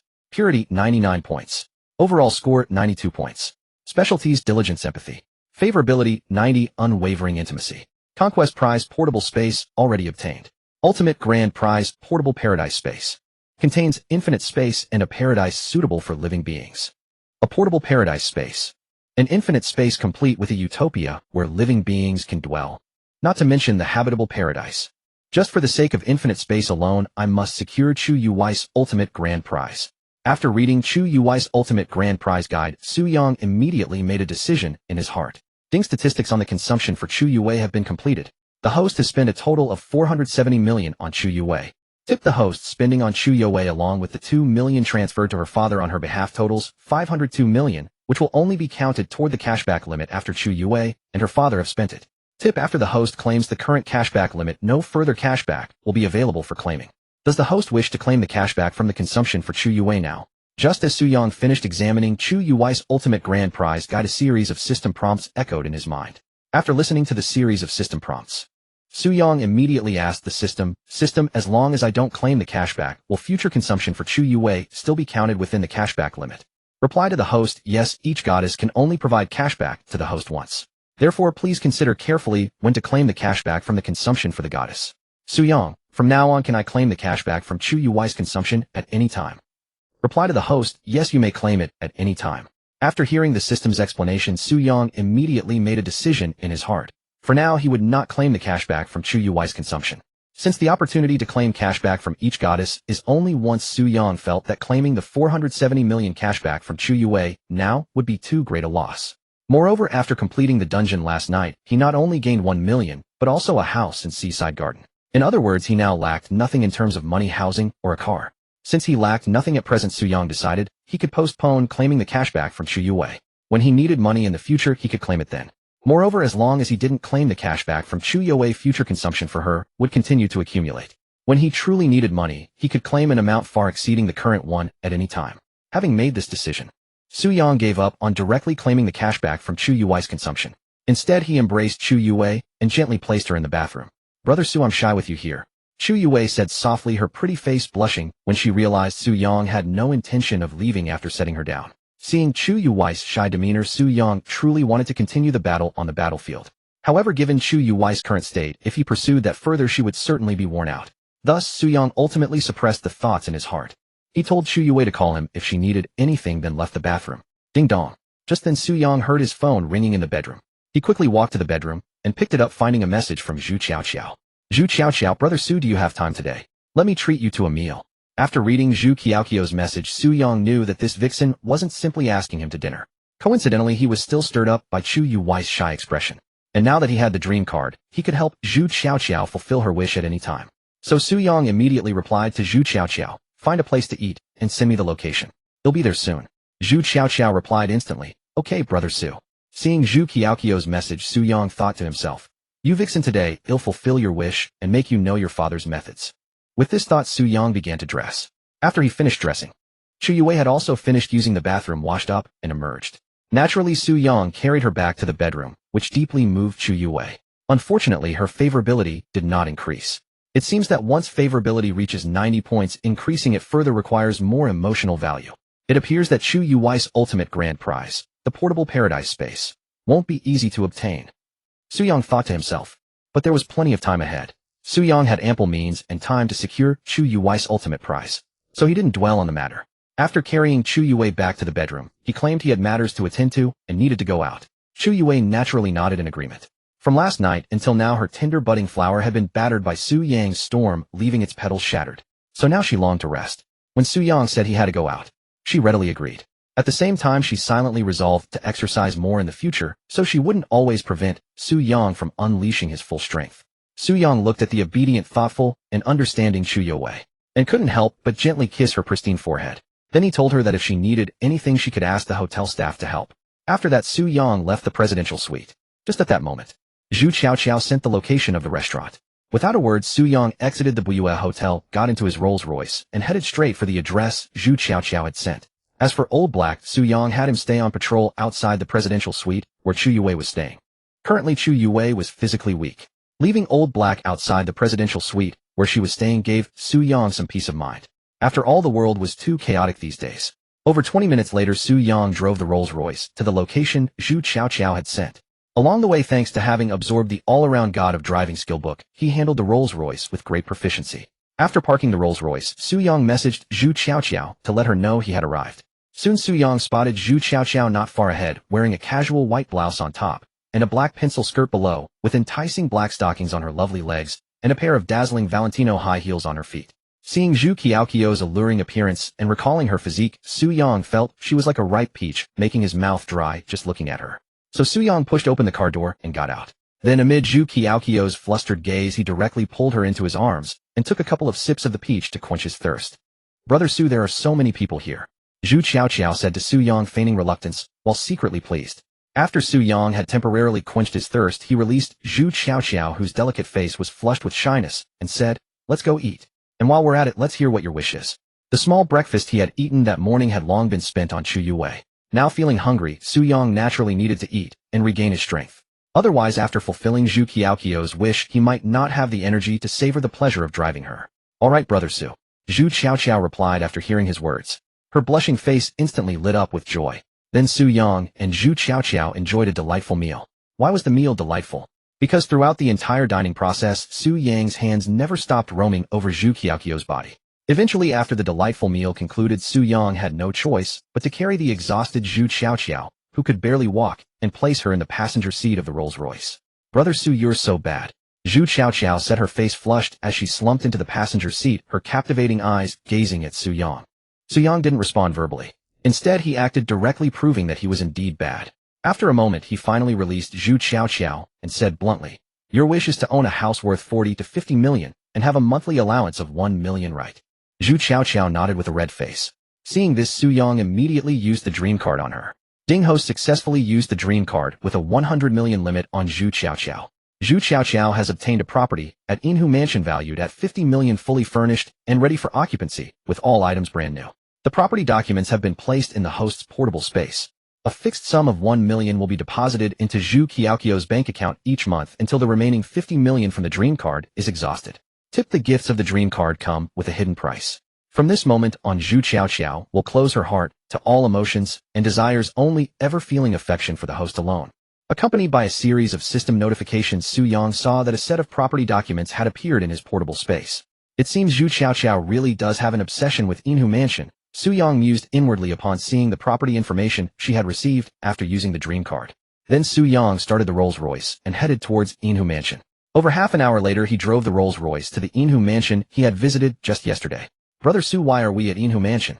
Zhu Qiaoqiao asked, her face filled with both confusion and anticipation. "To fulfill your wish, of course," Su Yang said with a casual smile. "Did Brother Su really buy a house for Qiaoqiao here?" Zhu Qiaoqiao asked, her face brimming with excitement as she looked at Su Yang. Ever since she started selling properties at Inhu Mansion, Zhu Qiaoqiao's wish had been to one day own a house of her own at Inhu Mansion. So at that moment her heart was filled with unprecedented excitement. "Yes, these are your property documents." Without any further ado, Su Yang pretended to open the storage compartment inside the Rolls-Royce and retrieve the property documents he had just placed there from his portable space, handing them to Zhu Qiaoqiao. Zhu Qiaoqiao, overwhelmed with emotion, took the documents and examined them. Then she joyfully threw herself into Su Yang's arms and said softly, "Brother Su, you're so wonderful." Though she didn't understand how Su Yang knew she loved the houses at Inhu Mansion or how he had managed to register the property in her name without her knowledge, Zhu Qiaoqiao understood that such matters were not difficult for someone with status and connections. So wisely she refrained from voicing her doubts. She knew that asking too many questions might annoy Su Yang, so it was better to be an obedient and well-behaved songbird. "Just saying I'm wonderful with words won't cut it. I need some real action," Su Yang said with a hint of mischief as he pinched Zhu Qiaoqiao firmly. With that, he picked her up and headed towards the suite she had received at Inhu Mansion. After taking the supreme kidney-nourishing elixir, Su Yang's physique had been significantly enhanced, so carrying someone required little effort. Soon he carried Zhu Qiaoqiao into a suite at Inhu Mansion. What followed was a brutal war that lasted for hours. Due to the content being restricted, please enter I want to see to attempt to view the detailed account of the brutal war. Eventually, the brutal war ended only when Zhu Qiaoqiao fell unconscious. Through this war, Su Yang's body, after taking the supreme kidney-nourishing elixir, finally found calm. As for Zhu Qiaoqiao's fate, Su Yang couldn't have cared less. In his eyes, Zhu Qiaoqiao was merely a tool. After freshening up in the bathroom, Su Yang, now full of energy, took a bottle of cola from the refrigerator and sipped it while playing on his phone. But before long, he saw a message from Qin Kier. "Qin Kier, Brother Su, my father is taking me to a shareholder meeting tonight. He asked me to invite you. Can you come?" Su Yang checked the time and saw it was already past 7 in the evening. He happened to be free, and Qin Kier's affection level was almost at 80 points. Once it reached 80, he would receive the grand prize for conquering her infinite resurrection. So Su Yang directly replied to Qin Kier, "Send me the time and place." Qin Kier, 8:30 p.m. at the 8th floor meeting room of Qinsher Machinery Co. Ltd. Su Yang, he'll be there soon. After sending the message, Su Yang washed up, put on his clothes, and left. The suite at Inhu Mansion was very secure, so he wasn't worried about Zhu Qiaoqiao's safety. Leaving Zhu Qiaoqiao's suite at Inhu Mansion, Su Yang drove the Rolls-Royce directly to the office building of Qinsher Machinery Co. Ltd. At 7:48 p.m., he arrived at the destination. After parking in a random spot, he got out and prepared to enter the building. But just as he stepped out of the car, a familiar Porsche pulled into the parking spot next to his. Then Su Yang saw a cold and elegant woman he knew well step out of the Porsche. "Su Yang, it really is you. Why are you here?" Han Shiyun asked, her elegant face filled with confusion as she looked at Su Yang. "Damn, why is that lesbian Han Shiyun here?" Su Yang wondered inwardly, equally puzzled. Just as Su Yang was filled with confusion and about to ask Han Shiyun why she was there, Qin Kier's crisp and sweet voice came from not far away. "Brother Su, you're here so soon." Hearing Qin Kier's voice, Su Yang's heart immediately sank. If the lesbian Han Shiyun, who had always had a crush on Gu Qingya, found out about his relationship with Qin Kier, things would get troublesome. Sometimes the more you worry about something, the more it tends to unfold exactly as you feared. Such was the case now. The moment Qin Kier spotted Su Yang, she trotted over to him, then, with a face full of sweetness, linked her arm through his right in front of Han Shiyun. "Brother Su, why are you ignoring Kier?" Qin Kier asked in a coaxing tone after taking his arm. "Su Yang, is this why you're here?" Han Shiyun demanded, her gaze turning icy as she watched Qin Kier cling to Su Yang and call him Brother Su. Her strikingly beautiful face instantly froze over with coldness as she fixed her eyes on Su Yang. Ding. Han Shiyun's favorability toward the host has decreased by 10. Current favorability 8 points. Along with her frigid inquiry came the system notification. Su Yang heard the system alert that Han Xian's favorability had dropped. The grand prize for winning Han Shiyun over was invisibility, an ability he naturally coveted. But given the current predicament, securing that reward had just become even more challenging. Nevertheless, since matters had come this far, Su Yang decided not to dwell on it. He resolved to take things one step at a time. So he said directly to Qin Kier, "Kier dear, I wasn't ignoring you. I just ran into an acquaintance. Come, let me introduce you. This is my friend Han Shiyun. Han Shiyun, this is my little sister Qin Kier. I came today to attend the shareholders meeting of my sister's family company. Are you here for that too?" The term little sister carried multiple meanings. It could refer to a relative, a term of endearment between lovers, or a familiar address based on age when families were close. By introducing Qin Kier as his sister, Su Yang aimed to muddy the waters, leaving Han Shiyun uncertain about their true relationship while probing her reason for being there. As expected, after hearing his words, a flicker of doubt crossed Han Xiyun's exquisite face. Yet she noticed that only Qin Kier showed warmth towards Su Yang, while he made no intimate gestures toward her. Unable to gauge the bond between Su Yang and Qin Kier, she decided to observe quietly for now. Casting a glance at Su Yang, she said, "I'm not here for any shareholders meeting. I came to deliver something." With that, Han Shiyun retrieved an elegantly wrapped bag from her Porsche and handed it to Qin Kier. "You're Kikido, right? Imway and Ice, yes sure. Inside is the skincare product I'd like you to promote." Qin Kier's youthful pretty face lit up with surprise. "Sister, sure, you're even more stunning in person. Honestly, I think you don't need me to promote your skincare. Just your looks and aura would do the job perfectly. If you started a Douyin account, you'd become a million-follower influencer in no time." Han Shiyun shook her head. "Thanks for the compliment, but I have no interest in being a Douyin influencer." Qin Kier nodded in understanding. Everyone had different aspirations. Not everyone wanted to be a Douyin celebrity. She herself had started out of pure passion, sharing her cosplay outfits. She never expected to accidentally amass millions of followers on Douyin. But even as a million-follower influencer, she had never joined a guild or accepted ads because she never needed the money, until her family's company hit a crisis. Only then did she start leveraging her fame to earn through commercial performances. Her collaboration with Han Shiyun began when Han Shiyun reached out while she was monetizing her influencer status. The deal was simple. Han Shiyun would provide a set of skincare products for her to subtly promote in videos. "Then let's stick to our agreement. He'll produce 3 promotional videos for your skincare," Qin Kier said, taking the bag from Han Shiyun. He'll transfer the promotion fee after each video is posted." "That won't be necessary, sister, sure. Since you're friends with brother Su, let's waive the fee," Qin Kier quickly replied. After Su Yang purchased her house and transferred 500 million to her, her family's company could barely weather the current crisis. She genuinely didn't want to accept the promotion fee. In her eyes, a friend of Su Yang's was a friend of hers. Charging Han Shiyun would reflect poorly on her in Su Yang's view. "Su Yang and I aren't that close. So let's proceed as agreed," Han Shiyun said, glancing at Su Yang before addressing Qin Kier. "Not close? What a claim. We're lip friends. And you say we're not close?" Su Yang was inwardly exasperated. But that was something he couldn't voice. So he played along, nodding to Qin Kier. "Kier dear, she's right. She and I aren't close, just ordinary friends. Do as she says." Seeing Su Yang's agreement, Qin Kier obediently accepted Han Shiyun's terms. With the business settled between them, Su Yang promptly said, "Kier dear, your company's shareholders meeting is about to start. Let's head inside." Qin Kier nodded demurely. Then she invited Han Shiyun. "Sister, sure, would you like to drop by my company? I can treat you to a late-night snack afterward." Han Shiyun was about to respond. But Su Yang interjected. "Kier dear, Miss Han is very busy. Once your collaboration ends, you can find time to treat her to a meal."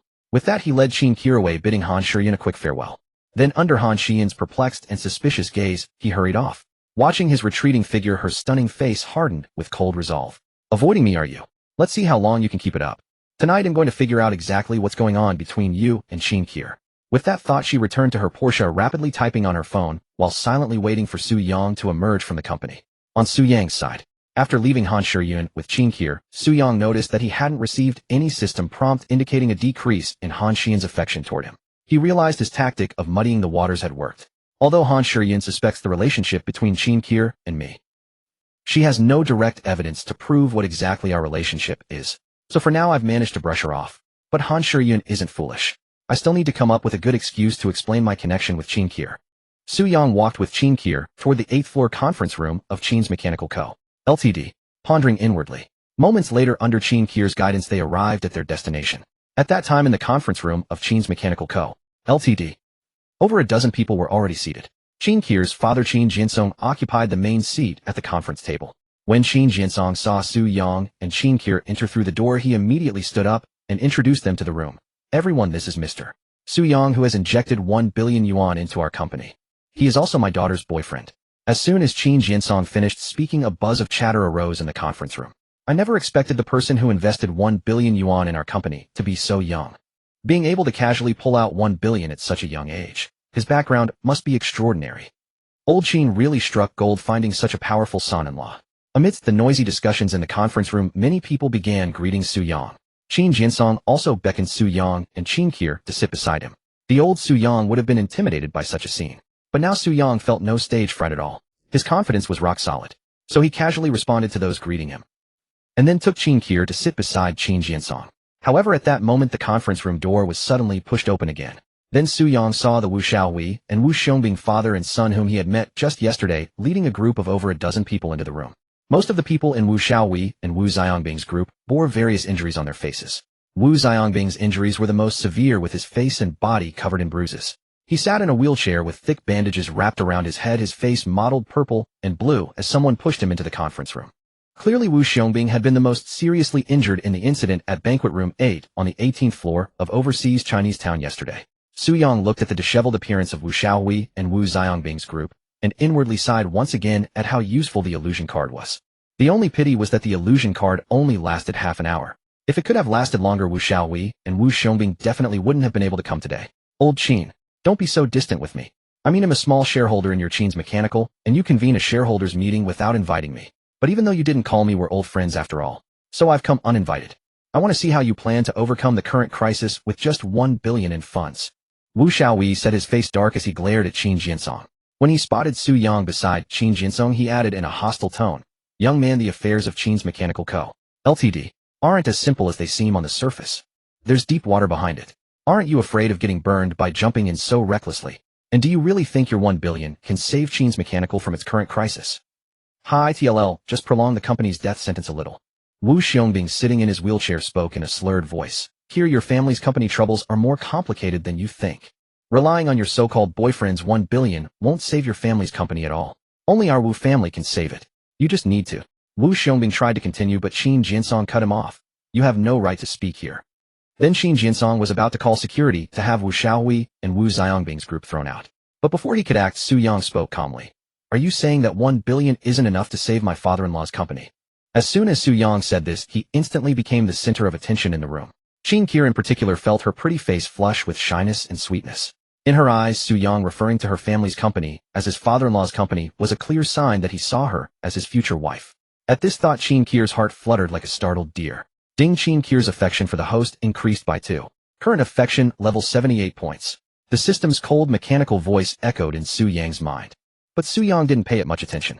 Instead, he calmly waited for Wu Xiaowei and Wu Ziongbing's response. 1 billion is definitely not enough. You need at least 3 billion. Wu Xiongбing said in a slurred voice. "Young man, it's not too late for you to back out now. Once your 1 billion is deposited into Qin's Mechanical account, you can kiss it goodbye. I can see you're a smart guy. Why not cut your losses early? Let me remind you again, the affairs of Qin's Mechanical aren't as simple as you think. There's a big shot involved behind the scenes. Is Qin Qier really worth 1 billion and making an enemy of a powerful figure?" Wu Xiaowei said with ulterior motives. "Yes, it's worth it." Su Yang replied without hesitation. To him, Wu Xiaowei and Wu Xiongбing were like divine aid sent to boost Qin Qier's affection. Ding! Qin Qier's affection for the host increased by 1. Current affection level 79 points. After Su Yang uttered the word worth it, the system prompt sounded in his mind again. Just 1 more point. Hearing the system prompt in his mind, Su Yang immediately added, "In my heart, Qin Qier is priceless. She cannot be measured by anything. So I've decided to invest an additional 10 billion in my future father-in-law's company." What? An additional 10 billion in investment? Did I hear that right? Just who is this young man? How can he throw around 10 billion as casually as if it were a single yuan? The entire conference room fell into a dead silence, so quiet you could hear a pin drop after Su Yang's announcement of an additional 10 billion investment. All eyes focused once again on Su Yang. They all wanted to know whether his claim of investing another 10 billion was just for show, or if he truly intended to do it. 100 billion. Do you even comprehend what 100 billion means? Can't you brag without exaggerating to such an extent? I'd like to see how you'll save face in front of Qin Qier and everyone else later. Wu Xiongбing was so startled by Su Yang's words that he nearly leapt from his wheelchair. Yet he adamantly refused to believe that Su Yang could produce 100 billion. In his view, Su Yang was merely boasting before Qin Qier to win her favor and flaunt his prowess. Old Qin, this future son-in-law of yours certainly has a big mouth. He casually throws around 100 billion. Among the young men I know, none can readily produce such a sum. Now I suspect that the 10 billion you claimed he injected into your company might also be a fabrication. Your assertion that your daughter's boyfriend injected 10 billion into your firm is merely an excuse to stabilize morale. Wu Xiaohui cast a scornful glance at Su Yang, then sneered at Qin Jiansong. Old Qin, what's the real story? 100 billion. It sounds like a fairy tale to me. Judging by how young Su speaks, I'd say it's true. Old dog Wu, stop sowing discord here. The people in the meeting room. After Su Yang announced his intention to inject an additional 100 billion into Qin's machinery company, the room erupted into a cacophony of noise. Most, however, chose to believe him. At that moment, Su Yang listened to the surrounding clamor. Feeling the eyes upon him, he wasted no words. He pulled out his phone and transferred 100 billion into Qin Kier's bank account. The next moment, the phone in Qin Kier's handbag rang. Then, under the gaze of everyone present, Qin Kier first cast a glance at Su Yang with her beautiful eyes. When she saw him looking back at her with an encouraging expression, she retrieved her phone from her bag and lit up the screen. As the screen glowed to life, Qin Kier saw clearly. Her bank account now held 100 billion.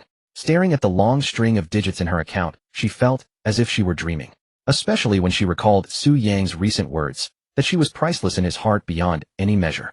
Tears of emotion welled up in Qin Kier's beautiful eyes. Then she embraced Su Yang directly, her voice filled with sweetness and gratitude. Brother Su, you are so good to me. Ding. Qin Kier's affection for the host 1, current affection level 80 points. Su Yang heard the system's prompt in his mind and felt a surge of joy. He was only one step away from obtaining the reward for conquering Qin Kier, infinite resurrection. Gently he wiped the glistening tears from Qin Kier's cheek. Then before everyone present he pressed a light kiss to her forehead and said, "You are priceless in my heart, so I will always be good to you." Ding. Qin Kier's affection for the host 3, current affection level 83 points. Su Yang paid no heed to the system's chime. Instead, he turned to Qin Jiansong and said, "Uncle, I've transferred the 100 billion into Kier's account. Whenever you need it, just have her tell me. He'll provide you with unlimited financial support." Qin Jiansong's face lit up with irrepressible excitement and joy. He was thrilled that his company was finally saved. He was delighted that his daughter had found a wealthy and handsome perfect boyfriend. Nephew Su, 100 billion is more than enough. It could even expand the current Qin's machinery company twofold with plenty left over. I will forever remember your kindness. As he spoke, Qin Jiansong felt a strong urge to embrace Su Yang to express his gratitude and closeness. But when he saw Qin Kier in Su Yang's arms, he restrained the impulse. "We're all family. Uncle, please don't stand on ceremony," Su Yang said with a casual smile. Then he turned to Wu Xiaohui and Wu Xiongbing. 100 billion might be a huge number to you, but to me it's nothing. So don't measure a person's capability with the mind of a frog at the bottom of a well. As Su Yang finished speaking, the people in the meeting room erupted in fervent agreement. Brother Su is truly generous. With you around, our Qin's machinery company will definitely become a top enterprise in Pengcheng. I envy old Qin for having such a wonderful daughter and such an excellent future son-in-law. Old dog Wu, little dog Wu, do you have anything more to say? Amid the excited voices, Wu Xiaohui and Wu Ziongbing's faces turned extremely grim. They had never imagined that Su Yang could actually produce 100 billion and do it so effortlessly. It shattered their worldview. But they had come to stir up trouble and mock others, not to be fed dog food and ridiculed. So Wu Xiaohui said directly, "I never saw the transfer of 100 billion, so it must be fake. Enjoy your self-deception." With that, he prepared to lead his people away. But as soon as he spoke, the people in the meeting room could no longer contain themselves. "I've had enough of Wu Xiaohui and Wu Xiongbing. I want to teach them a lesson." "Then what are we waiting for? Let's do it. You think you can come and go as you please? Who do you think you are? You spew your nonsense and then try to leave. No way." The next moment, many in the room surrounded Wu Xiaohui and Wu Xiongbing. Those who had come with them, sensing trouble, immediately distanced themselves from the father-son duo. They had no desire to relive what had happened in the private room at Huaqiaking yesterday. "What do you think you're doing?" Wu Xiaohui asked, his voice tense. "Dad, get me out of here," Wu Xiongbing said to his father in a slurred voice. His body was covered in injuries. He couldn't endure any more trouble. "We're not doing anything. We've just tolerated you two for too long, and now we've reached our limit."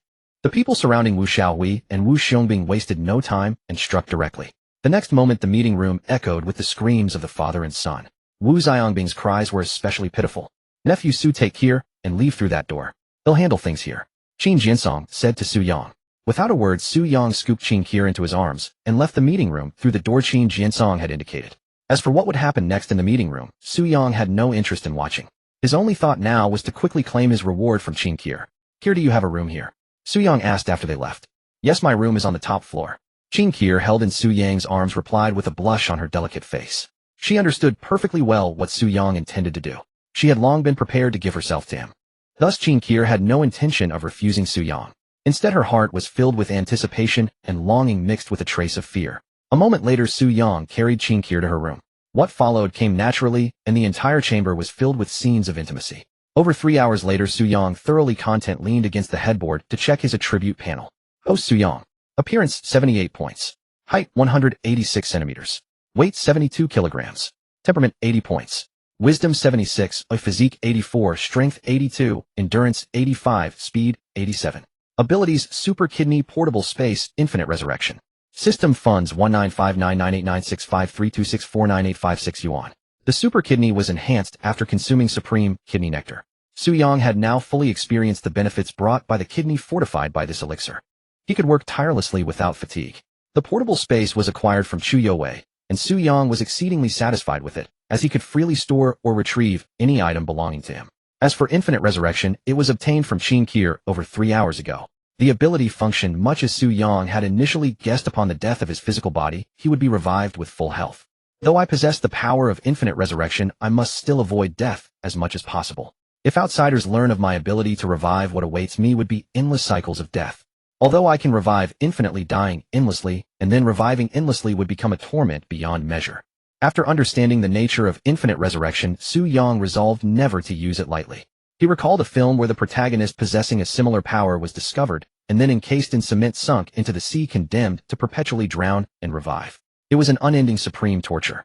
Soo-young had no desire to become such a person.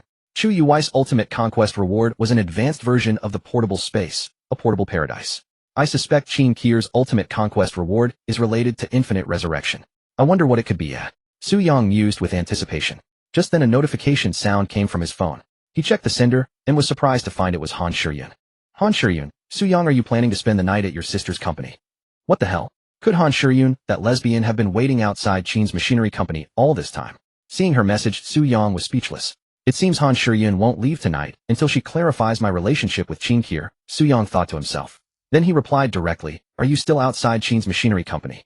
Han Shiyun replied instantly. Yes, I've been waiting for you nearly 4 hours. Soo-young feigned ignorance. Why are you waiting for me? Han Shiyun, because I have to supervise you for Qingya to make sure you don't fool around behind her back. I've already fooled around. You'd never guess. Soo-young looked at her message and replied, what are you thinking? Qin Kier is my sister. Can you stop thinking so badly of me?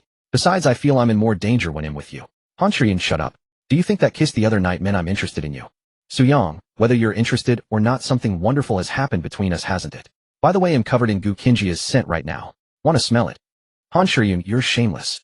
Seeing her impotent rage in the message, Soo-young's face was full of smiles. So far he hadn't received any system notification about a decrease in her favorability, indicating she wasn't repulsed by his words. Since she wasn't repulsed, she must be anticipating something. Thinking this, Soo-young replied directly, you've waited so long. If I come out to see you now, what are you going to do with me? Han Shiyun, take you to a very mysterious place. Dare to come with me. A very mysterious place. Soo-young was intrigued. He immediately asked, what's there? Han Shiyun, lots of rich people, lots of beautiful women, and incredibly thrilling, heart-pounding, blood-boiling entertainment. Han Shiyun, dare to come with me. Her words set Soo-young's imagination ablaze. Rich people plus beautiful women plus thrilling, heart-pounding entertainment. His mind instantly conjured scenes from certain Tokyo films. But Soo-young knew well that what Han Shiyun referred to was definitely not what he was thinking. Still, she had piqued his curiosity. Moreover, since there were many beautiful women there, he might discover a new goddess. Plus, being alone with Han Shiyun might boost her favorability, or even let him taste her again. So Soo-young replied, he'll be right out. After sending the message, he left a note for the sleeping Qin Kier, saying he had errands to run. He quickly washed up, dressed, and left Qin Kier's room. I'm truly strong now, Soo-young thought, recalling Chu Yo-wei, Zhu Qiao and Qin Kier. All lovely girls he had experienced in a single day. All of them were lovely girls he had conquered into slumber. Soo-young marveled at his own strength. Lost in thought, he took the elevator down. However, as soon as he reached the first floor, he ran into Qin Jinsong. From Qin Jinsong, Soo-young learned roughly what had happened in the meeting room earlier. Wu Xiaowei and his son Wu Xiongbing had been beaten black and blue and carried away. The police had arrived, but since all the meeting room footage had been erased, the police ultimately classified the incident as a mutual brawl. Both sides had sustained injuries, though Wu Xiaowei and his son were worse off. In the end, it was no big deal, just mutual compensation for medical treatment. After learning the aftermath, Soo-young told Qin Jinsong that Qin Kier was resting in the top floor room. Qin Jinsong didn't think much of it, assuming she was just sleeping. Then Soo-young bid him farewell. Qin Jinsong insisted on seeing Soo-young out, but Soo-young politely declined. After parting ways, Soo-young left Qin's machinery company. As soon as he stepped out the gate, he spotted the familiar Porsche not far away. Han Shiyun, who had been waiting for Soo-young in the Porsche, saw him emerge. She stepped out of the car leaning her perfect slender figure against the Porsche's body and scrutinized him carefully. Han Shiyun attempted to scrutinize Su Yang for any traces of Qin Kier. Although Su Yang had just been duo-queuing with Qin Kier, he had briefly freshened up before leaving, so Han Shiyun, inexperienced in matters of intimacy, could discern nothing from his appearance. She only faintly caught a subtle pleasant scent of perfume on him, but she paid it little heed, as any contact with a girl would leave such traces. What truly concerned her were signs of lipstick marks or hickeys, or any hint of fatigue from indulgence in his demeanor. Lipstick marks and hickeys could be washed away, but the exhaustion after giving in to desire could not be cleansed. Yet she saw no such marks on Su Yang. Even his expression remained as spirited as before. Han Shiyun thus believed what Su Yang had said, that he had done nothing to betray Gu Qingya since entering Qin's machinery company. And so, Han Shiyun's goodwill towards Su Yang slightly increased. Ding. Han Shiyun's favorability toward the host 4. Current favorability, 12 points. Su Yang, under her scrutiny, heard the system prompt, and immediately understood that Han Shiyun had not discovered what happened between him and Qin Kier. Han Shiyun saw Qin Kier holding my arm earlier and directly reduced my favorability by 10 points. Now it's increased by 4 points, so overall tonight her favorability toward me has still dropped by 6 points. I must say this lesbian Han Shiyun is much harder to win over than Gu Qingya, Chuyue Qin Kier, or Zhou Linghua. Oh, and it's not just her. There's also Sun Hanshuang, whom I met last night. Sun Hanshuang's favorability toward me is still negative.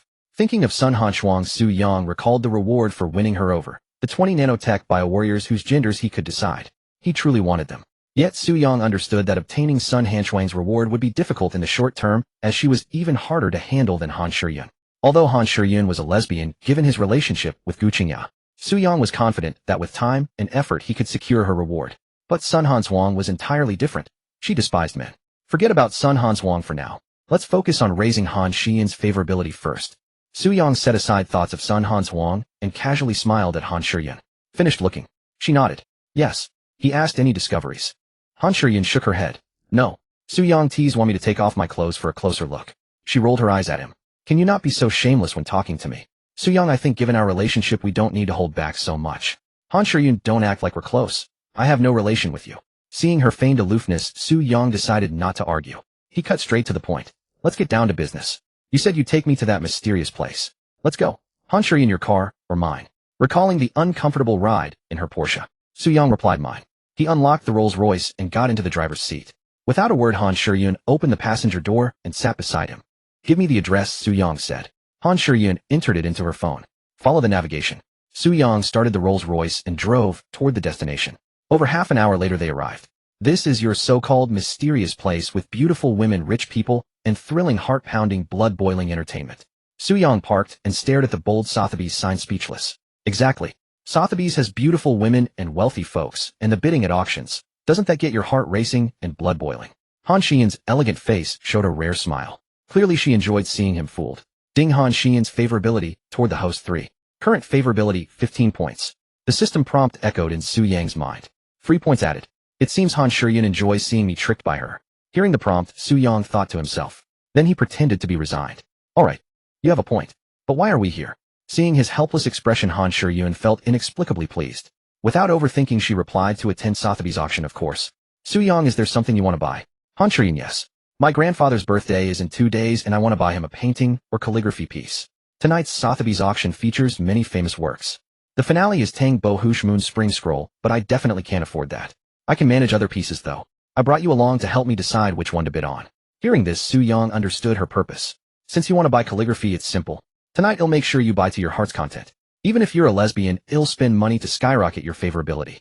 Having grasped Han Shiyun's goal, Su Yang resolved to use money at the auction to boost her favorability. After all, he was now swimming in wealth. Tonight he decided to spend lavishly to win her over. Naturally, he could not let Han Shiyun know what he was thinking. So Su Yang nodded casually and said, got it. Let's go in. But I should warn you, I don't know much about calligraphy and painting. I won't be much help in advising you. Han Shiyun replied, let's go. In truth, she had not expected Su Yang to offer any real advice. She brought him along solely to use him as a shield. Tonight's Sotheby's auction was filled with certain suitors she found deeply distasteful. Soon Su Yang followed Han Shiyun to the entrance of Sotheby's auction house. Excuse me, do you have an invitation from Sotheby's? A security guard at the door asked respectfully. For a world-class auction house like Sotheby's, every auction was by invitation only, not just anyone could enter. Before the auction, Sotheby's would release a preview of the lots. Those wishing to bid had to submit an application to Sotheby's. Upon receiving the application, Sotheby's would review the applicants' backgrounds and estimated net worth. Based on the comprehensive data of all applicants and the capacity of the auction venue, they would issue a limited number of invitations. Only those who received an invitation were eligible to enter Sotheby's and bid on items they desired. The reason for such strict vetting was to prevent those without sufficient wealth from wasting Sotheby's slots. "Here is my invitation," Han Shiyun said, taking an invitation card from her handbag and handing it to the security guard. The guard scanned it with a specialized device. Finding no issue, he said respectfully, "Ms. Han, is this gentleman accompanying you?" Han Shiyun nodded. "He is with me." Each Sotheby's invitation allowed the holder to bring up to 3 guests into the auction. This was all part of Sotheby's planning. Thus, the invitations they sent out only accounted for 1/3 of the total seats. Usually seats were insufficient. Only in rare cases were there empty seats. Because every recipient of a Sotheby's invitation would bring as many people as possible to experience the auction. "Miss Han, you may enter. May your visit to Sotheby's tonight be fruitful." Upon hearing that Su Yang was with her, the security guard immediately stepped aside, respectfully signaling for them to enter. Su Yang was utterly unfamiliar with Sotheby's as he had never been there before. To avoid revealing his inexperience to Han Shiyun, he put on a composed air and silently followed her into the auction house. Once inside, a long corridor stretched before them. On the walls of the corridor hung calligraphy and paintings covered in glass frames. However, these were all replicas. Beside each replica were detailed descriptions including the work's name, its creator, how it was discovered, its auction history, and the prices fetched at each sale. Su Yang glanced over them. The most expensive piece had sold for billions. Even the cheapest was worth over 10 million. No wonder the items in auctions are so coveted by the rich, he thought. This is indeed the best way to launder money. Su Yang mused that the high prices of famous works by world-renowned artists were understandable. But some paintings by unknown artists, some barely in their 20s, or even just a few years old, were valued at over 100 million. To Su Yang, this seemed highly abnormal. It was likely a matter of hype and money laundering. However, he remained indifferent to such matters. Whether it was hype or laundering, it had nothing to do with him. Soon after exiting the long corridor, Su Yang found himself in a lavishly decorated room.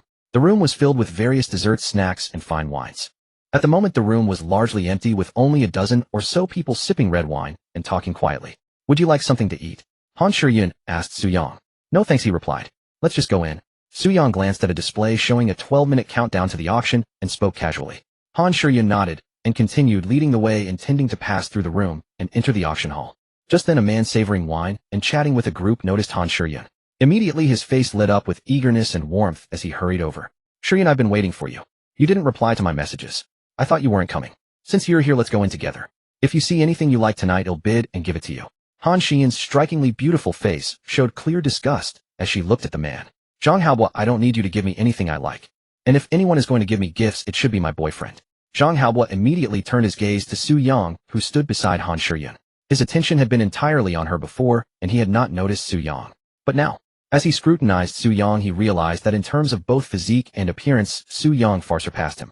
Zhang Haobo had always been confident in his own looks and build, yet facing Su Yang now, he felt an involuntary sense of inferiority. But soon his inferiority vanished without a trace. In today's society, appearance and physique were nothing compared to background and wealth. Zhang Haobo was the young master of a top 15 enterprise in Pengcheng. His family's total assets were estimated at over 200 billion. In Pengcheng, he was a prominent figure among the younger generation.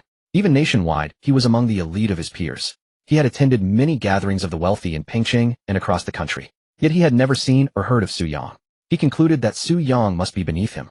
Zhang Haobo always disdained and ignored those inferior to him, as they would always try every means to curry favor.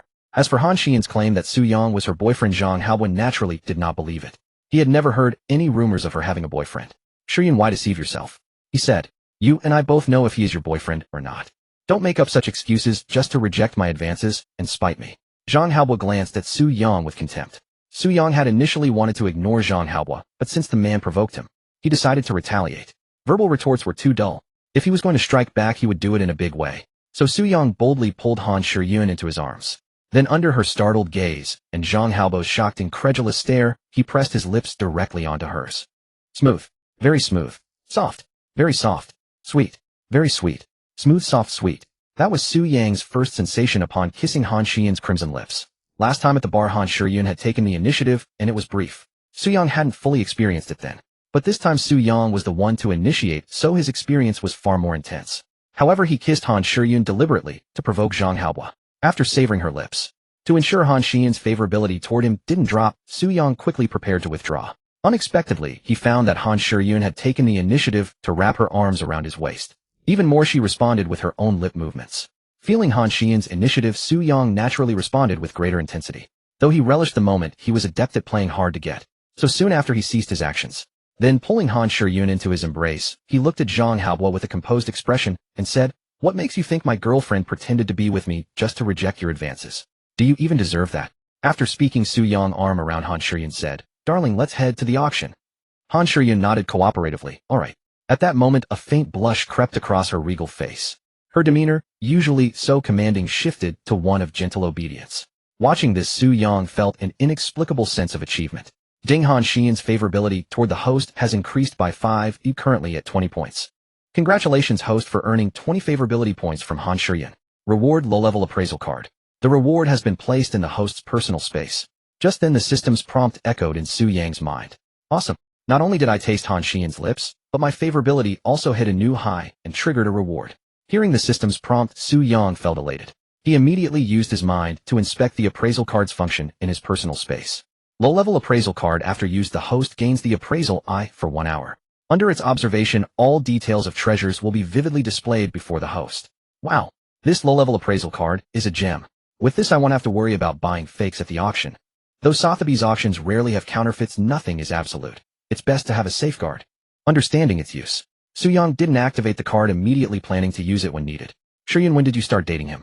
After Su Yang grasped the card's purpose, Zhang Haobo finally snapped out of the shock of seeing Su Yang kiss Han Shiyun. He demanded, face flushed with anger. But Su Yang and Han Shiyun ignored him, leaving the room and entering the Sotheby's auction venue. Watching their retreating figures, Zhang Haobo felt dizzy and stifled. "Han Shiyun, I always thought you were the purest snow lotus on the mountain. I admired and adored you. But I never expected you to be so vulgar, just like other women judging a man by his looks alone. You've disappointed me so much. They'll see what else your boyfriend has besides his looks. They'll make sure you can't win a single item you fancy. They'll teach you that in this world appearance is worthless. Money and status are the real power. And that boyfriend of yours, they'll make him pay for daring to provoke me." Recalling the kiss, Zhang Haobo silently vowed. At the auction, he would show Han Shiyun his true worth and strength. He would also find a chance to cripple Su Yang and teach him the cost of his offense. As for Su Yang, he was unaware of Zhang Haobo's thoughts. However well-versed in human malice, Su Yang remained wary of Zhang Haobo. Of course, with his electromagnetic guardian ring, Su Yang wasn't afraid of any covert revenge. If Zhang Haobo dared to scheme, Su Yang wouldn't hesitate to have Old Black eliminate him from the world. "Su Yang, thank you for earlier.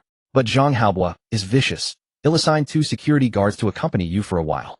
Once inside the auction venue, Han Shiyun freed herself from Su Yang's embrace. Sitting down, she apologized apologetically. Though she was a lesbian and felt nothing for Su Yang. Having initially used him as a shield, she now felt guilty for dragging him into trouble with Zhang Haobo. So she decided to provide him with temporary protection. "No need, I can handle myself," Su Yang declined directly. With his ring, Old Black, and infinite resurrection, he dismissed Zhang Haobo as a threat. Before Han Shiyun could respond, Su Yang added, "And I didn't do it for you. I did what I wanted. You're my girlfriend, Gu Qingjia's best friend, so I had to help. No need to thank me." In Su Yang's view, to conquer a goddess like Han Shiyun, he had to appear indifferent and even more dominant. Ding Han Xian's favorability toward the host has increased by 1, currently at 21 points. Sure enough, as soon as Su Yang spoke, the system notified him of the increase. Though it was only 1 point, Su Yang was satisfied. It confirmed his strategy was working. Even with incremental gains, he would eventually earn all the rewards from conquering Han Shiyun. "Do you really mean that?" Han Shiyun asked, looking at him. For some reason, she felt a subtle ache in her heart. A feeling she couldn't describe, as it was entirely new to her. Though she didn't understand why, she didn't dwell on it. Instead, she followed her instinct and asked if Su Yang truly meant what he said. "Of course. What? Do you have other thoughts?" Su Yang glanced at Han Shiyun with a smile, his tone brimming with curiosity. "Of course not." Han Shiyun suppressed the inexplicable sourness in her heart and retorted stubbornly. Su Yang looked at Han Shiyun's expression. He chose not to press further. Instead, he leaned back in his chair and said casually, "You're Gu Qingjia's best friend. For her sake, I'll buy you anything you fancy tonight." Upon hearing Su Yang's words, the sour feeling in Gu Qingjia's heart grew even stronger. "Why do I feel so uncomfortable after hearing what Su Yang said? This feeling. It's like when I found out Gu Qingya had a boyfriend. There's loss, helplessness, and confusion. Could it be that I..." Though Han Shiyun had never been in love, she was no fool. As her heart churned with inexplicable emotions triggered by Su Yang's words, a thought began to form. Han Shiyun immediately grasped the possibility. "No, I only love Gu Qingya, and that will never change. The reason I feel this way, it's entirely because Su Yang mentioned Gu Qingya." Han Shiyun outright denied the possibility that had surfaced in her mind. Then, reverting to her composed demeanor, she said to Su Yang, Are you sure you'll buy me whatever I set my eyes on? Su Yang shook his head. Didn't you ask me the same thing 2 nights ago at Rose Bar? Han Shiyun recalled their experience at Rose Bar. Back then she was taken aback when Su Yang ordered 10 sets of the Imperial Dragon God set. But in her view the spending power at Rose Bar was incomparable to that of Sotheby's auction house. At most a few million could be spent at Rose Bar, but at Sotheby's a few million was merely the lowest tier of expenditure.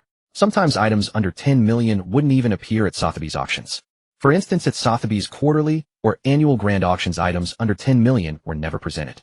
Yet even for ordinary auctions items worth millions were still the lowest tier.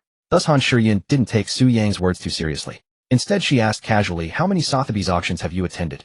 Su Yang answered without hesitation, this is my first time. Does attending a few Sotheby's auctions have anything to do with whether I can pay for you? Su Yang felt there was no need to pretend in such matters. If he bragged about being a regular at Sotheby's, but then didn't know the rules, it would be embarrassing. Better to be straightforward. After all, he had money, he could just spend it outright. First time. It seems he really doesn't know the spending level at Sotheby's. Han Shiyun mused silently upon hearing Su Yang's words. Yet she didn't think ill of him, instead she appreciated his honesty. I was just asking casually. Whether it's your first time at Sotheby's has no bearing on whether you can pay for me. Han Shiyun didn't explain that Sotheby's far surpassed Rose Bar in spending power. Instead she decided to let Su Yang witness the staggering prices of Sotheby's for himself. As they spoke, the auction began its countdown. The nearly 100 attendees gradually fell silent. Soon the auction hall grew quiet. As the countdown ended, a blonde beauty in a white t-shirt and black ladies' casual blazer paired with a black skirt and sky-high heels walked onto the stage with 2 middle-aged men. Her perfect curves and long fair legs were on full display. With the blonde's appearance, the previously silent auction hall buzzed with chatter. Why does she look so familiar? She's Lauren Jennifer, daughter of Sotheby's largest shareholder. Holy crap, it's her. No wonder she looked familiar. She topped the world's most beautiful faces list this year. That's right. She just came of age and entered the public eye, immediately claiming the top spot. Many Hollywood directors have offered her roles, but she and her father turned them all down. The entertainment industry is chaotic, especially in the West. Her father wouldn't want her in it given their wealth. What man could win such a goddess? I'd give up 10 years of my life for just one kiss. How you think 10 years of life could get you that? Dream on. The son of Louis Vuitton CEO pursued her relentlessly, offering 5% of the company's shares as a gift, but she publicly refused. Do you think your 10 years are worth 5% of Louis Vuitton? Do you know 5% of Louis Vuitton is worth nearly 120 billion? So we shouldn't fantasize about such a goddess. Let's just focus on the auction. Amid the chatter, Lauren Jennifer on the stage began speaking fluent Mandarin. Hello everyone, I'm Lauren Jennifer. Due to unforeseen circumstances, tonight's auctioneer couldn't make it. I will be hosting tonight's auction. With that, she began introducing the first lot. Meanwhile, Su Yang, seated beside Han Shiyun, habitually prepared to check Lauren Jennifer's personal information. Based on Lauren Jennifer's appearance, figure, and demeanor, Su Yang was certain she met the system's goddess criteria. But he didn't know about her inner qualities. The system's goddess criteria placed great importance on inner purity. For instance, Zhu Qiaoqiao failed to meet the standard due to her lack of inner purity. And in the West, attitudes towards certain matters were more open than in China. Thus, Su Yang wasn't sure if Lauren Jennifer's overall score would meet the goddess standard. With anticipation and curiosity, he began to check her personal information. Name Lauren Jennifer. Age 18. Occupation auctioneer. Appearance 92 points. Figure 95 points. Temperament 92 points. Purity 100 points. Overall score 93 points. Special trait: stone, maiden, emotional disorder. Affection 0, stranger. Conquest reward: instant teleportation. Ultimate reward unlocks at 90 affection. Holy crap. Her purity is actually 100. That should be pretty rare in a Western country. Su Yang finished reviewing Lauren Jennifer's personal information. He was utterly astonished in his heart.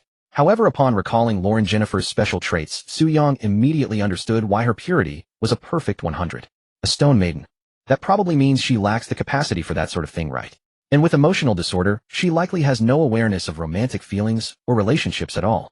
A girl devoid of romantic emotions and a stone maiden. No wonder her purity is 100. Su Yang mused inwardly. At that moment, although Su Yang was covetous of Lauren Jennifer's conquest reward, instant teleportation, given her special trait of emotional disorder, raising her affection to 80 points would already be no easy feat. Even if he managed to raise Lauren Jennifer's affection to 80 points to obtain her conquest reward, he would still need to duosing with her. But the difficulty lay in the fact that Lauren Jennifer was a stone maiden. A stone maiden. How could they possibly duosing? Trying to duosing with Lauren Jennifer was like the Monkey King entering the alchemy furnace. Impossible. System, can this conquest reward even be obtained? This is clearly an impossible conquest mission. Su Yang asked the system. Reply to host: please do not doubt the capabilities of modern medicine. Moreover, some ancient medical texts also record methods to cure stone maidens. Of course, if the host wishes to cure the stone maiden himself, that is also possible. Some goddesses' conquest rewards are related to medical skills. Once the host obtains those medical-related rewards, curing a stone maiden will be as easy as eating or drinking. Upon hearing the system's response, Su Yang resolved in his heart he must secure Lauren Jennifer's conquest reward. Instant teleportation. Just hearing the name of this ability, he knew it had to be incredibly powerful. So he had to get it. To claim Lauren Jennifer's conquest reward, he first needed to get acquainted with her. And tonight's auction was undoubtedly the perfect opportunity to do so. Just as Su Yang finished reviewing Lauren Jennifer's personal information, she was also introducing the first item up for auction. It was a ginseng root sealed in an exquisite wooden box. According to Lauren Jennifer's introduction and the supporting research data, the ginseng root sealed in the exquisite wooden box was 530 years old, with a total weight of 1354 grams. It had been discovered 5 months ago and was immediately hailed as the most powerful ginseng king since the founding of the nation. Its starting bid was a staggering $28 million. As Lauren Jennifer announced the starting price, the auction hall erupted into a frenzy. Many elderly attendees, both men and women, stared with greedy eyes at the exquisite wooden box on the auction stage, which held the 500-year-old ginseng. Anyone with even a basic knowledge of medicine knew the benefits of ginseng. Nourishing the 5 internal organs, calming the spirit, stabilizing the soul, enhancing beauty, and strengthening the body were only its most ordinary effects. Ginseng's greatest virtue was its ability to prolong life. Because of its immense nutritional value, ginseng had earned the title of the king of all herbs. The older the ginseng, the higher its medicinal value. It was not uncommon for century-old ginseng to fetch auction prices around $20 million.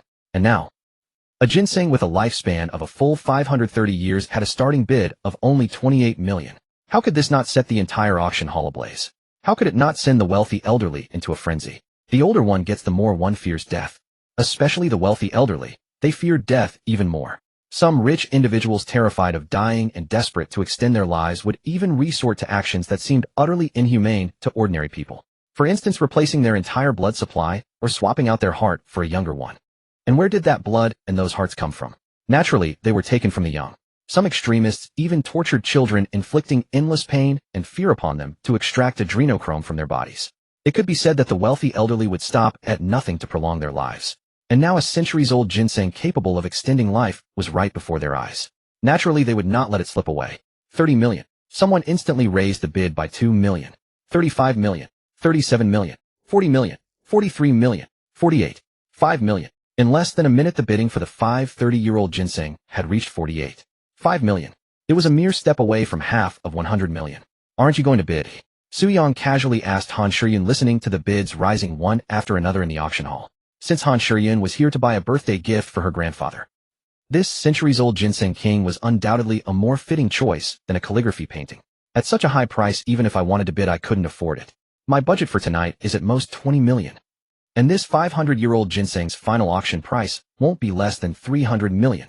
If I actually sold off company shares and scraped together $300 million to buy this ginseng king, my grandfather would probably faint from sheer anger. Han Shiyun shot Su Yang a glare, her tone filled with regret. Clearly, she was extremely tempted by the centuries-old ginseng king. But her financial means simply did not allow her to bid for it. Just tell me, do you want it? Although Su Yang could see that Han Shiyun was deeply drawn to the centuries-old ginseng, he still asked her directly if she wanted it. Buying it without saying a word might seem domineering, but in reality, it was foolish.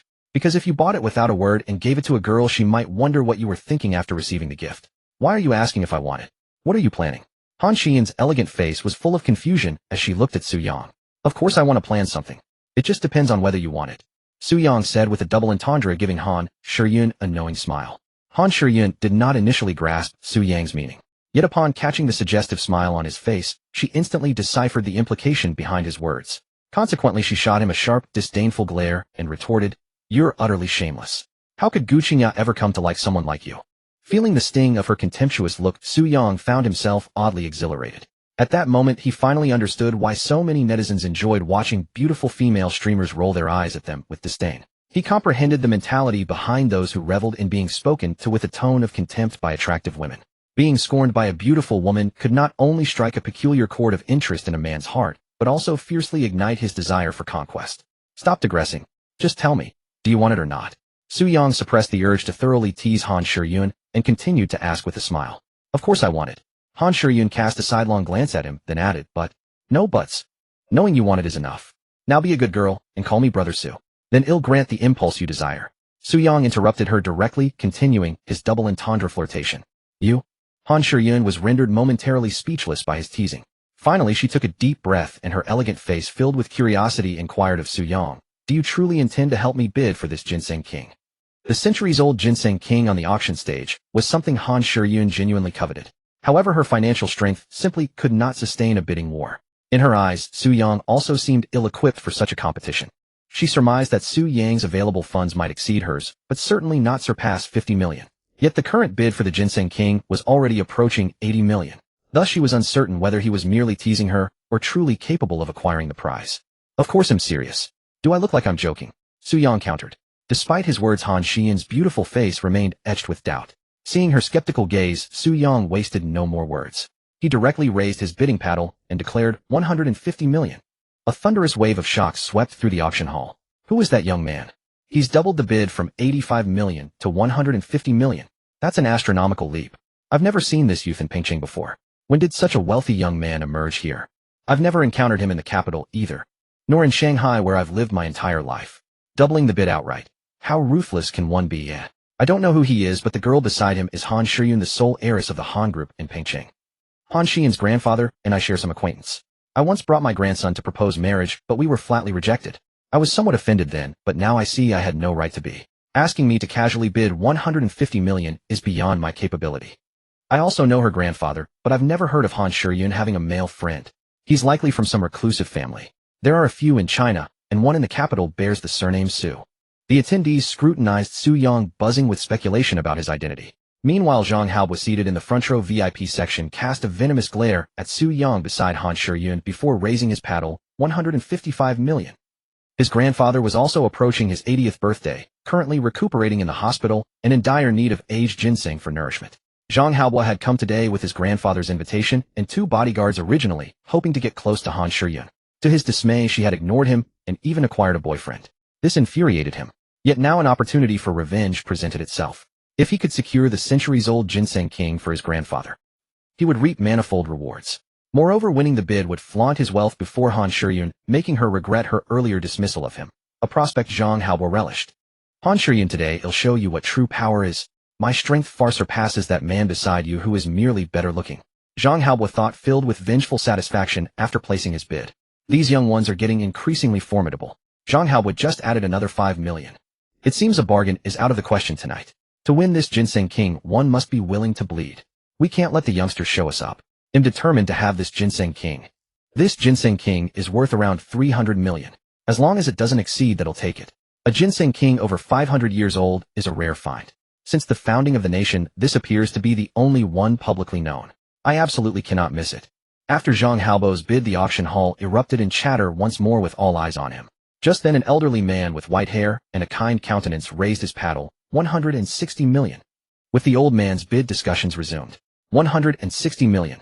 The price of this centuries-old ginseng is indeed astonishing. Truly the supreme Ginseng King since the nation's founding. I've heard of that elder. He's Tan Wujiu, a disciple of Sun Huiming, the contemporary medical immortal of our land. It's Tan Wujiu. He's the most renowned medical master in Pengcheng. He must be bidding for research or as a gift for his master Sun Huiming. Is Sun Huiming still alive? Of course. He was spotted not long ago living in seclusion deep in the mountains. Good heavens. Sun Huiming must be at least 125 years old by now. Probably. Tan Wujiu is likely acquiring this Ginseng King for him, as Sun Huiming is in great need of it. Surely Sun Huiming has a similar Ginseng King. After all, he is the contemporary medical immortal. Who knows? But even if he does, who would turn down such a rare treasure? Tan Wujiu's bid of 160 million prompted many at the auction to think of his master. At that moment, Su Yang directly raised his paddle, 320 million. A fresh wave of shock rippled through the hall. No one had anticipated that Su Yang would once again double the bid for the Ginseng King. His 2 audacious moves stunned everyone present, especially Han Shiyun beside him. Her beautiful eyes were now wide with astonishment and disbelief as she gazed at Su Yang. Han Shiyun knew Su Yang was wealthy, yet it had never crossed her mind that Su Yang could be so rich as to directly double the bidding price for the Ginseng King, from 160 million to 320 million. Han Shiyun had originally thought that Su Yang was helping her bid for the Ginseng King to provoke her, so she planned to use this opportunity to make Su Yang suffer a setback during the auction. After all, the final reserve price for the Ginseng King would certainly not be less than 300 million. In Han Xian's view, even if Su Yang was far richer than her, he couldn't possibly come up with 300 million. Even if he could, he surely wouldn't be willing to spend that much to win the Ginseng King for her. When Su Yang faltered and stopped bidding, she would then turn the tables and tease him, saying she really wanted the Ginseng King and asking why he wouldn't continue bidding. This would put him in an awkward spot, allowing her to take a small revenge for his earlier provocation. But what she never expected was that after Su Yang entered the bidding, he directly doubled the price of the Ginseng King, completely unfazed by its staggering cost. Then shortly after, he doubled the price again, from 160 million straight to 320 million. This left Han Shiyun feeling as if she were in a dream, for she had truly never imagined Su Yang possessed such vast funds. At that moment, she was genuinely astonished by his audacity. What exactly is Su Yang's identity? Han Shiyun's eyes were filled with shock and disbelief as she gazed at Su Yang, pondering inwardly. But soon another possibility crossed her mind. Could he just be bidding without the means to pay? Thinking of this, Han Shiyun immediately scrutinized Su Yang's expression. Yet she could detect not a trace of panic in his demeanor. Instead, she saw only joy and delight. A bid of 320 million. He shows no anxiety at all, but rather happiness and pleasure. What is he thinking? Is he savoring the sense of achievement that comes from shocking me and everyone present? Or is he indulging in the vanity of being the center of attention and discussion? Could it be that he simply enjoys the thrill of high spending? Han Shiyun felt she could no longer understand Su Yang. Nevertheless, out of caution, she gently tugged at his arm and whispered, "Su Yang, are you sure your bid is 320 million? We still have a chance to withdraw from the bidding now. Once the auctioneer's hammer falls 3 times to confirm the price, we'll be obligated to pay. My total assets amount to only 30 million, and at most I can scrape together another 20 million later. Can you come up with the remaining 270 million? At Sotheby's auction, after a bid is placed, there is one opportunity to withdraw before the auctioneer knocks the hammer 3 times to confirm the price. However, once this withdrawal opportunity is used, it means the bidder loses the right to bid on any items in that auction session and must also provide some compensation to Sotheby's afterward. This compensation is determined based on the original estimate of the auction item and the final transaction price. For instance, the Ginseng King's official estimate from Sotheby's was between 280 million and 300 million. Su Yang directly bid 320 million. But if he withdrew while the auctioneer was confirming the price, his 320 million bid would be void and the bidding would resume from 160 million. However, auctions are peculiar affairs. If Su Yang truly withdrew, the subsequent enthusiasm for the Ginseng King would surely wane, making it difficult for the final price to reach the original estimate. If the final price fell short of the estimate, Sotheby's would consider the Ginseng King unsold. In that case, Su Yang would need to compensate 5 of the original estimate, which Sotheby's would fully remit to the Ginseng King's owner. They would also ask the owner if they wish Sotheby's to continue auctioning the Ginseng King. If so, Sotheby's would cover the cost of a free promotional campaign for the item at the next auction. If Su Yang failed to pay the 5 compensation for the unsold Ginseng King, then both Su Yang and the person who brought him into Sotheby's would be permanently blacklisted by Sotheby's and every major legitimate auction house. Han Shiyun felt she could bear the compensation for the unsold Ginseng King. So before the auctioneer confirmed Su Yang's 320 million bid, she wanted to ask if he wished to withdraw. Withdraw? Can I come up with 270 million? Upon hearing Han Shiyun's question, Su Yang felt somewhat underestimated. At this point, money was the least of his concerns. Why would I need to come up with 270 million? Su Yang asked with a smile.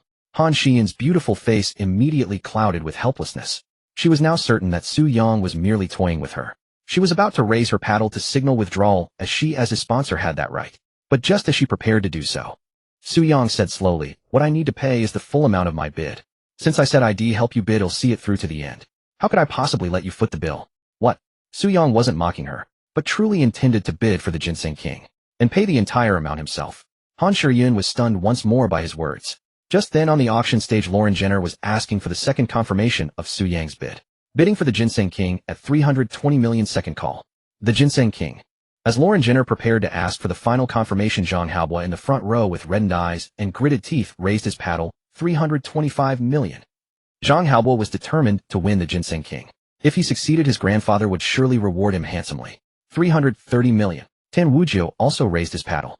335 million. Zhang Haobo gritted his teeth and continued. 388 million. Su Yang, under Han Shiyun's shocked gaze, raised the bid by another 50 million. He had initially wanted to double the price again, since the more he spent for Han Shiyun, the more she would eventually repay him. But Su Yang felt that pushing the bid above 600 million would make him look foolish, as that far exceeded the Ginseng King's value. Thus, Su Yang ultimately settled on a bid of 388 million. Who exactly is that young man to bid 388 million so casually? He's most likely from the reclusive Su family of the capital. Once the auction ends we must go and establish friendly relations with him. No one should be bidding further. Though the Ginseng King is valuable 388 million is clearly its limit. The Han family of Pengcheng seems poised to rise meteorically. If the man beside Han Shiyun truly is from the Su family of the capital, then some enterprise among Pengcheng's top 10 will surely be gradually replaced by the Han family. My granddaughter is no less than Han Shiyun, so why hasn't she met a man as outstanding as her boyfriend? At the auction venue, many voices buzzed with discussion once more after Su Yang had directly raised the bid for the Ginseng King to 388 million. Meanwhile, at Tan Wujia's side, "Grandfather, do you know that person?" a pretty girl beside Tan Wujia inquired. This girl named Tan Hongdo was Tan Wujia's granddaughter. "I do not, but he is certainly not from the reclusive Su family of the capital. For I have accompanied your master to the Su residence in the capital on several occasions. Within the Su family, I have never seen nor heard any information pertaining to that young man." Tan Wujia with his white hair and beard gazed at Tan Hongdo with immense fondness as he spoke. Since he's not from the capital's Su family, then how does he have so much money? At the very start of the auction, he spends nearly 400 million to bid on the Ginseng King. Could he be a member of our China's Su family living abroad? Tan Hongdu couldn't help but observe Su Yang a bit more before speaking. "I am not sure. Your grandfather has also traveled abroad many times and knows many illustrious Chinese figures overseas. I have had some contact with their children, yet I still haven't seen or heard anything related to him. However, the world is vast, and there are naturally reclusive families I have not encountered. Thus I cannot make any definitive judgment about him. But from his physiognomy his fortune is exceedingly profound, and his future achievements will be extraordinarily high. We must not fall out with him." Tan Wuzhou instructed Tan Hongdo with affectionate concern. Tan Wuzhou was Pengcheng's most renowned master of Chinese medicine. Thus he had considerable knowledge in physiognomy as well. After all, medicine and the Tao have never been truly separate. Hongdo understands. "Then grandfather, will you continue bidding on the Ginseng King?" Tan Hongdo asked Tan Wuzhou with a demure expression. "No, I won't. Though I dearly wish to win the Ginseng King as an offering to your master. Your master is not actually lacking this particular Ginseng King. Indeed, your master possesses Ginseng Kings even more precious than this one. Since he wants it, let him have it," Tan Wuzhou said to Tan Hongdo, his aged loving face brimming with smiles. Hearing this, Tan Hongdo nodded obediently, and then once again gazed with intense curiosity at Su Yang's retreating figure. Damn it, just what identity does Han Xian's boyfriend hold to blatantly bid nearly 400 million? Zhang Hao was seated in the front row VIP section, looked towards Su Yang with a face full of venom and jealousy, then thought to himself, "I don't believe you can actually come up with that much money in the end. Since no one here knows you, your background certainly isn't among the upper echelons. They'll just wait and see how you salvage this when you can't pay the price you've quoted." Thinking this, Zhang Hao gave up on continuing to bid for the Ginseng King. For at this price, he truly lacked the courage and the means to bid further. 388 million going once. 388 million going twice. 388 million going 3 times. Congratulations to our VIP guest number 56, who has outbid everyone with an offer of 388 million to secure the 530-year-old Ginseng King. Just then, auctioneer Lauren Janfei brought down her gavel, finalizing the price of the first lot.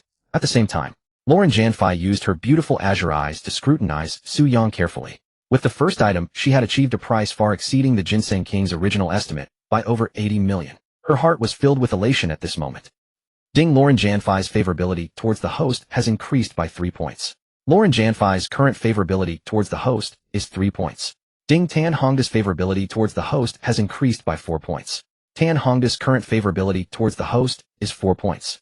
Having just secured the Ginseng King, Su Yang suddenly heard 2 consecutive system notification sounds. I can understand Lauren Janfei's increased favorability towards me. But who is this Tan Hongdo? For the system to notify me of an increase in favorability, her overall rating must certainly meet the goddess standard.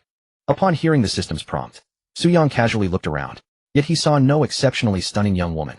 This only deepened his curiosity about Tan Hongdo. And just as Su Yang's curiosity about Tan Hongdo was piqued, a staff member from Sotheby's auction house approached Su Yang with utmost respect and said, "Sir, regarding the Ginseng King, you have one. Would you like me to bring it to you directly, or shall we store it in the back for now?" Hearing this, Su Yang glanced at Han Shiyun and then said to the Sotheby's employee, "The Ginseng King is a gift for my girlfriend. You should ask her." Towards Han Shiyun, Su Yang would seize any opportunity to get a little advantage. Girlfriend? Han Shiyun was stunned by his address. She had never expected Su Yang to be so audacious, openly declaring her as his girlfriend to others. If this were to reach Gu Qinjia's ears, how would she face her? How could she explain it? At the thought of this worrying prospect, Han Shiryun couldn't help but shoot Su-yang a fierce glare, preparing to use her slender jade-like fingers to give his waist a sharp pinch as a warning. But to Han Xian's surprise, Su-yang had perceived her intent. He boldly reached out and grasped her fair, delicate hand directly, saying with a broad smile, "A female friend and a girlfriend are no different, don't you think?" With her hand caught, and unable to break free, a rare blush crept onto Han Xian's pretty face. After all, many people at the auction venue were watching their exchange. Realizing that any overly dramatic struggle on her part would draw even more attention, Han Shiryun, her face flushed, pretended not to have heard Su Yang's question and instead countered, "If we take the Ginseng King directly, we need to pay the full amount immediately. If we leave it in their back room, we only need to pay 20% up front. So my boyfriend, what do you think I should choose?" Han Shiryun threw the question back at Su Yang, because she still wasn't certain whether Su Yang actually had the means to pay the nearly 400 million bid price. "Just bring it here," Su Yang said without further ado, directly instructing the Sotheby's staff. As he spoke, he took out his bank card and handed it to the staff member. Seeing Su Yang's action, Han Xian's delicate face was full of astonishment, because until now she hadn't seen a trace of panic or tension in Su Yang. What she saw in him was nothing but calmness and confidence. Looking at Su Yang's current demeanor, she finally confirmed that he genuinely had the ability to come up with nearly 400 million yuan outright. At this moment, it wasn't just Han Shiryun who was shocked. The Sotheby's staff were also stunned, as were many people at the auction who were watching Su Yang. When they saw that Su Yang had chosen to pay the full amount for the Ginseng King directly, they became even more curious about Su Yang's identity. Although some people at Sotheby's auctions do choose to pay in full for items they win, these individuals are ultimately a minority, especially those who pay the full amount for a nearly 400 million yuan item right at the start of the auction. They are an extreme rarity. Although everyone attending a Sotheby's auction is quite wealthy, the vast majority prepare only about 300 million yuan in funds for the event. Only a few prepare more than 300 million yuan. An even smaller number increase their funds to over 500 million yuan. While there are those who prepare over 1 billion yuan for bidding, such individuals are extremely rare in every auction. Therefore, in every Sotheby's auction, the vast majority choose to pay only 20% of the cost upfront, settling the full amount only after the auction ends. The reason most people do this is because there is often more than one item they like throughout the entire auction. If they spend a large sum of money at the very beginning, it would put them at a disadvantage for subsequent bids. After all, their prepared funds are limited. So most people opt to pay just 20% upfront, then observe the remaining lots to decide whether to participate further. To choose to pay in full for the Ginseng King right at the start of the auction, his financial resources are truly formidable. So young and able to casually produce nearly 400 million yuan, and judging by his demeanor, it seems ordinary to him. What exactly is the background of Han Xian's boyfriend? You too remember this. From now on, treat him with utmost respect and never offend him, understand? If he really is Han Xian's boyfriend, then the business circle of our Pengcheng is about to undergo a massive change. From now on, never make an enemy of the Han family. Many people at the auction who were watching Su Yang immediately began to murmur among themselves when they saw him pay nearly 400 million yuan for the Ginseng King right at the start. Many of the older attendees earnestly instructed those around them to treat Su Yang with respect in the future and never offend him. In their view, since Su Yang could casually produce nearly 400 million yuan at the beginning of the auction, his background must be far more formidable than theirs. Therefore, he must never be crossed. Please wait a moment, sir. The official Sotheby's staff, after being momentarily stunned by Su Yang's choice, quickly regained their composure. After all, he had seen people as wealthy as Su Yang before. It was just that someone so young and equally affluent was rare. But he had encountered it a few times, so he soon snapped out of his shock. He respectfully took the bank card Su Yang handed him. Then with practiced skill, he swiped the card on his portable POS machine and entered the amount of 388 million yuan. After filling in the amount, the Sotheby's staff deferentially turned the POS machine towards Su Yang. Su Yang casually entered the payment password. Soon the POS machine printed a receipt indicating a successful transaction. Please wait a moment, sir.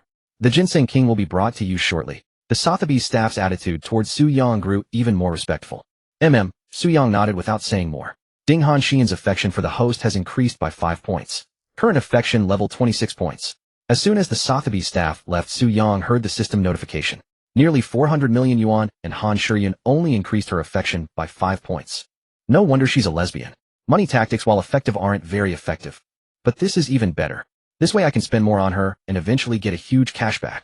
Hearing the system notification in his mind, Su Yang thought to himself. Then he turned to Han Shiryun, whose delicate face still bore an expression of disbelief, and said with a playful smile, "The Ginseng King will be here soon. Do you want it?" Hearing this, Han Xian's face flashed with panic. Because she knew very well what she would have to do to get the Ginseng King from Su Yang. She would have to obediently call him Brother Su. Although Han Shiryun desperately wanted the Ginseng King, She truly couldn't bring herself to act meek and call him Brother Su. Sir, here is your winning item. Please inspect it. If you have any questions, feel free to ask. Just then the Sotheby's staff arrived carrying an exquisite wooden box containing the sealed Ginseng King. Without wasting words, Su-yong casually took the wooden box and opened it for a quick look. Naturally, he knew nothing about ginseng. However, he possessed a low-level appraisal card. Upon use, it granted him the appraisal eye for 1 hour. Under the gaze of the appraisal eye, all information about the treasure would be presented in detail before the host. System, I want to use the low-level appraisal card. Su-yong directly instructed the system. Low-level appraisal card used successfully, accompanied by the system's cold voice. Su-yong saw information about the Ginseng King appear before his eyes. Name: ginseng. Type: herbaceous plant. Araliaceae. A family. Age: 620 years. Hint 1. Although it appears withered and lifeless on the surface, it still contains a trace of residual life force. If properly cared for, it can be revived. Hint 2. If the host places it in the portable space, the residual life force within can be frozen and preserved. Once the host obtains a portable paradise space, it can be planted there, which will 100 restore its vitality and greatly enhance its medicinal value. Consuming 100 grams of its roots will increase one's lifespan by 10 years. What the? This is a steal. It's not a 530-year-old Ginseng King, but a 620-year-old one. Most importantly, it still retains a trace of life force. If I place it in my personal space, I can preserve that lingering vitality. Once I obtain that idyllic haven from Chuyo-wei, I can fully replant it, restore its vitality, and greatly enhance its medicinal value. Just consuming 100 grams of its roots can extend one's lifespan by 10 years. Su-yong finished reviewing the Ginseng King's information. A warm, contented feeling swelled within him. Purchasing it for under 400 million truly felt like a bargain. But soon, when Su-yong recalled that this Ginseng King was bought with system funds, and thus could only be gifted to Han Shiyun, it felt as though a bucket of cold water had been dumped over him. His heart instantly calmed. Yet not long after, Su-yong let it go. Though such a Ginseng King was rare, he was certain to encounter another in the future. When that time came, he would simply purchase it with his own funds. Having sorted out his thoughts, Su-yong said to the Sotheby's staff member, "I am quite satisfied with the Ginseng King." The Sotheby's staff member immediately replied respectfully, "In that case, I shall not disturb you any further, sir. This is our Sotheby's unregistered VIP card. Please accept it, sir. From now on, with this VIP card, Mr. Su may enter any of our auction houses worldwide twice a year without an invitation." Hearing this, Su-yong nodded and casually took the silver-black Sotheby's VIP card. He might frequent Sotheby's auction houses in the future. This card would certainly prove convenient. Seeing that Su-yong had accepted their unregistered VIP card, the Sotheby's staff member respectfully departed. Su-yong watched them leave, then directly closed the lid of the wooden box, placed it on his lap, and turned to look at Han Shiyun with a mischievous grin. At that moment, Han Shiyun's delicate face was etched with a conflicted expression as she gazed at the wooden box containing the Ginseng King resting on Su-yang's lap. She truly desired the Ginseng King.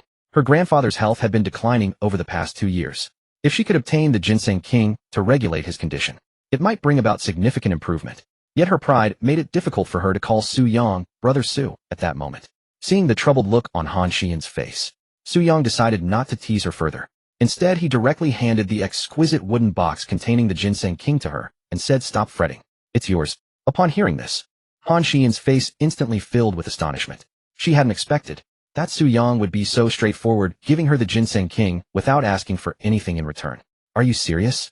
she asked, her face a mask of disbelief. "If you don't believe me, then forget it." Su-yong pouted and leaned back against his seat, clutching the exquisite wooden box.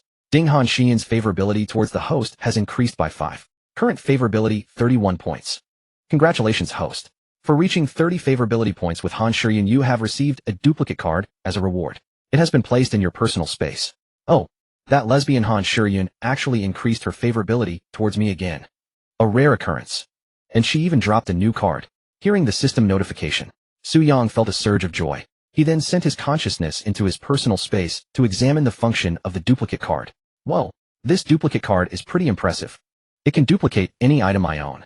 And it's exactly what I need right now. With this, I can duplicate the Ginseng King in my hand. After understanding the card's function, Su-yong was brimming with delight. Without delay, he instructed the system to use the duplicate card. Ding, are you sure you want to use the duplicate card? Note: items duplicated using the duplicate card will not replicate their life force. Use the duplicate card and place the duplicated Ginseng King into my personal space. Su-yong directly confirmed the usage. Ding, duplicate card successfully used. The duplicated 620-year-old ginseng has been placed in your personal space. Upon hearing the system's cold notification, Su-yong immediately saw, within his personal space, a ginseng identical to the one in the wooden box. However, the ginseng, in his personal space, bore no trace of life force. Thus Su Yang directly swapped the ginseng in his personal space with the one in the wooden box. After the exchange, he handed the wooden box containing the duplicated ginseng king to Han Shiyun. Thank you, Su. Brother Su. Seeing Su Yang actually hand her the wooden box with the ginseng king, Han Shiyun's heart swelled with gratitude. Overcome with emotion, she blushed and called him Brother Su. Ding. Han Shiyun's favorability towards the host has increased by 3. Current favorability 34 points. In just a few brief moments, Su Yang had not only obtained a ginseng king brimming with life force, but also heard the mature, elegant Han Shiyun call him brother. Then came the system notification that her favorability had increased by another 3 points. At that moment, Su Yang's heart was filled with an indescribable sense of conquest. Though the path to fully winning over Han Shiyun was still long, in Su Yang's eyes, her calling him brother was already a milestone breakthrough. With continued effort, this mature woman Han Shiyun would eventually fall into his hands, serving as a lubricant in his battles with Gu Qingya. Imagining Han Shiyun acting as that lubricant between him and Gu Qingya, Su Yang felt his blood boil. But soon, he suppressed the surging heat within him. Instead, he placed the wooden box containing the ginseng king into Han Shiyun's arms and said, I haven't had enough of brother. Come on, call me brother a couple more times. Han Shiyun clutched the wooden box with the ginseng king tightly to her chest, then blushed and shot Su Yang a charming glare. You're such a rogue. Su Yang chuckled in response and decided not to tease her further. Instead, he turned his gaze to the auction stage. On the auction stage, Lauren Jennifer had just finished introducing the second lot. It was a painting titled The Pine Cliff Villa, painted by Tang Bohu, one of the 4 great talents of the Ming dynasty. The starting bid was 12 million. Su Yang naturally knew of Tang Bohu. In his idle moments, he had once come across news that Tang Bohu's most valuable painting had sold for a staggering 4 billion. Thus, the starting bid of 12 million for the Pine Cliff Villa did not surprise him. Instead, he used his treasure-appraising eye to examine the details of the Pine Cliff Villa. Named the Pine Cliff Villa Forgery. Type painting. Creator Wu Baochun. Note this is a painting imitating Tang Bohu's, the Pine Cliff Villa, from the Ming dynasty. What the? This is a counterfeit. Didn't Sotheby's notice? After reviewing the details, Su Yang was taken aback. Just then, the auction hall began to see bids being raised one after another. 13 million, 16 million, 20 million, 25 million. The crowd at the auction clearly showed great enthusiasm for the Pine Cliff Villa. In a short span, the price of the painting had soared from 12 million to 25 million, 30 million. Han Shiyun raised her paddle and called out her bid. She had come today specifically for this painting, knowing her grandfather was an avid lover of calligraphy and paintings, especially those by Tang Bohu. Seeing Han Shiyun suddenly bid, Su Yang was about to warn her that the Pine Cliff Villa was a fake. But before he could speak, he heard Lauren Jennifer on stage point in a direction and announce, bidder 86 offers 50 million. No way. A counterfeit painting. And someone was bidding 50 million. Su Yang immediately looked in the direction Lauren Jennifer was pointing. And there, he saw a strikingly beautiful girl as fresh and lively as a lotus emerging from water. Judging by appearance alone, Su Yang was certain she met the standard of a goddess. So he directly checked her personal information. Name Tan Hongdo. Age 20. Occupation university student and intern female doctor. Appearance 94 points. Figure 92 points. Temperament 93 points. Purity 100 points. Overall rating 94 points. Specialty refined and intelligent with nimble hands and feet. Affection level 4 stranger. Conquest reward heir of a divine physician. Ultimate reward unlocked at 90 affection points. So she's Tan Hongdo. But her specialty of nimble hands and feet. Is it the kind of nimbleness I'm imagining? The conquest reward is the heir of a divine physician, who just the words divine physician alone. Surely obtaining this reward would make curing Lauren Jennifer, that stone woman, a trivial matter. After reviewing Tan Hongda's personal information, Su Yang immediately recalled the notification about his increased affection with Tan Hongdo. He had casually glanced around earlier, but hadn't spotted her. Now by coincidence he had seen her. Knowing who Tan Hongdo was, Su Yang said to Han Shiyun beside him, that painting is a forgery. Don't bid on it anymore. Han Shiyun, who was about to raise her paddle again, heard Su Yang's words and looked at him with confusion, her pretty face full of doubt. You can authenticate paintings. Su Yang nodded. I know a little. Seeing that Su Yang was serious and had no reason to deceive her, Han Shiyun nodded. All right, thank you for the warning. Su Yang smiled. We're friends with benefits, so saying thank you is too formal. After saying this before Han Shiyun could respond, Su Yang added, I saw an acquaintance, been going to say hello. With that he rose from his seat and walked toward where Tan Hongdo was sitting. Han Shiyun, unsuspecting, thought Su Yang had indeed seen someone he knew. Curious about who Su Yang knew, she watched his movements after he left. When she saw him heading toward Tan Wuju, the renowned traditional Chinese medicine master of Pengqing, a look of surprise crossed her delicate face. Su Yang knows old master Tan Wuju, she thought, astonished. But then recalling how Su Yang had casually produced nearly 400 million, she felt a sense of understanding. The fact that Su Yang could easily produce nearly 400 million to help her bid for the Ginseng King indicated that his background was far more formidable than she had imagined. It was only natural for someone with such a powerful background to know old Master Tin Wuzhou. But soon Han Shiyun realized she might have guessed wrong. She saw that Su Yang wasn't greeting Tin Wuzhou, but rather Tan Hongdo, who was beside him. Han Shiyun knew of Tan Hongdo. Once when her grandfather was recuperating in the hospital, Tin Wuzhou was in charge of his care. On one occasion, Tin Wuzhou brought Tan Hongdo to her grandfather's ward, so she had met Tan Hongdo once. But that was all, just a single meeting. She hadn't seen Tan Hongdo since. Does Su Yang know Tan Hongdo, she wondered. But they're not far apart in age. It's normal for him to know her. After seeing Su Yang greet Tan Hongdo, Han Shiyun thought to herself. Then she quietly observed Su Yang's next moves. Meanwhile, as soon as Su Yang left his seat, he noticed that many eyes in the auction hall were on him. Having casually thrown down nearly 400 million to win the Ginseng King at the start of the auction, it was hard not to attract attention. Su Yang was well aware of this. So being watched by many didn't bother him. Under the gaze of the crowd, he walked straight to where Tan Hongdo was sitting. With a smile on his face, he addressed her, "Miss Tan, hello." Tan Hongdo racked her brain, trying to recall if she had met Su Yang before tonight's auction. But she couldn't remember. Despite not recognizing him, she had a favorable first impression of him. Considering her part-time job often meant strangers recognized her, Tan Hongdo smiled and asked, "Hello, and you are?" Su Yang replied casually, "My name is Su Yang. You once prescribed me some medicine." His words were of course fabricated. He had never met Tan Hongdo before tonight's auction. He was just making up an excuse to strike up a conversation. Mr. Su. Tan Hongdo didn't think much of it, as she had prescribed medicine for many people. What puzzled her was why Su Yang had come specifically to greet her just because she had prescribed him medicine.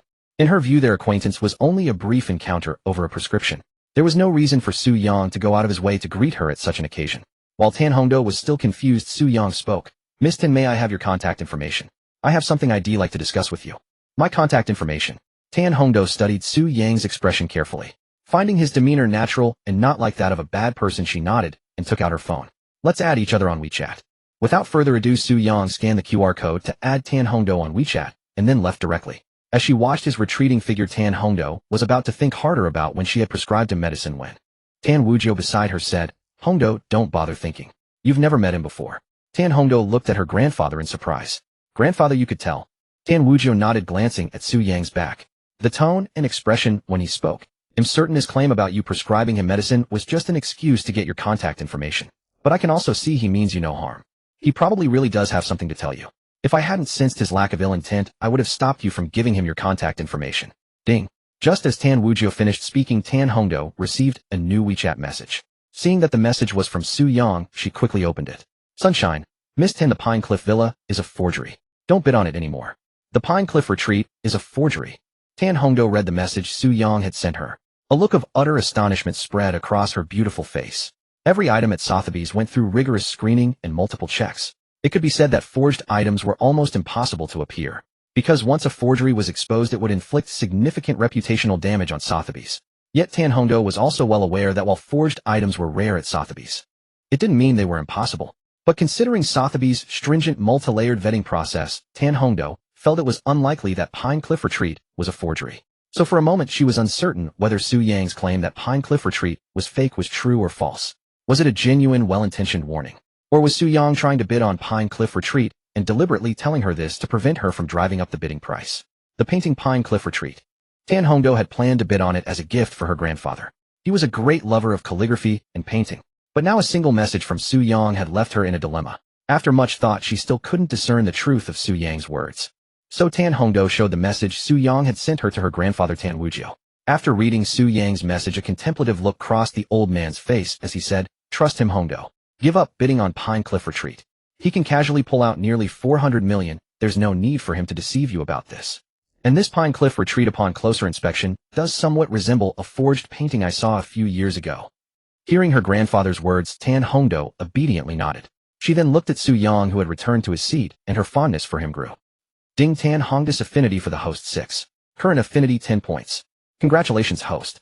You have obtained the 10-point affinity reward from Tan Hongdo Dream Card. The dream card has been placed in the host's personal space. Su Yang had just returned to his seat when he heard the system's notification. A dream card. This single interaction with Tan Hongdo was incredibly profitable. Su Yang mentally checked the dream card in his personal space, feeling immense joy. Su Yang had already tested the powerful effects of the dream card on Wu Xiaowei. It was a divine card that could control another's thoughts through sheer will. Just as Su Yang was inwardly rejoicing over obtaining a dream card from Tan Hongdo, the voice of auctioneer Lauren Jennifer reached his ears. Currently for Pine Cliff Retreat VIP guest number 09 has bid 62 million. Hearing Lauren Jennifer's words, Su Yang couldn't help but marvel again at the exorbitant prices of antiques and calligraphy. A forged painting had increased by 12 million in the mere 2 minutes since Tan Hongdo's last bid. I wonder which poor soul placed that bid. Su Yang shook his head with a smile and looked towards the front row seats. When he saw that guest 09 in the front row was Zhang Haobo, a thought immediately flashed through Su Yang's mind. So Su Yang directly instructed the system, I want to use the dream card. Please look at the person for whom you wish to weave a dream using the dream card. Hearing the system's cold voice, Su Yang immediately fixed his gaze on Zhang Haobo seated in the VIP seat 09. Target confirmed. Host can now use the dream card to weave a dream for them. Note, as this is a standard dream card, the dream effect you weave will only last for half an hour on the target. Having used a dream card once before, Su Yang found the second use much smoother. Immediately Su Yang used the dream card to weave a dream for Zhang Haobo. Spiritual energy awakens, the world transforms. You lacking the talent to absorb chi for cultivation fall from your lofty status as a wealthy man to a beggar, cursed and despised by all. Ultimately you lose your life beaten by a mob. But to your surprise you discover that after death you have been reborn, returning to the auction just before the spiritual energy awakening. At this auction there is a treasure, the painting Pine Cliff Retreat, that can grant you the talent to absorb chi and accelerate your cultivation. Right now no one knows the true value of Pine Cliff Retreat, so you decide to secure it at any cost. The moment Su Yang wove the dream for Zhang Haobo, a flood of images suddenly surged into the mind of Zhang Haobo, who sat in the front row VIP seat. In those visions the once peaceful world underwent a cataclysmic change, the awakening of spiritual energy. Almost everyone gained the talent to absorb the spiritual energy of heaven and earth. But he unfortunately did not. Thus he was quickly abandoned by his family. From being one of the top 10 enterprise heirs in Pengcheng, he became a disregarded nobody within his clan, frequently subjected to retaliation. Until one day he was cast out and became a wanderer. Then he suffered even more humiliation. Some people, or even animals, subjected him to unspeakable acts. Finally, he died miserably under a mob's beating. Zhang Haobo, having processed the multitude of images in his mind, let out a sharp scream, panting heavily as he looked around in panic. Seeing the familiar yet strange surroundings, he instantly understood that he seemed to have been reborn after his tragic death. Haha, I never thought such a thing as rebirth actually exists. In my past life I died horribly because I lacked the talent to absorb spiritual energy. In this life I will achieve the pinnacle of success at any cost. This Pine Cliff Retreat at the auction is not only a treasure that can help me gain the talent to absorb chi, it can also accelerate my cultivation. I cannot miss this opportunity. While no one knows its true purpose, I must secure it at all costs. Once I have Pine Cliff Retreat, I can rise swiftly when the spiritual energy awakens and become a cultivator. At that time I will have everything I desire. Thinking this, Zhang Haobo immediately turned to look at Su Yang and Han Shiyun, his eyes filled with greed and venom. Once I become a cultivator, Han Shiyun, and you so-called boyfriend, I will show you my true power. Thinking this to himself, Zhang Haobo could hardly wait for Lauren Jennifer to announce him as the highest bidder for Pine Cliff Retreat. But just then, Zhang Haobo heard Lauren Jennifer call out, VIP guest 56 bids 120 million. What? 120 million? Hearing Lauren Jennifer's voice, Zhang Haobo immediately looked behind him. When he saw that the bidder was Su Yang, Zhang Haobo's hatred for Su Yang intensified. In his eyes, Su Yang had not only stolen his goddess, but was now trying to take his destined opportunity. Once I get Pine Cliff Retreat and become a cultivator, you'll learn the price of crossing me. Zhang Haobo cast a venomous glare at Su Yang, then raised his paddle to bid 150 million. This price of 150 million had already far exceeded the true estimated value of Pine Cliff Retreat. Zhang Haobo didn't believe anyone else at the auction would match this price. Just as Zhang Haobo thought his bid would be the final price for Pine Cliff Retreat, he saw Lauren Jennifer, her beautiful face a mix of shock and delight, looking towards the area behind him and announcing, VIP guest 56 bids 300 million. What? 300 million? Just what kind of background does Han Shiyun's boyfriend have? He just spent nearly 400 million to win the Ginseng King.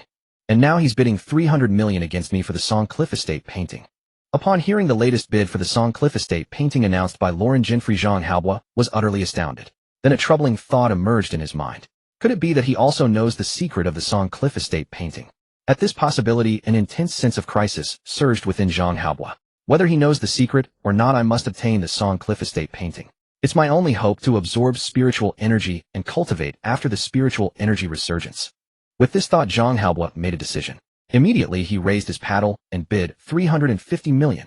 After announcing his bid, he cast a venomous warning glare at Su Yang, who sat behind him. His meaning was clear: if Su Yang continued to bid against him, he would retaliate. Su Yang, sitting beside Han Shiyun, sensed Zhang Haobo's venomous and warning gaze, but felt no emotional stir within. He was no longer the powerless social drudge he once was. If he wished, he could have Old Black silently eliminate Zhang Haobo at any moment. Thus Zhang Haobo's threatening glare held no sway over him. Su Yang was indifferent to it. What truly concerned him was how badly he could exploit Zhang Haobo using the illusion card. So he continued to raise his paddle and bid 700 million. Boom. As Su Yang's bid echoed through the hall, the entire auction erupted into an uproar. Good heavens, did I see that right? Someone actually bid 700 million for a Song Cliff Estate painting. The painting's valuation shouldn't exceed 200 million. What are Han Shiyun's boyfriend and Zhang Haobo, heir to one of Pingcheng's top 10 enterprises, playing at? I have no idea. I'm completely lost. 700 million. My company barely makes that in a year. I never thought a painting worth around 200 million would fetch this price. Amidst the chatter, all eyes darted between Su Yang and Zhang Haobo. No one understood why they were willing to pay such exorbitant sums for the Song Cliff Estate painting. VIP guest number 56 bids 700 million. Above the clamor, Lauren Jinfrey's stunning face was etched with shock as she gazed at Su Yang and announced his bid.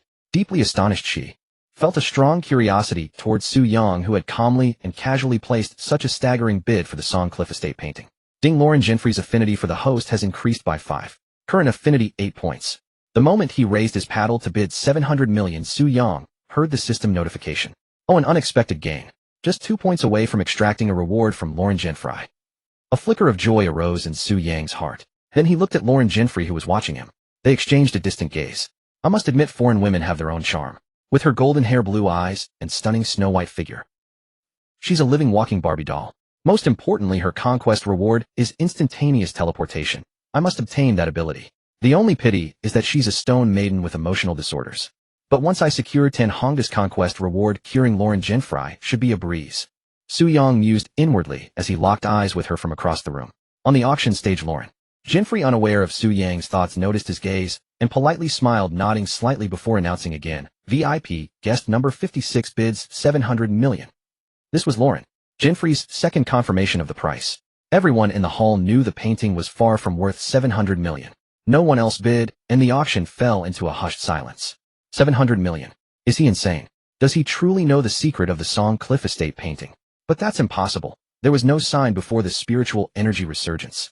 Zhang Haobo was shaken and horrified by Su Yang's bid. Yet he had to obtain the painting.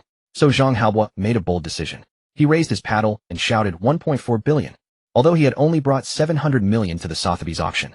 For the Song Cliff Estate painting, Zhang Haobo resolutely bid 1.4 billion. His sole aim now was to secure the painting. To cover the funds, he decided to mortgage the shares of his family's company that he held. For the Song Cliff Estate painting, Zhang Haobo gave it his all. Holy crap, 1.4 billion. Has Zhang Haobo lost his mind? He's copying Han Shiyun's boyfriend, doubling the bid for the painting. I'm stunned. I never thought a painting worth around 200 million would go for 1.4 billion. Zhang Haobo truly lives up to being the heir of a top 10 Pingcheng enterprise. Bidding 1.4 billion for this painting is an eye-opener. This auction has been incredible, starting with nearly 400 million for the Ginseng King, and now 1.4 billion for the Song Cliff Estate painting. Tonight was worth it. But honestly, Zhang Haobo seems like a fool, paying 1.4 billion for a painting worth at most 200 million. Should keep it down. If Zhang Haobo hears you, you'll be in trouble. Many in the hall, upon hearing Zhang Haobo's bid, stared at him in shock, as if looking at a fool. Some gazes, however, turned to Su Yang, curious to see if he would continue to follow. Su Yang, observed by many, casually glanced at Zhang Haobo, who had already staked everything.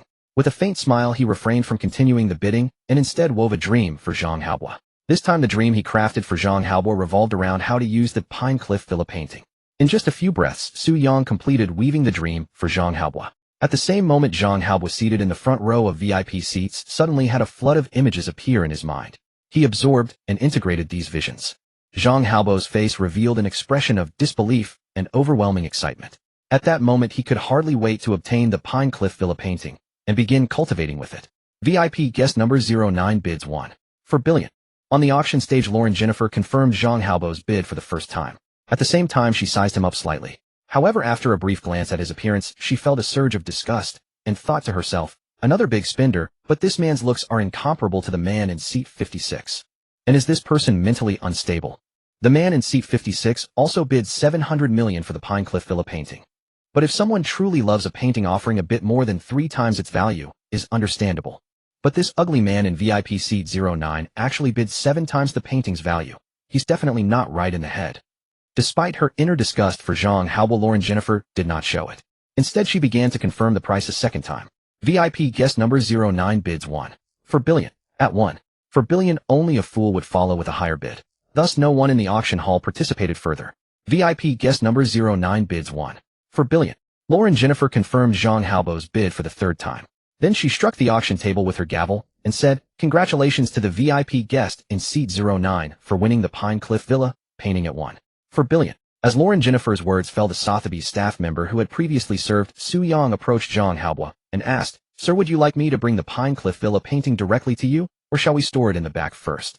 Zhang Haobo hastily pulled out a bank card and said, "Bring it directly. I have 700 million in this card, I'll pay that first, and for the remaining 700 million I'll use stocks as collateral." Fully aware of the painting's importance, Zhang Haobo had no intention of paying just 20 upfront and settling the balance after the auction to claim the painting. The longer the delay, the more variables could arise. He only wanted to get his hands on the Pine Cliff Villa painting as quickly as possible. "Certainly, sir." The Sotheby's staff member took out a POS machine and swiped Zhang Haobo's bank card. After the transaction, Zhang Haobo quickly entered his password to transfer the money. Once he finished, the staff member expertly presented an electronic contract prepared on a phone for Zhang Haobo to review. At Sotheby's auctions, it was not uncommon for bidders to use assets or stocks as collateral. Thus, the auction house had long prepared various electronic contracts to expedite such transactions. Zhang Haobo examined the contract. Finding no issues, he immediately took out his phone to display his stock holdings. The Sotheby's staff member, highly experienced, used the company's internal channels to appraise the stocks Zhang Haobo presented. Soon the appraisal was complete.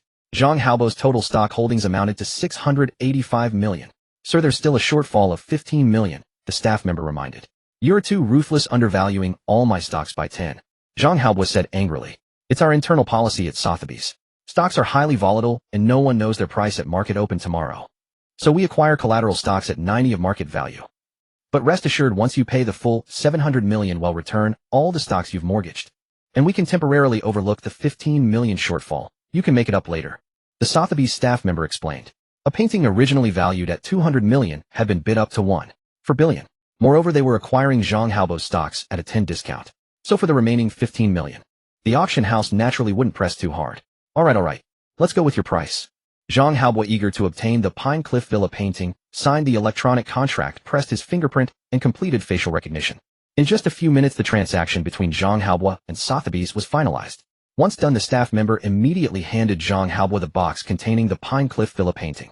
After taking the box, Zhang Haobo opened it without a word, retrieved the painting, and under the gaze of many onlookers in the auction hall, quickly stripped off his shirt, pants, and underwear.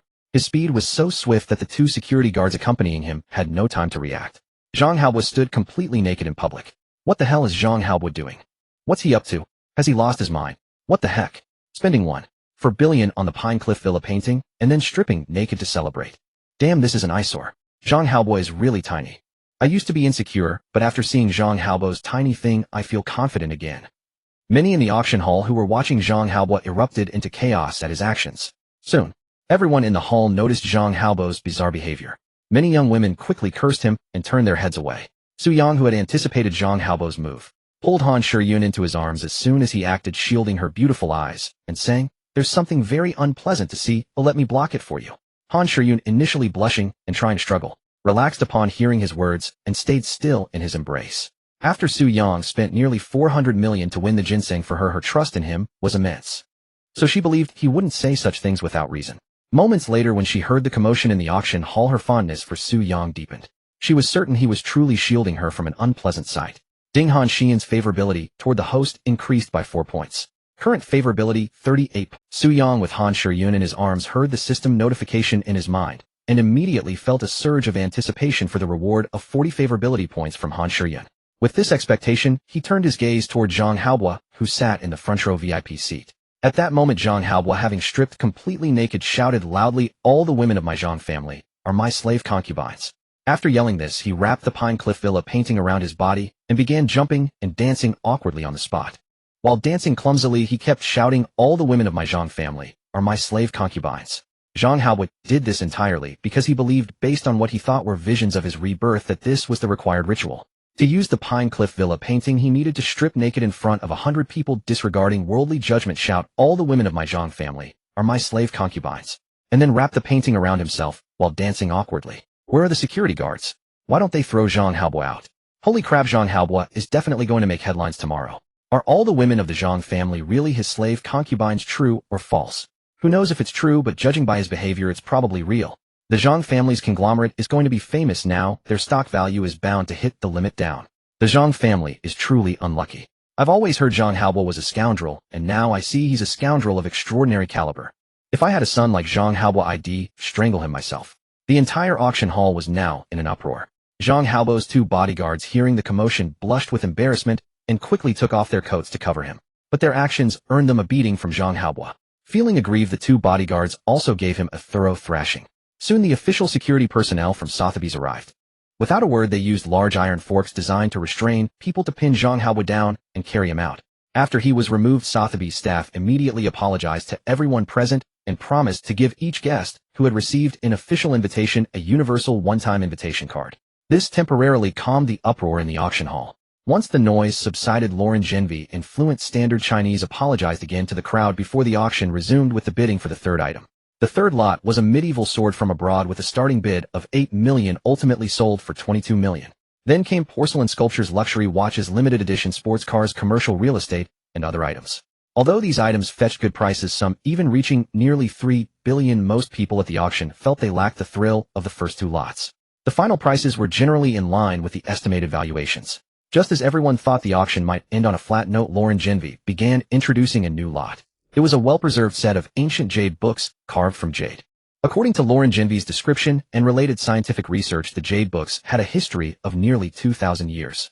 The carvings recorded knowledge related to the Yellow Emperor's inner canon, titled Detailed Explanation of the Plain Questions of the Yellow Emperor's Inner Canon.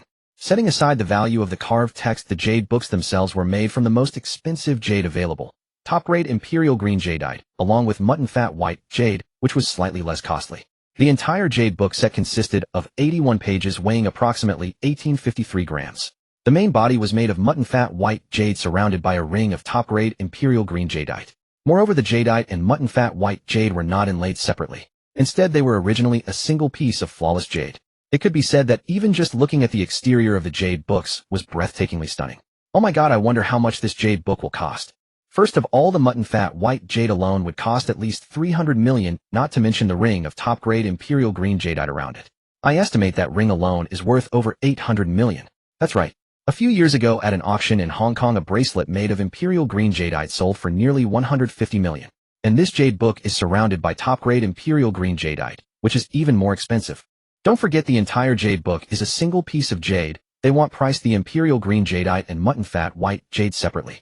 Most importantly, the carvings add even more value. We have no chance with this lot. I wonder which big shot will end up with it. Tan Wujiu, the medical master of our Pengsheng, will undoubtedly spare no expense to get it. Old Mr. Chu in the front row VIP seat 01 won't let it go either, since he's a renowned jade enthusiast in all of Huaxia. This auction has not only Mr. Chu but also several other famous jade lovers from our country.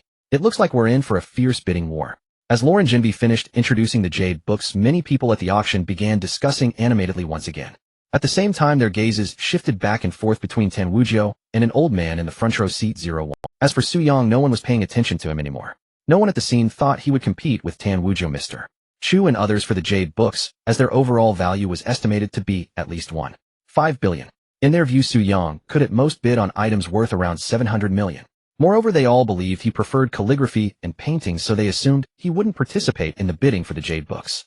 As for Su Yang didn't care what the people at the auction thought. At that moment, he was using his treasure appraisal eye to examine the detailed information of the jade books. After reviewing it, he was utterly astonished. Name: Detailed Exposition of the Yellow Emperor's Inner Canon, Basic Questions, Volume 1. Type: Jade Book, Jade Volume. Expositor: Sun Simiao. Engraver: Wu Daozi. Note: the Detailed Exposition of the Yellow Emperor's Inner Canon, Basic Questions by Sun Simiao is divided into 3 volumes, upper, middle, and lower. Collecting all 3 volumes of Sun Simiao's Detailed Exposition of the Yellow Emperor's Inner Canon, Basic Questions grants access to the Suin Health Preservation Classic. Practicing according to the Suin Health Preservation Classic can enhance physical fitness and longevity. Mastering the Suin Health Preservation Classic can even cultivate a sense of qi within the body. Wow, I never imagined that the content engraved on this ancient jade book was actually authored by Sun Simiao.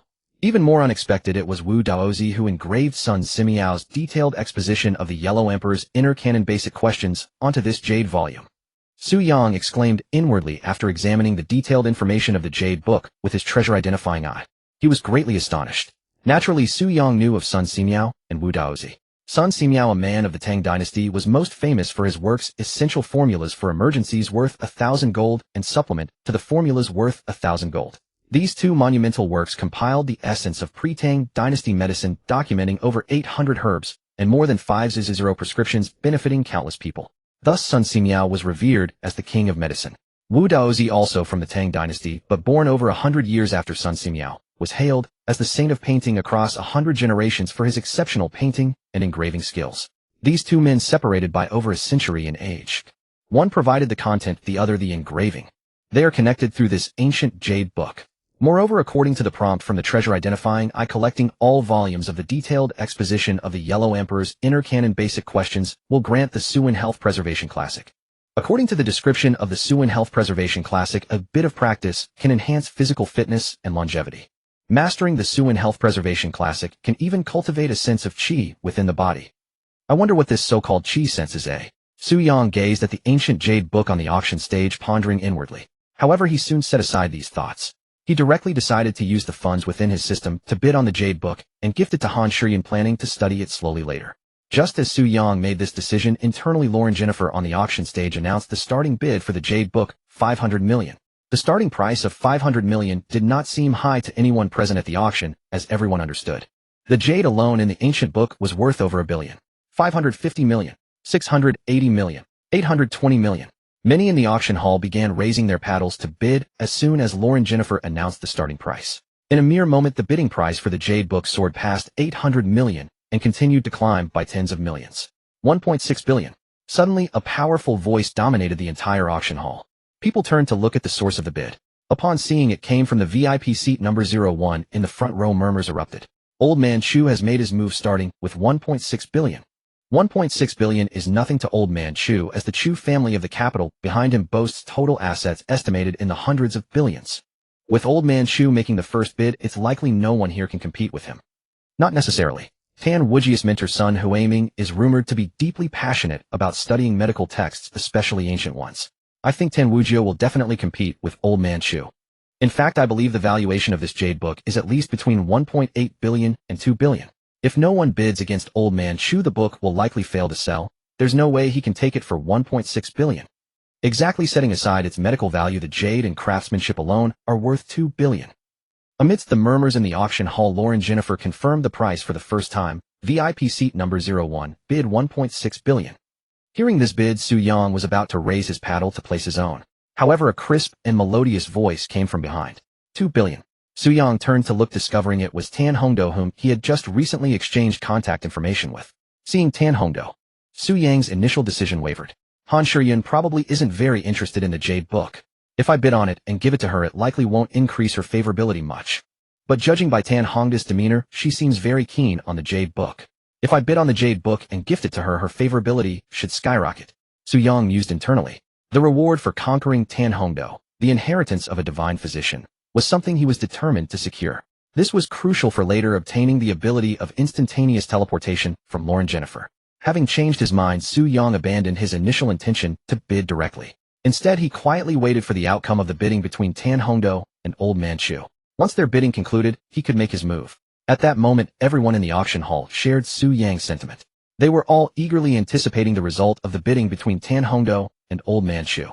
All were curious to see who would ultimately secure the jade book and at what final price. Amidst everyone's anticipation, Old Man Chu in the front row directly raised his paddle and announced in a powerful voice, 2.3 billion. Tan Hongdo responded without hesitation, raising her paddle and bidding 2.5 billion, 2.8 billion, 3 billion. With two consecutive bids from Tan Hongdo and Old Man Chu, the bidding price for the jade book soared to an astonishing 3 billion. This price marked the highest record of the night's auction. How terrifying. The jade scroll actually sold for 3 billion. Tonight was truly worth it to witness such an astronomical bid. That young lady Tan Hongdo must be bidding on behalf of her grandfather Tan Wujio. It seems the esteemed Mr. Tan is determined to secure the jade scroll. Mr. Tan Wujio deeply respects his master. He must be acquiring this jade scroll as a gift for him. What kind of background does Mr. Tan Wuzhou have to let his granddaughter bid 3 billion. How you clearly don't understand, Mr. Tan Wuzhou. The Tan family behind him is a medical lineage spanning 1,000 years, and Mr. Tan Wuzhou is the most accomplished master of traditional Chinese medicine in the family. Do you think a man like that would lack wealth? Is this jade scroll really worth that much? That's 3 billion. To those who cherish it, the jade scroll is far more valuable than we can imagine. Many at the auction house, after witnessing the successive bids from Tan Hongdou and Elder Chu, burst into heated discussion. Amid the clamor, Elder Chu, seated in the front row, raised his paddle again for billion. As his bid rang out, the auction hall fell into a profound silence. Because Elder Chu's bid surpassed all expectations, almost no one could have foreseen that Elder Chu would escalate the bid for the jade scroll from 3 billion straight to 4 billion, a full billion increase, equivalent to the annual revenue of many well-known enterprises. Damn, is this the power of the capital's elite families? Truly beyond the reach of our Pengqing family businesses. Raising the bid by 1 billion in one go, pushing the jade scroll to 4 billion. That's a staggering figure. Wait, is this jade scroll really worth that much? I suspect this jade scroll holds some secret we don't know about. Even if it does, I can't see it being worth 4 billion. Unless something unexpected happens, Elder Chu will surely win this scroll. 4 billion. How many here can match that? Mr. Tan Wuzhou must be feeling disheartened. If Elder Chu weren't here tonight, the scroll would have been his. That young lady Tan Hongdou hasn't bid again. It seems the Tan family can't bear the 4 billion price. Not just the Tan family. There are few here who can afford to spend 4 billion on a single item.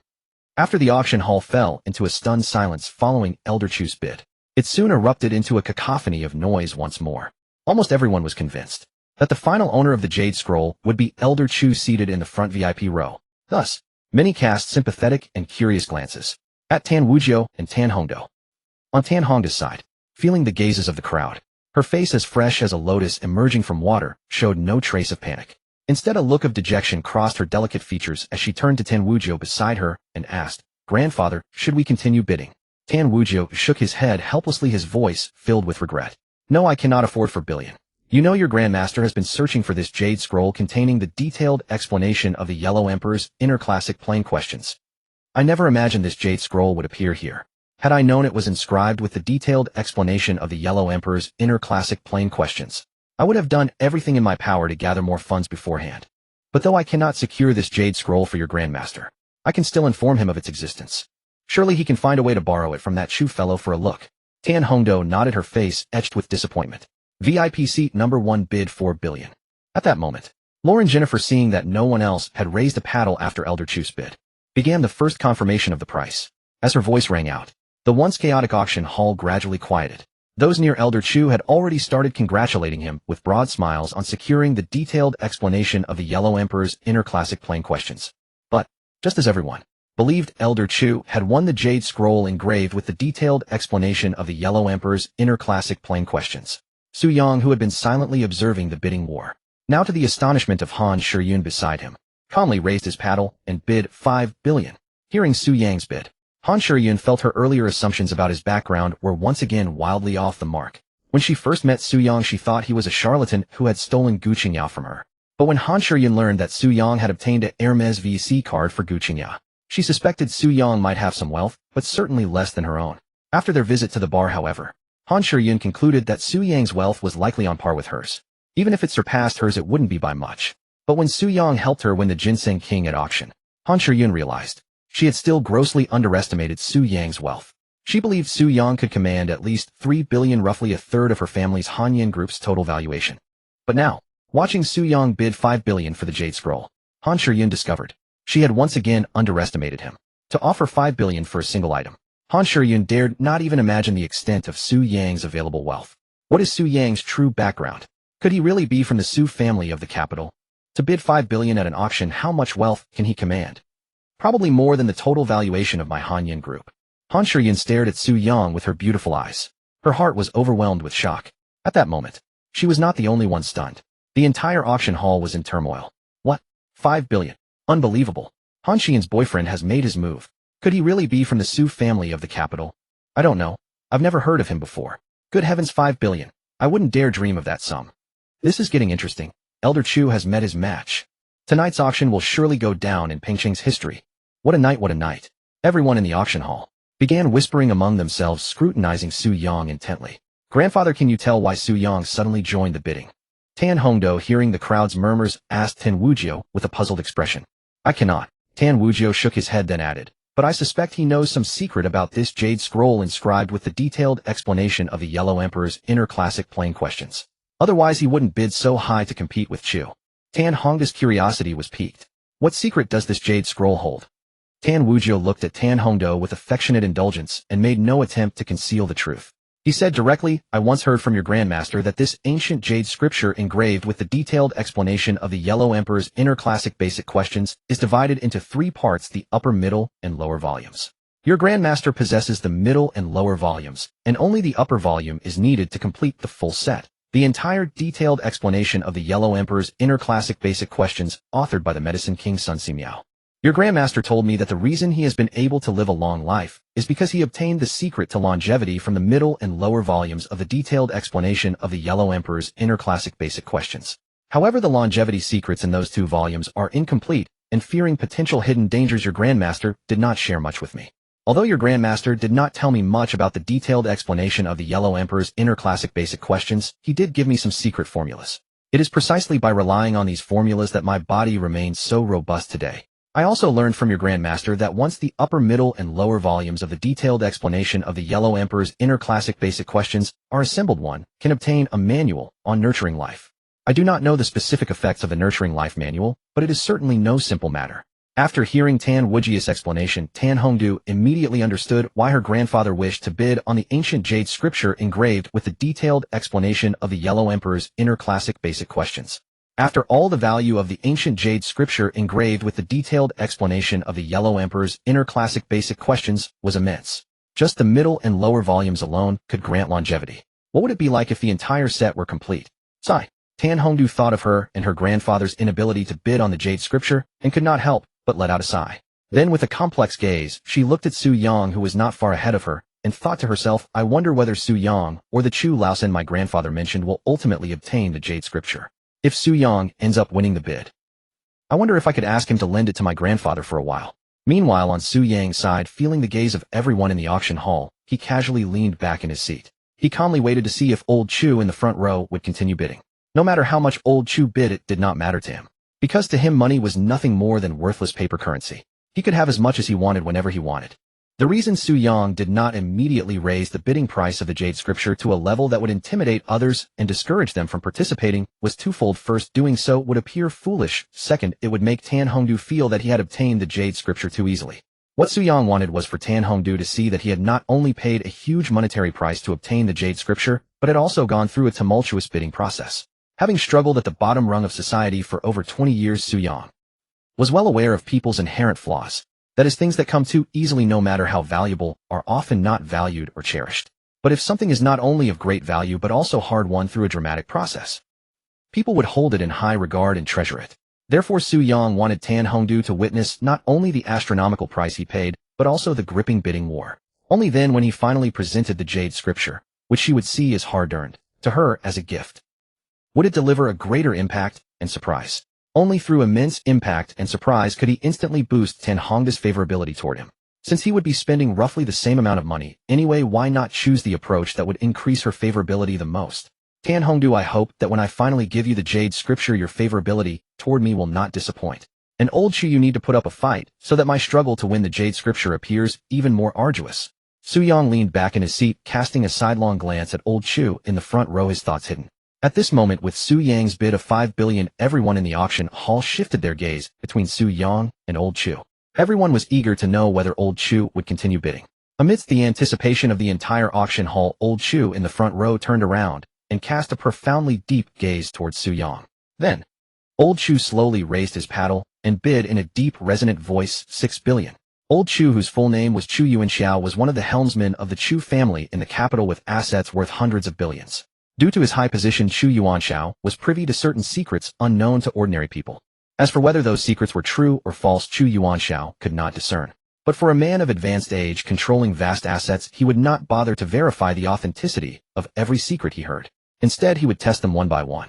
Thus, since turning 60 and reaching the age where he knew his destiny, he had frequently attended various large auctions, becoming one of the most famous figures in China's auction circles. And contrary to what people saw, he was not merely interested in rare jade. Rather, he was interested in all rare auction items that were accompanied by some secret lore. However, to avoid revealing his particular interest in items with secret histories, he had cultivated an image of being solely fascinated by rare jade. As for other items that piqued his interest, he would acquire them privately, or have his subordinates bid on his behalf. And the ancient jade scripture engraved with the detailed explanation of the Yellow Emperor's inner classic basic questions on the auction stage. He had heard some secret tales about it. Rumor had it that assembling the upper, middle, and lower volumes of the detailed explanation of the Yellow Emperor's inner classic basic questions could not only strengthen the body and extend life, but also offer a glimpse into some of the secrets of the Yellow Emperor's inner classic, one of the 4 great ancient texts. Matters concerning improving his physical health and extending his lifespan were always of utmost importance to Chu Yuanshao. That was why he had personally come to the auction tonight, to acquire the ancient jade scripture engraved with the detailed explanation of the Yellow Emperor's inner classic basic questions with his own hands, lest it be swapped by an intermediary. Although the chance of the item he wanted being swapped was nearly zero, he would never allow such a thing to happen. So he came in person tonight. But what he did not expect was that Su Yang would compete with him for the jade scripture. This greatly displeased him. However, Sotheby's was one of the world's top auction houses. Though he was deeply dissatisfied with Su Yang, he could not show it here. Therefore, he could only raise the bidding price for the jade scripture by another billion in one go. From 5 billion directly to 6 billion, hoping to intimidate Su Yang into backing down. When Chu Yuanshao announced a bid of 6 billion, Su Yang did not immediately respond with his own price. Instead, he observed the reactions rippling through the auction hall. The venue, stirred by Chu Yuanxiao's staggering offer, once again erupted into a cacophony of murmurs. Did I hear that right? 6 billion. What could possibly make that jade scroll worth 6 billion? Truly terrifying. 6 billion for a single jade scroll. Even if its material is the most precious imperial emerald and mutton fat white jade, it's hardly worth that much. It seems he's determined to win that jade scroll. I wonder if Han Xian's boyfriend will keep following the bid. Probably not. Old Chu has never lost a bid he truly wanted. If Han Xian's boyfriend insists on competing, he'll not only fail to outbid him, but also risk offending him by driving up the price, a loss he can ill afford. If Han Xian's boyfriend is truly from the Su family in the capital, offending Old Chu wouldn't matter. But the key is no one knows for sure. Old Chu's glance at him doesn't suggest recognition. If he were from the Su family, Old Chu would surely know him, wouldn't he? Amidst the clamor of the auction hall, Tan Hongda's heart churned with emotion. She secretly hoped that Su Yang would continue to bid against Chu Yuanshao. Only if Su Yang secured the jade scroll would she have even a sliver of a chance to borrow it for her grandfather. If the scroll fell into Old Chu's hands, she would have no opportunity at all. Yet she knew all too well that a price of 6 billion was an astronomical sum, and Su Yang's likelihood of continuing the bid was slim. Su Yang, will you keep bidding? Tan Hongda's beautiful eyes fixed on him, her thoughts racing. Just as her gaze lingered on Su Yang, she suddenly saw him raise his bidding paddle once more. Then in a calm voice he announced 7 billion. Hearing his bid, Tan Hongda's heart trembled involuntarily. 7 billion was a figure she dared not even dream of. Grandfather, do you truly have no recollection of Su Yang? Tan Hongdo asked Tan Wuzhou, again her curiosity about Su Yang deepening. None, he replied. I have never heard of or seen this Su Yang. What? Do you have feelings for him? Tan Wuzhou teased, his face crinkling with affection. Oh grandfather, what are you thinking? He already has a girlfriend, and it's my acquaintance sister Han Shiyun. How could I possibly have feelings for him? I'm merely curious about him. A man who can produce 7 billion. Aren't you curious about his background, grandfather? Tan Hongda's lotus-like face flushed with a rosy hue. Hongdo, in my view, that Su Yang is not Han Xian's boyfriend, Tan Wuzhou said. I see no signs of affection from Su Yang toward her. What I perceive instead is an inexplicable anticipation. As for what that anticipation entails, I cannot say. So if you truly have feelings for him, your grandfather wouldn't mind playing matchmaker. Tan Wuzhou gazed at her with a doting smile. Grandfather, if you keep this up, I'll ignore you. I'm honestly just curious about his identity. Tan Hongdo retorted, her face burning with embarrassment. All right. I believe you, Tan Wuzhou said, seeing that his precious granddaughter's curiosity was indeed innocent. He chuckled and dropped the subject, turning his attention to Su Yang with a serious expression. Su Yang, to offer such a sky-high price for that jade scroll, you must know some of its secrets. How did you come by those secrets? I'm truly curious about your background as well. While Tan Wuzhou pondered Su Yang's origins, Lauren Jennifer on the auction stage also found herself intrigued by him. Though Lauren Jennifer suffered from emotional detachment, it did not hinder her curiosity about a stranger. Su Yang's exceptionally handsome appearance and stature appealed to her aesthetic tastes, and each of his astonishing bids struck a chord in her heart. What a perfect, wealthy, and mysterious Eastern man.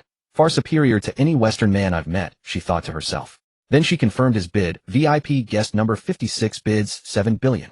After confirming the bid, Lauren Jennifer glanced toward Chu Yuanxiao seated in the VIP seat number 01. Under her gaze, Chu Yuanxiao's aged face darkened as he raised his paddle and bid 8 billion.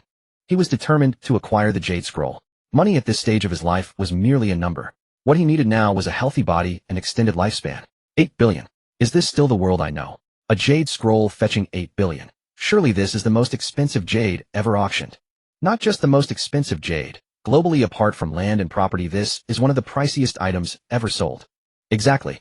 For antiques and calligraphy, the highest auction price was Da Vinci's Solvitor Mundi at 3 billion Chinese yuan. This jade scroll has already surpassed that. At 8 billion you could buy 2.5 of those paintings.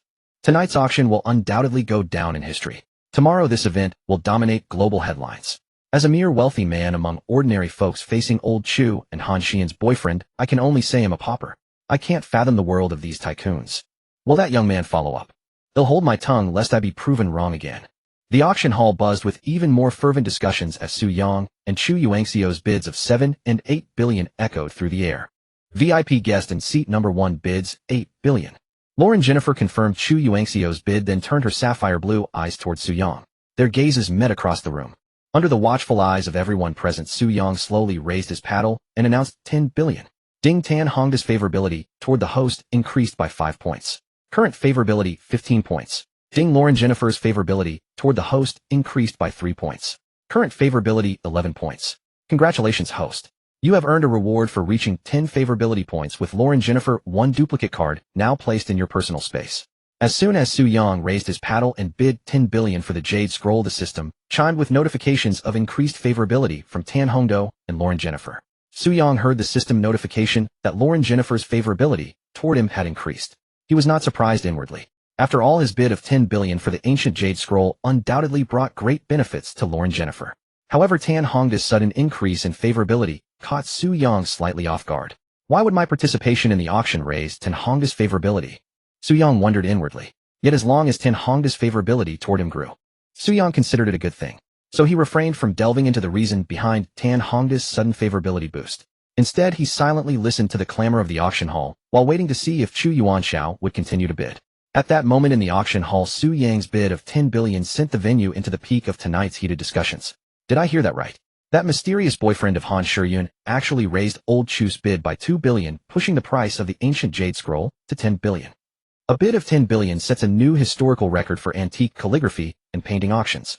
Witnessing this scene gives me bragging rights for life. I must instruct everyone in my family never to offend the Han family or Han Shiyun's mysterious boyfriend. That mysterious man with Han Shiyun is completely overwhelming old Chu in the bidding for the ancient jade scroll. Will old Chu continue to bid? I believe he will. He has never failed to secure an item in any auction he's attended. I also think old Chu will keep bidding. We must trust his strength. In my view, although Han Shiyun's boyfriend is capable, he can't compare to old Chu. So in this bidding war, old Chu will surely prevail. I share the same view. No matter how high the bid for the ancient jade scroll goes, old Chu will ultimately claim it. If old Chu secures the scroll at a sky-high price, Han Shiyun's mysterious boyfriend better watch out. Old Chu is no ordinary man. Those who have offended him never end well. The auction hall buzzed with chatter. Although most were deeply stunned by Su Yang's bid, they still believed that Chu Yuanxiu would end up with the ancient jade scroll. In their eyes, Su Yang's financial resources were certainly no match for old Chu. So they discussed among themselves while discreetly observing Chu Yuanxiu's actions, waiting for him to make a higher bid.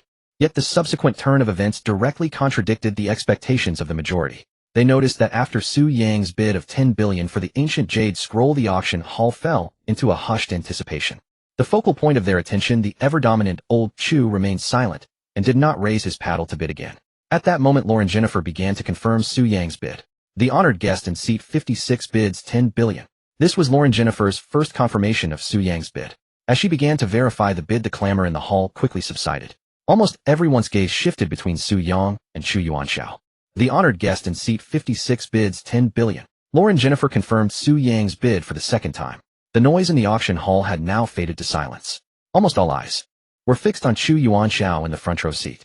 Everyone awaited his move. The honored guest in seat 56 bids 10 billion. As many waited for Chu Yuanxiu to act, Lauren Jennifer confirmed Su Yang's bid for the third time. Then, under the gaze of the entire hall, she slammed the gavel and declared, "Congratulations to the honored guest in seat 56 for acquiring the ancient jade scroll."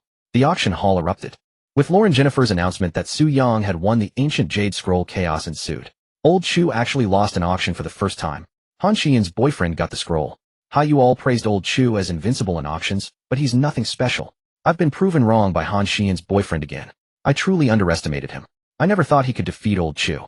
To confront old Chu so directly, Han Xian's mysterious boyfriend must have a formidable background. He's likely from the Su family in the capital. If so, old Chu won't dare to retaliate. The Han family really knows how to raise daughters.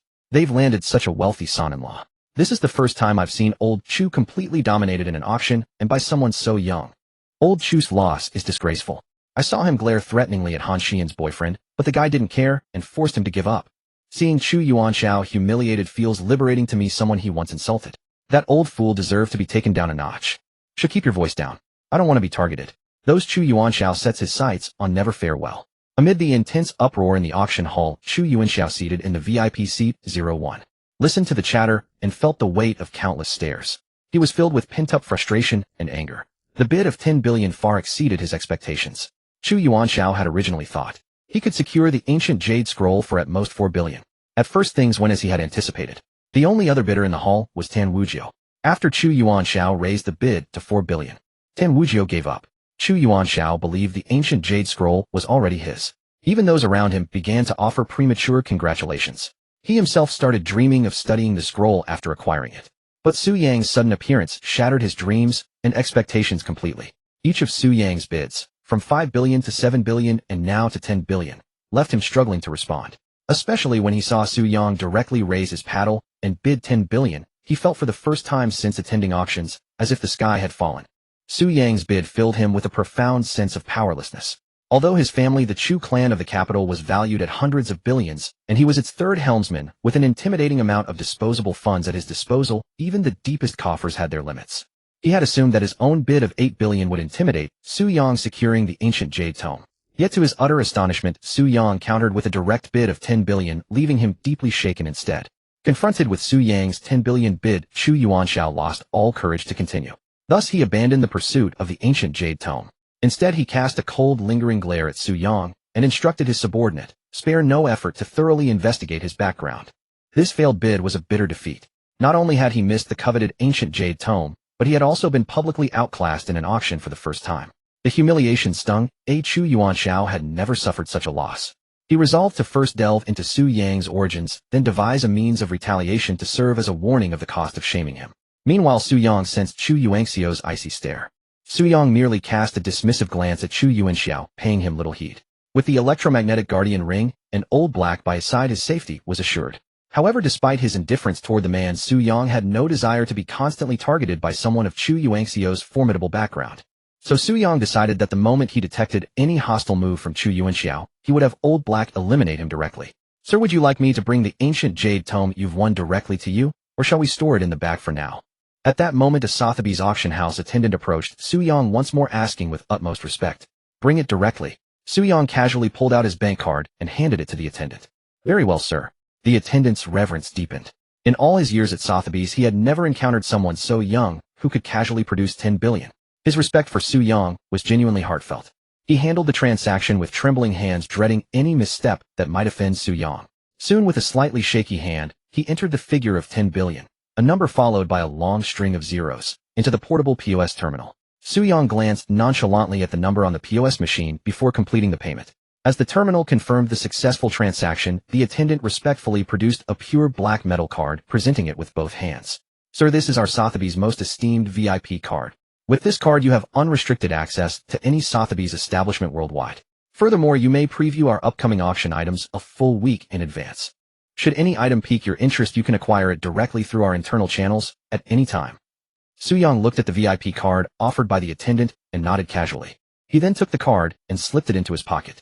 Su Yang's payment drew the gaze of everyone in the auction hall. Even Lauren Jennifer, the auctioneer, paused the bidding to observe him with keen interest, her beautiful azure eyes sparkling with curiosity.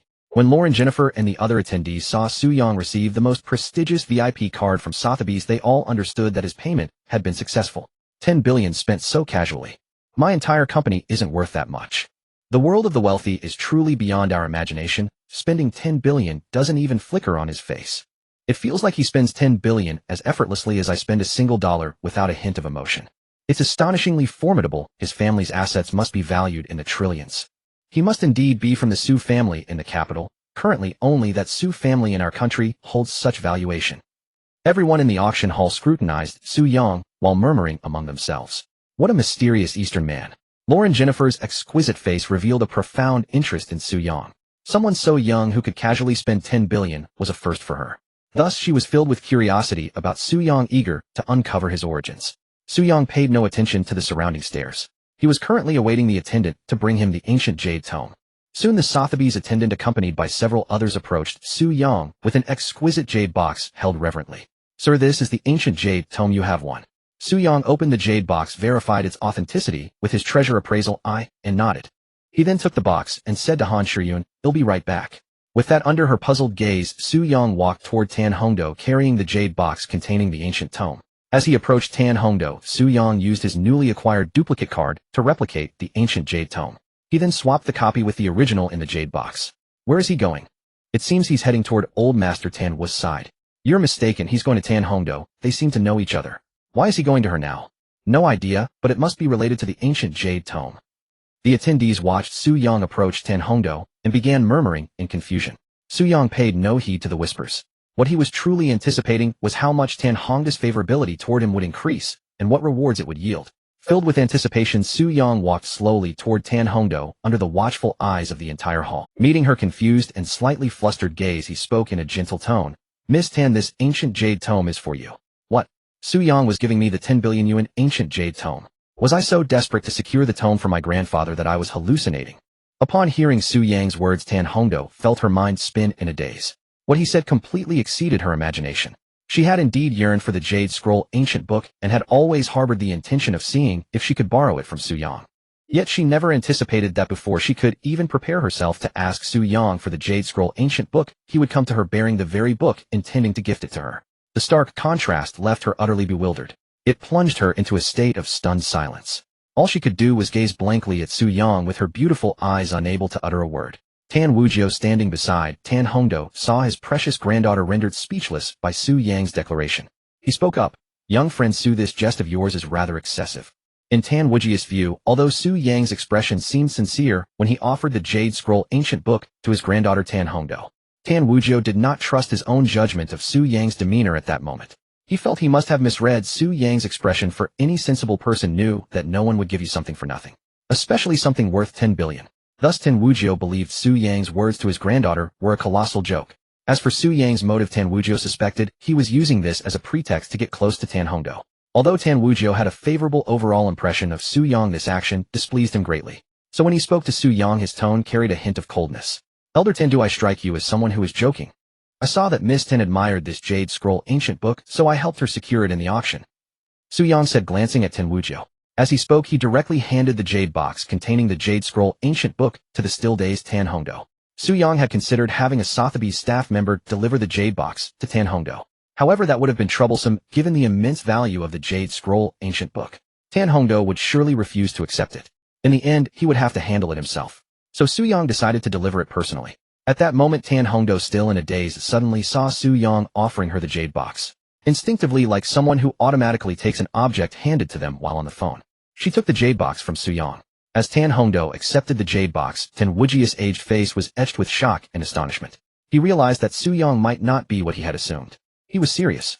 This Su Yang, after a fierce bidding war with Chu Yuanxiao, spent a staggering 10 billion to acquire the Jade Scroll ancient book, and now he's simply giving it to my precious granddaughter.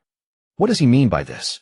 Tan Wujio was utterly dumbfounded by Su Yang's actions. From a young age, he had traveled across the country practicing medicine with his master Sun, Huaming, witnessing countless people and events. Later, after completing his apprenticeship, he took up a post at Pingqing Hospital. He remained at Pingqing Hospital for nearly 60 years. Renowned for his exceptional medical skills and countless lives saved, he earned the title of Pingqing Saint of Traditional Chinese Medicine. During this time, he encountered even more extraordinary people and events. No matter how outlandish the person or incident, Tan Wujio had seen it all. He had long become immune to the most astonishing and explosive occurrences. Yet now Su Yang's actions had left even the worldly wise Tan Wujio completely bewildered. For what Su Yang was doing surpassed every astonishing and explosive person or event he had encountered in over 80 years of practicing medicine. Giving away something worth 10 billion on a whim. Was that something a human being would do? In truth, at that moment, it wasn't just Tan Wujio who was stunned. The entire auction hall, every person watching Su Yang's situation, was equally bewildered. Am I seeing things? That young man, suspected to be from the Su family of the capital, just gave the Jade Scroll ancient book to Tan Hongdo. This must be a dream, an illusion. How could anyone give away something worth 10 billion? Holy crap, is he using 10 billion to pick up a girl? Tan Hongdo is beautiful like a celestial maiden descended to earth, but is she really worth 10 billion? He bid against Chu Yuanxiao for so long, and now he's just giving away what he won. 10 billion, not 10 million, and he just gave it away like that. You're not the only one shocked. Look, even Tan Hongdo and Tan Wujiu are stunned. At the auction, everyone watching Su Yang's side was buzzing with discussion. To them, Su Yang's behavior was shattering their worldview. They had never seen anyone using 10 billion to woo a woman. He casually gives away an item he won for 10 billion. Just who are you? On the auction stage, Lauren Jinvri, who had been observing Su Yang, grew even more curious about him. She hailed from the world-renowned Lauren family and had been surrounded by wealthy individuals since childhood. Yet she had never seen anyone spend money like Su Yang. He bid 10 billion without hesitation, and then he gave it away without a second thought. Such astonishing financial power made Lauren Jinvri genuinely curious about Su Yang's identity. Men. They're all driven by lust, falling for one after another. And I was moved by you giving me the Ginseng King. How can you do this? Aren't you being unfaithful to? No to Gu Qingya. I shouldn't have believed your words. Thinking back, that Qing Kier definitely has a more complicated relationship with you than you let on. Han Shiyun, upon seeing Su Yang's actions, a trace of disappointment crept onto her stunning mature face. Ding. Lauren Jinvri's favorability toward the host has increased by 3. Current favorability 14 points. Ding. Han Shiyun's favorability toward the host has decreased by 20. Current favorability 18 points. Su Yang, who had just handed the jade box containing the Jade Scroll ancient book to Tan Hongdo, suddenly heard 2 consecutive system notifications. This Lauren Jinvri, despite her emotional disorder, seems easy to raise favorability with. As for Han Shiyun, maintaining her favorability is truly challenging. Su Yang mused inwardly. However, Su Yang had anticipated that Han Shiyun's favorability toward him would decrease. After all, his current actions made it seem as though he was using the Jade Script ancient book worth 10 billion to court Tan Hongdo, and doing so right in front of Han Shiyun, Gu Qingjia's best friend. It would be abnormal if Han Shiyun's favorability toward him didn't drop. Su Yang had considered contacting Tan Hongdo privately after the auction to give her the Jade Script ancient book, but doing it that way wouldn't have the same striking impact as presenting it publicly now. Thus, Su Yang chose to directly give the Jade Script ancient book, which he had just won at auction, to Tan Hongdo in front of Han Shiyun. Although this would lower Han Shiyun's favorability toward him, Su Yang was not overly concerned, because he had already initially mastered the technique to boost Han Shiyun's favorability. He only needed to say a few words later, and Su Yang was 100% confident he could restore the favorability he had lost. Therefore, he did not let the decrease in Han Shiyun's favorability distract him. Instead, he continued in a gentle tone to the still-dazed Tan Hongdo. Miss Tan, won't you open it and take a look? Su Yang's words snapped Tan Hongdo out of her stupor. She looked at the jade box in her hands. Then she looked at Su Yang, who was so close to her. Blushing, she said in a slightly trembling voice, Mr. Su, I won't look. What you've given me is too precious, I cannot accept it. As she spoke, fully coming to her senses, Tan Hongdo prepared to return the jade box to Su Yang. However, Su Yang shook his head and said, Miss Tan, I never take back what I've given. Besides, I believe you greatly need the Jade Script ancient book inside this box. Otherwise, you wouldn't have participated in the bidding. Tan Hongdo blushed again and said, Mr. Su, I do need the Jade Script ancient book, but it's truly too valuable, I can't accept it. Su Yang didn't dwell on the topic, but instead asked, Miss Tan, you must know some of the secrets of the Jade Script ancient book, right?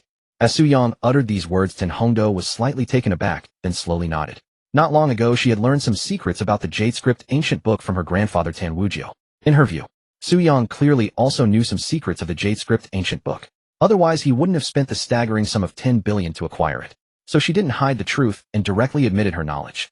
To be honest, Miss Tan, I also know some of the secrets of the Jade Script ancient book, but I am not confident in unraveling them. Therefore, I wish to gift this book to you, hoping that with your abilities you can help me decipher its mysteries.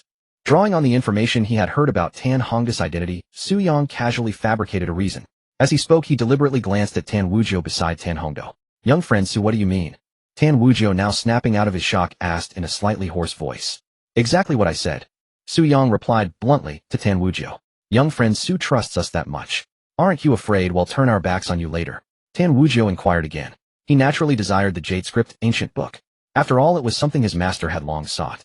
So after careful consideration, he decided to accept the Jade Script ancient book for now. Missing this opportunity might mean never having another chance to come into contact with it.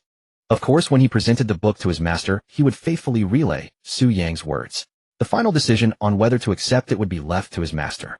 I trust the character of Miss Tan, Elder Tan, and your master, Su Yang said calmly.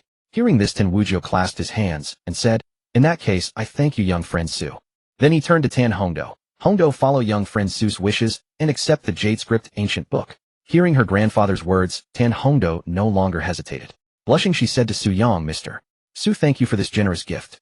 Su Yang smiled and replied, You're welcome. It's my honor to give such a beautiful lady a gift. Moreover, I have my own motives in giving you the Jade Script ancient book. We simply have mutual needs. With that, Su Yang turned and left directly. Mr. Su, what kind of person are you really? Tan Hongdo gazed dazedly at his retreating figure, thinking to herself. Oh no, my precious granddaughter seems to have truly fallen for that Su Yang. Tan Wujio noticed the expression on Tan Hongdo's face and felt a jolt of alarm. Su Yang was unaware of Tan Hongdo and Tan Wujio's thoughts. At that moment, Su Yang was listening to a series of system notifications. Ding, Tan Hongdo's favorability toward the host has increased by 43 points. Current favorability, 58 points. Issuing rewards for Tan Hongdo's favorability, reaching 20, 30, 40, and 50 points. Congratulations, host. You have obtained Appearance 5 or Intelligence 5, or Charisma 5. Attribute points have been added to your corresponding attributes. You may enhance your attributes at any time. Congratulations, host. You have obtained 1 petal of the Pure Blossom. It has been placed in your personal space. Favorability skyrocketed by 43 points. And the rewards are plentiful. I'm only 2 points away from triggering more rewards from Tan Hongdo. That 10 billion was well spent. Listening to the system notifications, Su Yang felt deeply satisfied. Although Tan Hongdo's favorability hadn't directly soared to 80 points, he harbored no discontent. He was well aware that it was unrealistic to raise her favorability from 15 to 80 points with a single item. Even if what he gave her was the Jade Script ancient book worth 10 billion, it couldn't boost her favorability by 65 points to reach the level where they could sweetly sing together. After all, Tan Hongdo's familiarity with him was too low. Being able to increase her favorability by 43 points with 1 item was already quite impressive in Su Yang's eyes. There's plenty of time ahead. He'll have many opportunities to raise Tan Hongdo's favorability and reap rewards from her. Su Yang didn't dwell too much on Tan Hongdo's favorability. Instead, he casually allocated the newly acquired attribute points to the corresponding attributes. As soon as the points were assigned, Su Yang immediately noticed changes in his body and memory. The physical changes were similar to the last time he increased his charisma. However, the changes in memory surprised him. He discovered that some of his previously vague memories were now clear when recalled. Some memories from early childhood that he had forgotten could now be faintly recollected. So this is the effect of raising intelligence from 76 to 81 points. It can enhance or strengthen the memories in my mind. What would happen if I increased my intelligence to 100? I'd probably have a photographic memory. Su Yang mused inwardly as he felt the changes in his mind. Then he casually opened his attribute panel to take a look. Host Su Yang. Appearance 83 points. Height 186 cm. Weight 72 kilograms. Charisma 85 points. Intelligence 81, Physique 84, Strength 82, Endurance 85, Speed 87. Abilities Super Kidney, Personal Space, Infinite Resurrection. System Funds 19599786359725685 yuan. All attributes are approaching 90 points. Su Yang was very satisfied after reviewing his attribute panel. After checking his attributes, Su Yang entered his personal space with his mind to examine the only item reward. Tan Hongdo had given him a petal of the Pure Blossom.